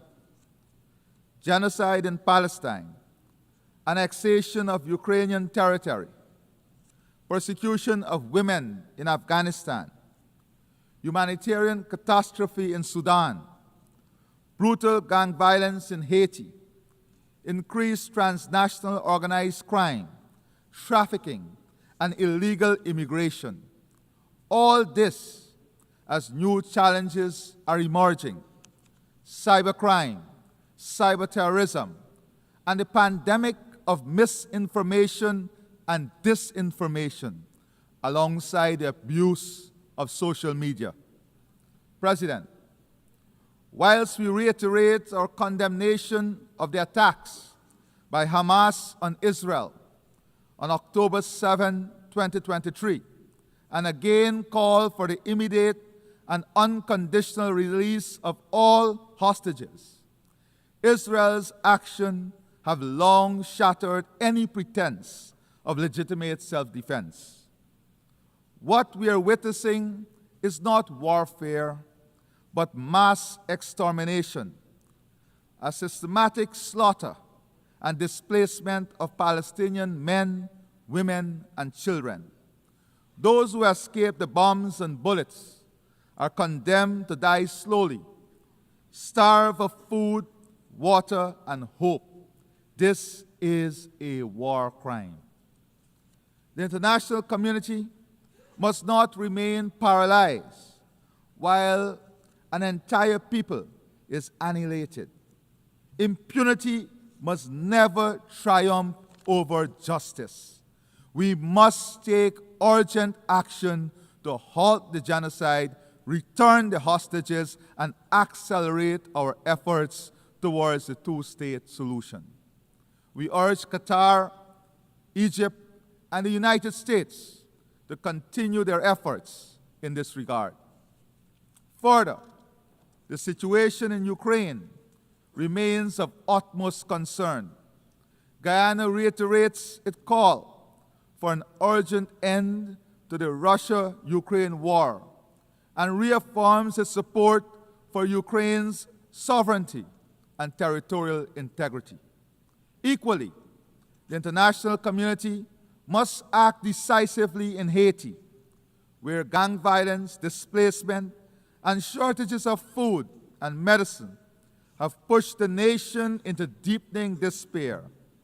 Restoring security is the foremost priority, requiring strict enforcement of the arms embargo and robust support for a UN-authorized mission.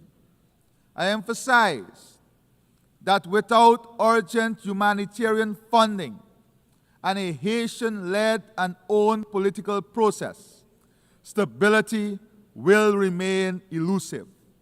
We must address the root causes of Haiti's continuing troubles, including its historical debt burdens, which stymies its development, prospects, and upliftment of its people. As President Macron acknowledged, making Haiti pay for its independence was unjust. This is a welcome step. President, turning to my own country, Guyana, a small and peaceful state, we have endured repeated threats and aggression from the Bolivarian Republic of Venezuela. The territorial controversy between our states is now before the International Court of Justice, which has twice reaffirmed its jurisdiction and which in 2023 issued provisional measures ordering Venezuela to refrain from altering the status quo.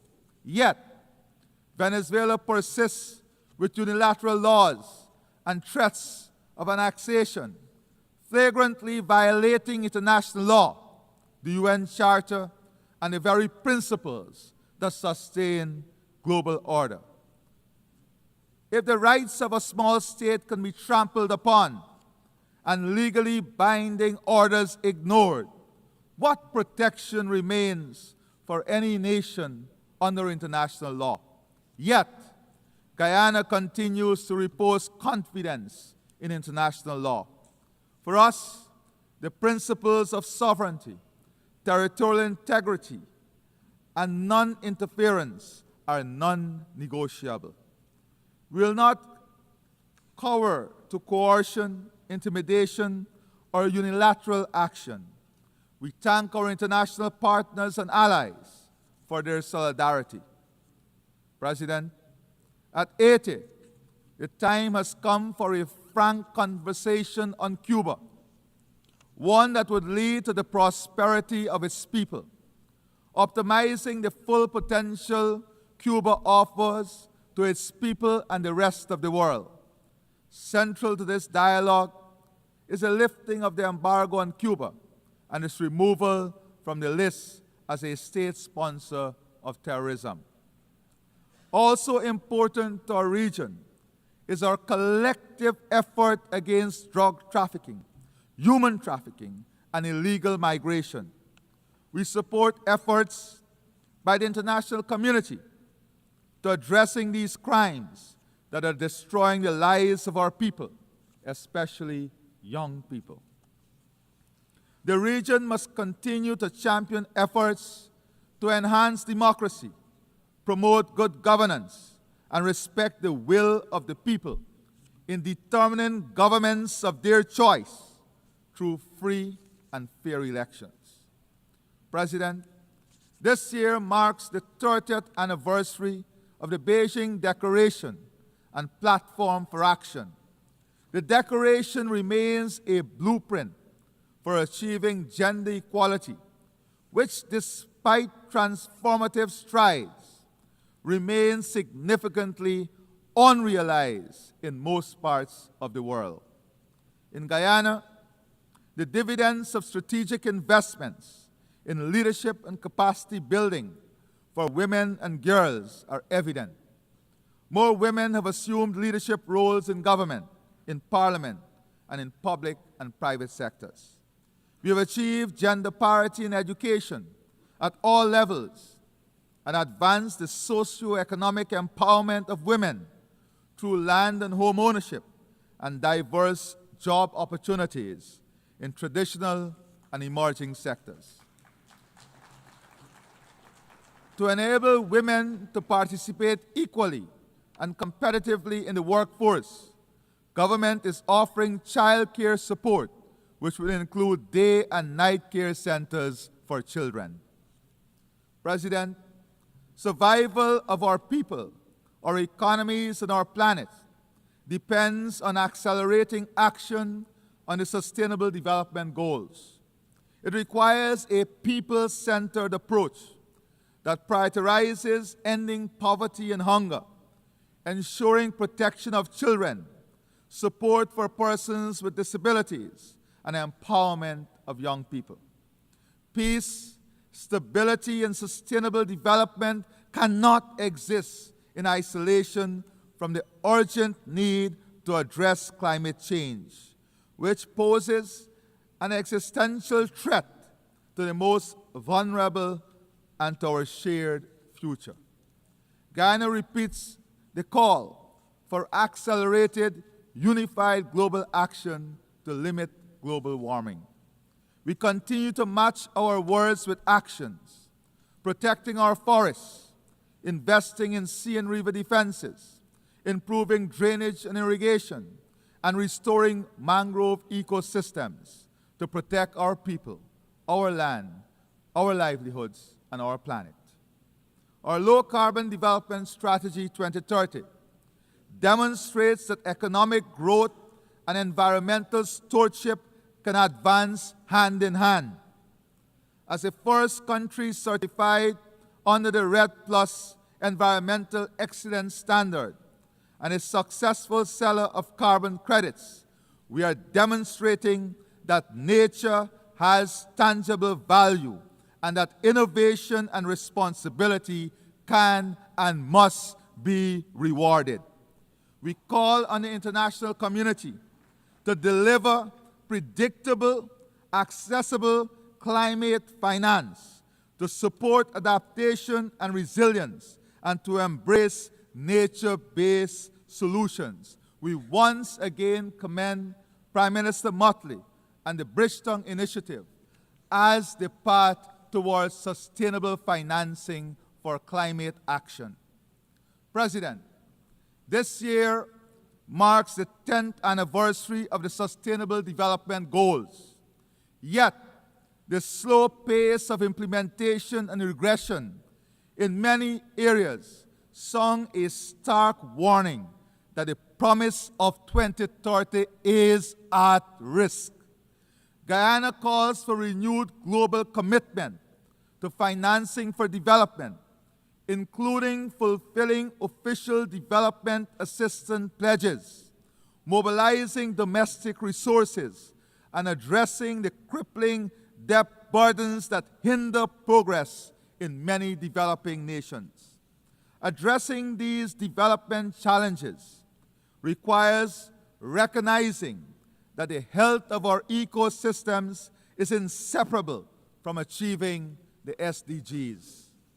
Guyana proudly convened the inaugural Global Biodiversity Alliance Summit in Georgetown in July 2025, uniting over 140 countries, organizations, community groups, indigenous leaders, scientists, and financial institutions. The Georgetown Declaration, endorsed by this broad coalition of stakeholders, sends a clear and urgent message that biodiversity is a global public good and its protection must be woven into national development plans, climate strategies, and financial frameworks. Building on the global pledge to double protected areas by 2025 and achieve the 30 by 30 goal by 2030, the summit underscored the urgent need for innovative financing mechanisms, including biodiversity credit, green bonds, debt for nature swaps to fund nature's protection. Guyana is actively exploring biodiversity credits to create sustainable income streams for forest communities, building on our carbon credit success. We have signed a memorandum of understanding with the Yale Center for Biodiversity and Global Change to co-develop a national biodiversity information system, a digital backbone for data-driven conversation. Guyana is demonstrating that economic development and environmental stewardship can advance together by using natural gas as a bridge away from heavy fuel oil and investing in hydropower, solar, wind, and other renewables.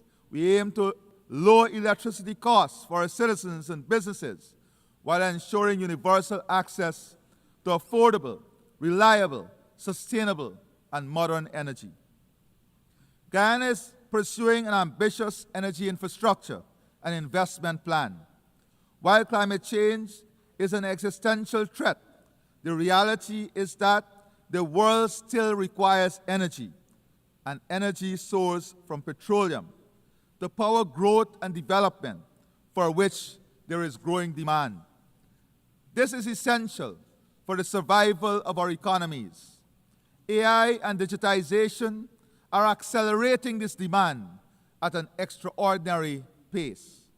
As you're aware, Guyana is quickly becoming one of the world's largest energy producers per capita, carefully balancing its green footprint with energy production. We'll use our vast gas reserves through a transformational gas-to-energy project. We'll use this resource, taking advantage of our strategic geographic location, to establish an AI hyperscale data center. Large AI data centers are rarely found in similar-sized territories. As such, implementing a project of this scale is of immense pride for Guyana.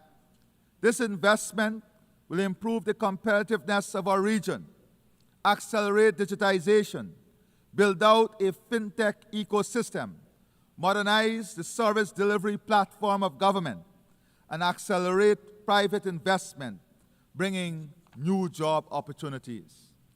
We recognize the indispensable nature of AI in our collective future.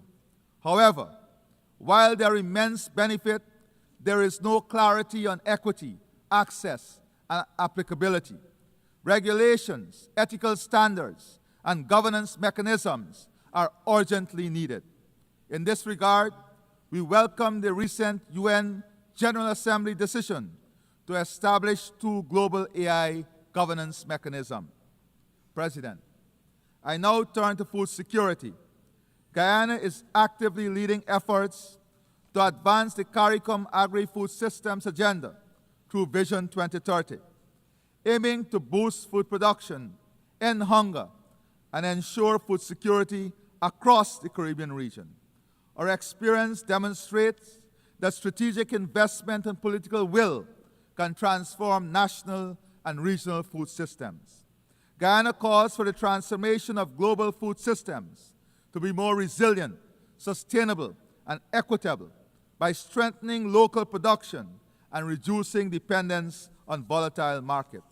Guyana stands ready to share its experience and partner with others to ensure nutritious food for all.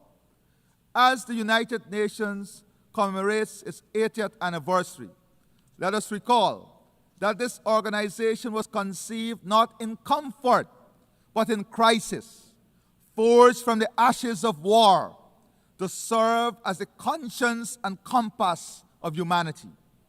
8 decades later, that duty has not dimmed, it has only grown more urgent. If the UN is to remain humanity's best hope, it must stand firm against aggression and remain fully engaged with the great question of our time. We must be bold in recognizing the necessity for institutional adjustments that will advance the organization's success. Our generation will be judged not by the eloquence of our declaration, but by the substance of our deeds.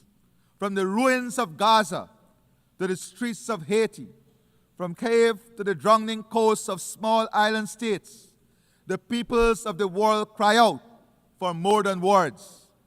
To honor 80 years of promise is to act with courage, to match principle with action, and to bind ourselves once more to the dream of a world united, not by fear or force, but by the shared destiny and enduring hope.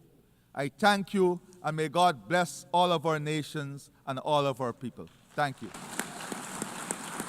On behalf of the General Assembly, I wish to thank the President of the Cooperative Republic of Guyana.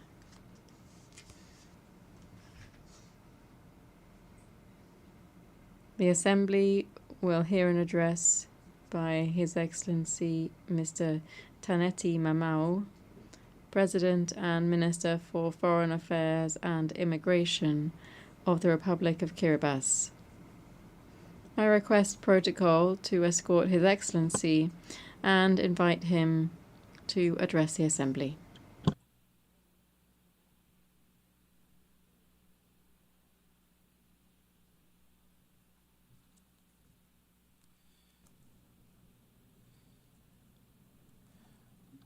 Madam President of the General Assembly, Head of States and Governments, Secretary General of the United Nations, Excellencies, ladies and gentlemen. In His holy name and on behalf of the government and the people of Kiribati, I extend our warm greetings to you all. I am honored to warmly congratulate you, Madam President, on your election to preside over this historic 80th session of the United Nations General Assembly. and I wish you every success as you guide these important deliberations.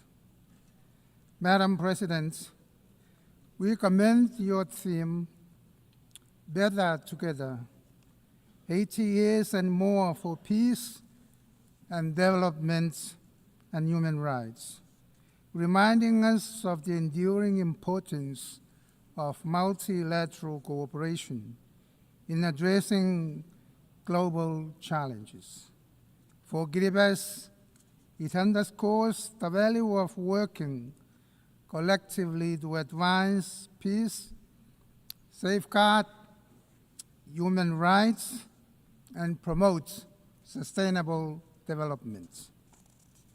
Your Excellencies, Kiribati welcomes the initiative of the Secretary General to reform the United Nations for the challenges and realities of the 21st century in order for it to respond more effectively to member needs, especially small island developing states or SIDS, and the least developed countries, LDS. These countries are faced with unique and special circumstances that require targeted assistance and support from the UN. The Secretary General's UN 80 initiative is a crucial step toward a more effective UN. In this context, we encourage reforms that remove duplication, improve efficiency, and ensure that mandates most vital to vulnerable nations, such as climate action, sustainable development, and resilience, are protected and enhanced. Kiribati is proud. Since joining the UN, we have been contributing in our way to its mandates and its initiatives.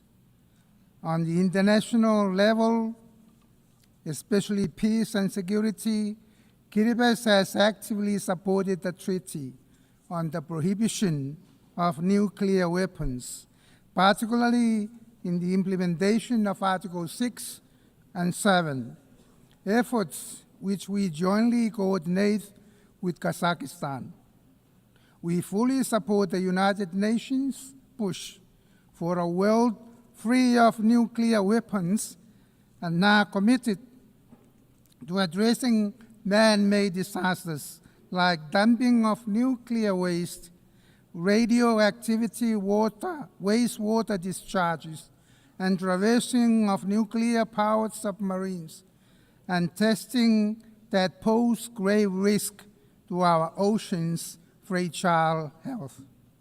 Advocating for a nuclear-free ocean and the world should be backed by our commitment to peace and security.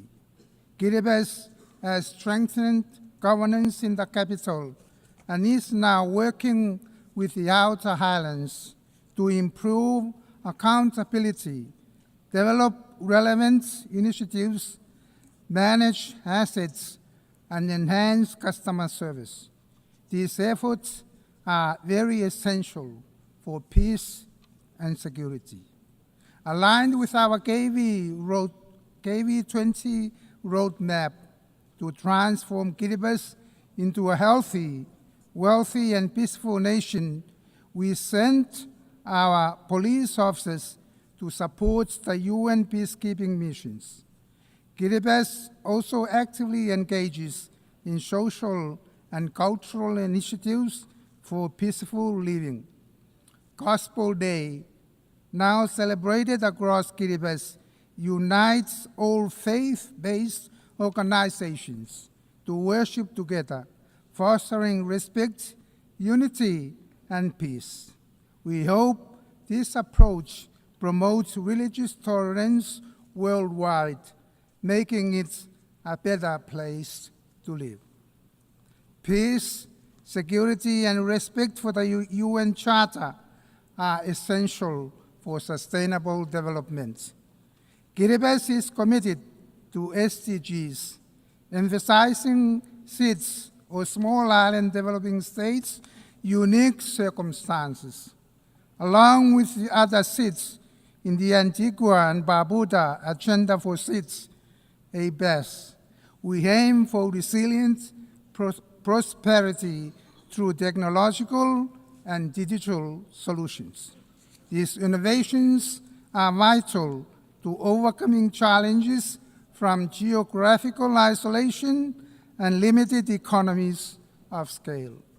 While Kiribati has technological constraints, we see digital solutions as key to enhancing public services, education, commerce, and climate resilience. Kiribati faces climate challenges, but it remains resilient. While some narratives claim our islands are sinking, we have traditional and modern strategies to adapt and thrive. Our efforts, aligned with international climate goals, focus on building resilience, protecting livelihoods, and preserving our culture. We urge global action to limit warming to 1.5 degrees Celsius and support frontline states to the loss and damage fund. We welcome and commend the International Court of Justice in its landmark decision, giving its firm hope and assurance that Kiribati and other vulnerable countries will continue to exist in light of climate change impacts. This milestone demonstrates what the Blue Pacific can successfully achieve collectively, and that is to secure the full legal certainty and permanence of our maritime zones, irrespective of the impacts of climate change. The Multi-Dimensional Vulnerability Index, the MVI, is particularly important for Kiribati as it captures the combined effects of economic, social, and environmental vulnerabilities that are not fully reflected in the income-based measures alone.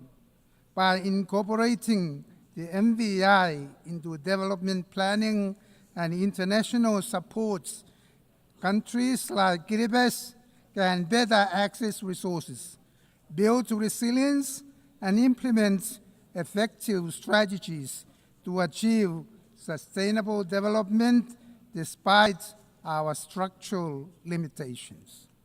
Kiribati's ocean is vital for its identity, economy, and food security. Protecting marine life, fighting illegal fishing, and supporting the BBNJ agreements are key to sustaining livelihoods and ecosystems. IUU fishing causes over US $600 million annual loss, a moral and economic injustice that could fund universal childcare. Guided by the 2050 Strategy for the Blue Pacific and recent UN Ocean Conference outcomes, Kiribati believes these issues can be addressed through strong multilateral ocean governance based on the UN principles. Your Excellencies, as part of Kiribati's efforts to support the global ocean commitments to protect and sustainably manage the marine resources, we have committed to increase the value of our tuna and maximize economic returns, and at the same time ensure that this resource is protected for our future generations to the parties of the Nauru Agreement or the PNA. Access to sustainable and renewable energy is fundamental to advancing development and resilience in Kiribati. Small island states and Pacific Islands Forum family at large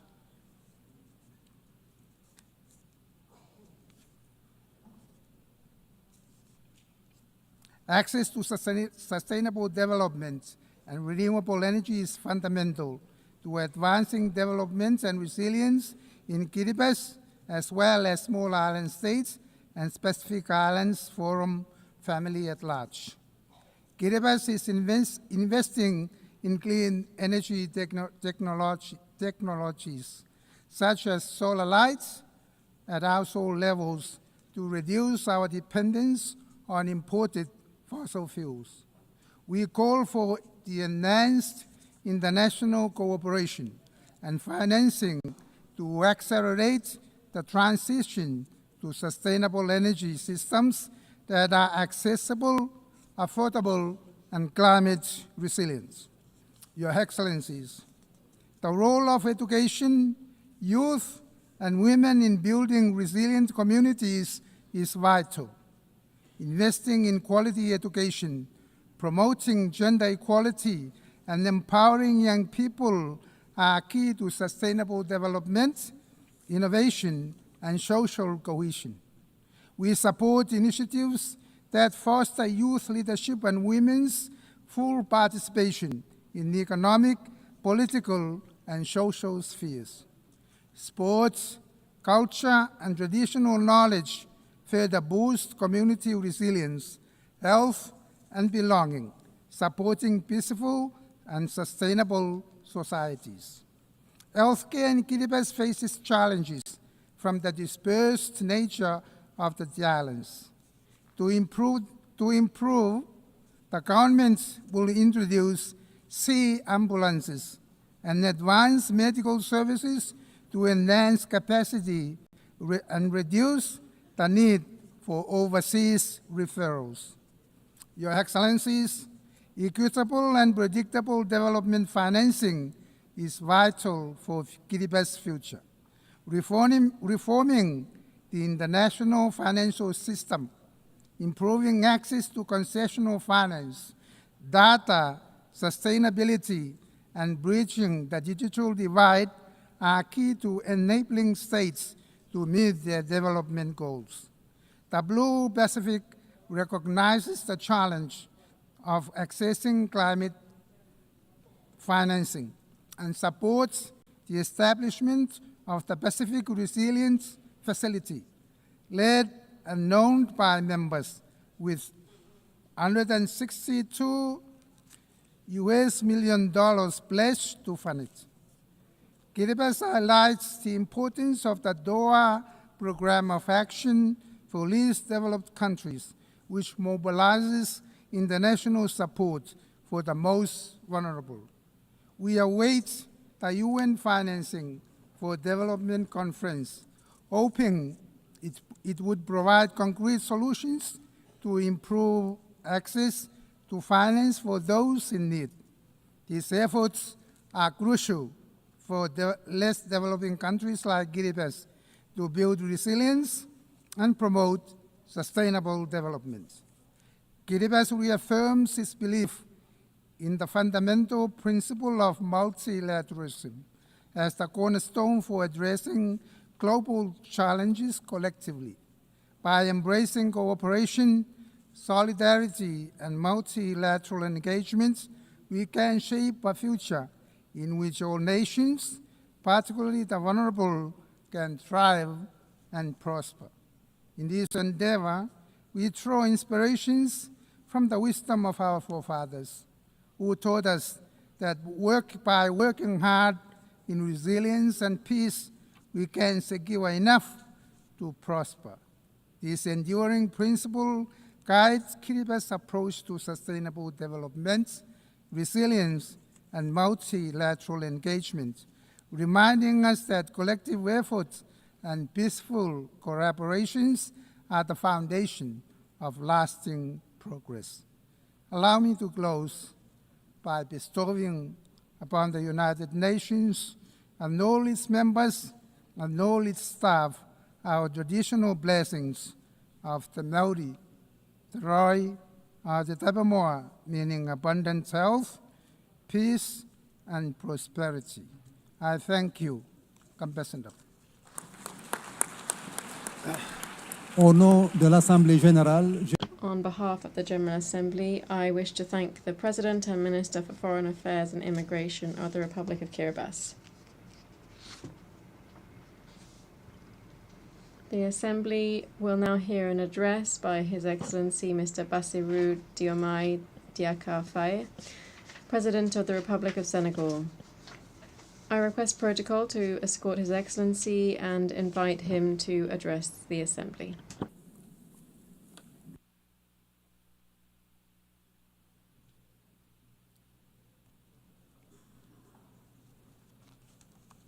Madame la Présidente. President of the General Assembly, colleagues, Secretary General, distinguished delegates, ladies and gentlemen. President, on behalf of Senegal, I wish to thank your predecessor and also extend to you our warmest wishes for success in your presidency of this, the 80th session of the United Nations General Assembly. I would like to reiterate to the Secretary General, Mr. Antonio Guterres, our constant support in the exercise of his noble mission to benefit member states. We are meeting today in this symbolic place of universal dialogue, aware that we carry the burden of history and the urgent nature of the tasks before us today. The theme of this session, Better Together, 80 years and more for peace, development and human rights, reminds us, indeed, the founding pact of the United Nations.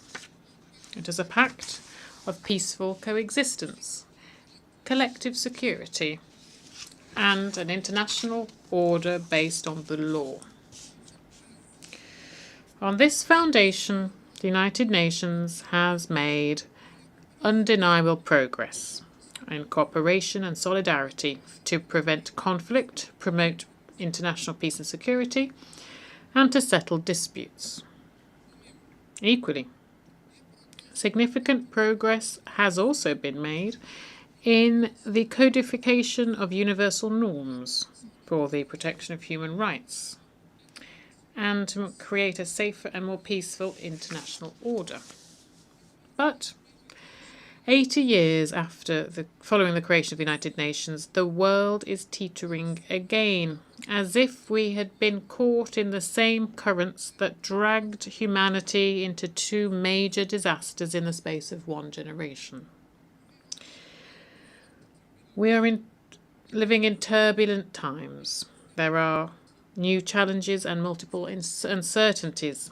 The spread of terrorism, old and new conflicts, climate change, far-reaching economic crises, and falling international solidarity, and a higher risk of the collapse of multilateralism. Not forgetting either the resumption of the arms race, including in cyberspace. The most concerning, of course, is the appalling dehumanization, a world that feels selectively according to geopolitical interests and stakes. There can be no justice based on law when what is taken to be the international order is governed by double standards, by the right of the mighty and a spirit of us versus them. In this worrying context, Africa remains confronted with armed conflict, terrorism, particularly in the Sahel, cross-border crime and political instability.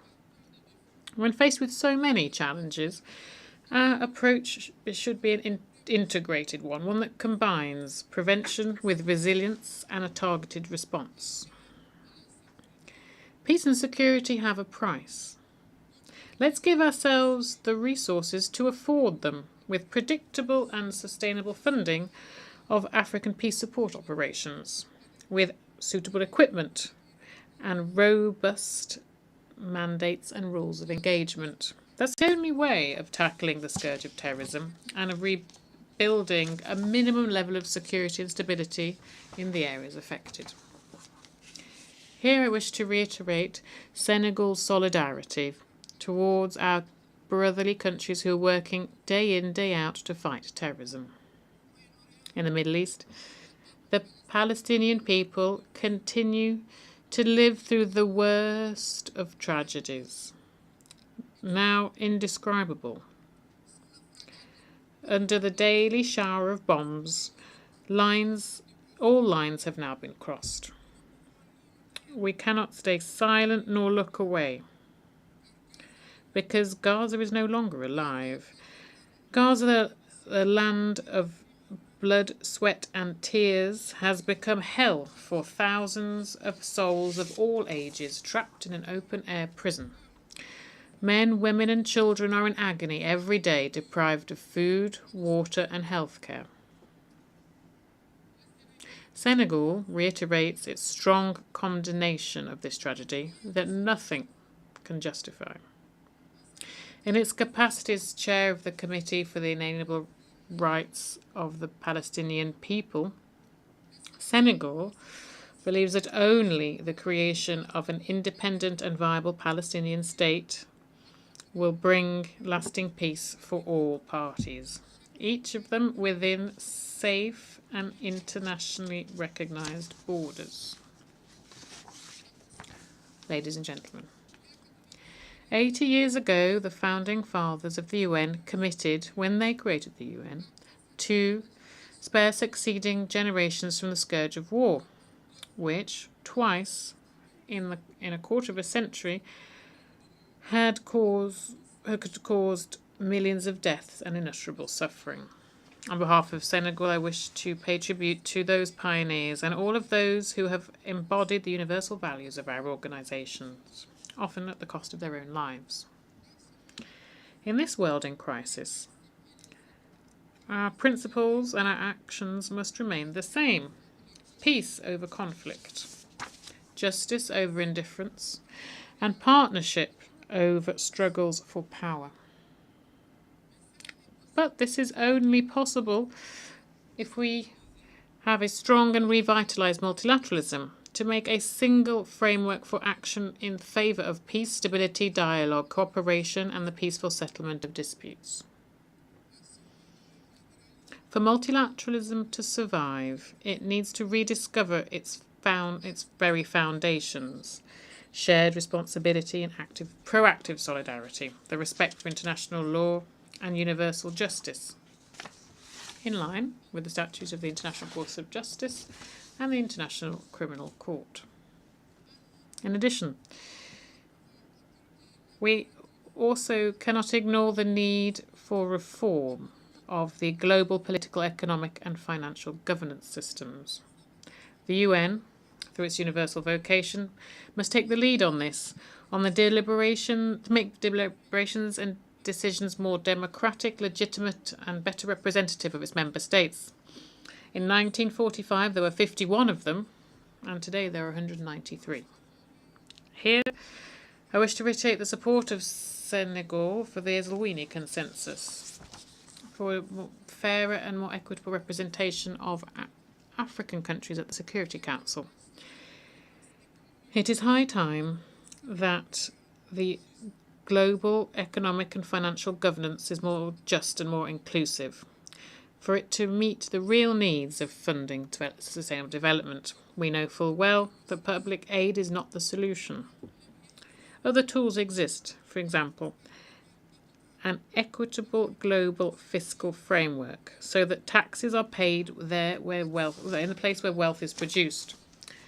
Access to credit on sustainable terms so that debt burdens don't hinder development efforts in our countries.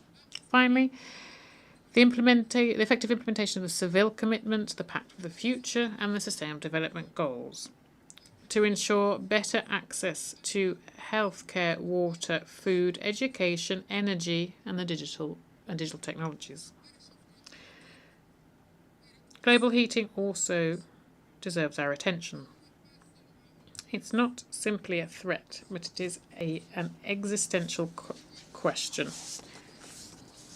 Reality that hits those who contributed to it least the hardest. Africa only contributes 4% of global emissions. And however, drought, flooding, coastal erosion, food insecurity are part and parcel now of the lives of our peoples.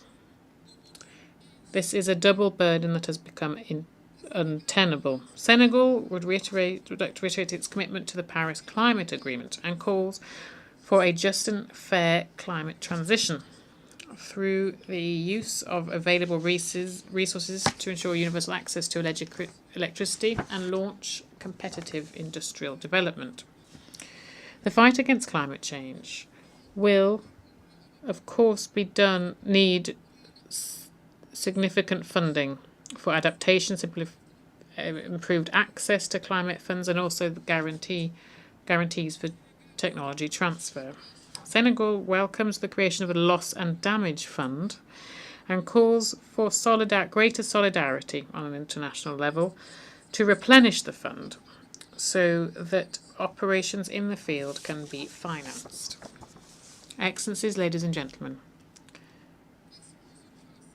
faced with the emergency and urgent challenges and numerous challenges before us, we are not helpless. The world does have the necessary means to feed the hungry, to raise our children, to heal the sick, and to silence the guns. The real obstacle isn't a financial or a technical or a material one. It's a question of political will.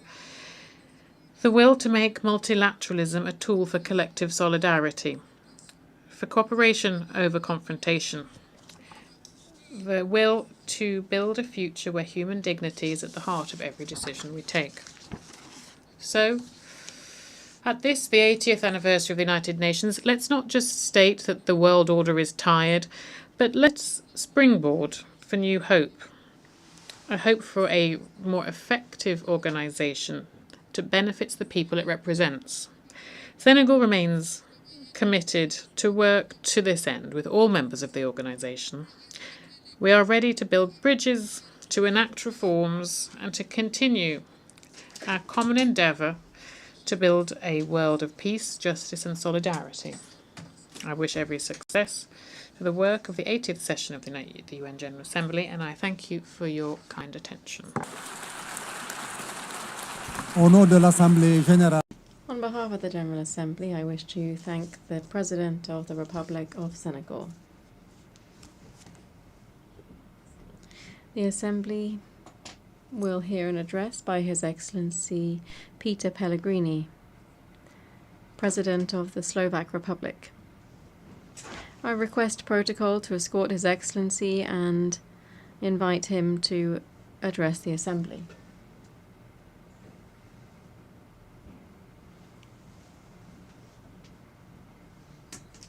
Ladies and gentlemen, it is an honor to address this Assembly to mark 80th anniversary of the United Nations on behalf of Slovakia.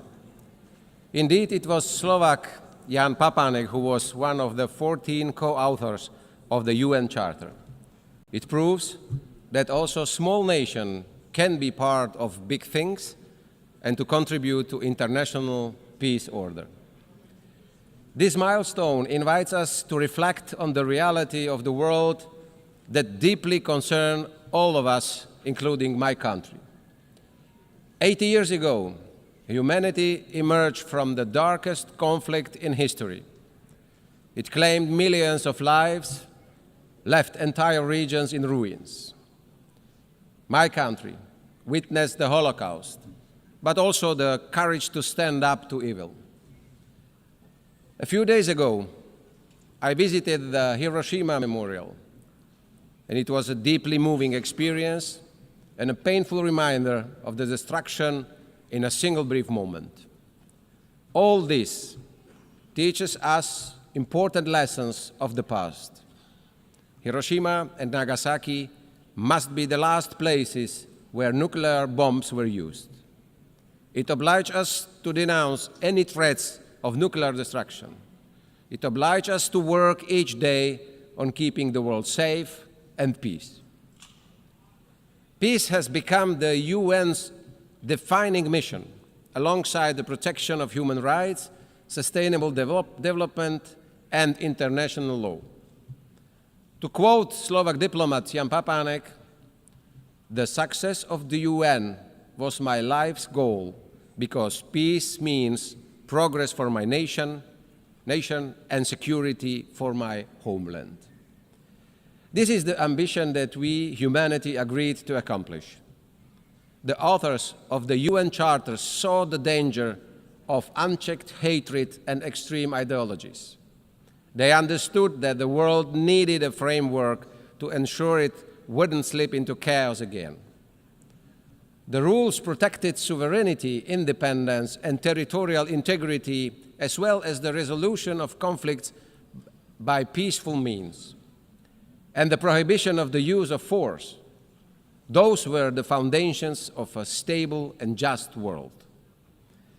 80 years ago, 51 founding states signed the Charter, including my own. Roughly 80% of the world's population and others followed. I take now the liberty to ask esteemed leaders, how many would have the courage to sign the same Charter today? How many would truly live up to its rules and obligations? Would we be even able to write the Charter in current post-truth societies? And what's worse, the Charter is openly questioned. The rule of the powerful and the use of the military force are returning as tools of policy. International law is being dismantled, piece by piece, norm by norm. We see the mass proliferation of violations and their violators. But let us ask, where is this leading us? What will be the result? What will hold up the more unpredictable world? As a small country in Slovakia, we believe that small countries must be smart, and not only in times of confrontation. UN Charter and the rules must prevail always the guardrails against the false notion of the right of might and the illusion of spheres of influence where external powers dictate the lives of other nations. I sincerely believe that both in the global north or south, it is in the majority interest to uphold the world with the sovereign equality of nations, equal sovereignty for all. A world where the UN Charter, the rules and obligations remain the highest moral grounds and standards against which the action of states are judged. Esteemed leaders, peace is the defining mission of the UN to which we committed 8 years ago. Even so, the world is more violent today, with dozens of armed conflicts recorded last year. Today, the world is becoming a more dangerous place than it was before. Innocent people, elderly, children and women suffer because of war. It is not an anomaly, it is a structural shift. This is the reality, ladies and gentlemen. The Security Council, to which we have entrusted the greatest powers and special responsibility for maintaining peace, cannot pretend that it's succeeding. It's failing. The war in Ukraine reminds us daily how fragile peace is when the UN Charter is disregarded and international law is ignored. As its neighbor, Slovakia witnesses the immense cost of this war. Sadly, despite all efforts towards a peaceful settlement, Ukraine must defend itself against Russia. This is despite the groundwork for diplomatic talks being set at the US-Russia summit in Alaska, despite the clear agreement that negotiations would soon continue with Ukraine being included. Ladies and gentlemen, instead, 2 weeks ago, the airspace of Poland, our neighbor and ally, was seriously violated by Russian drones, a flagrant violation of sovereignty, international law, and direct threat to shared Euro-Atlantic security, equally as we saw it also in Estonia and Romania. I want to express my firm support and solidarity with our allies. The door open to negotiations should never be mistaken for weakness or an invitation to further violence. My country calls for too early peace. We call on commitment and concrete steps in line with the result of summit in Alaska. We continue to be ready to contribute to it and to support the guarantees ensuring the future peace that stands the test of time. In the Middle East, after the horrific act of terrorism, Israel has the right to defend itself. Hostages must return home. In Gaza, children and families do not feel safe anywhere, neither in hospitals nor in their temporary shelters. Esteemed leaders, the thin line between legitimate defense and unacceptable suffering is being painfully tested.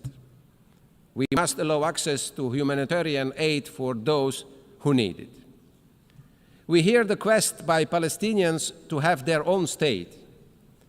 And I am proud that Slovakia does not need to make big gestures today, because for more than 3 decades, or 3 decades ago, we have recognized the right of Palestinian people to decide upon their fate. In Bratislava, we already have the embassy of the Palestine, and we believe in two-state solution. But this is achievable only at the table by diplomatic means based on the will to live side by side as Palestine and Israel. Ladies and gentlemen, the world is changing at unprecedented speed. The triple planetary crisis and quick progress in artificial intelligence are moving far faster than we are able to react. Slovakia has been an active voice in both global climate debates and discussions on the artificial intelligence. I don't want to sound doom and gloom. In fact, we must get ready for the new era, the unstoppable revolution. We need a responsible approach from all international institutions, the private sector, and also the governments. My country wants to contribute and to steer the debates and find solutions by hosting all the actors at the Summit on Education and AI in Bratislava, in our capital, in November this year. Finally, at the UN's 80, I want to return to the matter of how to make it fit for the next decades. To be diplomatic yet frank, in recent years, it has not always been in the best condition to meet its tasks. Its credibility has been reducing. Yet it would be unfair and incorrect to say it is irrelevant or incapable. Over the past 8 decades, the UN has provided us a space to speak on equal footing and to be listened to. Enemies can meet here, eye to eye. It has succeeded in a wide range of areas. There have been groundbreaking agreements in many fields, including human rights, disarmament, climate, and health. G7, G20, BRICS, and other regional organizations with their own goals will never be able to fully substitute UN. However, the UN's health cannot be a justification for disengagement. On the contrary, the situation calls upon us for reinvestment in its strength. It lies in our hands, member states, more than in the executive powers of the Secretary General. UN reforms is desirable and, in light of the current financial situation, also indispensable. Reform of the Security Council is long overdue, with representation of nations that better reflects the reality of the changed world. Slovakia welcomes the UN 80 initiative. It will be a difficult task, but we have a common goal. The UN must emerge from this as efficient and capable of having impact where it matters most in the field. Ladies and gentlemen, we have been called upon by our citizens to fulfill our duties in very difficult times. We can no longer sweep issues under the rug or pass the buck. We must respond. Our steps will be measured and we will be judged against it. Slovakia is ready to do its share, also as a candidate for non-permanent seat in the Security Council. Slovakia a peaceful nation in Central Europe with multilateralism deeply in its DNA, we will always support international cooperation, a world based on rules with a strong UN in its heart. No child should be punished for being born in the wrong part of the world. Each child has the right to live in peace.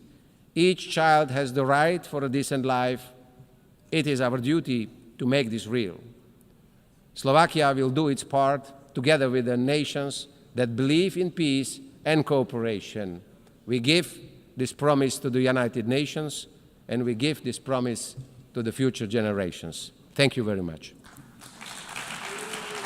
On behalf of the General Assembly, I would like to thank the President of the Slovak Republic.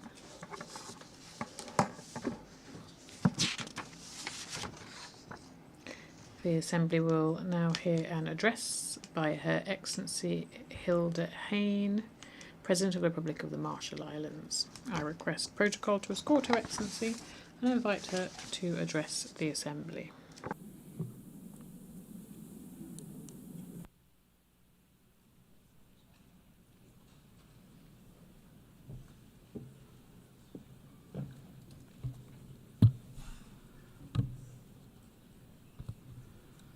Madam President, Mr. Secretary General, Excellencies, the Republic of the Marshall Islands has a unique legacy with the United Nations, which reaches back to the creation of this organization 80 years ago.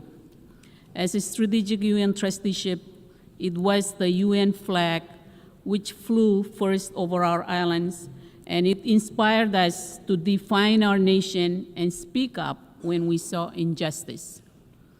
The UN was founded on a commitment to never again tolerate aggression, to avoid the very kind of geopolitical tension or even future open conflict between superpowers now openly foretold today in my own Pacific Islands region and far beyond.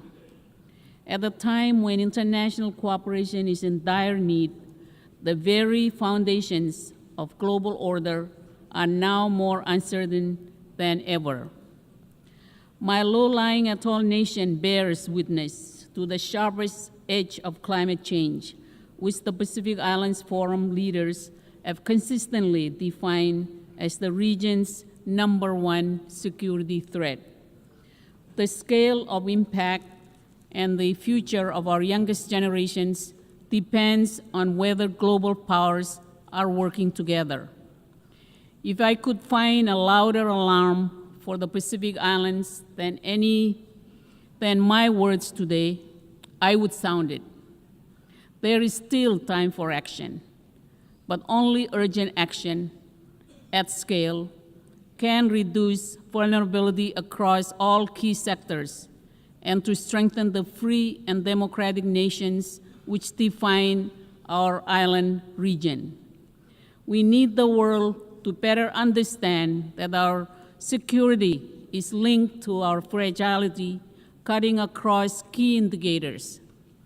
We worry our institutions will not easily withstand future threats, whether if by rising seas or geopolitical competition.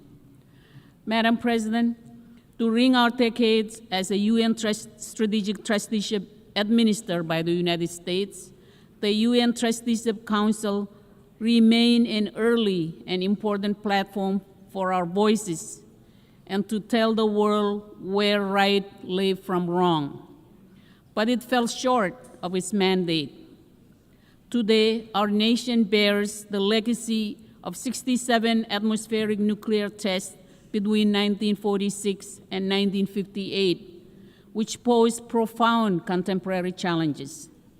And while we acknowledge important actions by the former administering authority, the U.S., significant disagreements remain, including ultimate responsibility for what remains today.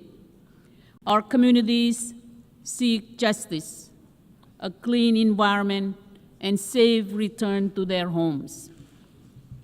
Our Marshallese pleas to the Trusteeship Council to stop nuclear testing were disregarded with assurances of our well-being, with 2 resolutions assuring our well-being in 1954 and 1956, remain the only instance in which a UN organ has ever so explicitly allowed nuclear detonations.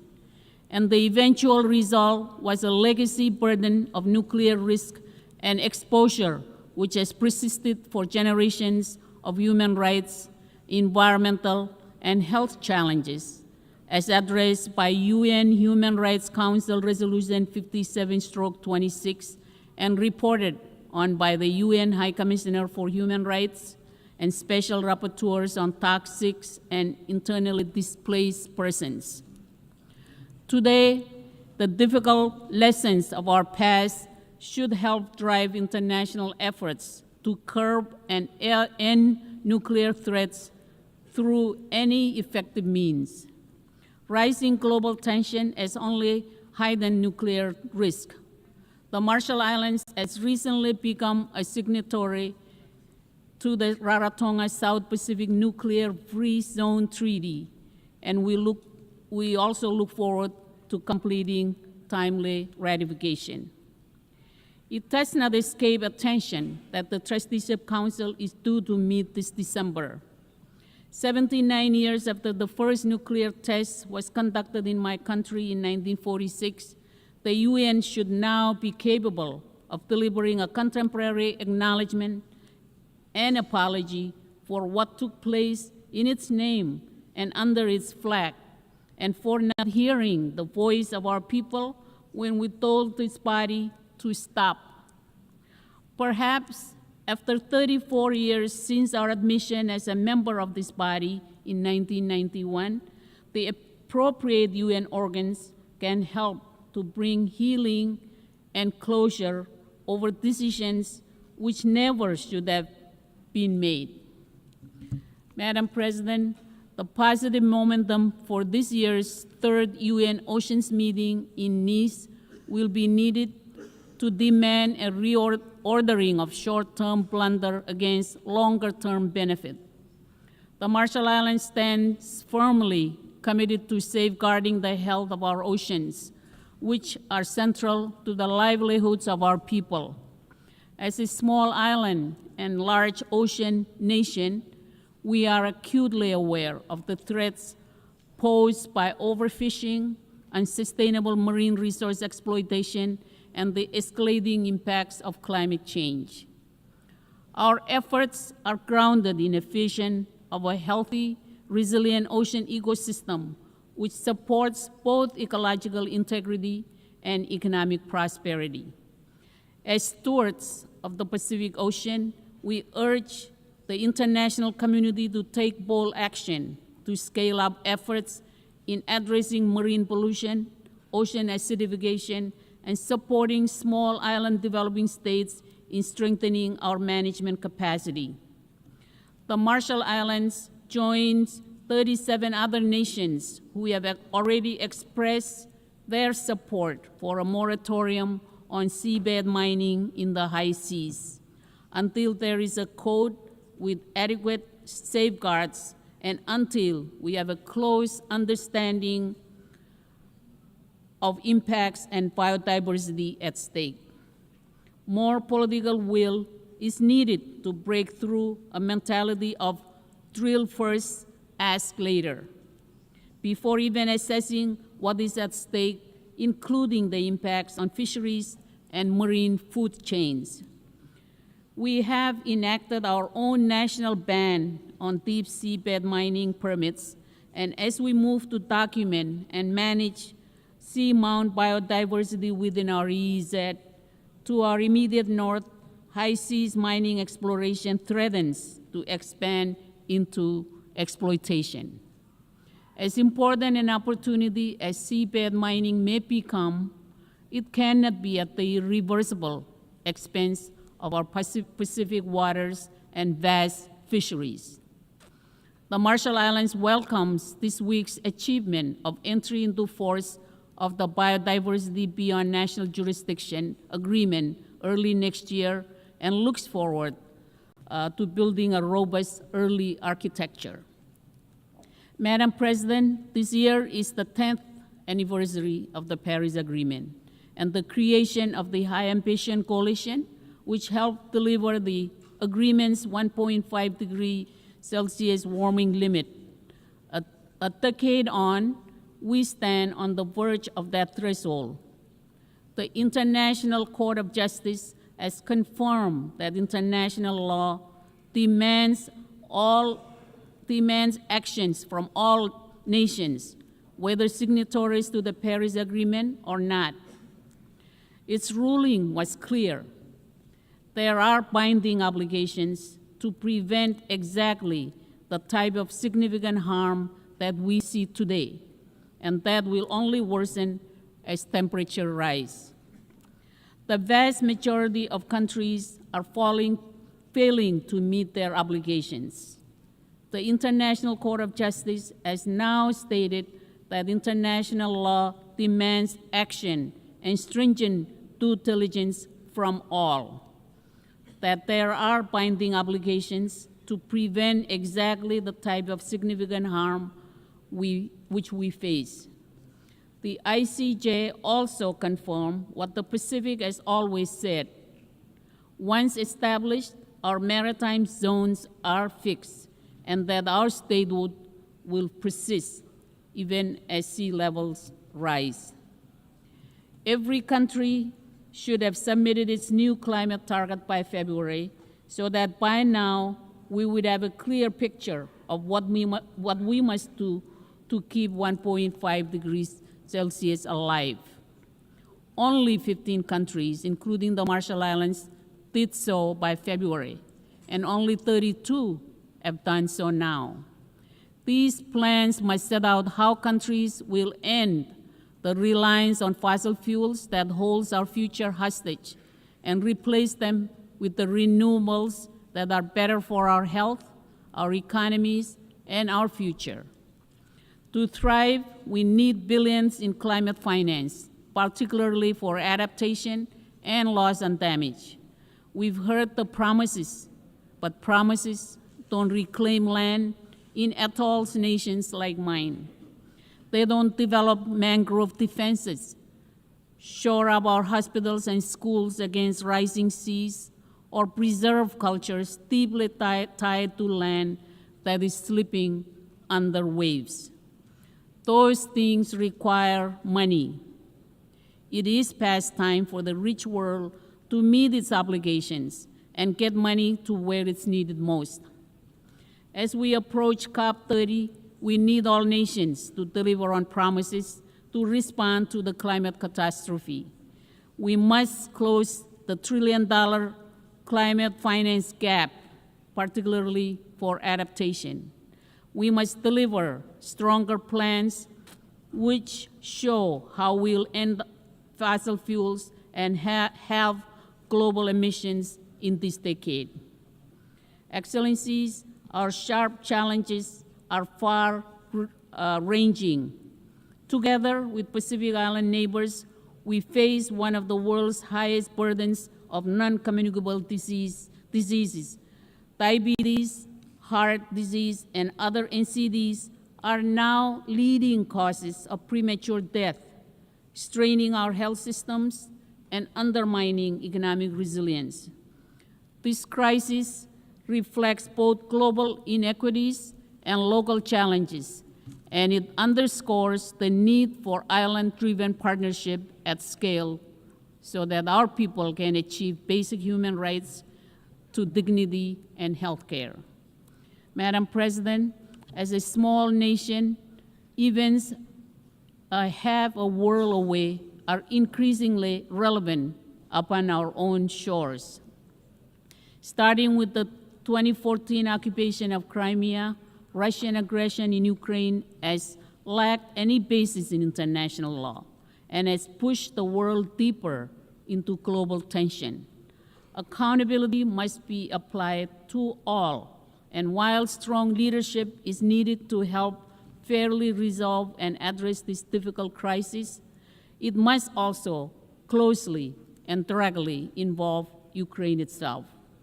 And while the Pacific Islands are halfway across the world, we should have a very direct interest in how small and vulnerable democracies are treated in the footsteps of larger powers. Madam President, a more effective UN Security Council is needed to meet modern challenges.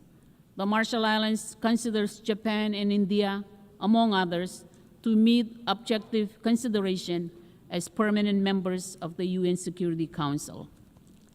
Madam President, the island nation of Taiwan has been repeatedly excluded from important international engagements throughout the UN system, despite its role as an important partner to the Marshall Islands and the world in the SDGs, in technical cooperation, and in promoting regional peace.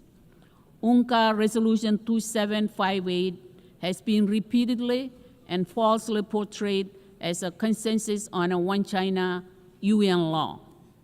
Never has there been such gaslighting in this institution. While this resolution does address who sits behind a nameplate at the UN, it does not confer or justify any basis for coercion or seizing sovereign control of an independent democratic nation. The UN Secretariat should further end discriminatory practices against Taiwanese passport holders, including journalists, and all member states should understand that these and other politically influenced practices where Resolution 2758 is misrepresented will never be justification under international law for military invasion or coercive acts against Taiwan. Madam President, in 1961, United States President John F. Kennedy addressed this hall and said of the UN that, quote, either it will grow to meet the challenges of our age, or it will be gone with the wind, without influence, without force, and without respect, unquote. It described the UN as two forces. One is composed of those who are trying to build the kind of world described in Articles 1 and 2 of the Charter. The other, seeking a far different world, would undermine this organization in the process. Madam President, the threat of nuclear war that confronted the world in 1961 remains today, though now at an even greater scale. When President Kennedy spoke in 1961, climate change wasn't as widely understood. Today, we are confronted with a range of deep risks, any one of which does not bode well for the future of this world, let alone taken together.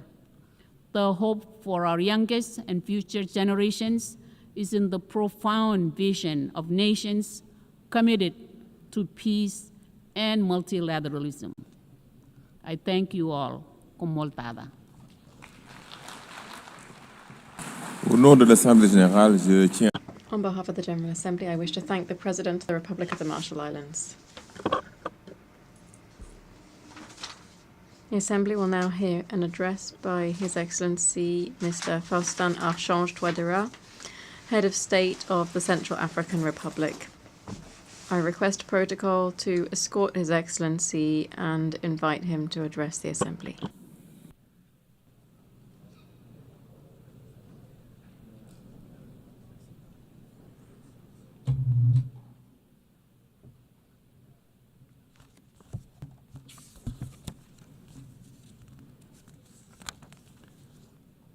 Madame la Présidente, Madam President of the General Assembly, Majesties, Excellencies, Heads of State and Government,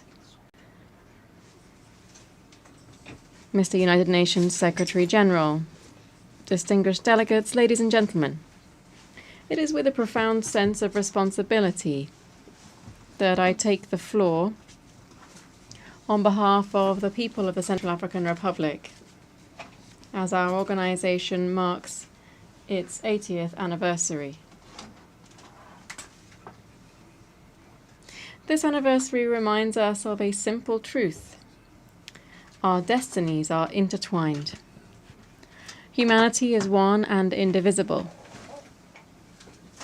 Our peoples can only prosper if peace is secured, if development is shared, and if human dignity is guaranteed for all. 80 years after the founding of the UN, the world is confronted by an unprecedented accumulation of threats, protracted wars, geopolitical rivalries, rising terrorism and organized crime, the climate crisis, humanitarian relief and food security crises that are unprecedented. Not since the Cold War have we witnessed such fragility. In Europe, the war in Ukraine continues to cause immense human suffering and to undermine global stability. In the Middle East, the persistent violence between Israel and Palestine plunges entire generations into grief and undermines the prospects for peaceful coexistence.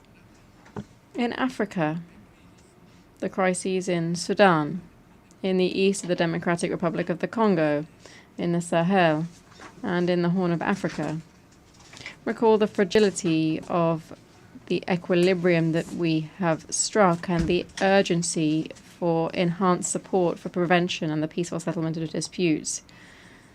Faced with these tragic situations, the Central African Republic proposes the strengthening of the United Nations mechanisms for preventive diplomacy through the creation of a global conflict prevention fund financed by the major powers and administered transparently. Such a fund should make it possible, at the earliest warning signs of a crisis, to finance good offices missions, international mediation, and the deployment of rapid intervention, credible peacekeeping forces. Likewise, we must systematize the creation of regional coalitions of mediators able to act alongside the United Nations to prevent local disputes from degenerating into open warfare. Madam President, if we wish to grasp the gravity of the moment, let us look particularly at Africa. In 2025, more than 40% of the world's armed conflicts are taking place on the African continent. The Sahel alone accounts for thousands of victims every year and millions of displaced people. One single figure is enough to summarize the urgency here. In certain African regions, 1 child in 2 lives in a conflict-affected area. How can we speak of the future when half of a generation is threatened by war? From the Central African Republic, we know that our own stability affects that of the whole of Central Africa. We also know that peace is never permanent, but always to be forged with patience and solidarity. To mitigate the harmful effects of climate change, we call for an integrated African mechanism for food and climate security, supported by the United Nations, to break the link between resource scarcity and conflict. We call for structural, sustainable financing of peace operations in Africa, based on mandatory contributions rather than voluntary ones. We affirm that peace must be inclusive. It must guarantee the participation of women and young people. Without security, there can be neither prosperity nor the effective enjoyment of human rights.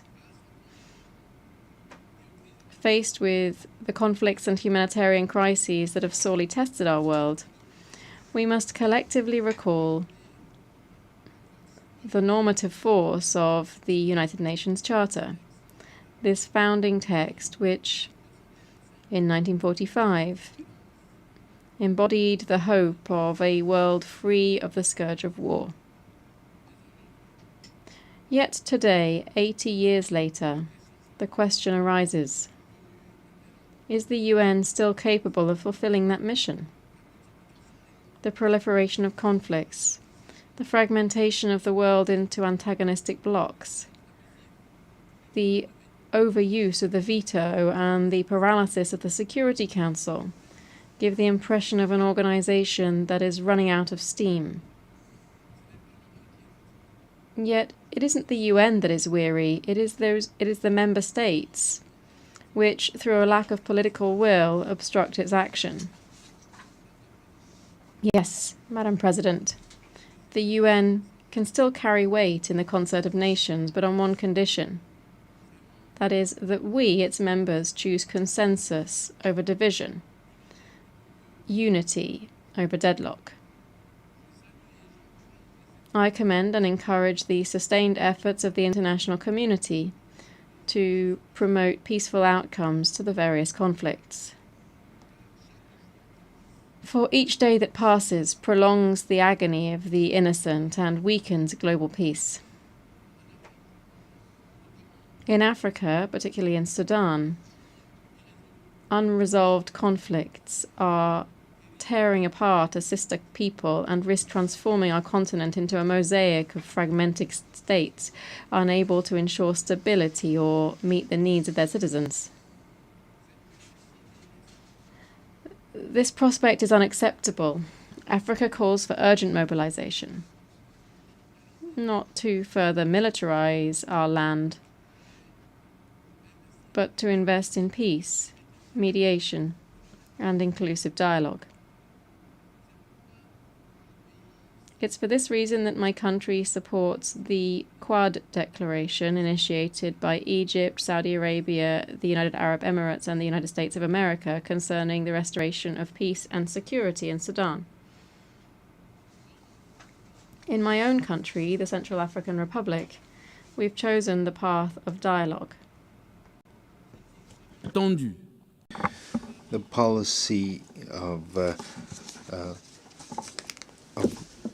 reconciliation has led to restored trust and the self-disbandment of almost all the armed groups. This choice was not an easy one. It would have been simpler to give in to the logic of weapons, but we preferred the boldness of forgiveness, patience, dialogue, and the force of consensus. Our experience shows that it is possible to substitute a dynamic of sustainable peace to a cycle of hatred.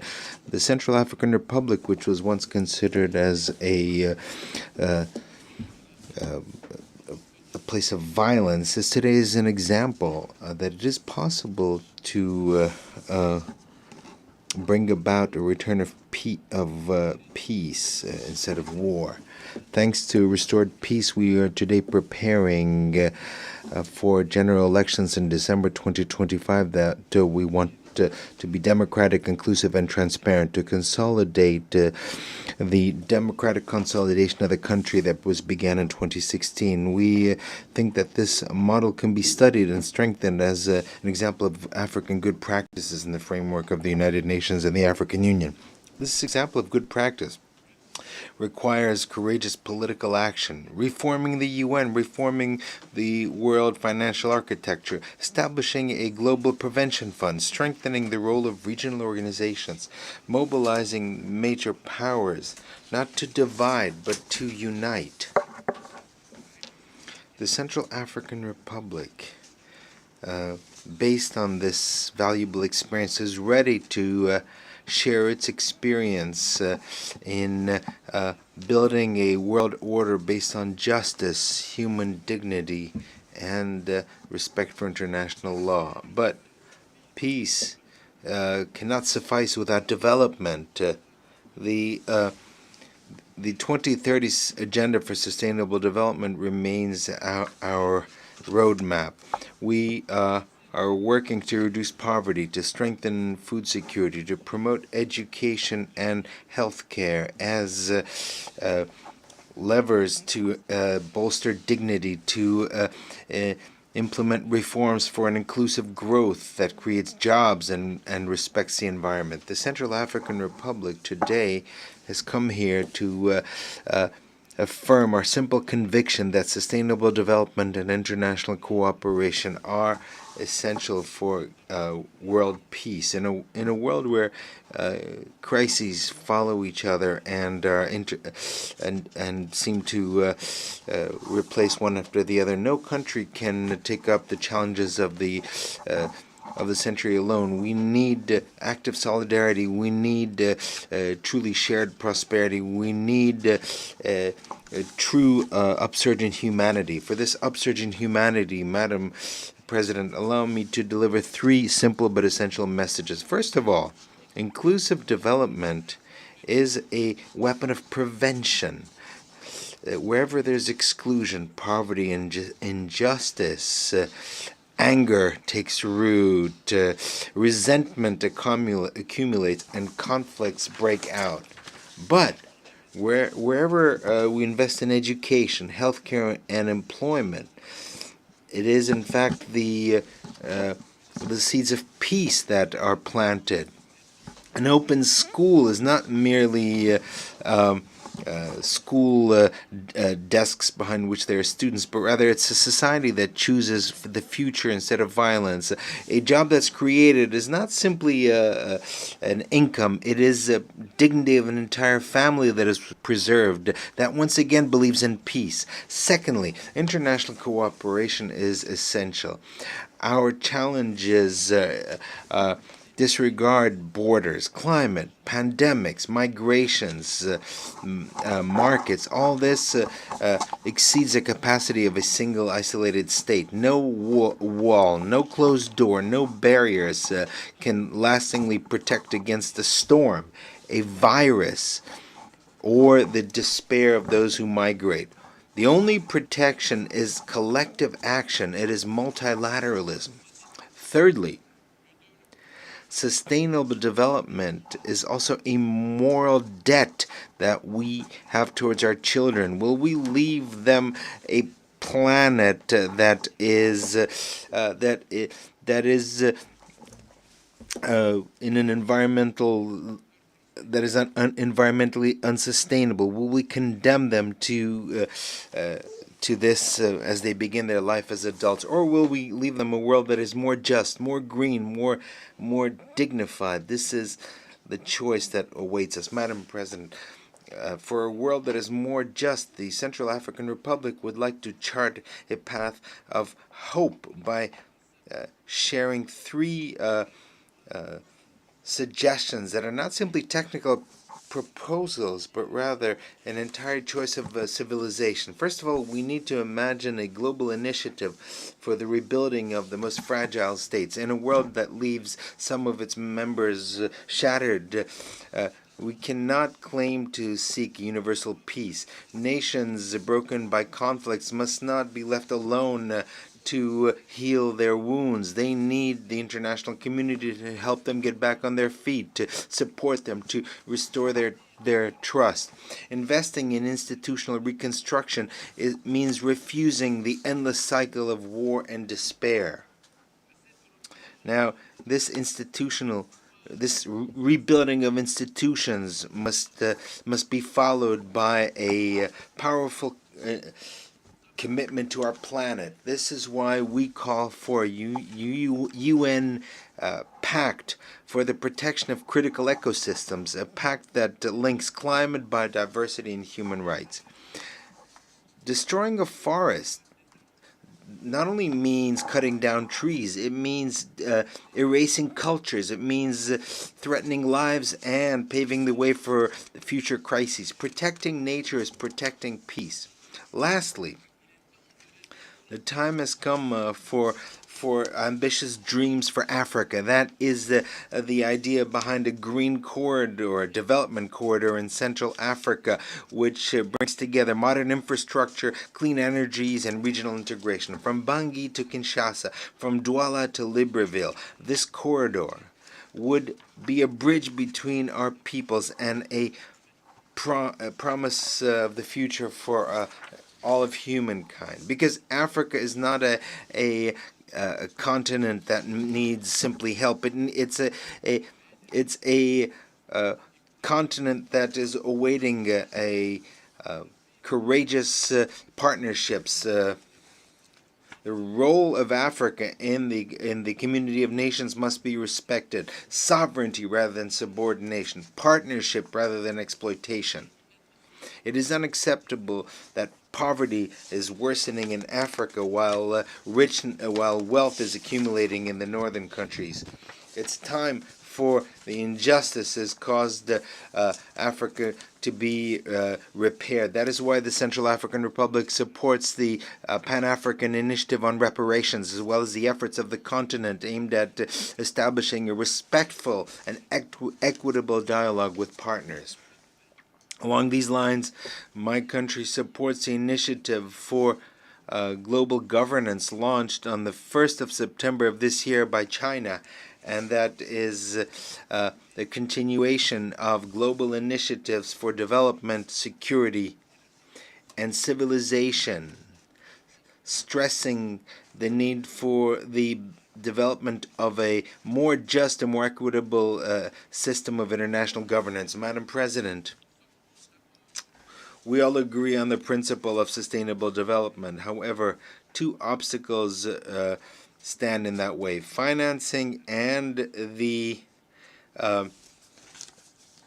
distribution of responsibilities between the North and the South. On these 2 points, it's time for us to speak the truth. Each one should bear the burden based on their historic responsibilities, because solidarity is not a moral option, it is a political obligation. That political obligation implies that sustainable development is the very condition of our common future. The Central African Republic, in spite of its modest means, but strong with its unshakable political determination, is ready to take its place in this collective combat. We know that we're vulnerable. However, we also know that our vulnerability gives us a single voice, a voice that reminds the world that peace, justice, and solidarity are not mere far-off promises, but rather urgent choices to be made here and today. On this 80th anniversary, the Central African Republic reaffirms its unshakable attachment to the values embodied by the United Nations. However, we would like to underscore that these values cannot be ensured without a profound reform of the multilateral system, and in particular of the United Nations Security Council. Its current composition has become obsolete and even illegitimate. 80 years ago, when the United Nations was born, Africa was not free. Most of our countries still were living under colonial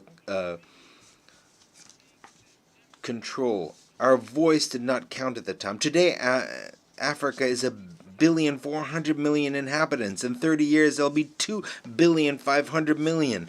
1 human being in 4 will be African. Africa will be the youngest continent, and the one that will play a decisive role throughout the century. And yet, not a single permanent seat in the Security Council belongs to Africa. Not a single one. How can we speak of international justice and security when the continent of tomorrow is treated as though it was the continent of the past? The Central African Republic brings to you the voice of Africa to say, enough. Africa must have 2 permanent seats with the right to veto, not as a favor to it, but as a measure of justice, not as a privilege, but as a need. We propose also the establishment of a global charter for digital governance and ethical artificial intelligence so that human rights are protected in the digital sphere. We call on the establishment of a global index of equity and democratic resilience, in addition to GDP, to measure dignity, to measure justice and inclusion. My country is already acting within its means. We have validated our 3rd national report on Resolution 1325, Women, Peace and Security. We have updated our follow-up plan of Beijing Plus 30. We're strengthening national accountability mechanisms to put women, young people, and the most vulnerable at the heart of public policies. On this 80th anniversary of the UN, let us recall the vision of its founders to substitute the force of the powerful by the force of law and to build a future of dignity for all. Thank you very much. Je remercie le président de la République centrafricaine. I thank the President of the Central African Republic. Excellence, l'Assemblée. Excellency, the Assembly will now hear an address by His Excellency Bajram Begay, President of the Republic of Albania. I request protocol to escort His Excellency and invite him to address the Assembly.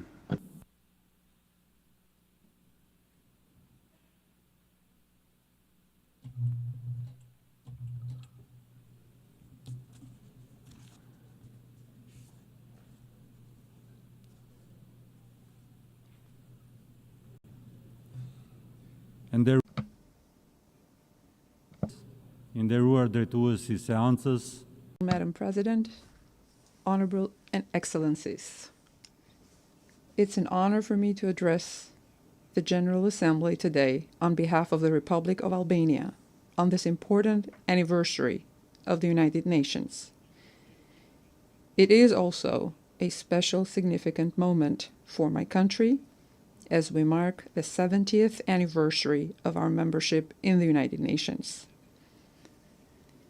I would like to thank the President of the General Assembly, Her Excellency, Ms. Annalena Baerbock, for choosing this meaningful theme, Better Together, and extend to her best wishes for her success in her esteemed role presiding over the 80th session of the United Nations General Assembly. I also would like to express my gratitude to the Secretary General, Mr. Antonio Guterres, for his leadership, for his service to the United Nations, and for his unwavering commitment to upholding the UN Charter and its core values. Ladies and gentlemen, the 80th anniversary of the United Nations is a powerful reminder of the vision that inspired the creation of a world in which nations choose dialogue and cooperation. It is also an opportunity to renew our commitment to the values embodied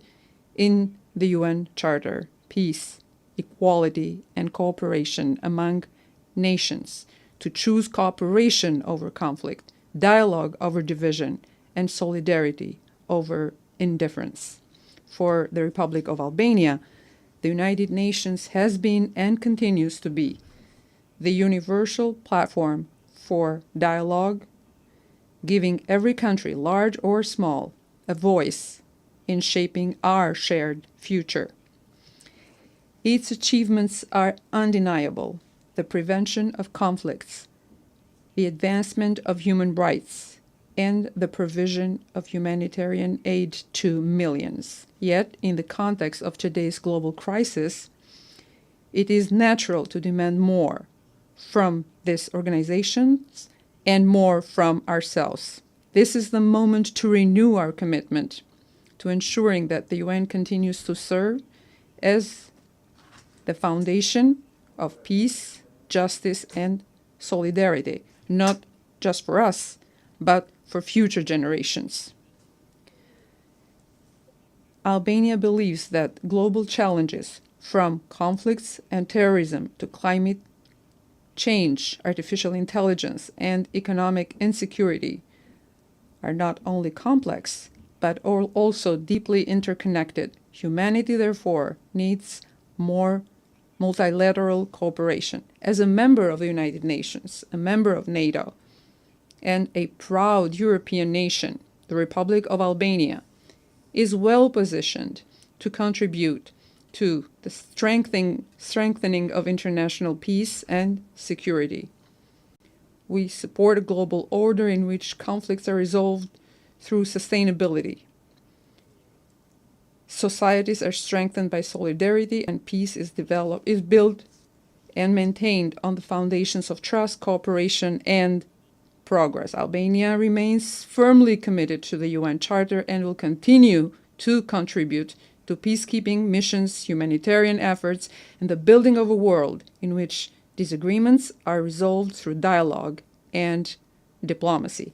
Madam President, for nearly 4 years, our organization's credibility has been tested by Russia's aggression against Ukraine.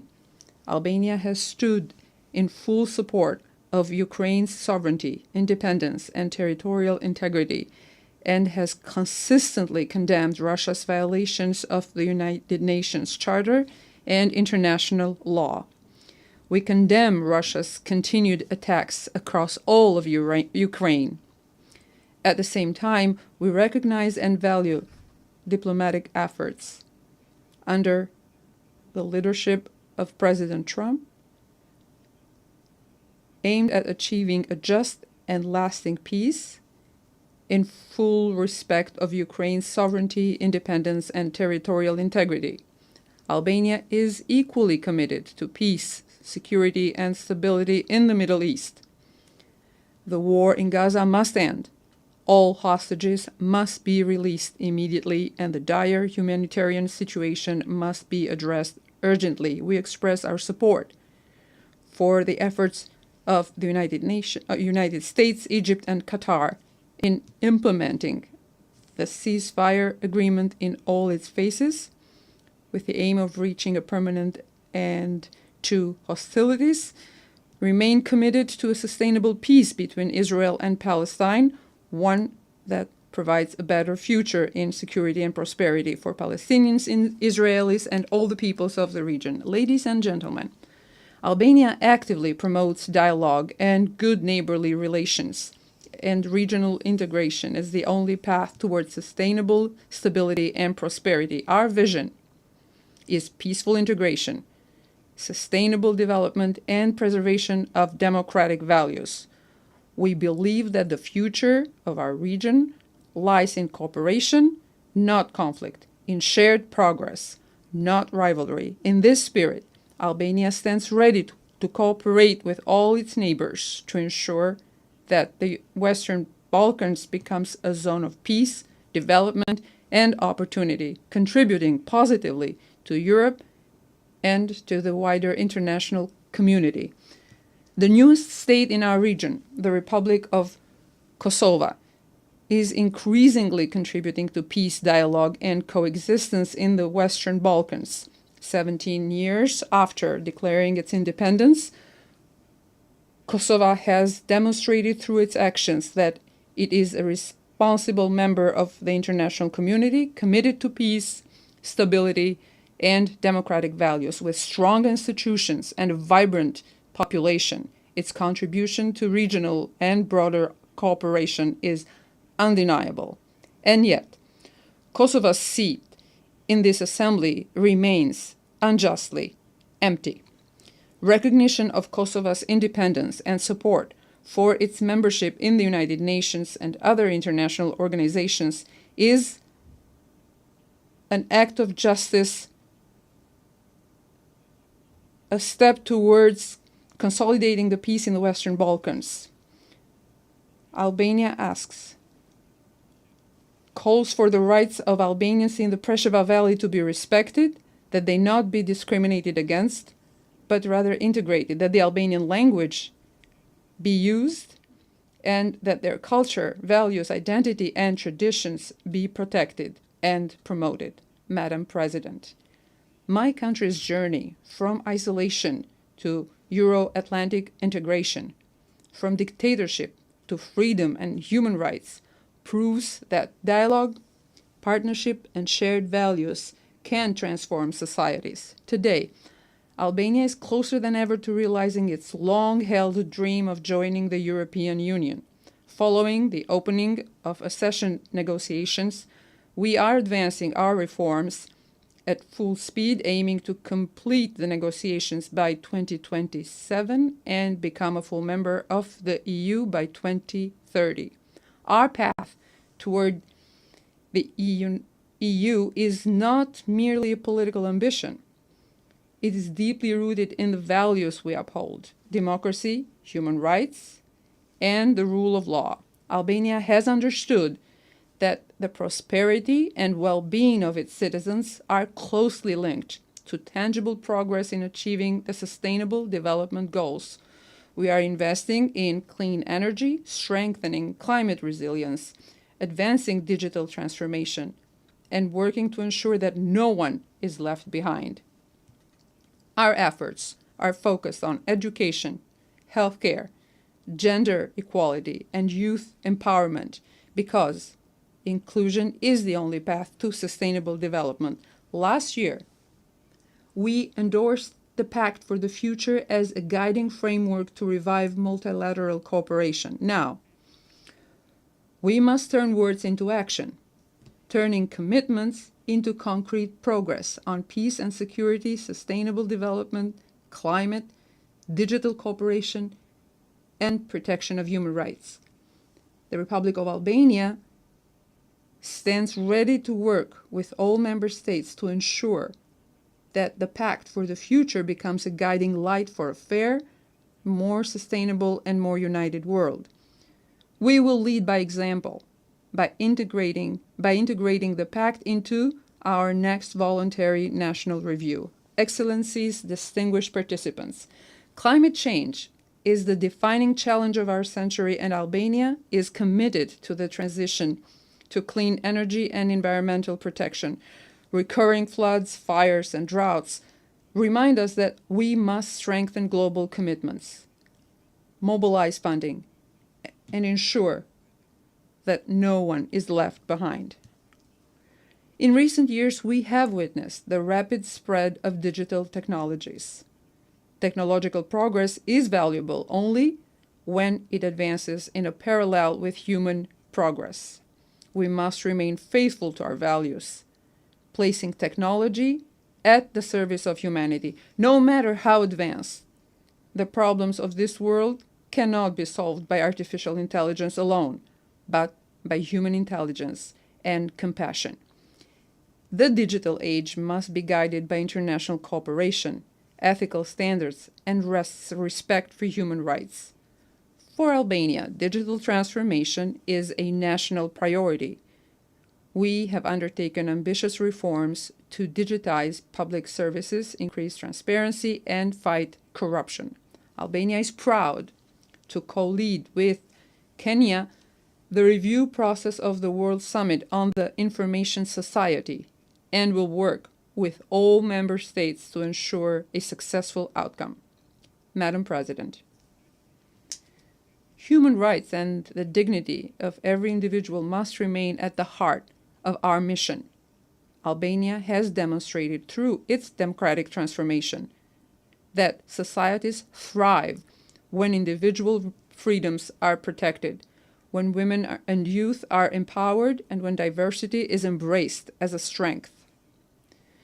We are honored to bring our experience to the Human Rights Council, where we have worked tirelessly to promote the universality of human rights and the indivisibility of all freedoms.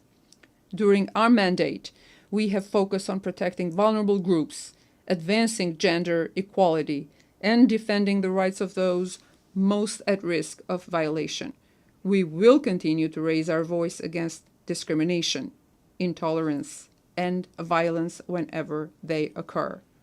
Albania is proud of the progress it has made in advancing gender equality, not only as a moral obligation, but as a driver of societal development.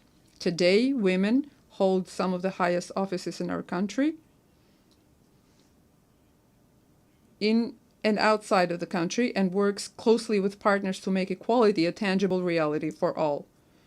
No country can envision a better future without placing youth at the heart of national strategies. Through reforms in education, digital transformation, and employment, Albania is working to expand opportunities for young people to learn, innovate, and participate fully in society. We believe that investing in youth is the most effective investment for peace, prosperity, and sustainable development. So it's under our obligation as a generation that inherited 80 years of peace and progress to ensure that we give our children the condition to live in a world of safety, dignity, cooperation, and advancement. Together, let us choose to make this session the moment we embrace unity, responsibility. The moment we chose responsibility and chose courage. Thank you. Au nom de l'Assemblée générale, je tiens à... On behalf of the Assembly, I wish to thank the President of the Republic of Albania. The Assembly will now hear an address by His Excellency Denis Sassou Nguesso, President of the Republic of the Congo. I request protocol to escort His Excellency and invite him to address the Assembly.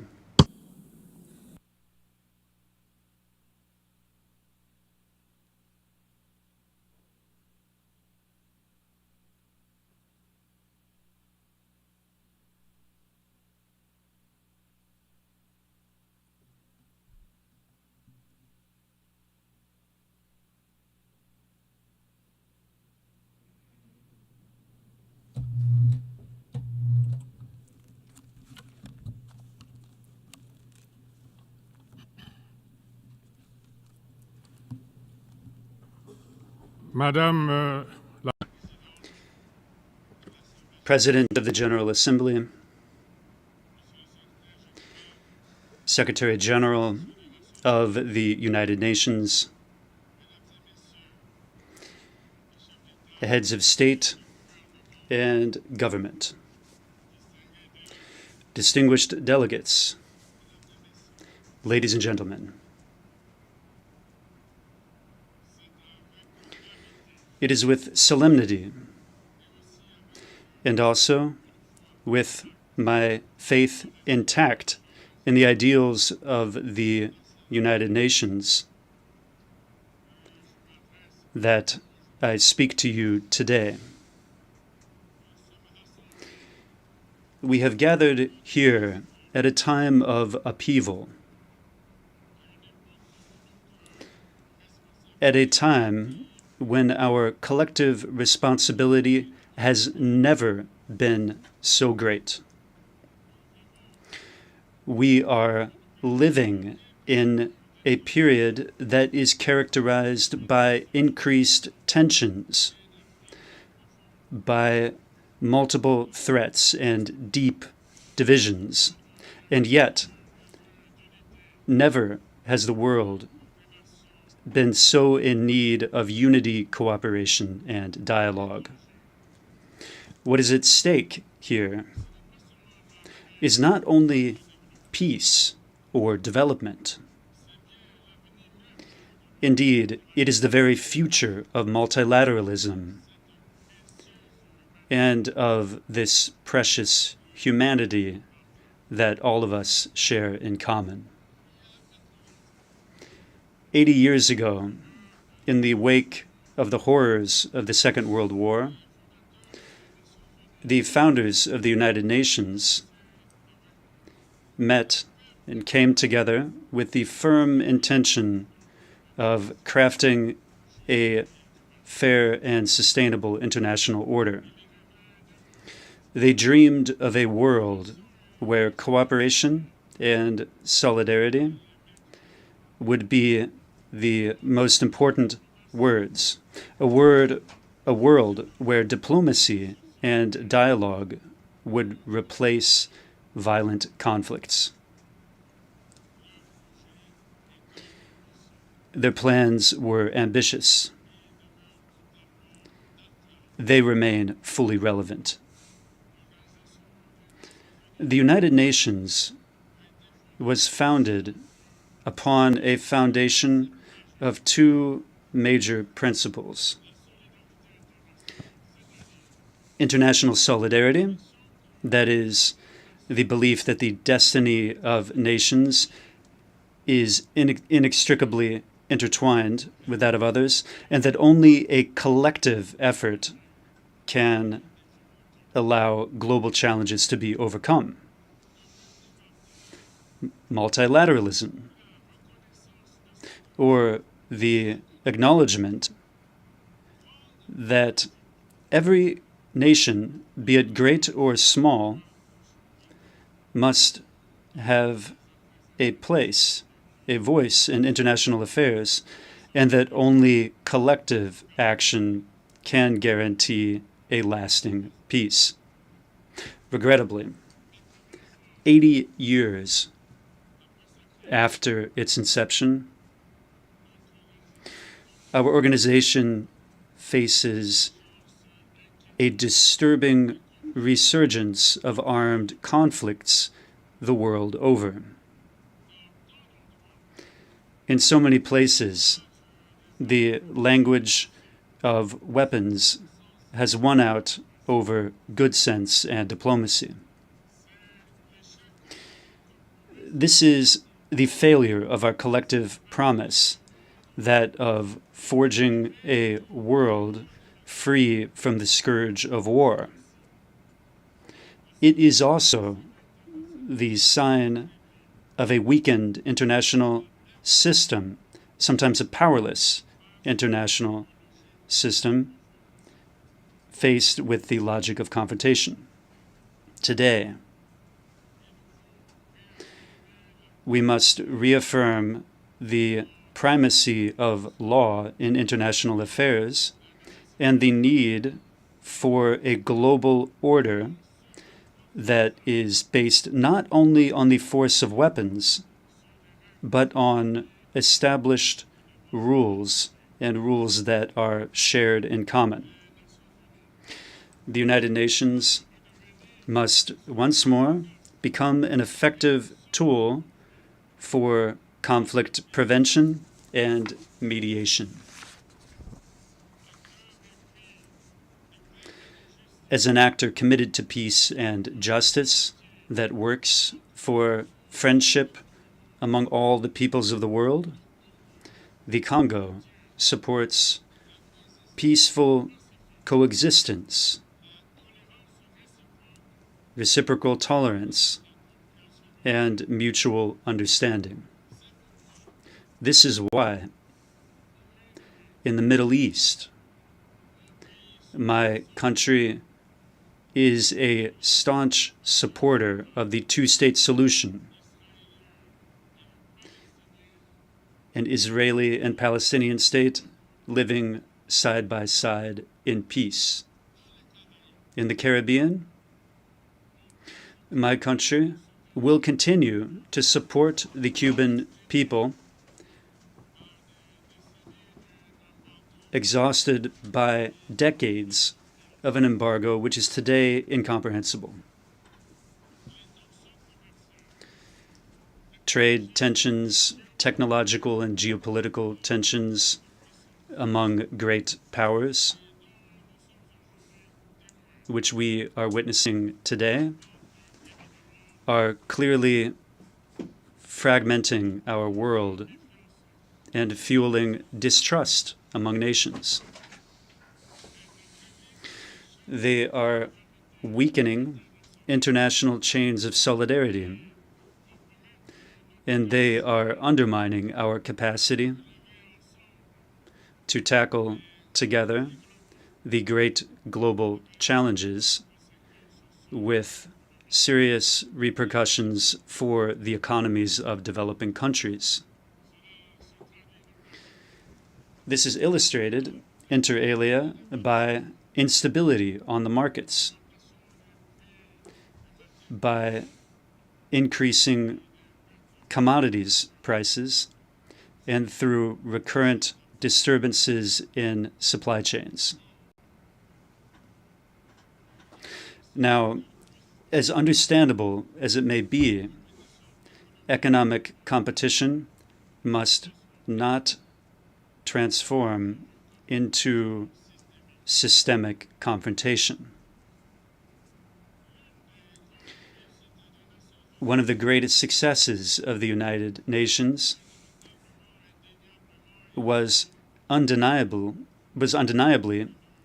establishing a sound platform for cooperation among nations. But today,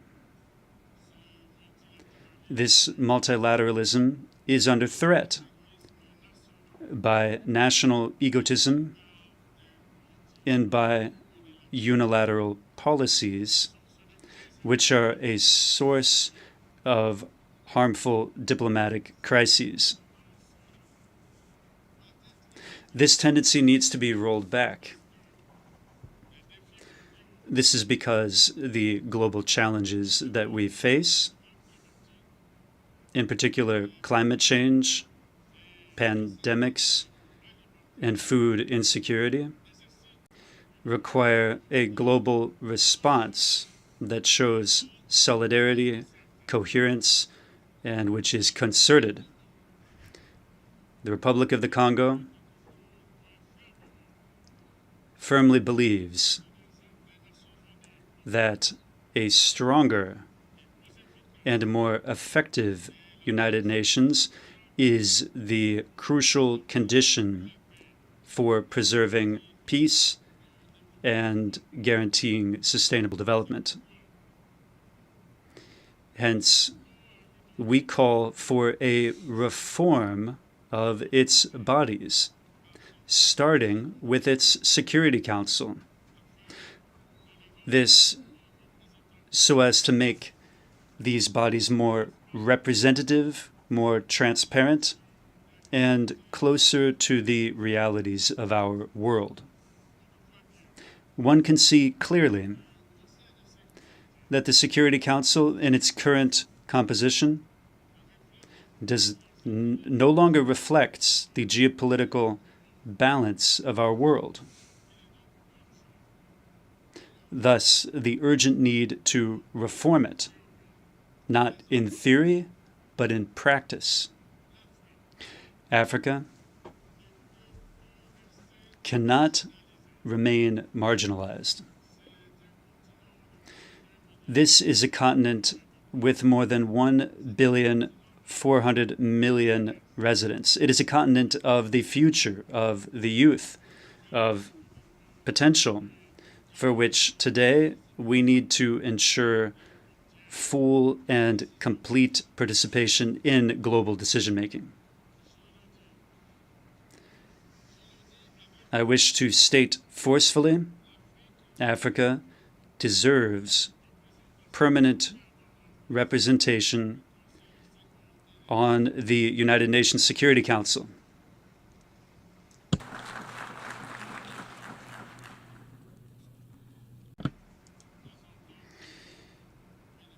Not as the beneficiary of a favor, but as a legitimate partner.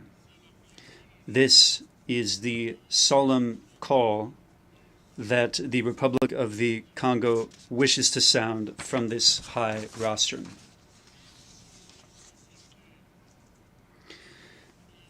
We must invent a smarter multilateralism, a more effective multilateralism, one that is closer to the aspirations of the people and one that is more representative of the realities of the 21st century.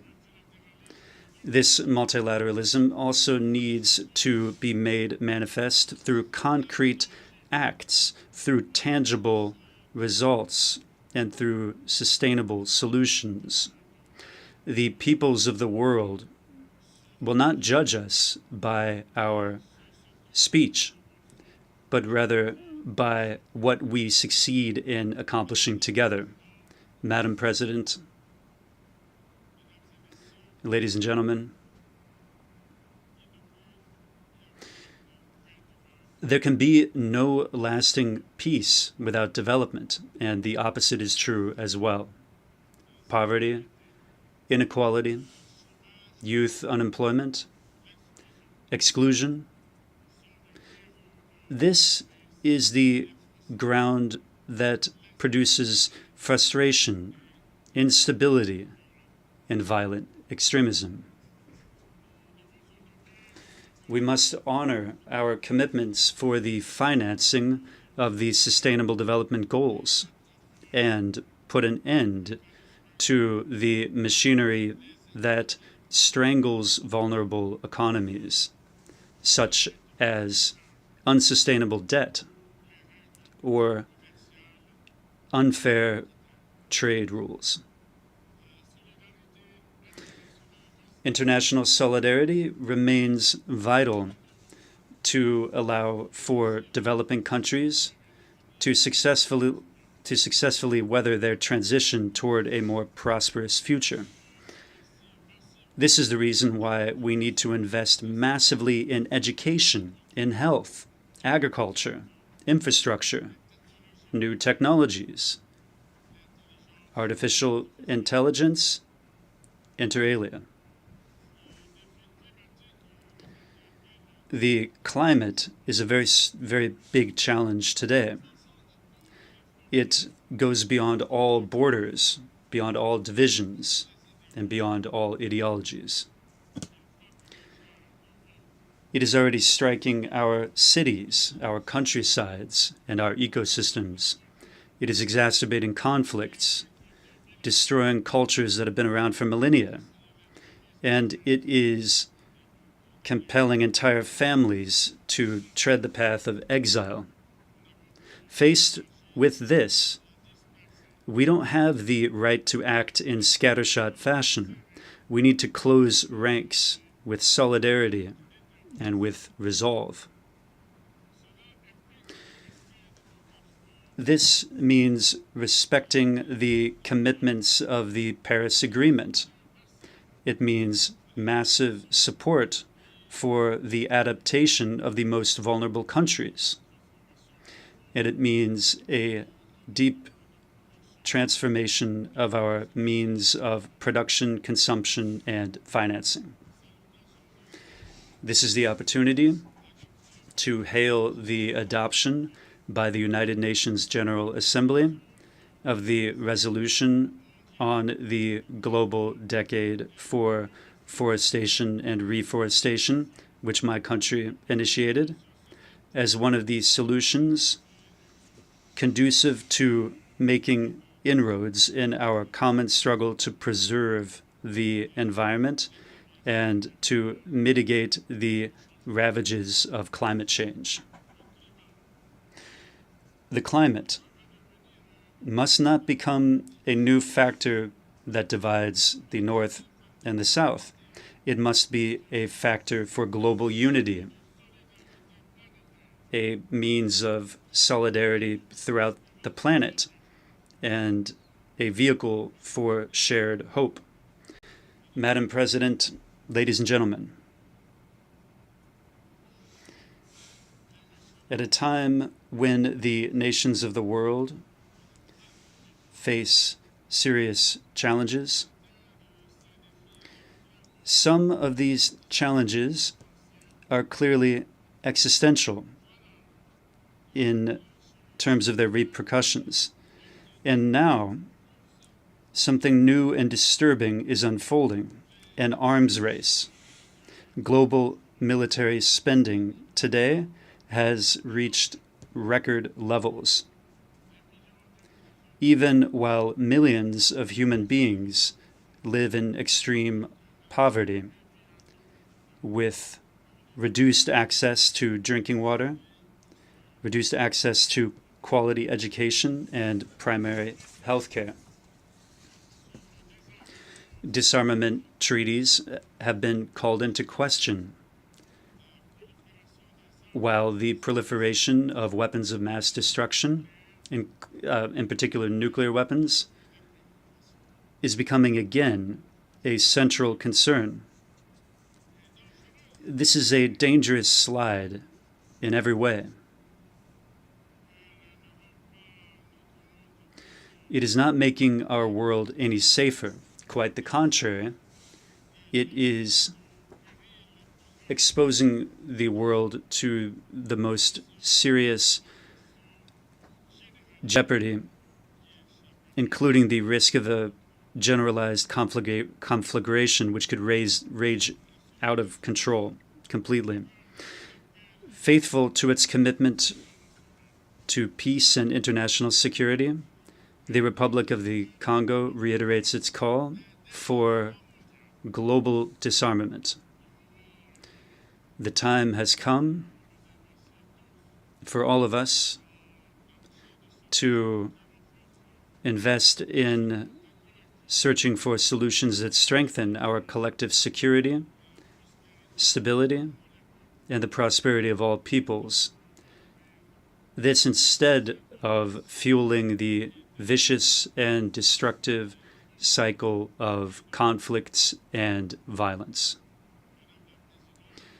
Madam President, ladies and gentlemen, in this unstable world, many people are in doubt today. Many people are asking questions. They're asking, is the United Nations still useful? Is the United Nations still good for anything? For them, I wish to respond from this high rostrum and say clearly, yes, yes, the United Nations is crucial. But provided one condition is met, namely that the United Nations succeeds in evolving, in reforming itself, in moving closer to the people, and provided it responds concretely to the myriad challenges of the present moment. We are not condemned to war, to retreat, and to distrust. We still have the choice of courage, solidarity, and responsibility. Therefore, together, united in diversity, let us bring to life the founding promises of our organization, namely peace, dignity, and progress. Let us not allow history to be made without us. I thank you.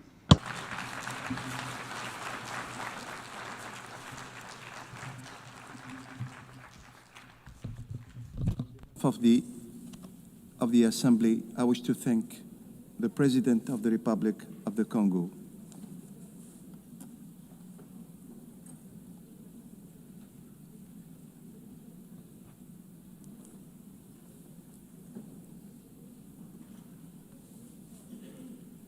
Now the Assembly will hear an address by His Excellency Andry Nirina Rojolina, President of the Republic of Madagascar.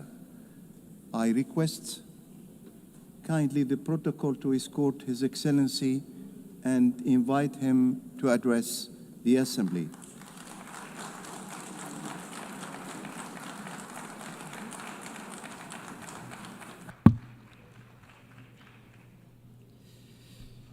Madame la Présidente, Madam President of the 80th General Assembly of the United Nations, Excellencies, Heads of State and Government, Secretary General of the United Nations, Distinguished Assembly, ladies and gentlemen, it is with sincere emotion that I represent my country, Madagascar, at our General Assembly at the United Nations in this temple of multilateralism, which is our common home. We are celebrating this year the 80th year anniversary of our organization. 80 years.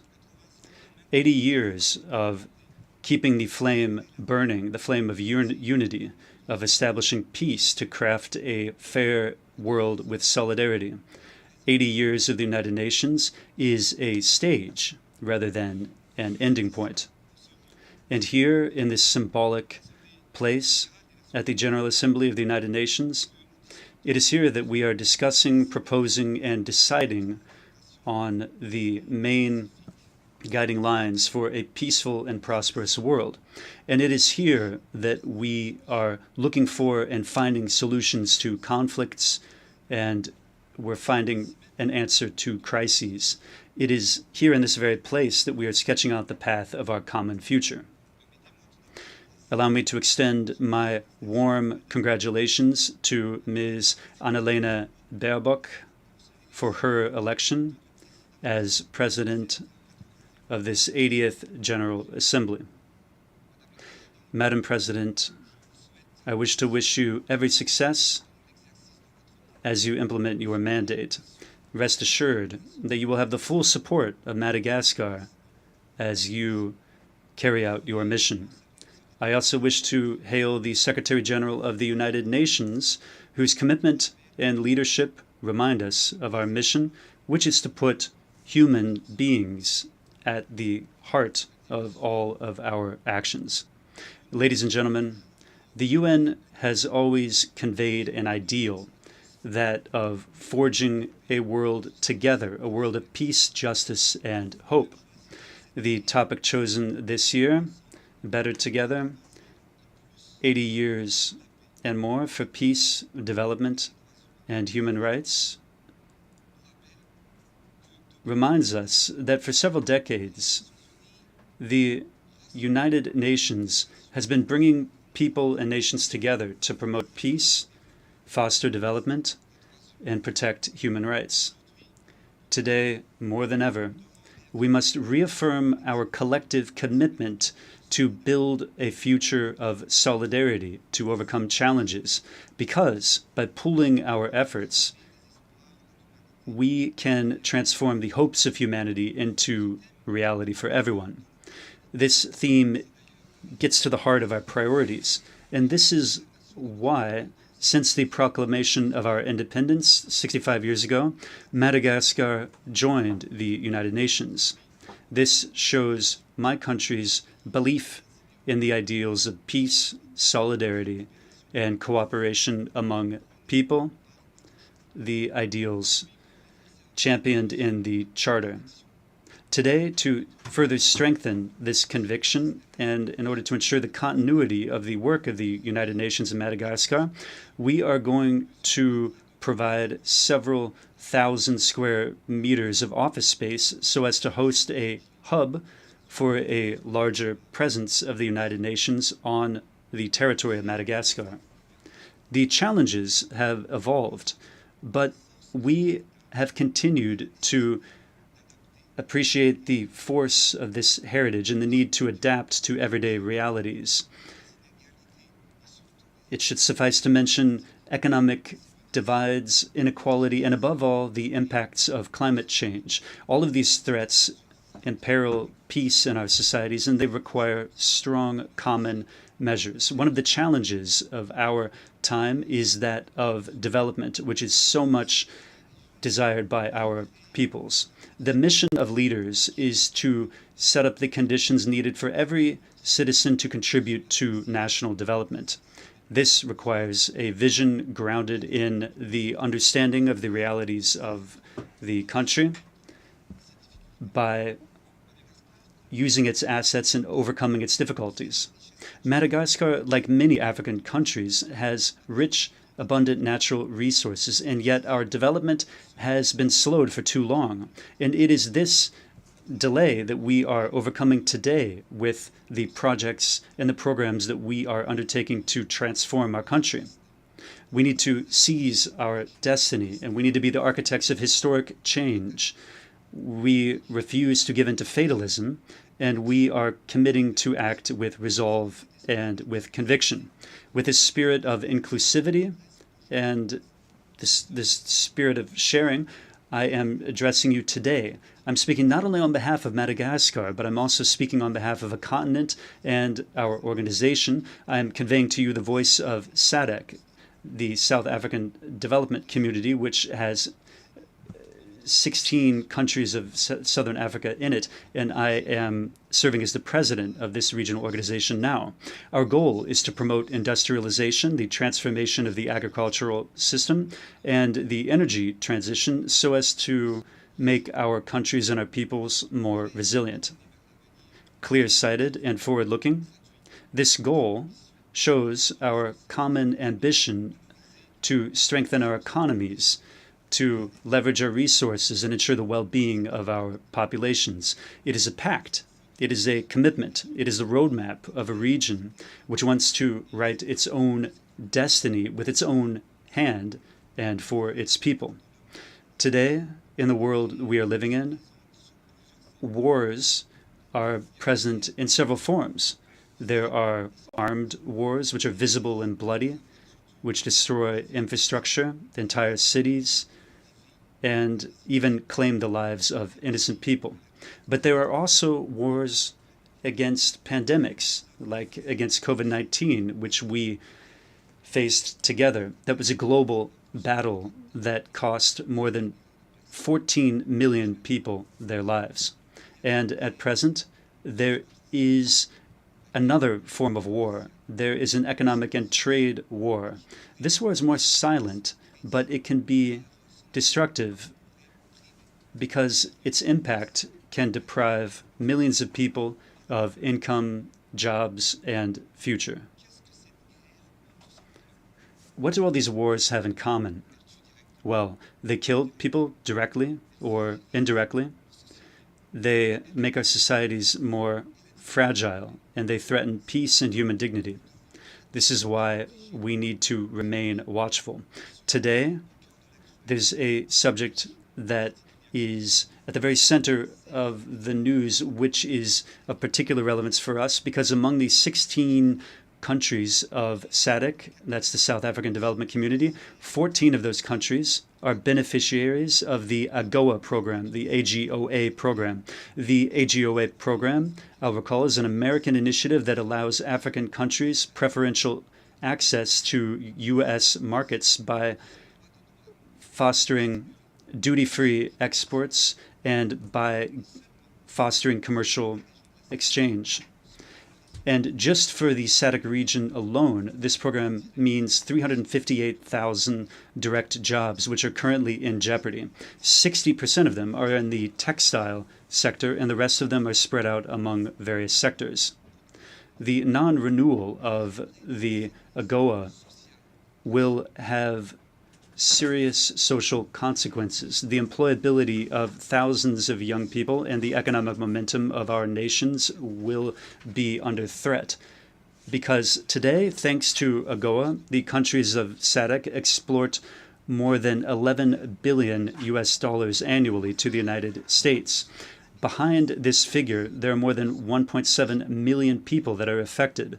Therefore, if AGOA disappears, then that will be over 700,000 direct and indirect jobs that will be lost in the Southern African region alone.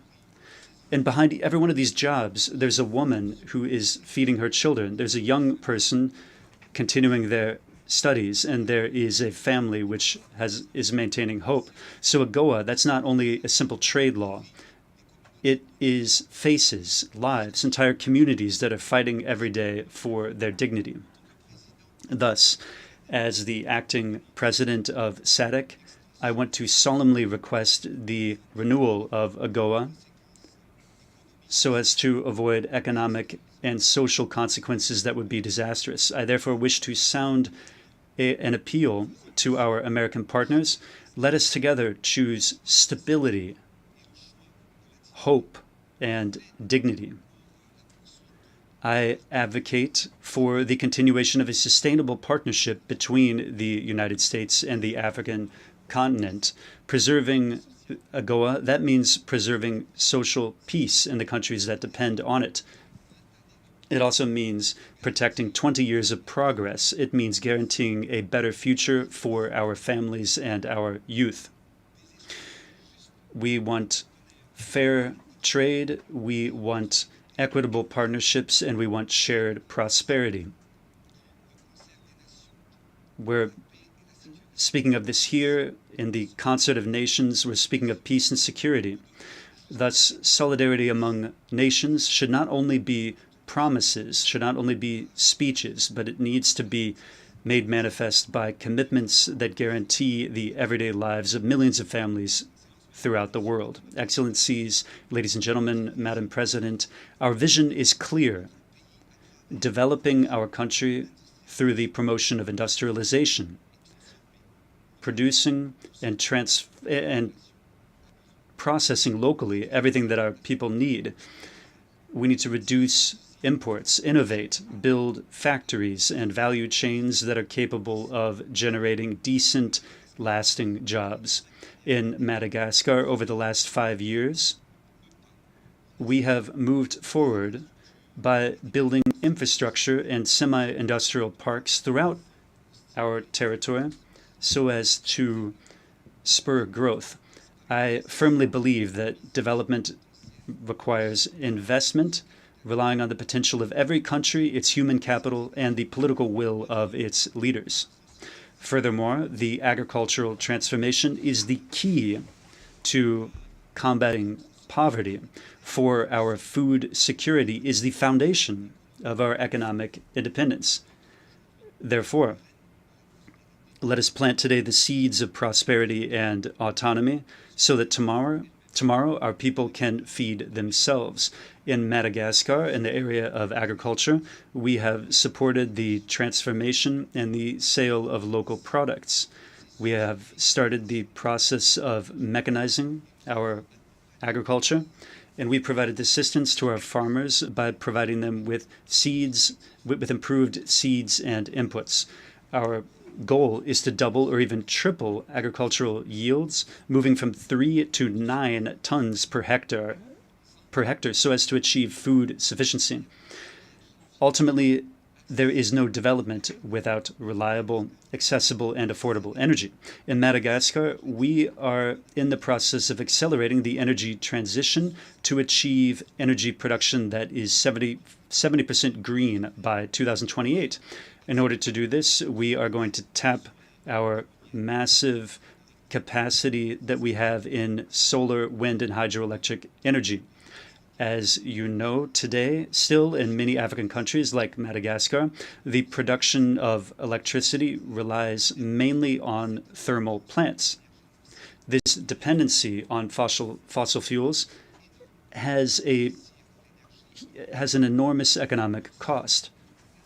Thus, investing in renewable energies is not only an obligation, but it is a duty for a sustainable, inclusive future. In 6 years alone, the rate of access to electricity in my country moved from 24% to 40%. Major headway has been made, but we are aware that much remains to be done. We're going to further step up our efforts to increase the production of clean energy so that isolated rural populations are not left behind. In this context, the collaboration with the United Nations system is playing a crucial role by prioritizing impactful projects for rural communities. These initiatives are illustrative of the desire to build an energy future that is more equitable, sustainable, and innovative. And finally, building modern infrastructure. That is an essential stage for the economic and touristic development of the country. From the east to the west, from the north to the south, Madagascar is transforming. We've started the project of building the first highway of our country that links Antananarivo to the large port in the east of the island. We've modernized public transport in our capital through building cable cars and by establishing urban trains. This has unburdened the city by transporting more than 40,000 passengers every day at full capacity, thus taking 2,000 vehicles out of traffic on a daily basis. Furthermore, we have strengthened the presence of the state in all of the areas of our country, above all in the hardest to reach areas. We've done this through building infrastructure that is close to the people and infrastructure that the people needs. We have built thousands of social housing units. We've modernized healthcare by building public hospitals and healthcare centers throughout our national territory. Our country only had 16 university hospital centers in 2018, but we've tripled that number by building 30 new hospitals in only 6 years. We are bolstering the entrepreneurship of young people and women to ensure their empowerment. We've built stadiums and sporting facilities, which have become places for cohesion, national pride, and emancipation for young people. Furthermore, we held the Youth Connect Summit in November. We'll be doing that in November, and that will fit into the framework of this commitment for the youth through equality and inclusion. And we want to invite everyone to participate in this event in great numbers. Finally, from the standpoint of social protection, over $250 million has been transferred directly to the most vulnerable families to improve their everyday lives. These achievements convey our desire to build a country that shows solidarity, a country that is connected and looks toward the future. But the demographic issue remains a variable that needs to enter the equation. We need to change the structure of the population because the current demographic growth is out of proportion to our economic growth. In some regions, young girls who are under the age of 18 are already mothers, and the majority of women have an average of 5 or even 8 children to take care of. They have more difficulty feeding them, bringing them up, caring for them, and educating them properly.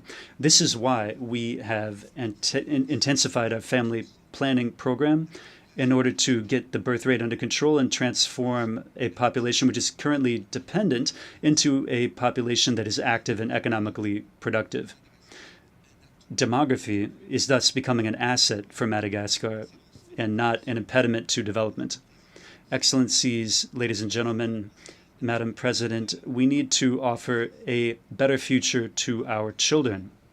So we need to protect the planet that is their home. Madagascar is a sanctuary of nature with 5% of its global biodiversity and 80% of endemic species. We absolutely need to protect this biodiversity. And like other areas of the world, these treasures are in jeopardy. Faced with deforestation and climate challenges, island countries like ours are undergoing the consequences of planetary warming. Cyclones have become increasingly frequent, coming one after another, and they're more and more devastating. Flooding has destroyed our fields, and it has threatened our harvests and the incomes of our farmers. Madagascar is one of the countries that is the victim of the repercussions of climate change. Our planet is burning. Our ecosystems are degrading, while action and financing is not forthcoming. It is high time to move to action. We all know the facts. Right now, let us act together. This is why we wish to sound a call once more for climate justice, so that polluting countries can live up to their responsibilities, and so that the promised financing for adaptation is actually provided, so these promises are kept. We reaffirm our commitment to the preservation of this common heritage with a program of massive reforestation by planting millions of trees every year. Thus, Madagascar joined the coalition of carbon-neutral countries known as G0, and we are positioning ourselves as a model actor. We've also strengthened the protection of our protected areas. Our ambition is to restore our forests and develop the green and blue economy. Excellencies, dear leaders, Excellencies, ladies and gentlemen, Madam President, here and now from this august rostrum, I call for unity and action. This is not a time for reflecting. It is a time for concerted strategies. This is not the time for dependency, but rather for sovereign affirmation. This is not a time for sluggishness, but rather for acceleration, for boldness, and for effectiveness. Our mission, this is our reason for being. It is our destiny, a destiny that aims to improve the everyday lives of citizens and which affects every life, every child, every mother. Therefore, we need to ask a question. What world will we choose for our children and for the future of succeeding generations? For my people, for progress, I will never stop bringing to bear all the ways and means possible to accelerate the transformation of my country. We need to go farther. We need to go faster with courage and hope. Yes, the task is huge and the aspirations of the population are great, but we know one thing: division is not a solution. Conflicts brings rise to instability. So let's choose unity, solidarity. Let us choose to build rather than to destroy, because every child has the right to dream and every people has the right to hope. So let's move together, united, upright together. Let's move toward the world that we want. I have a dream for my country, for Madagascar, for Southern Africa, for the African continent, and for all of the voices that are not heard very often. The dream of a future where peace always wins out over war, where development benefits every human being, where fundamental rights are never up for negotiation, and where nature is preserved as our most sacred heritage. So, yes, we will be better together for peace, for development, and for future generations. Because history has shown us that when we choose unity, we combat instability. When we cultivate solidarity, we plant the seeds of prosperity. So may the 8 next decades be marked by a global governance that is more fair, more inclusive, and more effective. Long live the United Nations, long live cooperation among peoples, and long live Madagascar. Que Dieu nous bénisse. May God bless us. I thank you for your attention. On behalf of the Assembly, I wish to thank the President of the Republic of Madagascar. We shall now continue the general debate.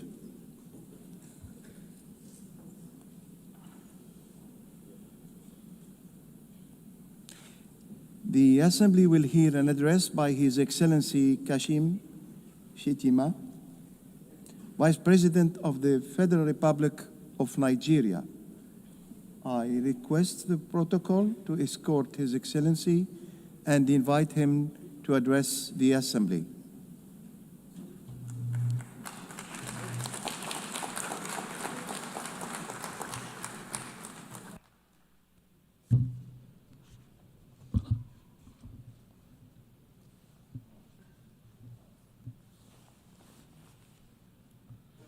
Madam President, Mr. Secretary General, Excellencies, Heads of State and Government, distinguished delegates. The chaos that shadows our world is a reminder that we cannot afford the luxury of inaction. We will have been consumed by our differences had there been no community such as this to remind us that we are one human family. Even in our darkest hours, we have refused to be broken. This community was born from the ashes of despair, a vehicle for order, and for the shared assurance that we could not afford to falter again.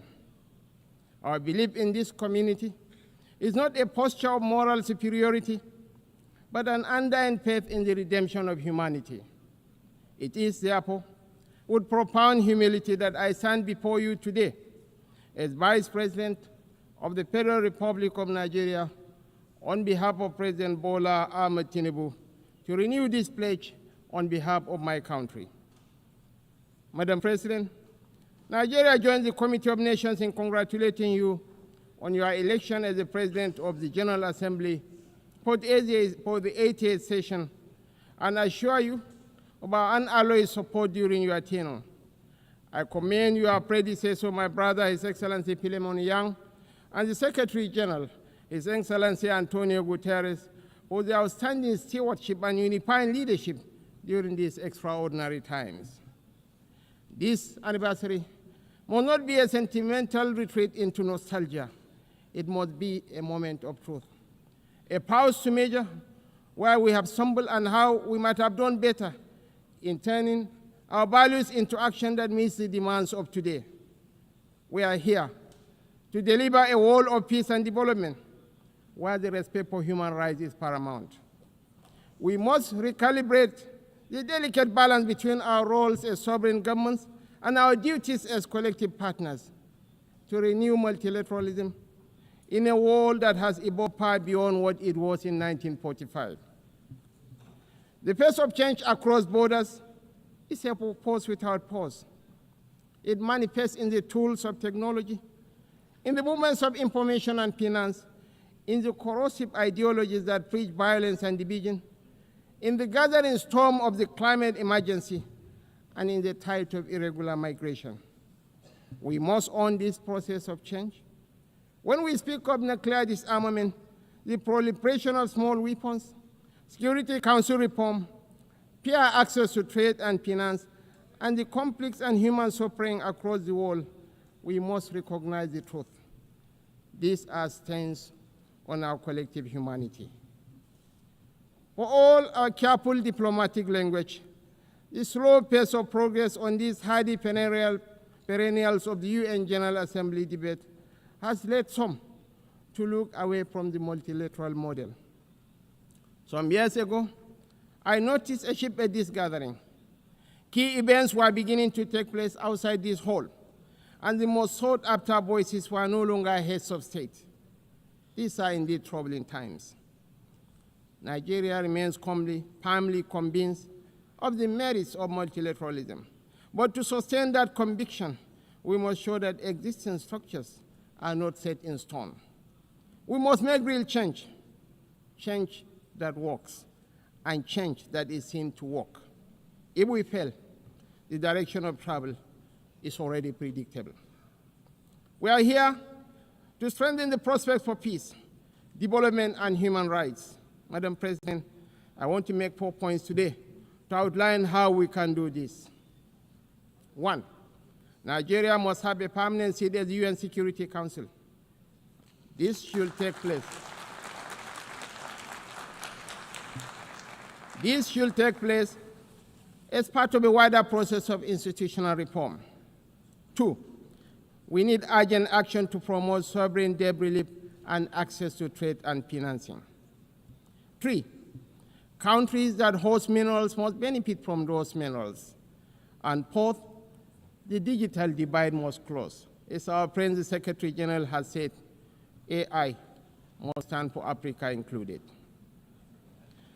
On my first point, the United Nations will recover its relevance only when it reflects the world as it is, not as it was.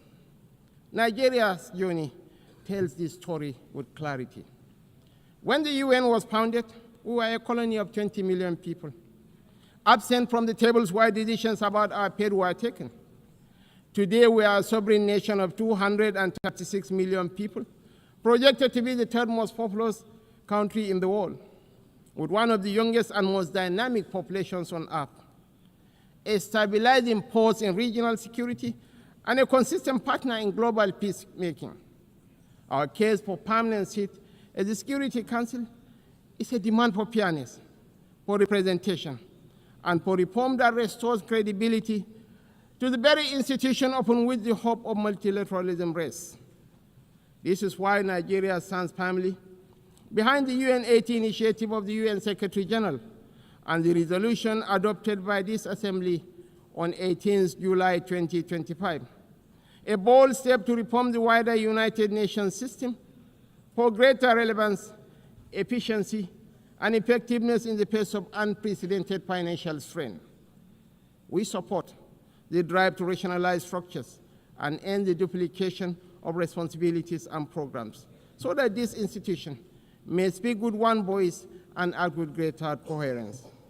Madam President, Africa, none of us in this world can function peacefully in isolation. This is the heavy burden of sovereignty. Sovereignty is a covenant of shared responsibility, a recognition that our survival is bound to the survival of others. To live up to this charge, we must work hand in hand with our neighbors and partners. We must follow the trails of weapons, of money, and of people.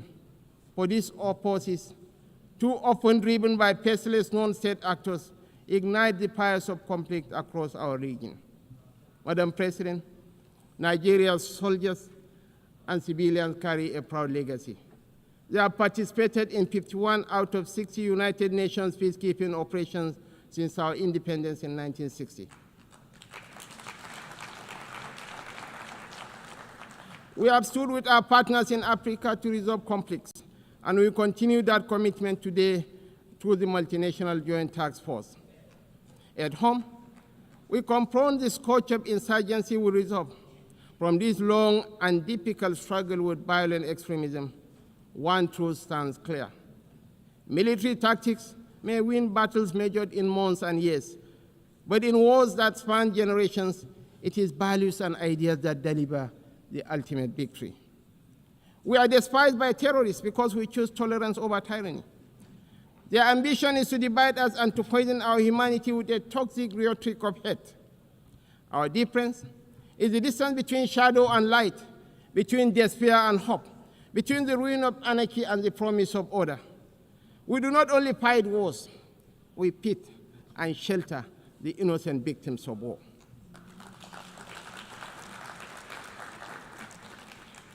This is why we are not indifferent to the devastations of our neighbors near and distant. This is why we speak of the violence and aggression visited upon innocent civilians in Gaza, the illegal attack on Qatar, and the tensions that scar the wider region. It is not only because of the culture of impunity that makes such acts intolerable, but because our own bitter experience has taught us that such violence never ends where it begins. We do not believe that the sanctity of human life should be trapped in the corridors of endless debate. That is why we say, without stuttering and without doubt, that a two-state solution remains the most dignified path to lasting peace for the people of Palestine.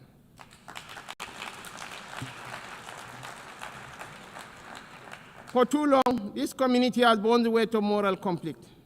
For too long, we have been caught in the crossfire of violence that offends the conscience of humanity. We come not as partisans, but as peacemakers. We come as brothers and sisters of a shared wall, a wall that must never reduce the right to live into the currency of devious politics. The people of Palestine are not collateral damage in a civilization searching for order.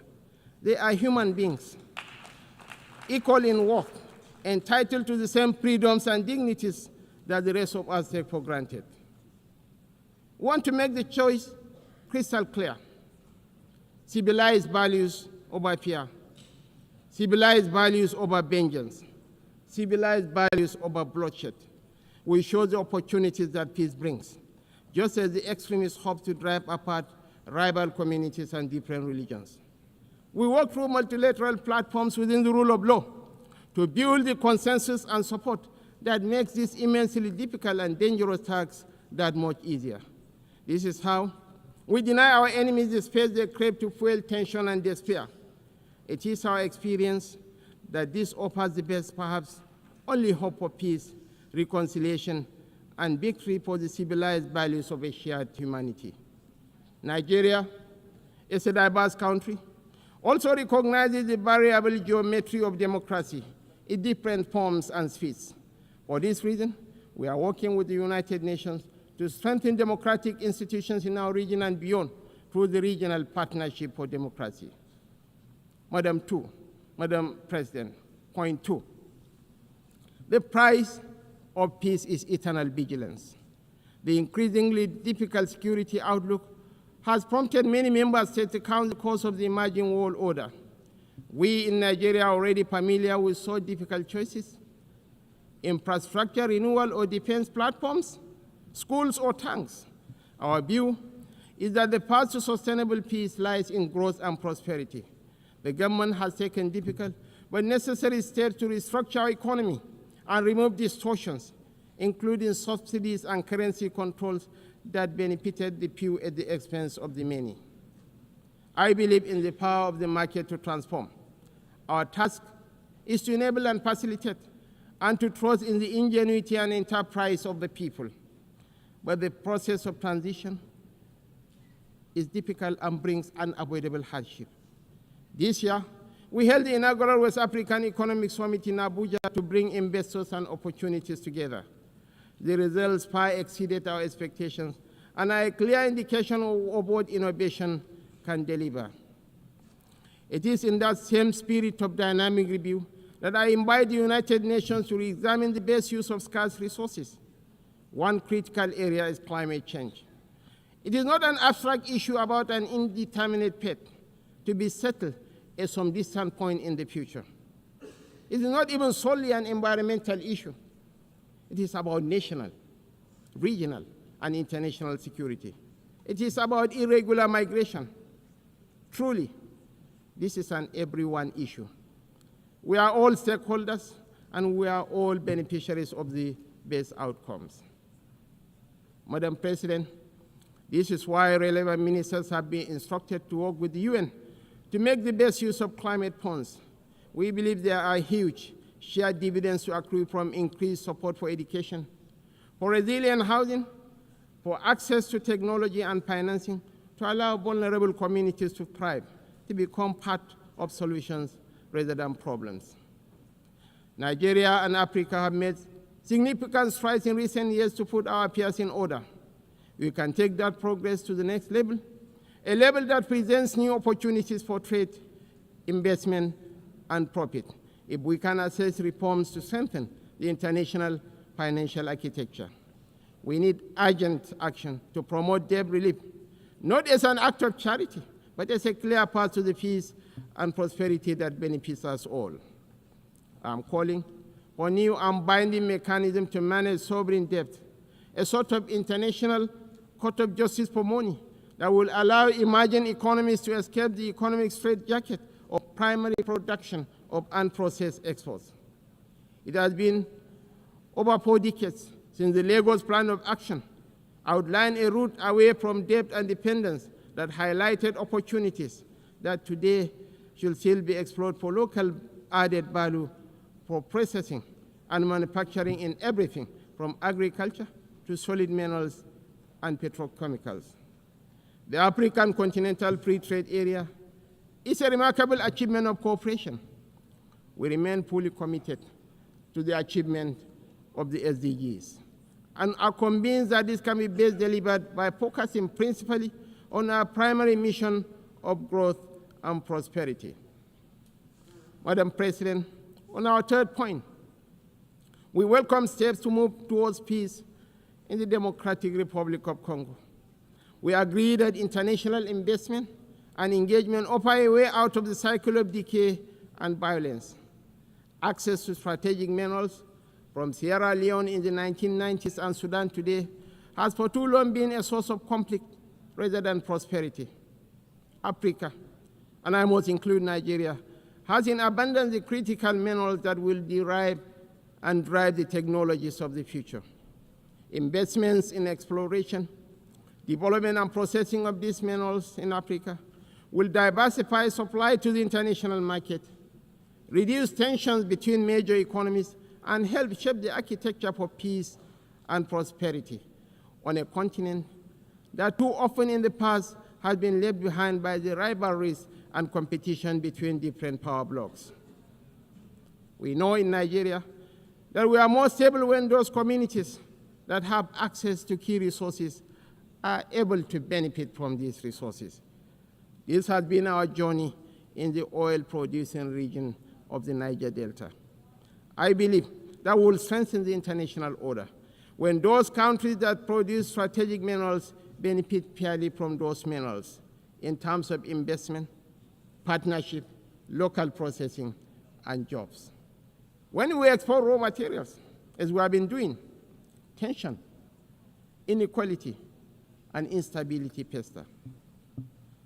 Madam President, the fourth pillar for change that I am advocating is a dedicated initiative, bringing together researchers, private sector, government, and communities to close the digital divide. As we stand on the threshold of new and dramatic technological change, we are still absorbing the impact of the revolution on information and communication of the past 20 years. We understand better than we did the opportunities technology offers, as well as the safeguards we need to enable growth and mitigate the potential for corruption. Some worry about fake news. Truly, we have plenty of that, with the potential of devastating real-world consequences in countries rich and poor.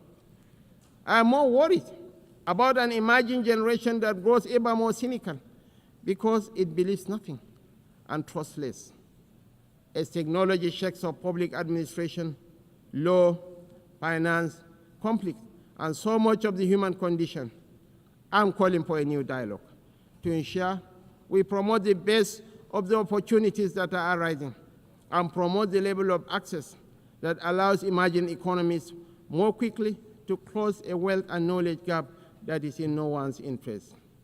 I join you today to reassert Nigeria's commitment to peace, to development, to unity, to multilateralism, and to the defense of human rights is beyond compromise. For none of us is safe until all of us are safe. The road ahead will not be easy, and we know there are no quick fixes to the trials that test the human spirit. Yet history reminds us that bold action in pursuit of noble ideals has always defined the story of the United Nations. Time and again, we have found the wisdom to balance sovereign rights with collective responsibility. That balance is once again in question. But I believe, quite passionately, that a renewed commitment to multilateralism, not as a slogan, but as an article of faith, remains our surest path forward. Nigeria dedicates itself fully and without reservation to that noble cause. I thank you all for listening.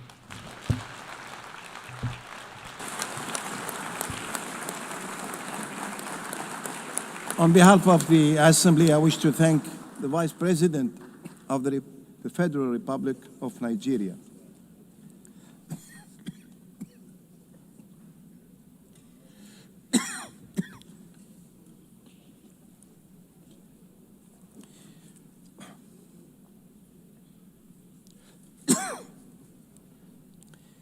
The Assembly will hear an address by His Highness Sabah al-Khalid al-Sabah, Crown Prince of the State of Kuwait. I request the protocol to escort His Highness and invite him to address the Assembly.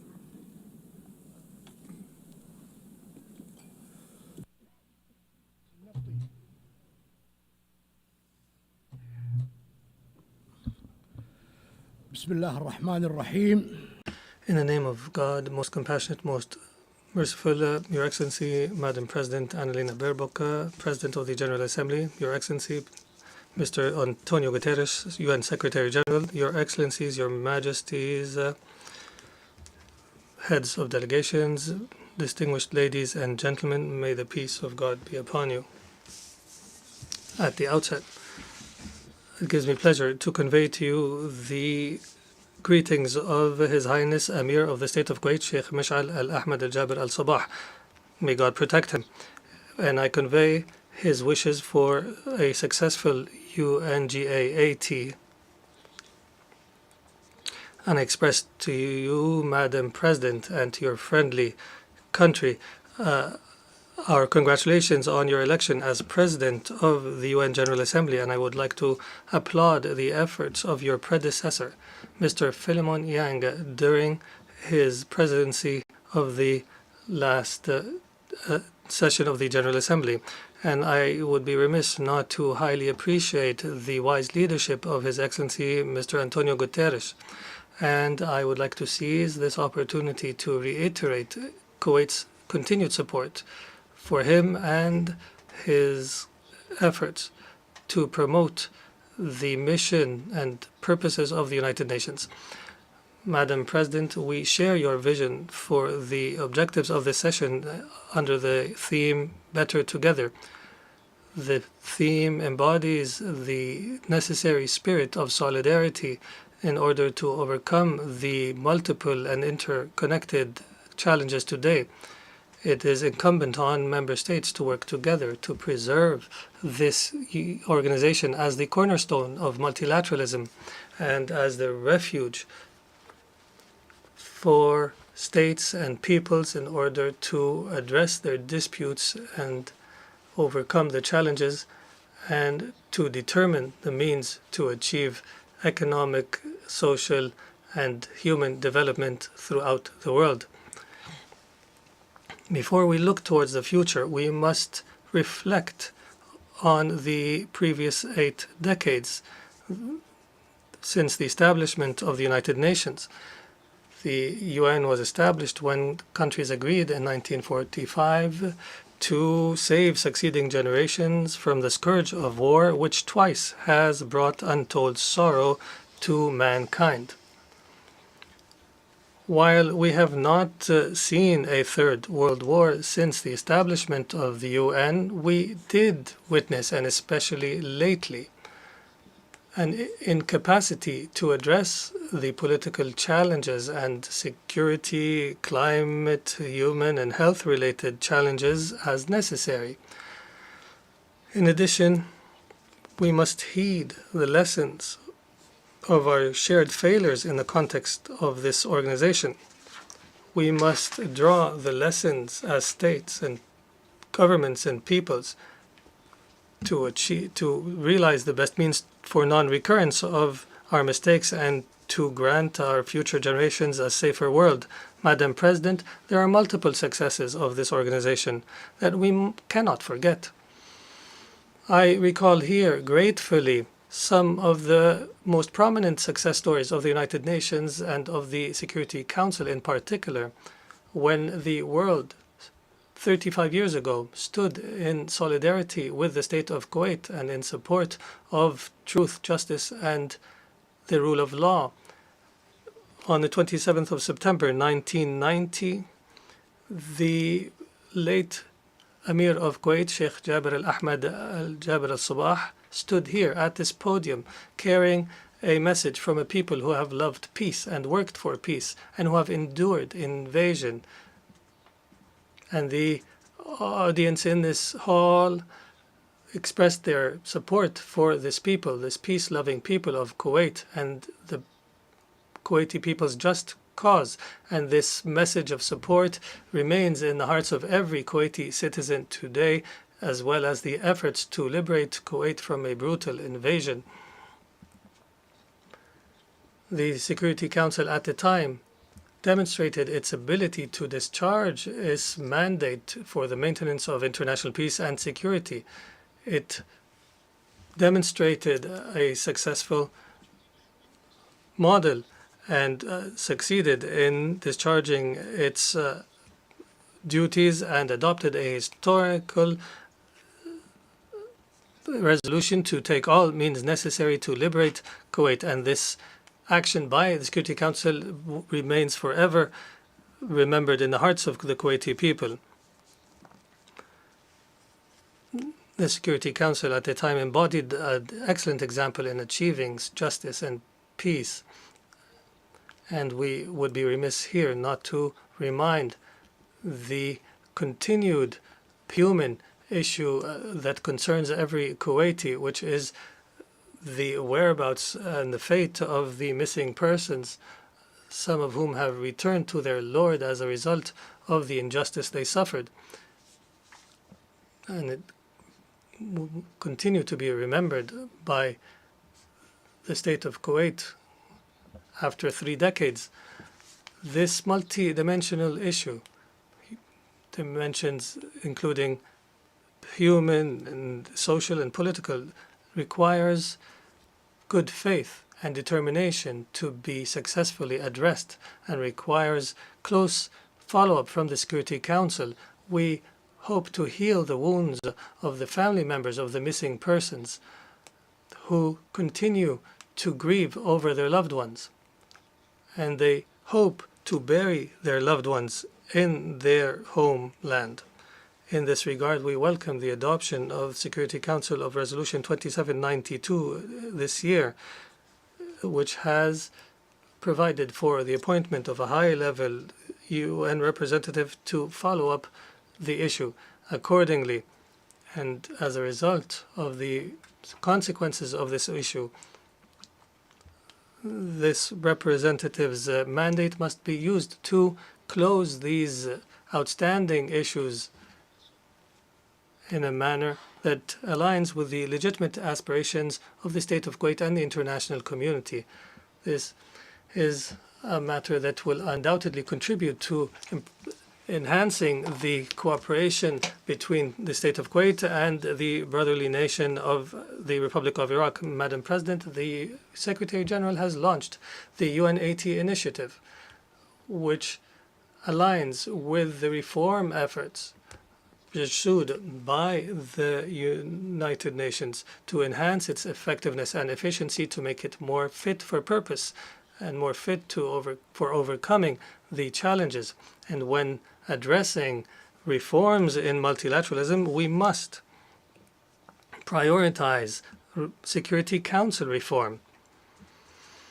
We are firmly convinced that there is a dire need to reform the Security Council in a manner that enshrines justice, transparency, and credibility, and the non-selectivity, in order for the Security Council to become more capable of addressing contemporary threats, and so that its composition more accurately reflects the world we live in today. Madam President, Kuwait is honored to preside over the current 45th session of the Supreme Council of the Gulf Cooperation Council.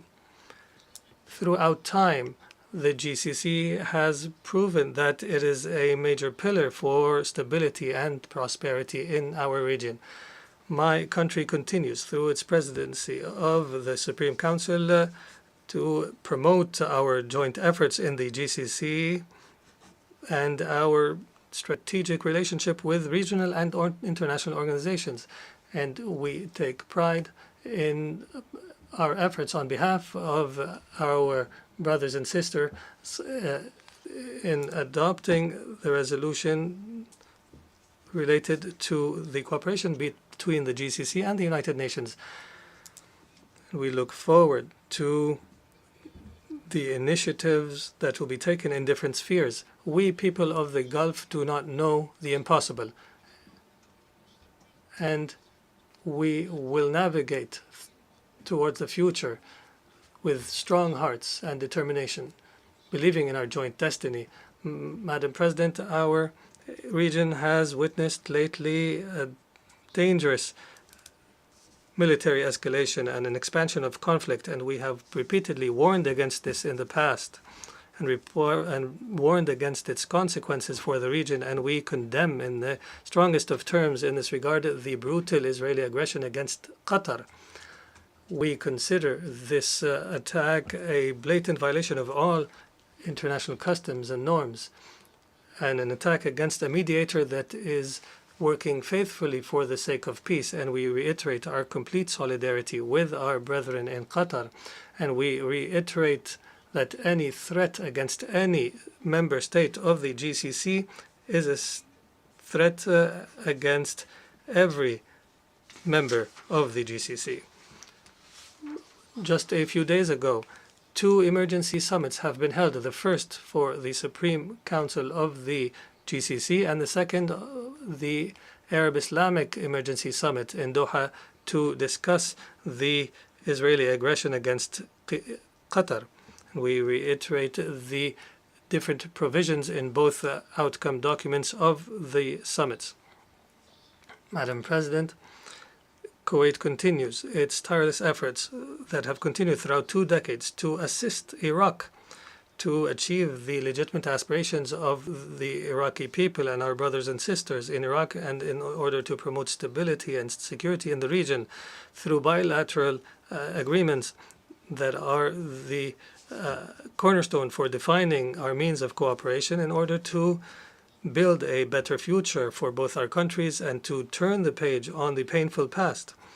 Accordingly, from this podium, we reiterate for the 3rd year in a row our commitment to the provisions of the agreement to regulate maritime navigation in the Khor of Abdullah with the Republic of Iraq since 2009, and we reiterate our commitment to correcting the negotiation course in order to determine our maritime boundaries beyond point 162 as per international law and the UN Convention on Law of the Sea of 1982, and without prejudice to the territories and islands in the area.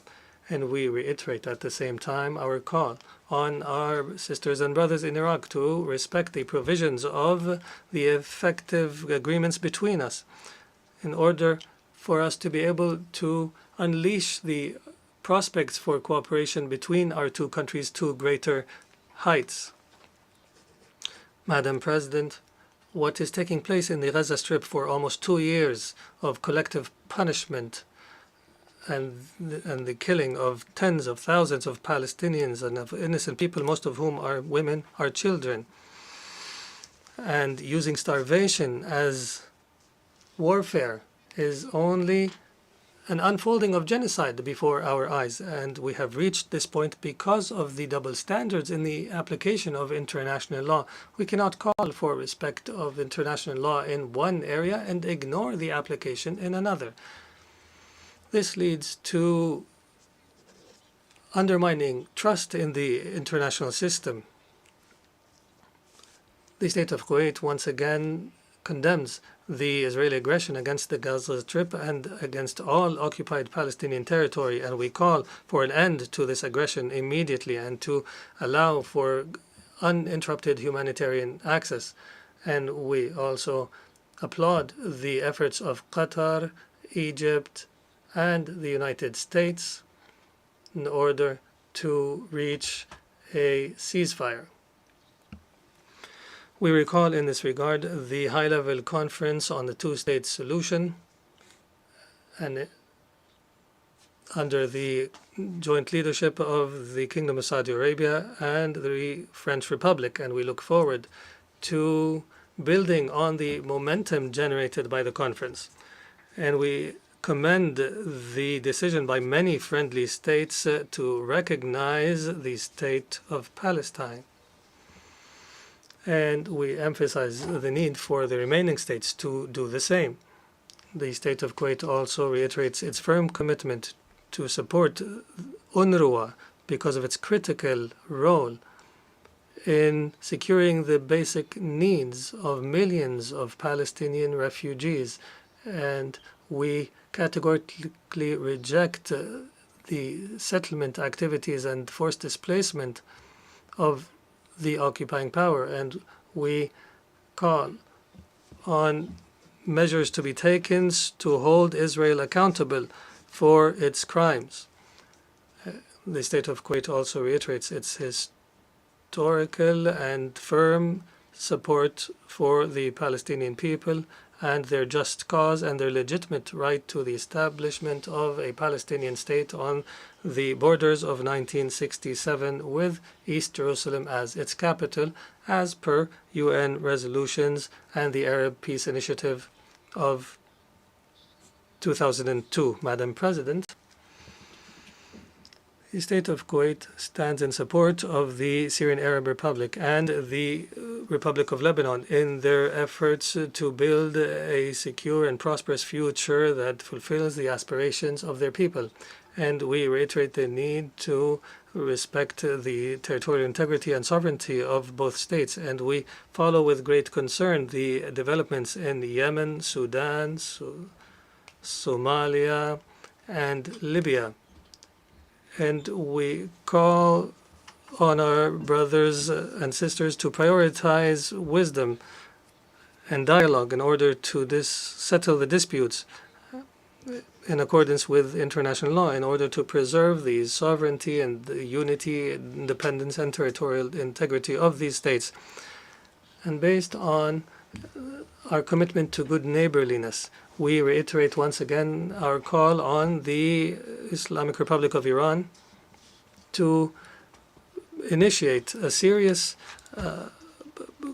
path to build for confidence-building measures, and we believe that creating the conducive environment for negotiations will contribute to resolving the nuclear program and all other outstanding issues. Madam President, we in Kuwait as a result of our people's determination, continue confidently towards the future as per Kuwait Vision 2035, which aims to establish Kuwait as a financial and trade hub in the region.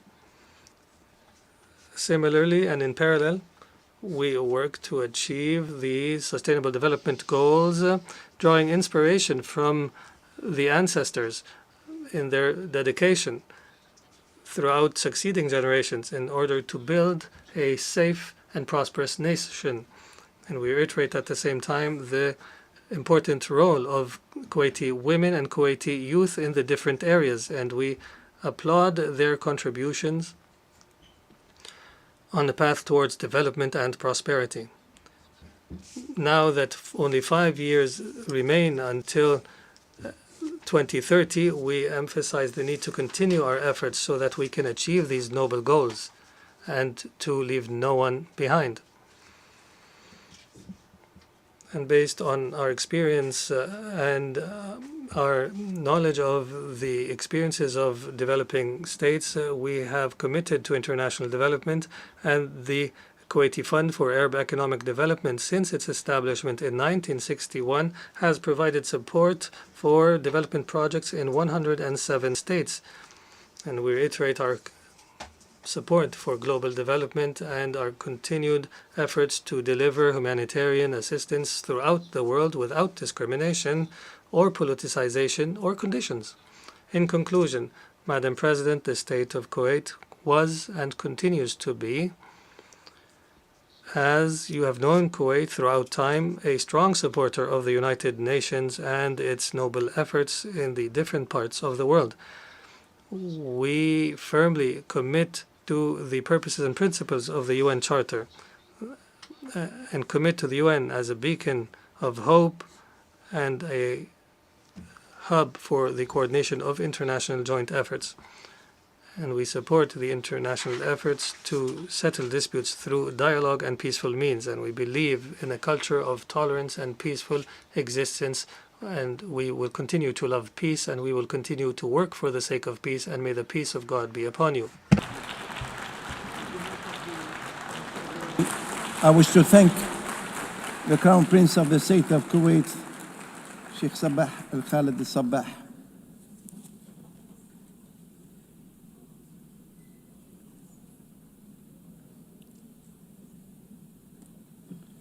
Now the Assembly will hear an address by His Excellency Anthony Albanese, Prime Minister of the Commonwealth of Australia, and I request the protocol to escort His Excellency and invite him to address the Assembly.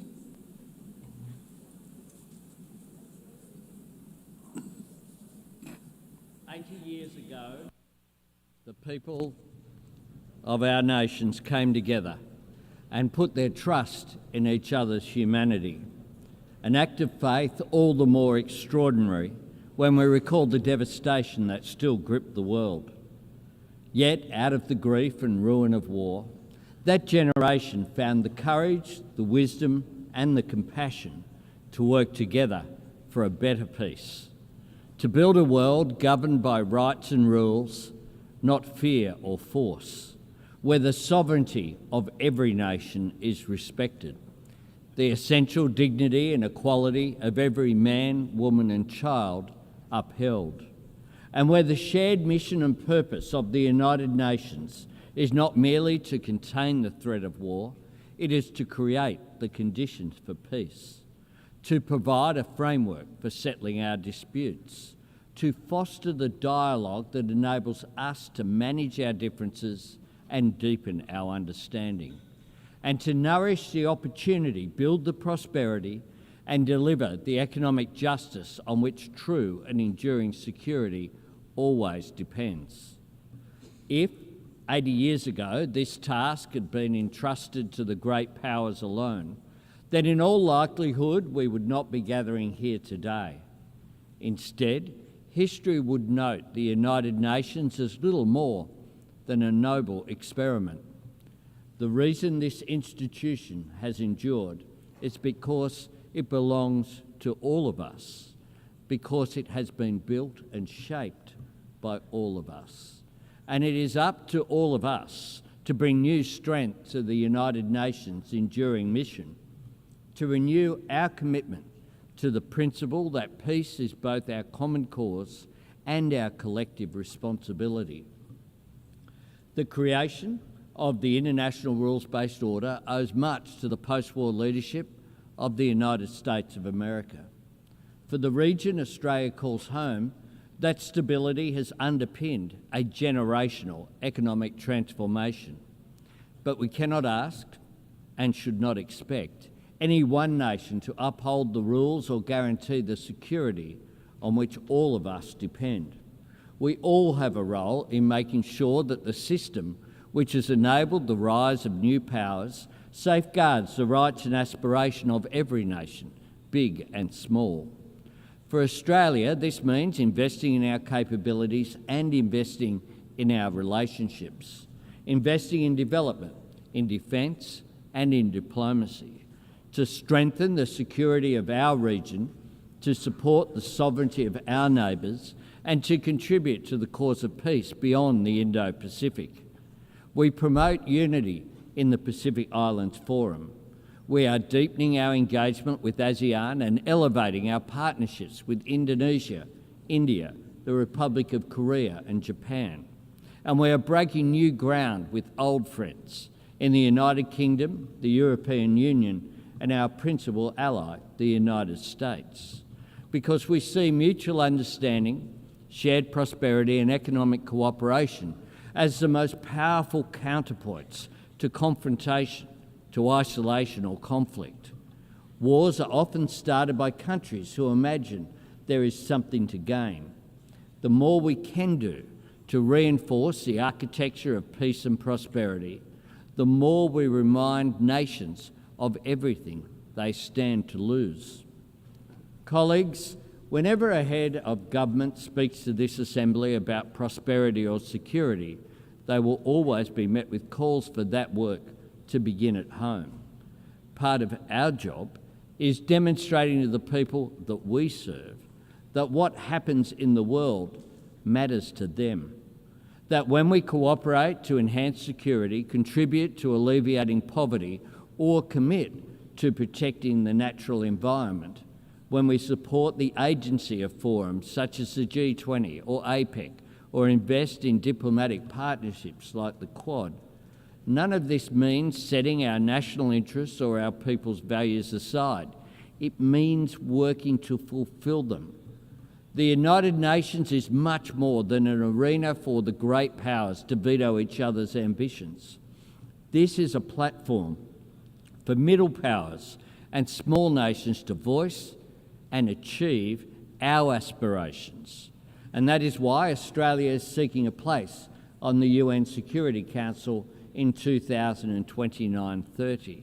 And it is why we are bidding to co-host the 31st Conference of the Parties with our Pacific family, nations for whom climate change is more than an environmental challenge, it is an existential threat. This is a place for the global spotlight to shine on suffering and struggles that might otherwise be forgotten, and for the international community to work together to advance our shared interests and to tackle challenges we cannot meet alone. In 2025, we are confronted by all manner of these challenges in old forms and new. Dictators whose hold on power derives solely from their capacity for cruelty to their own citizens. Tyrants who invade sovereign nations to further their own ambitions. Regimes willing to crush their own people beneath the weight of oppression. Autocracies deploying new technology to undermine our trust in democracy, institutions, and each other. Intimidation and coercion on the seas and in the skies, endangering lives and risking escalation. Terrorists and states which sponsor terrorism, spreading hatred. And if ever we had the luxury of imagining that breaches of international law were not our concern, or that conflict and turmoil in another part of the world could not affect us, Those days are long gone. Just last month, Australian security agencies confirmed that the Iranian regime orchestrated the firebombing of a synagogue in Melbourne and a Jewish restaurant in Sydney. Criminal acts of cowardice aimed at spreading fear. We expelled the Iranian ambassador from Australia, the first time since the Second World War that our country has taken such a step. And here at the United Nations, we repeat to the world, there is no place for anti-Semitism. Colleagues, it is not the Australian way to try and impose our values on other nations. But when we deal with the world, we bring our values with us, and we strive to back our words with actions. Australia helped to draft the United Nations Charter, and we were part of the first peacekeeping operation under UN authority, proudly supporting independence for Indonesia. As an economy engaged in the fastest growing region of the world in human history, Australia champions the benefits of free and fair trade, and we work to strengthen it by advocating for working people to share in the prosperity that trade creates through better wages, safer workplaces, and the elimination of exploitation and modern slavery, and by supporting the security of communications and maritime travel that make trade possible through the United Nations Convention on the Law of the Sea, including in our region and the South China Sea. And as a proud member of the Pacific family, as a continent home to some of the greatest natural treasures on the planet, and as a nation blessed with the traditional resources, critical minerals, skills and sunlight and space to power the global shift to net zero, Australia is acting to meet the environmental challenge of climate change while working to seize and share the economic opportunities of renewable energy. We will meet our 2030 target of 43% emissions reduction on 2005 levels. And last week, we set our target for 2035, cutting emissions by 62 to 70%. We are honouring our commitment to the Paris Agreement and its goal of keeping global temperatures below dangerous levels. Our target is ambitious, but importantly, it is achievable. And more than anything else, Australia's embrace of clean, renewable energy will get us there. Clean energy can carry the world beyond the false choice between economic growth and environmental responsibility, because clean energy enables the rapidly growing economies of the Indo-Pacific to industrialise and decarbonise at the same time, and to continue lifting their people's living standards while lowering their nation's emissions. Colleagues, as one of the world's oldest democracies, and one of the first where women could vote in elections and stand for Parliament, Australia knows societies and economies are stronger when they draw on the talents of all of their citizens. Indeed, it was a great Australian, Jessie Street, one of just 8 women among the 850 delegates who gathered in San Francisco in 1945, who insisted that the UN Charter make specific mention of sexual discrimination. Because, she said, where the rules are silent, women are not usually considered. That is why Australia proudly works to promote education, economic opportunity and empowerment for women and girls around the world. As the home of the world's oldest continuous culture, we honour the knowledge and resilience of Indigenous people everywhere. And as a country strengthened and enriched by the hard work and aspiration of people drawn from every faith and tradition on earth, we stand against discrimination and prejudice everywhere. As a people who believe that kindness is an act of courage, We want to see aid workers delivering food, water and medicine to conflict zones protected. And this week, Australia and our partners launched the Declaration for the Protection of Humanitarian Personnel. And I thank the more than 100 nations that have already endorsed the Declaration. And as a nation that knows security depends on sovereignty, Australia stands with the courageous people of Ukraine in their struggle against Russia's illegal and immoral invasion.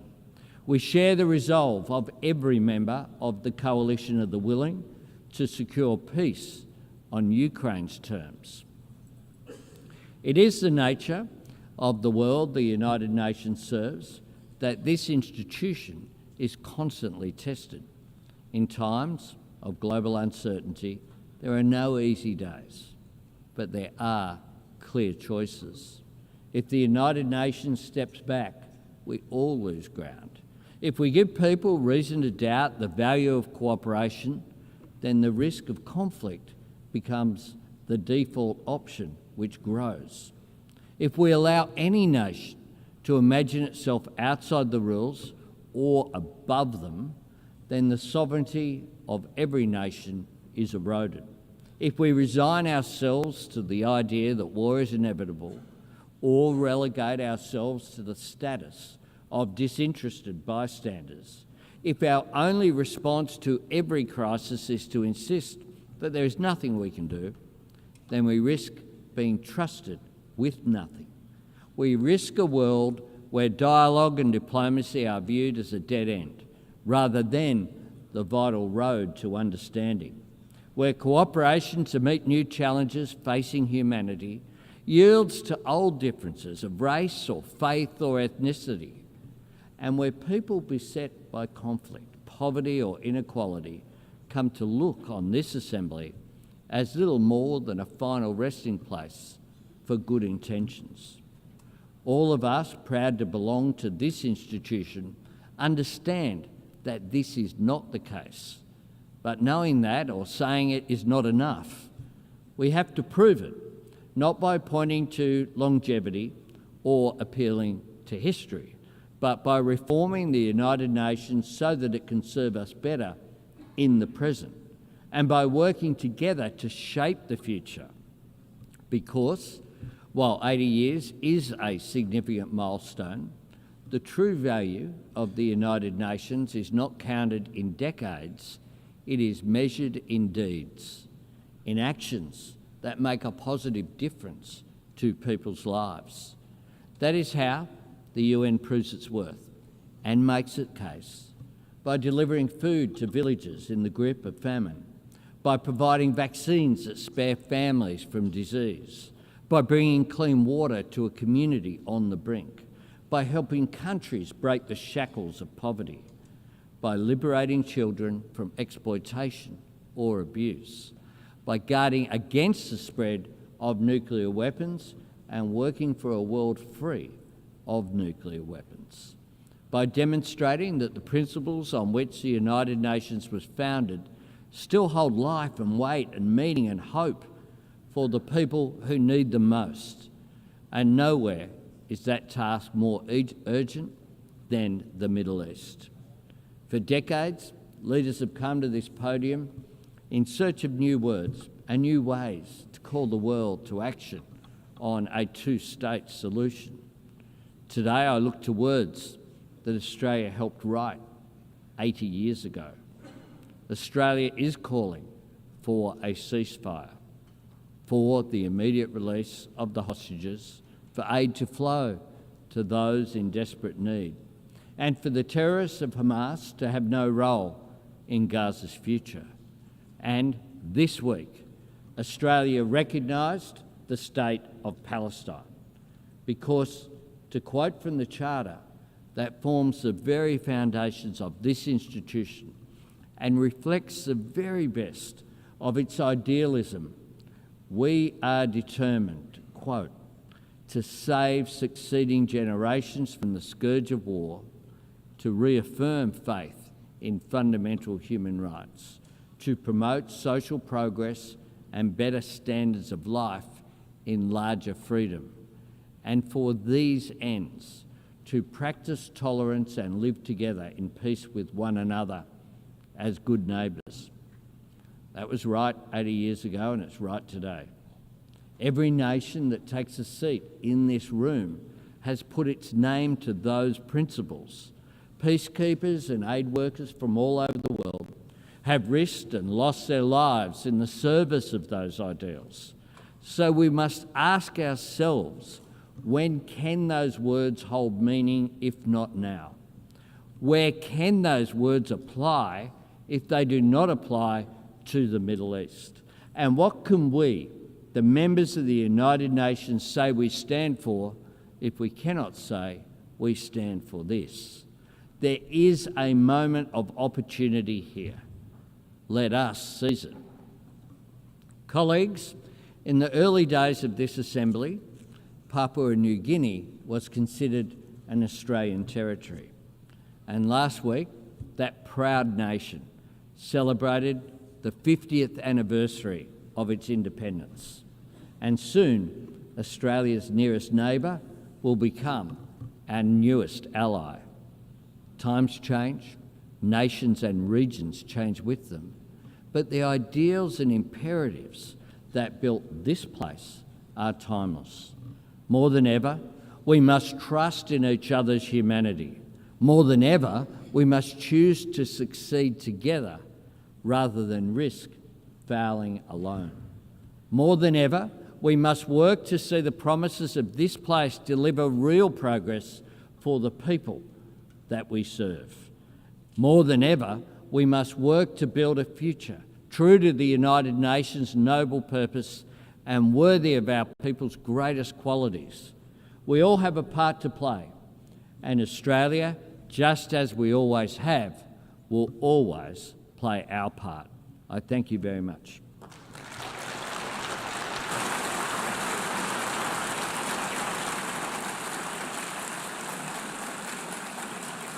On behalf of the Assembly, I wish to thank the Prime Minister of the Commonwealth of Australia.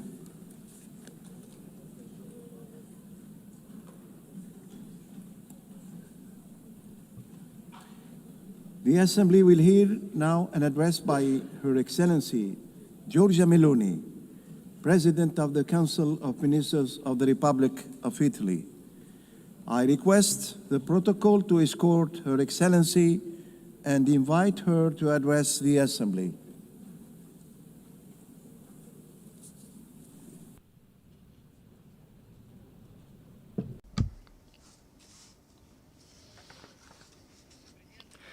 President Baerbock, Secretary General Guterres, fellow delegates, ladies and gentlemen. We are living a historical accelerated phase, rich in opportunities, but also, perhaps above all, dense with dangers. Suspended between war and peace. According to the Global Peace Index 2024, there are currently 56 armed conflicts ongoing in the world, the highest number since the Second World War. We live in a world profoundly different from the one in which the United Nations was founded when, in 1945, 51 nations, today nearly all of the nations of the world, decided to come together to found an international organization whose main purpose was to prevent war. The question we must ask ourselves 80 years later, while looking around us, is, have we succeeded? The answer you all know, because it lies in the headlines, and it is merciless. Peace, dialogue, diplomacy seem no longer able to persuade or to prevail. The use of force prevails on far too many occasions, and the scenario before us is that which Pope Francis described with unique effectiveness, a third world war, fought piecemeal. Obviously, among the major conflicts underway is, of course, the large-scale war of aggression by the Russian Federation against Ukraine. 3.5 years ago, on February 24th, 2022, Moscow decided to attack Kyiv. And I believe not enough reflection has been given to the consequences of that choice, to a point I consider fundamental. The Russian Federation, a permanent member of the Security Council, deliberately trampled on Article 2 of the UN Charter, violating the integrity and political independence of another sovereign state, with the aim of annexing its territory. And still today, it shows no willingness to seriously accept any invitation to sit at the peace table. This deep wound, inflicted on international law, as could be foreseen, unleashed destabilizing effects far beyond the borders in which that war is taking place. The conflict in Ukraine has rekindled and set off several other crises. Meanwhile, the United Nations has become even more divided. It is no coincidence that Hamas took advantage of the weakening of this architecture to launch on October 7th, 2023, its attack against Israel. The ferocity and brutality of that attack, the hunt for unarmed civilians, prompted Israel to a reaction that was at first legitimate, because every state and every people has the right to defend itself.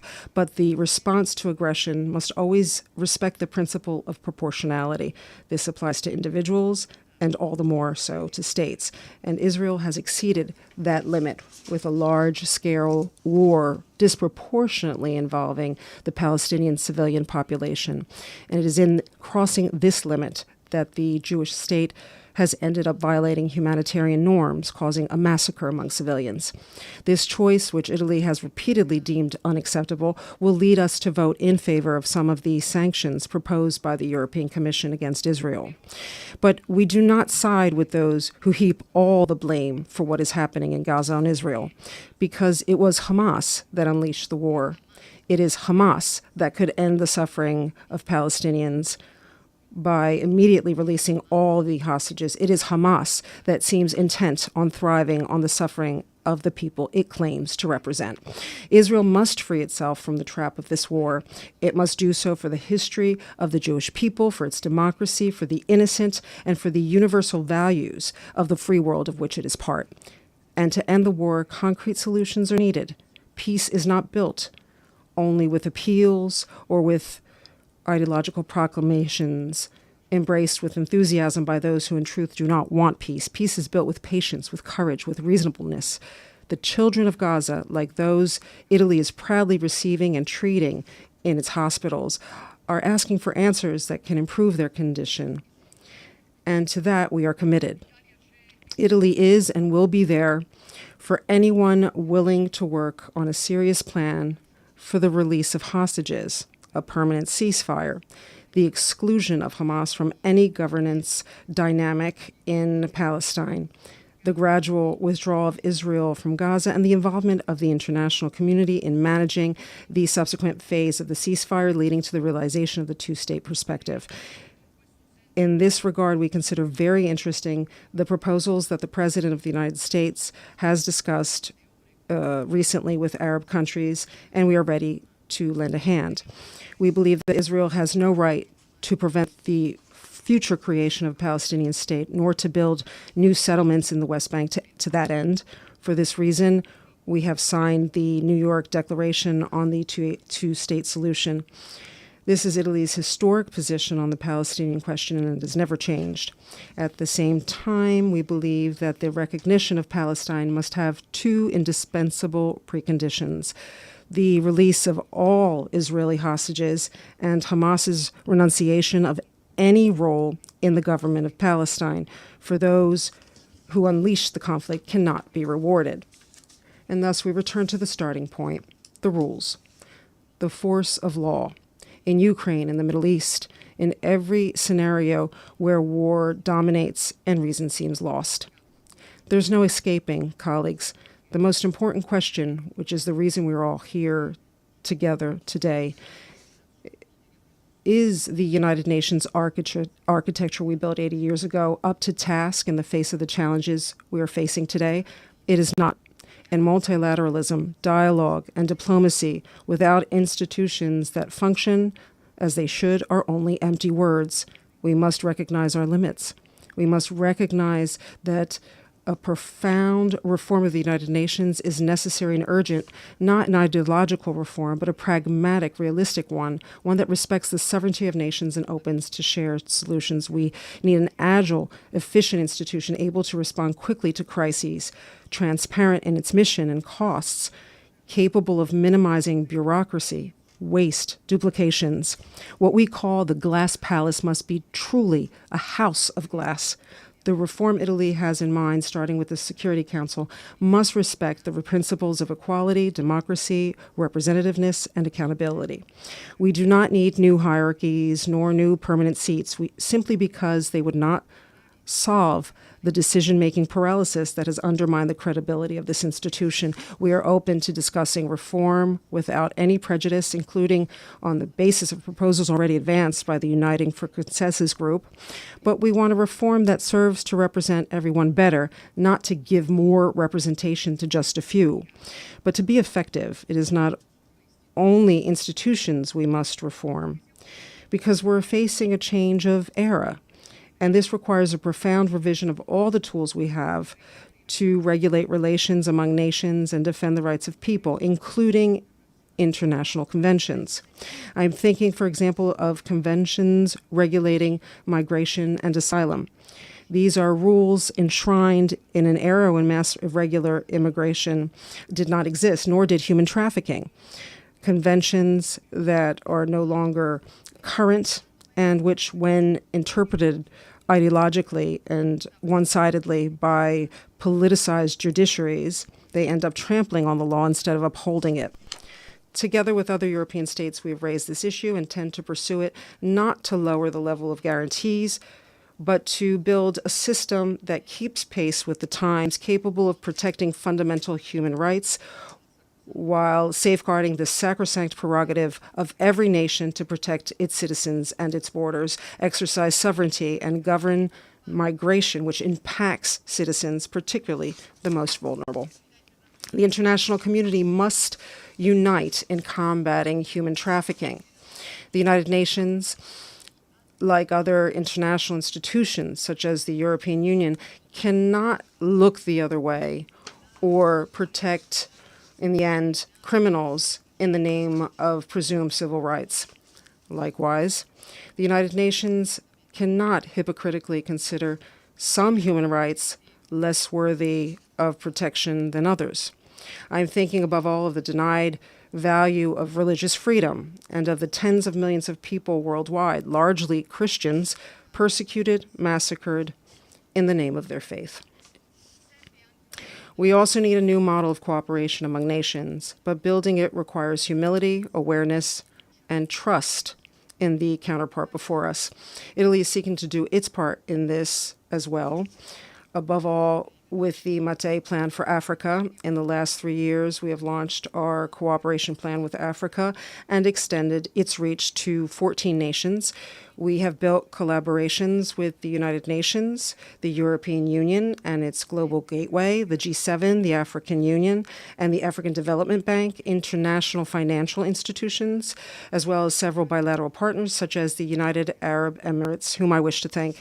This complementarity has earned us, last July, the honor of co-organizing with Ethiopia the 3rd UN Food System Summit, the responsibility of being an active part of the major infrastructure project of the Lobito corridor between Angola and Zambia, the opportunity to build public-private partnerships that attract investment and deliver concrete results. As is happening in Algeria, where we will reclaim over 36,000 hectares of desert for cultivation, benefiting over 600,000 people. As is happening with the opening of the AI Hub for Sustainable Development, involving hundreds of African startups in the development of artificial intelligence, and as is happening with the extension of the Blue Raman cable to East Africa, linking India to European economies via the Middle East and the Mediterranean. We, unlike other actors, have no ulterior motives in Africa. We are not interested in exploiting the continent for the rich raw materials it possesses. Rather, we want Africa to prosper by processing its own resources, creating jobs and prospects for its best synergies with stable governments and dynamic, secure societies. But this path cannot avoid addressing an issue that can no longer be postponed: the debt of African nations. Italy plans to convert, over the next 10 years, the entire amount of debt for the economically least developed nations, according to World Bank criteria, and to reduce by 50% that of lower middle income nations. The entire operation over 10 years will allow us to convert into local development projects over 235 million euros of debt. This is an initiative to which the Italian government, especially in this Jubilee year, attaches great importance, and which we hope may serve as an example for other nations as well, because it is not only an economic matter, but one of justice, of dignity, and of the future. Dear colleagues, 30 years of blind faith globalization have ended. Its aftershocks were underestimated, and today we face unexpected consequences, which were not truly unexpected, grave in their impact on citizens, families, and businesses. Things have not gone well, contrary to promises made.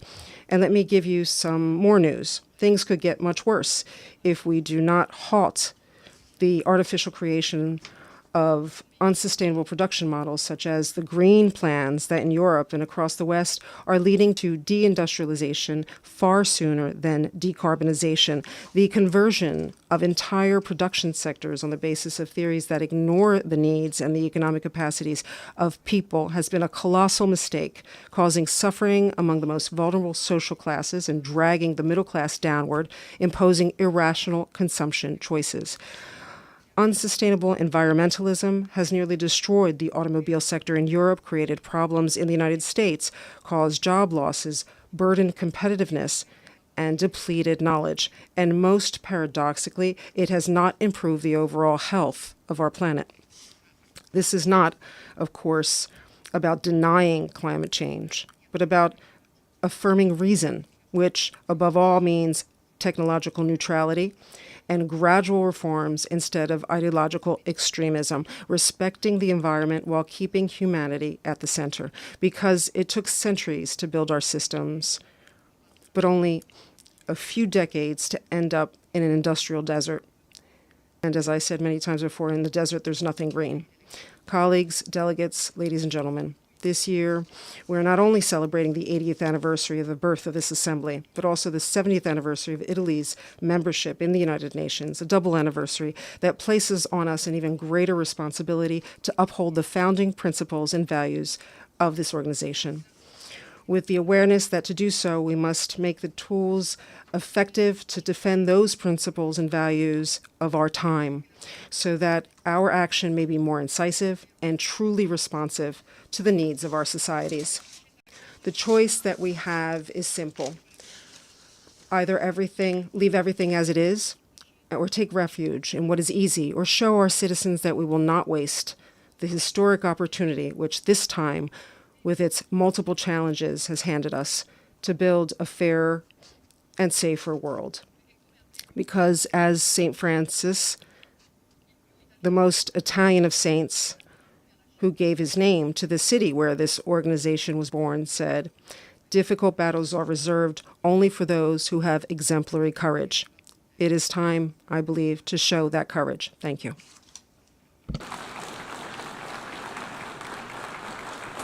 On behalf of the Assembly, I wish to thank the President of the Council of Ministers of the Republic of Italy.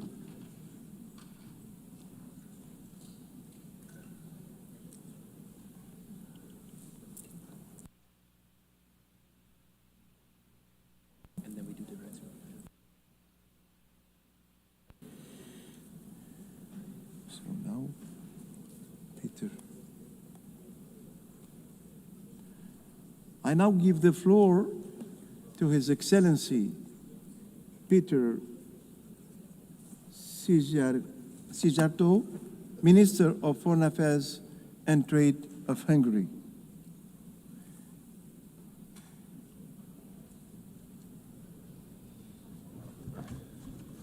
Mr. President, dear colleagues,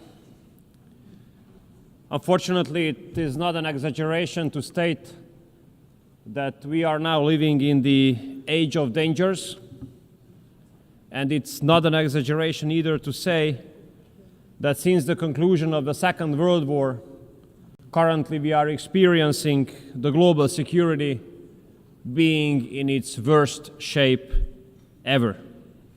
Wars, an increasing threat of terrorism, ethnic-based conflicts, spreading of extreme ideologies, and open reference to the use of nuclear weapons. This is the age of dangers, a period when the world has been faced with the risk of the outbreak of the Third World War. All these conflicts, unfortunately, are pointing to the same direction. The direction that the world will be divided into blocks again. And this would be a very dangerous phenomenon. We Hungarians know it from our historic experience.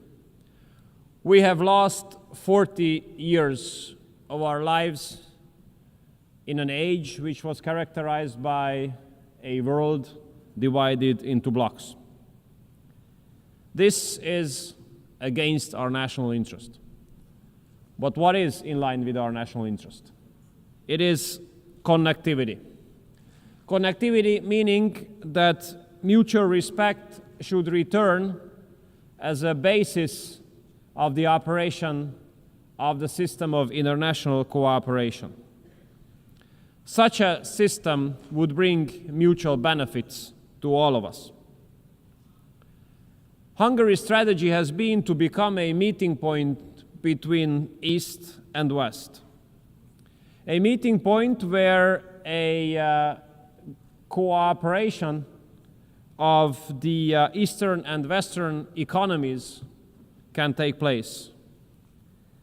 Maybe two examples here. A very successful German-Chinese cooperation on the field of electromobility in Hungary, or a successful Russian, German, French cooperation on the field of nuclear industry in Hungary, are proofs to what extent the world could take benefits out of a civilized East-to-West cooperation. If I want to summarize the approach of Hungary nowadays, how we address the major challenges of the world, I would do it in the following way. No war, no migration, no gender. Let me emphasize these 3 points. No war. Hungary stands up for peace. We are proud members of the pro-peace majority of this organization. And we do hope that this year's General Assembly will help us to find solutions to bring peace to parts of the world which are suffering from wars. And we do hope that this time, this hope of ours will not be transformed into an illusion at the end of this week. Hungary has been living for more than 3.5 years now in the neighborhood of the war in Ukraine. We have been confronted with the consequences of this war on a daily basis. A huge wave of refugees, 1.3 million. Imagine, we are a country of less than 10 million inhabitants. The war inflation, skyrocketing energy prices, skyrocketing food prices. We do have to make daily efforts in order to be able to stay out of this war. Regardless all the efforts to drag us into this war and to provocate us into this war. It is the obligation and the duty of the Hungarian government to make sure that the security of the Hungarian people and Hungary itself is being guaranteed. Mr. President, since the outbreak of the war in Ukraine, Hungary has been standing up for ceasefire and peace talks. Unfortunately, we used to be under serious attacks, serious political attacks, accusations, and stigmatization for this position of ours. Very rude accusation by those who are now speaking about the importance of ceasefire and peace talks by the same countries in Europe. And I have to tell you that if these countries who used to stigmatize us for this position of ours had not attacked us for this position, but had they argued in favor of ceasefire and peace talks from the very beginning, as we have been doing so, we could have saved lives of hundreds of thousands of people. And we could have avoided huge refugee waves. And we could have prevented a lot of destruction. But Europe, the European Union, has chosen a bad strategy, a failed strategy. Relating the war in Ukraine, this war has been globalized. The sanction packages the European Union has introduced have absolutely not fulfilled the expectations. They have caused more harms to the European economy than to the Russian one. And parallel to that, hundreds of billions of euros have been sent to Ukraine in the form of cash and weapons. Every day which goes on in this war brings forward the risk of escalation. All day spent in this war comes up with new casualties and destruction. And if we look at history, it's obvious that all wars end up around the negotiating table. There is no war which ends up in the battlefield. Therefore, may I express Hungary's respect towards President Trump and the efforts of President Trump. We do believe President Trump is the only hope to make peace in Ukraine. And we do hope that President Trump will not give up his efforts to make peace, regardless of the fact that many politicians in Europe rather undermine the efforts of President Trump than to support those. We Hungarians do have a very sad historic experience. This historic experience of ours says that in case there is a civilized East-to-West cooperation, the security situation of the world improves. But if there's a lack of civilized East-to-West cooperation, global security deteriorates. Therefore, we do hope that the high-level US-Russia contacts will be maintained. As long as high-level US-Russia contacts are on, we do have the hope that we can avoid the worst-case scenario. As long as the high-level US-Russia talks are on, we have a good hope to prevent escalation and to prevent the launch of World War III. So Hungary will continue to support all initiatives aiming at peace, and we will continue to support the peace efforts of President Trump, and we will continue to support the high-level US-Russia talks. And we make sure that Hungary is not going to be dragged into this war. We will stay out and protect the security of the Hungarian people. Second point, dear colleagues, no migration. Parallelly to the war in Ukraine, Europe has been faced with another tremendous security threat for the last 10 years, which is illegal migration. We Hungarians are in a special situation because of geography. We are at the European entrance of the busiest land route of migration to Europe. And we have a very sad experience here. We had been run over by 400,000 illegal migrants 10 years ago. Aggressive people, marching through the country, rejecting any kind of cooperation with the local authorities, violating our border, occupying public areas, behaving in a way threatening the Hungarian people. What was our reaction? We have closed our border. We have built a fence, not a wall, but a fence. And we have put tremendous efforts in order to protect us from the illegal migrants. We have stopped 1 million illegal migrants at our southern border by building the fence there. We have spent multiple billions of dollars in order to be able to protect our border and our security. And guess what happens in Europe?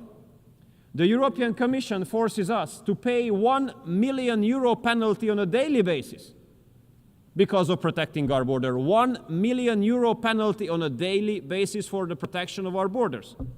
This is insane. This is crazy. But I have to tell you that regardless of this penalty, we will protect our border. We rather pay €1 million per day, but we do not allow illegal migrants to come into Hungary. We protect ourselves. May I say, this is the best investment into our own security. And the pro-migration policy of the European Union comes forward with very sad impacts in the western part of Europe. Modern age anti-Semitism, parallel societies, gang wars, and no-go zones. I want to make clear that regardless of all pressure from Brussels, Hungary will continue to protect the Hungarian people. We will protect ourselves, our culture, our way of life, and our security. And we stick to our own sovereign right to make the decision who can enter the territory of Hungary. This decision must be made by us and not by bureaucrats in Brussels. We have to consider the violation of border as it is, a crime. And those who commit this crime must be punished. International law speaks very clearly. If someone is being forced to leave her or his home, she or he is entitled to stay temporarily on the territory of the first safe country, but not the second, the third, the fourth, or fifth, the first. And we are an example here. We are a neighboring country to Ukraine. So for those who have to escape from Ukraine because of the war, we are the first safe country, and we let all them come in. All of them. But at our southern border, those who want to come in, those are illegal migrants. And none of them has been allowed, and none of them will be allowed to enter the territory of our country. Thirdly, no gender. In Hungary, we do consider family as the basis of society. But we have to understand that there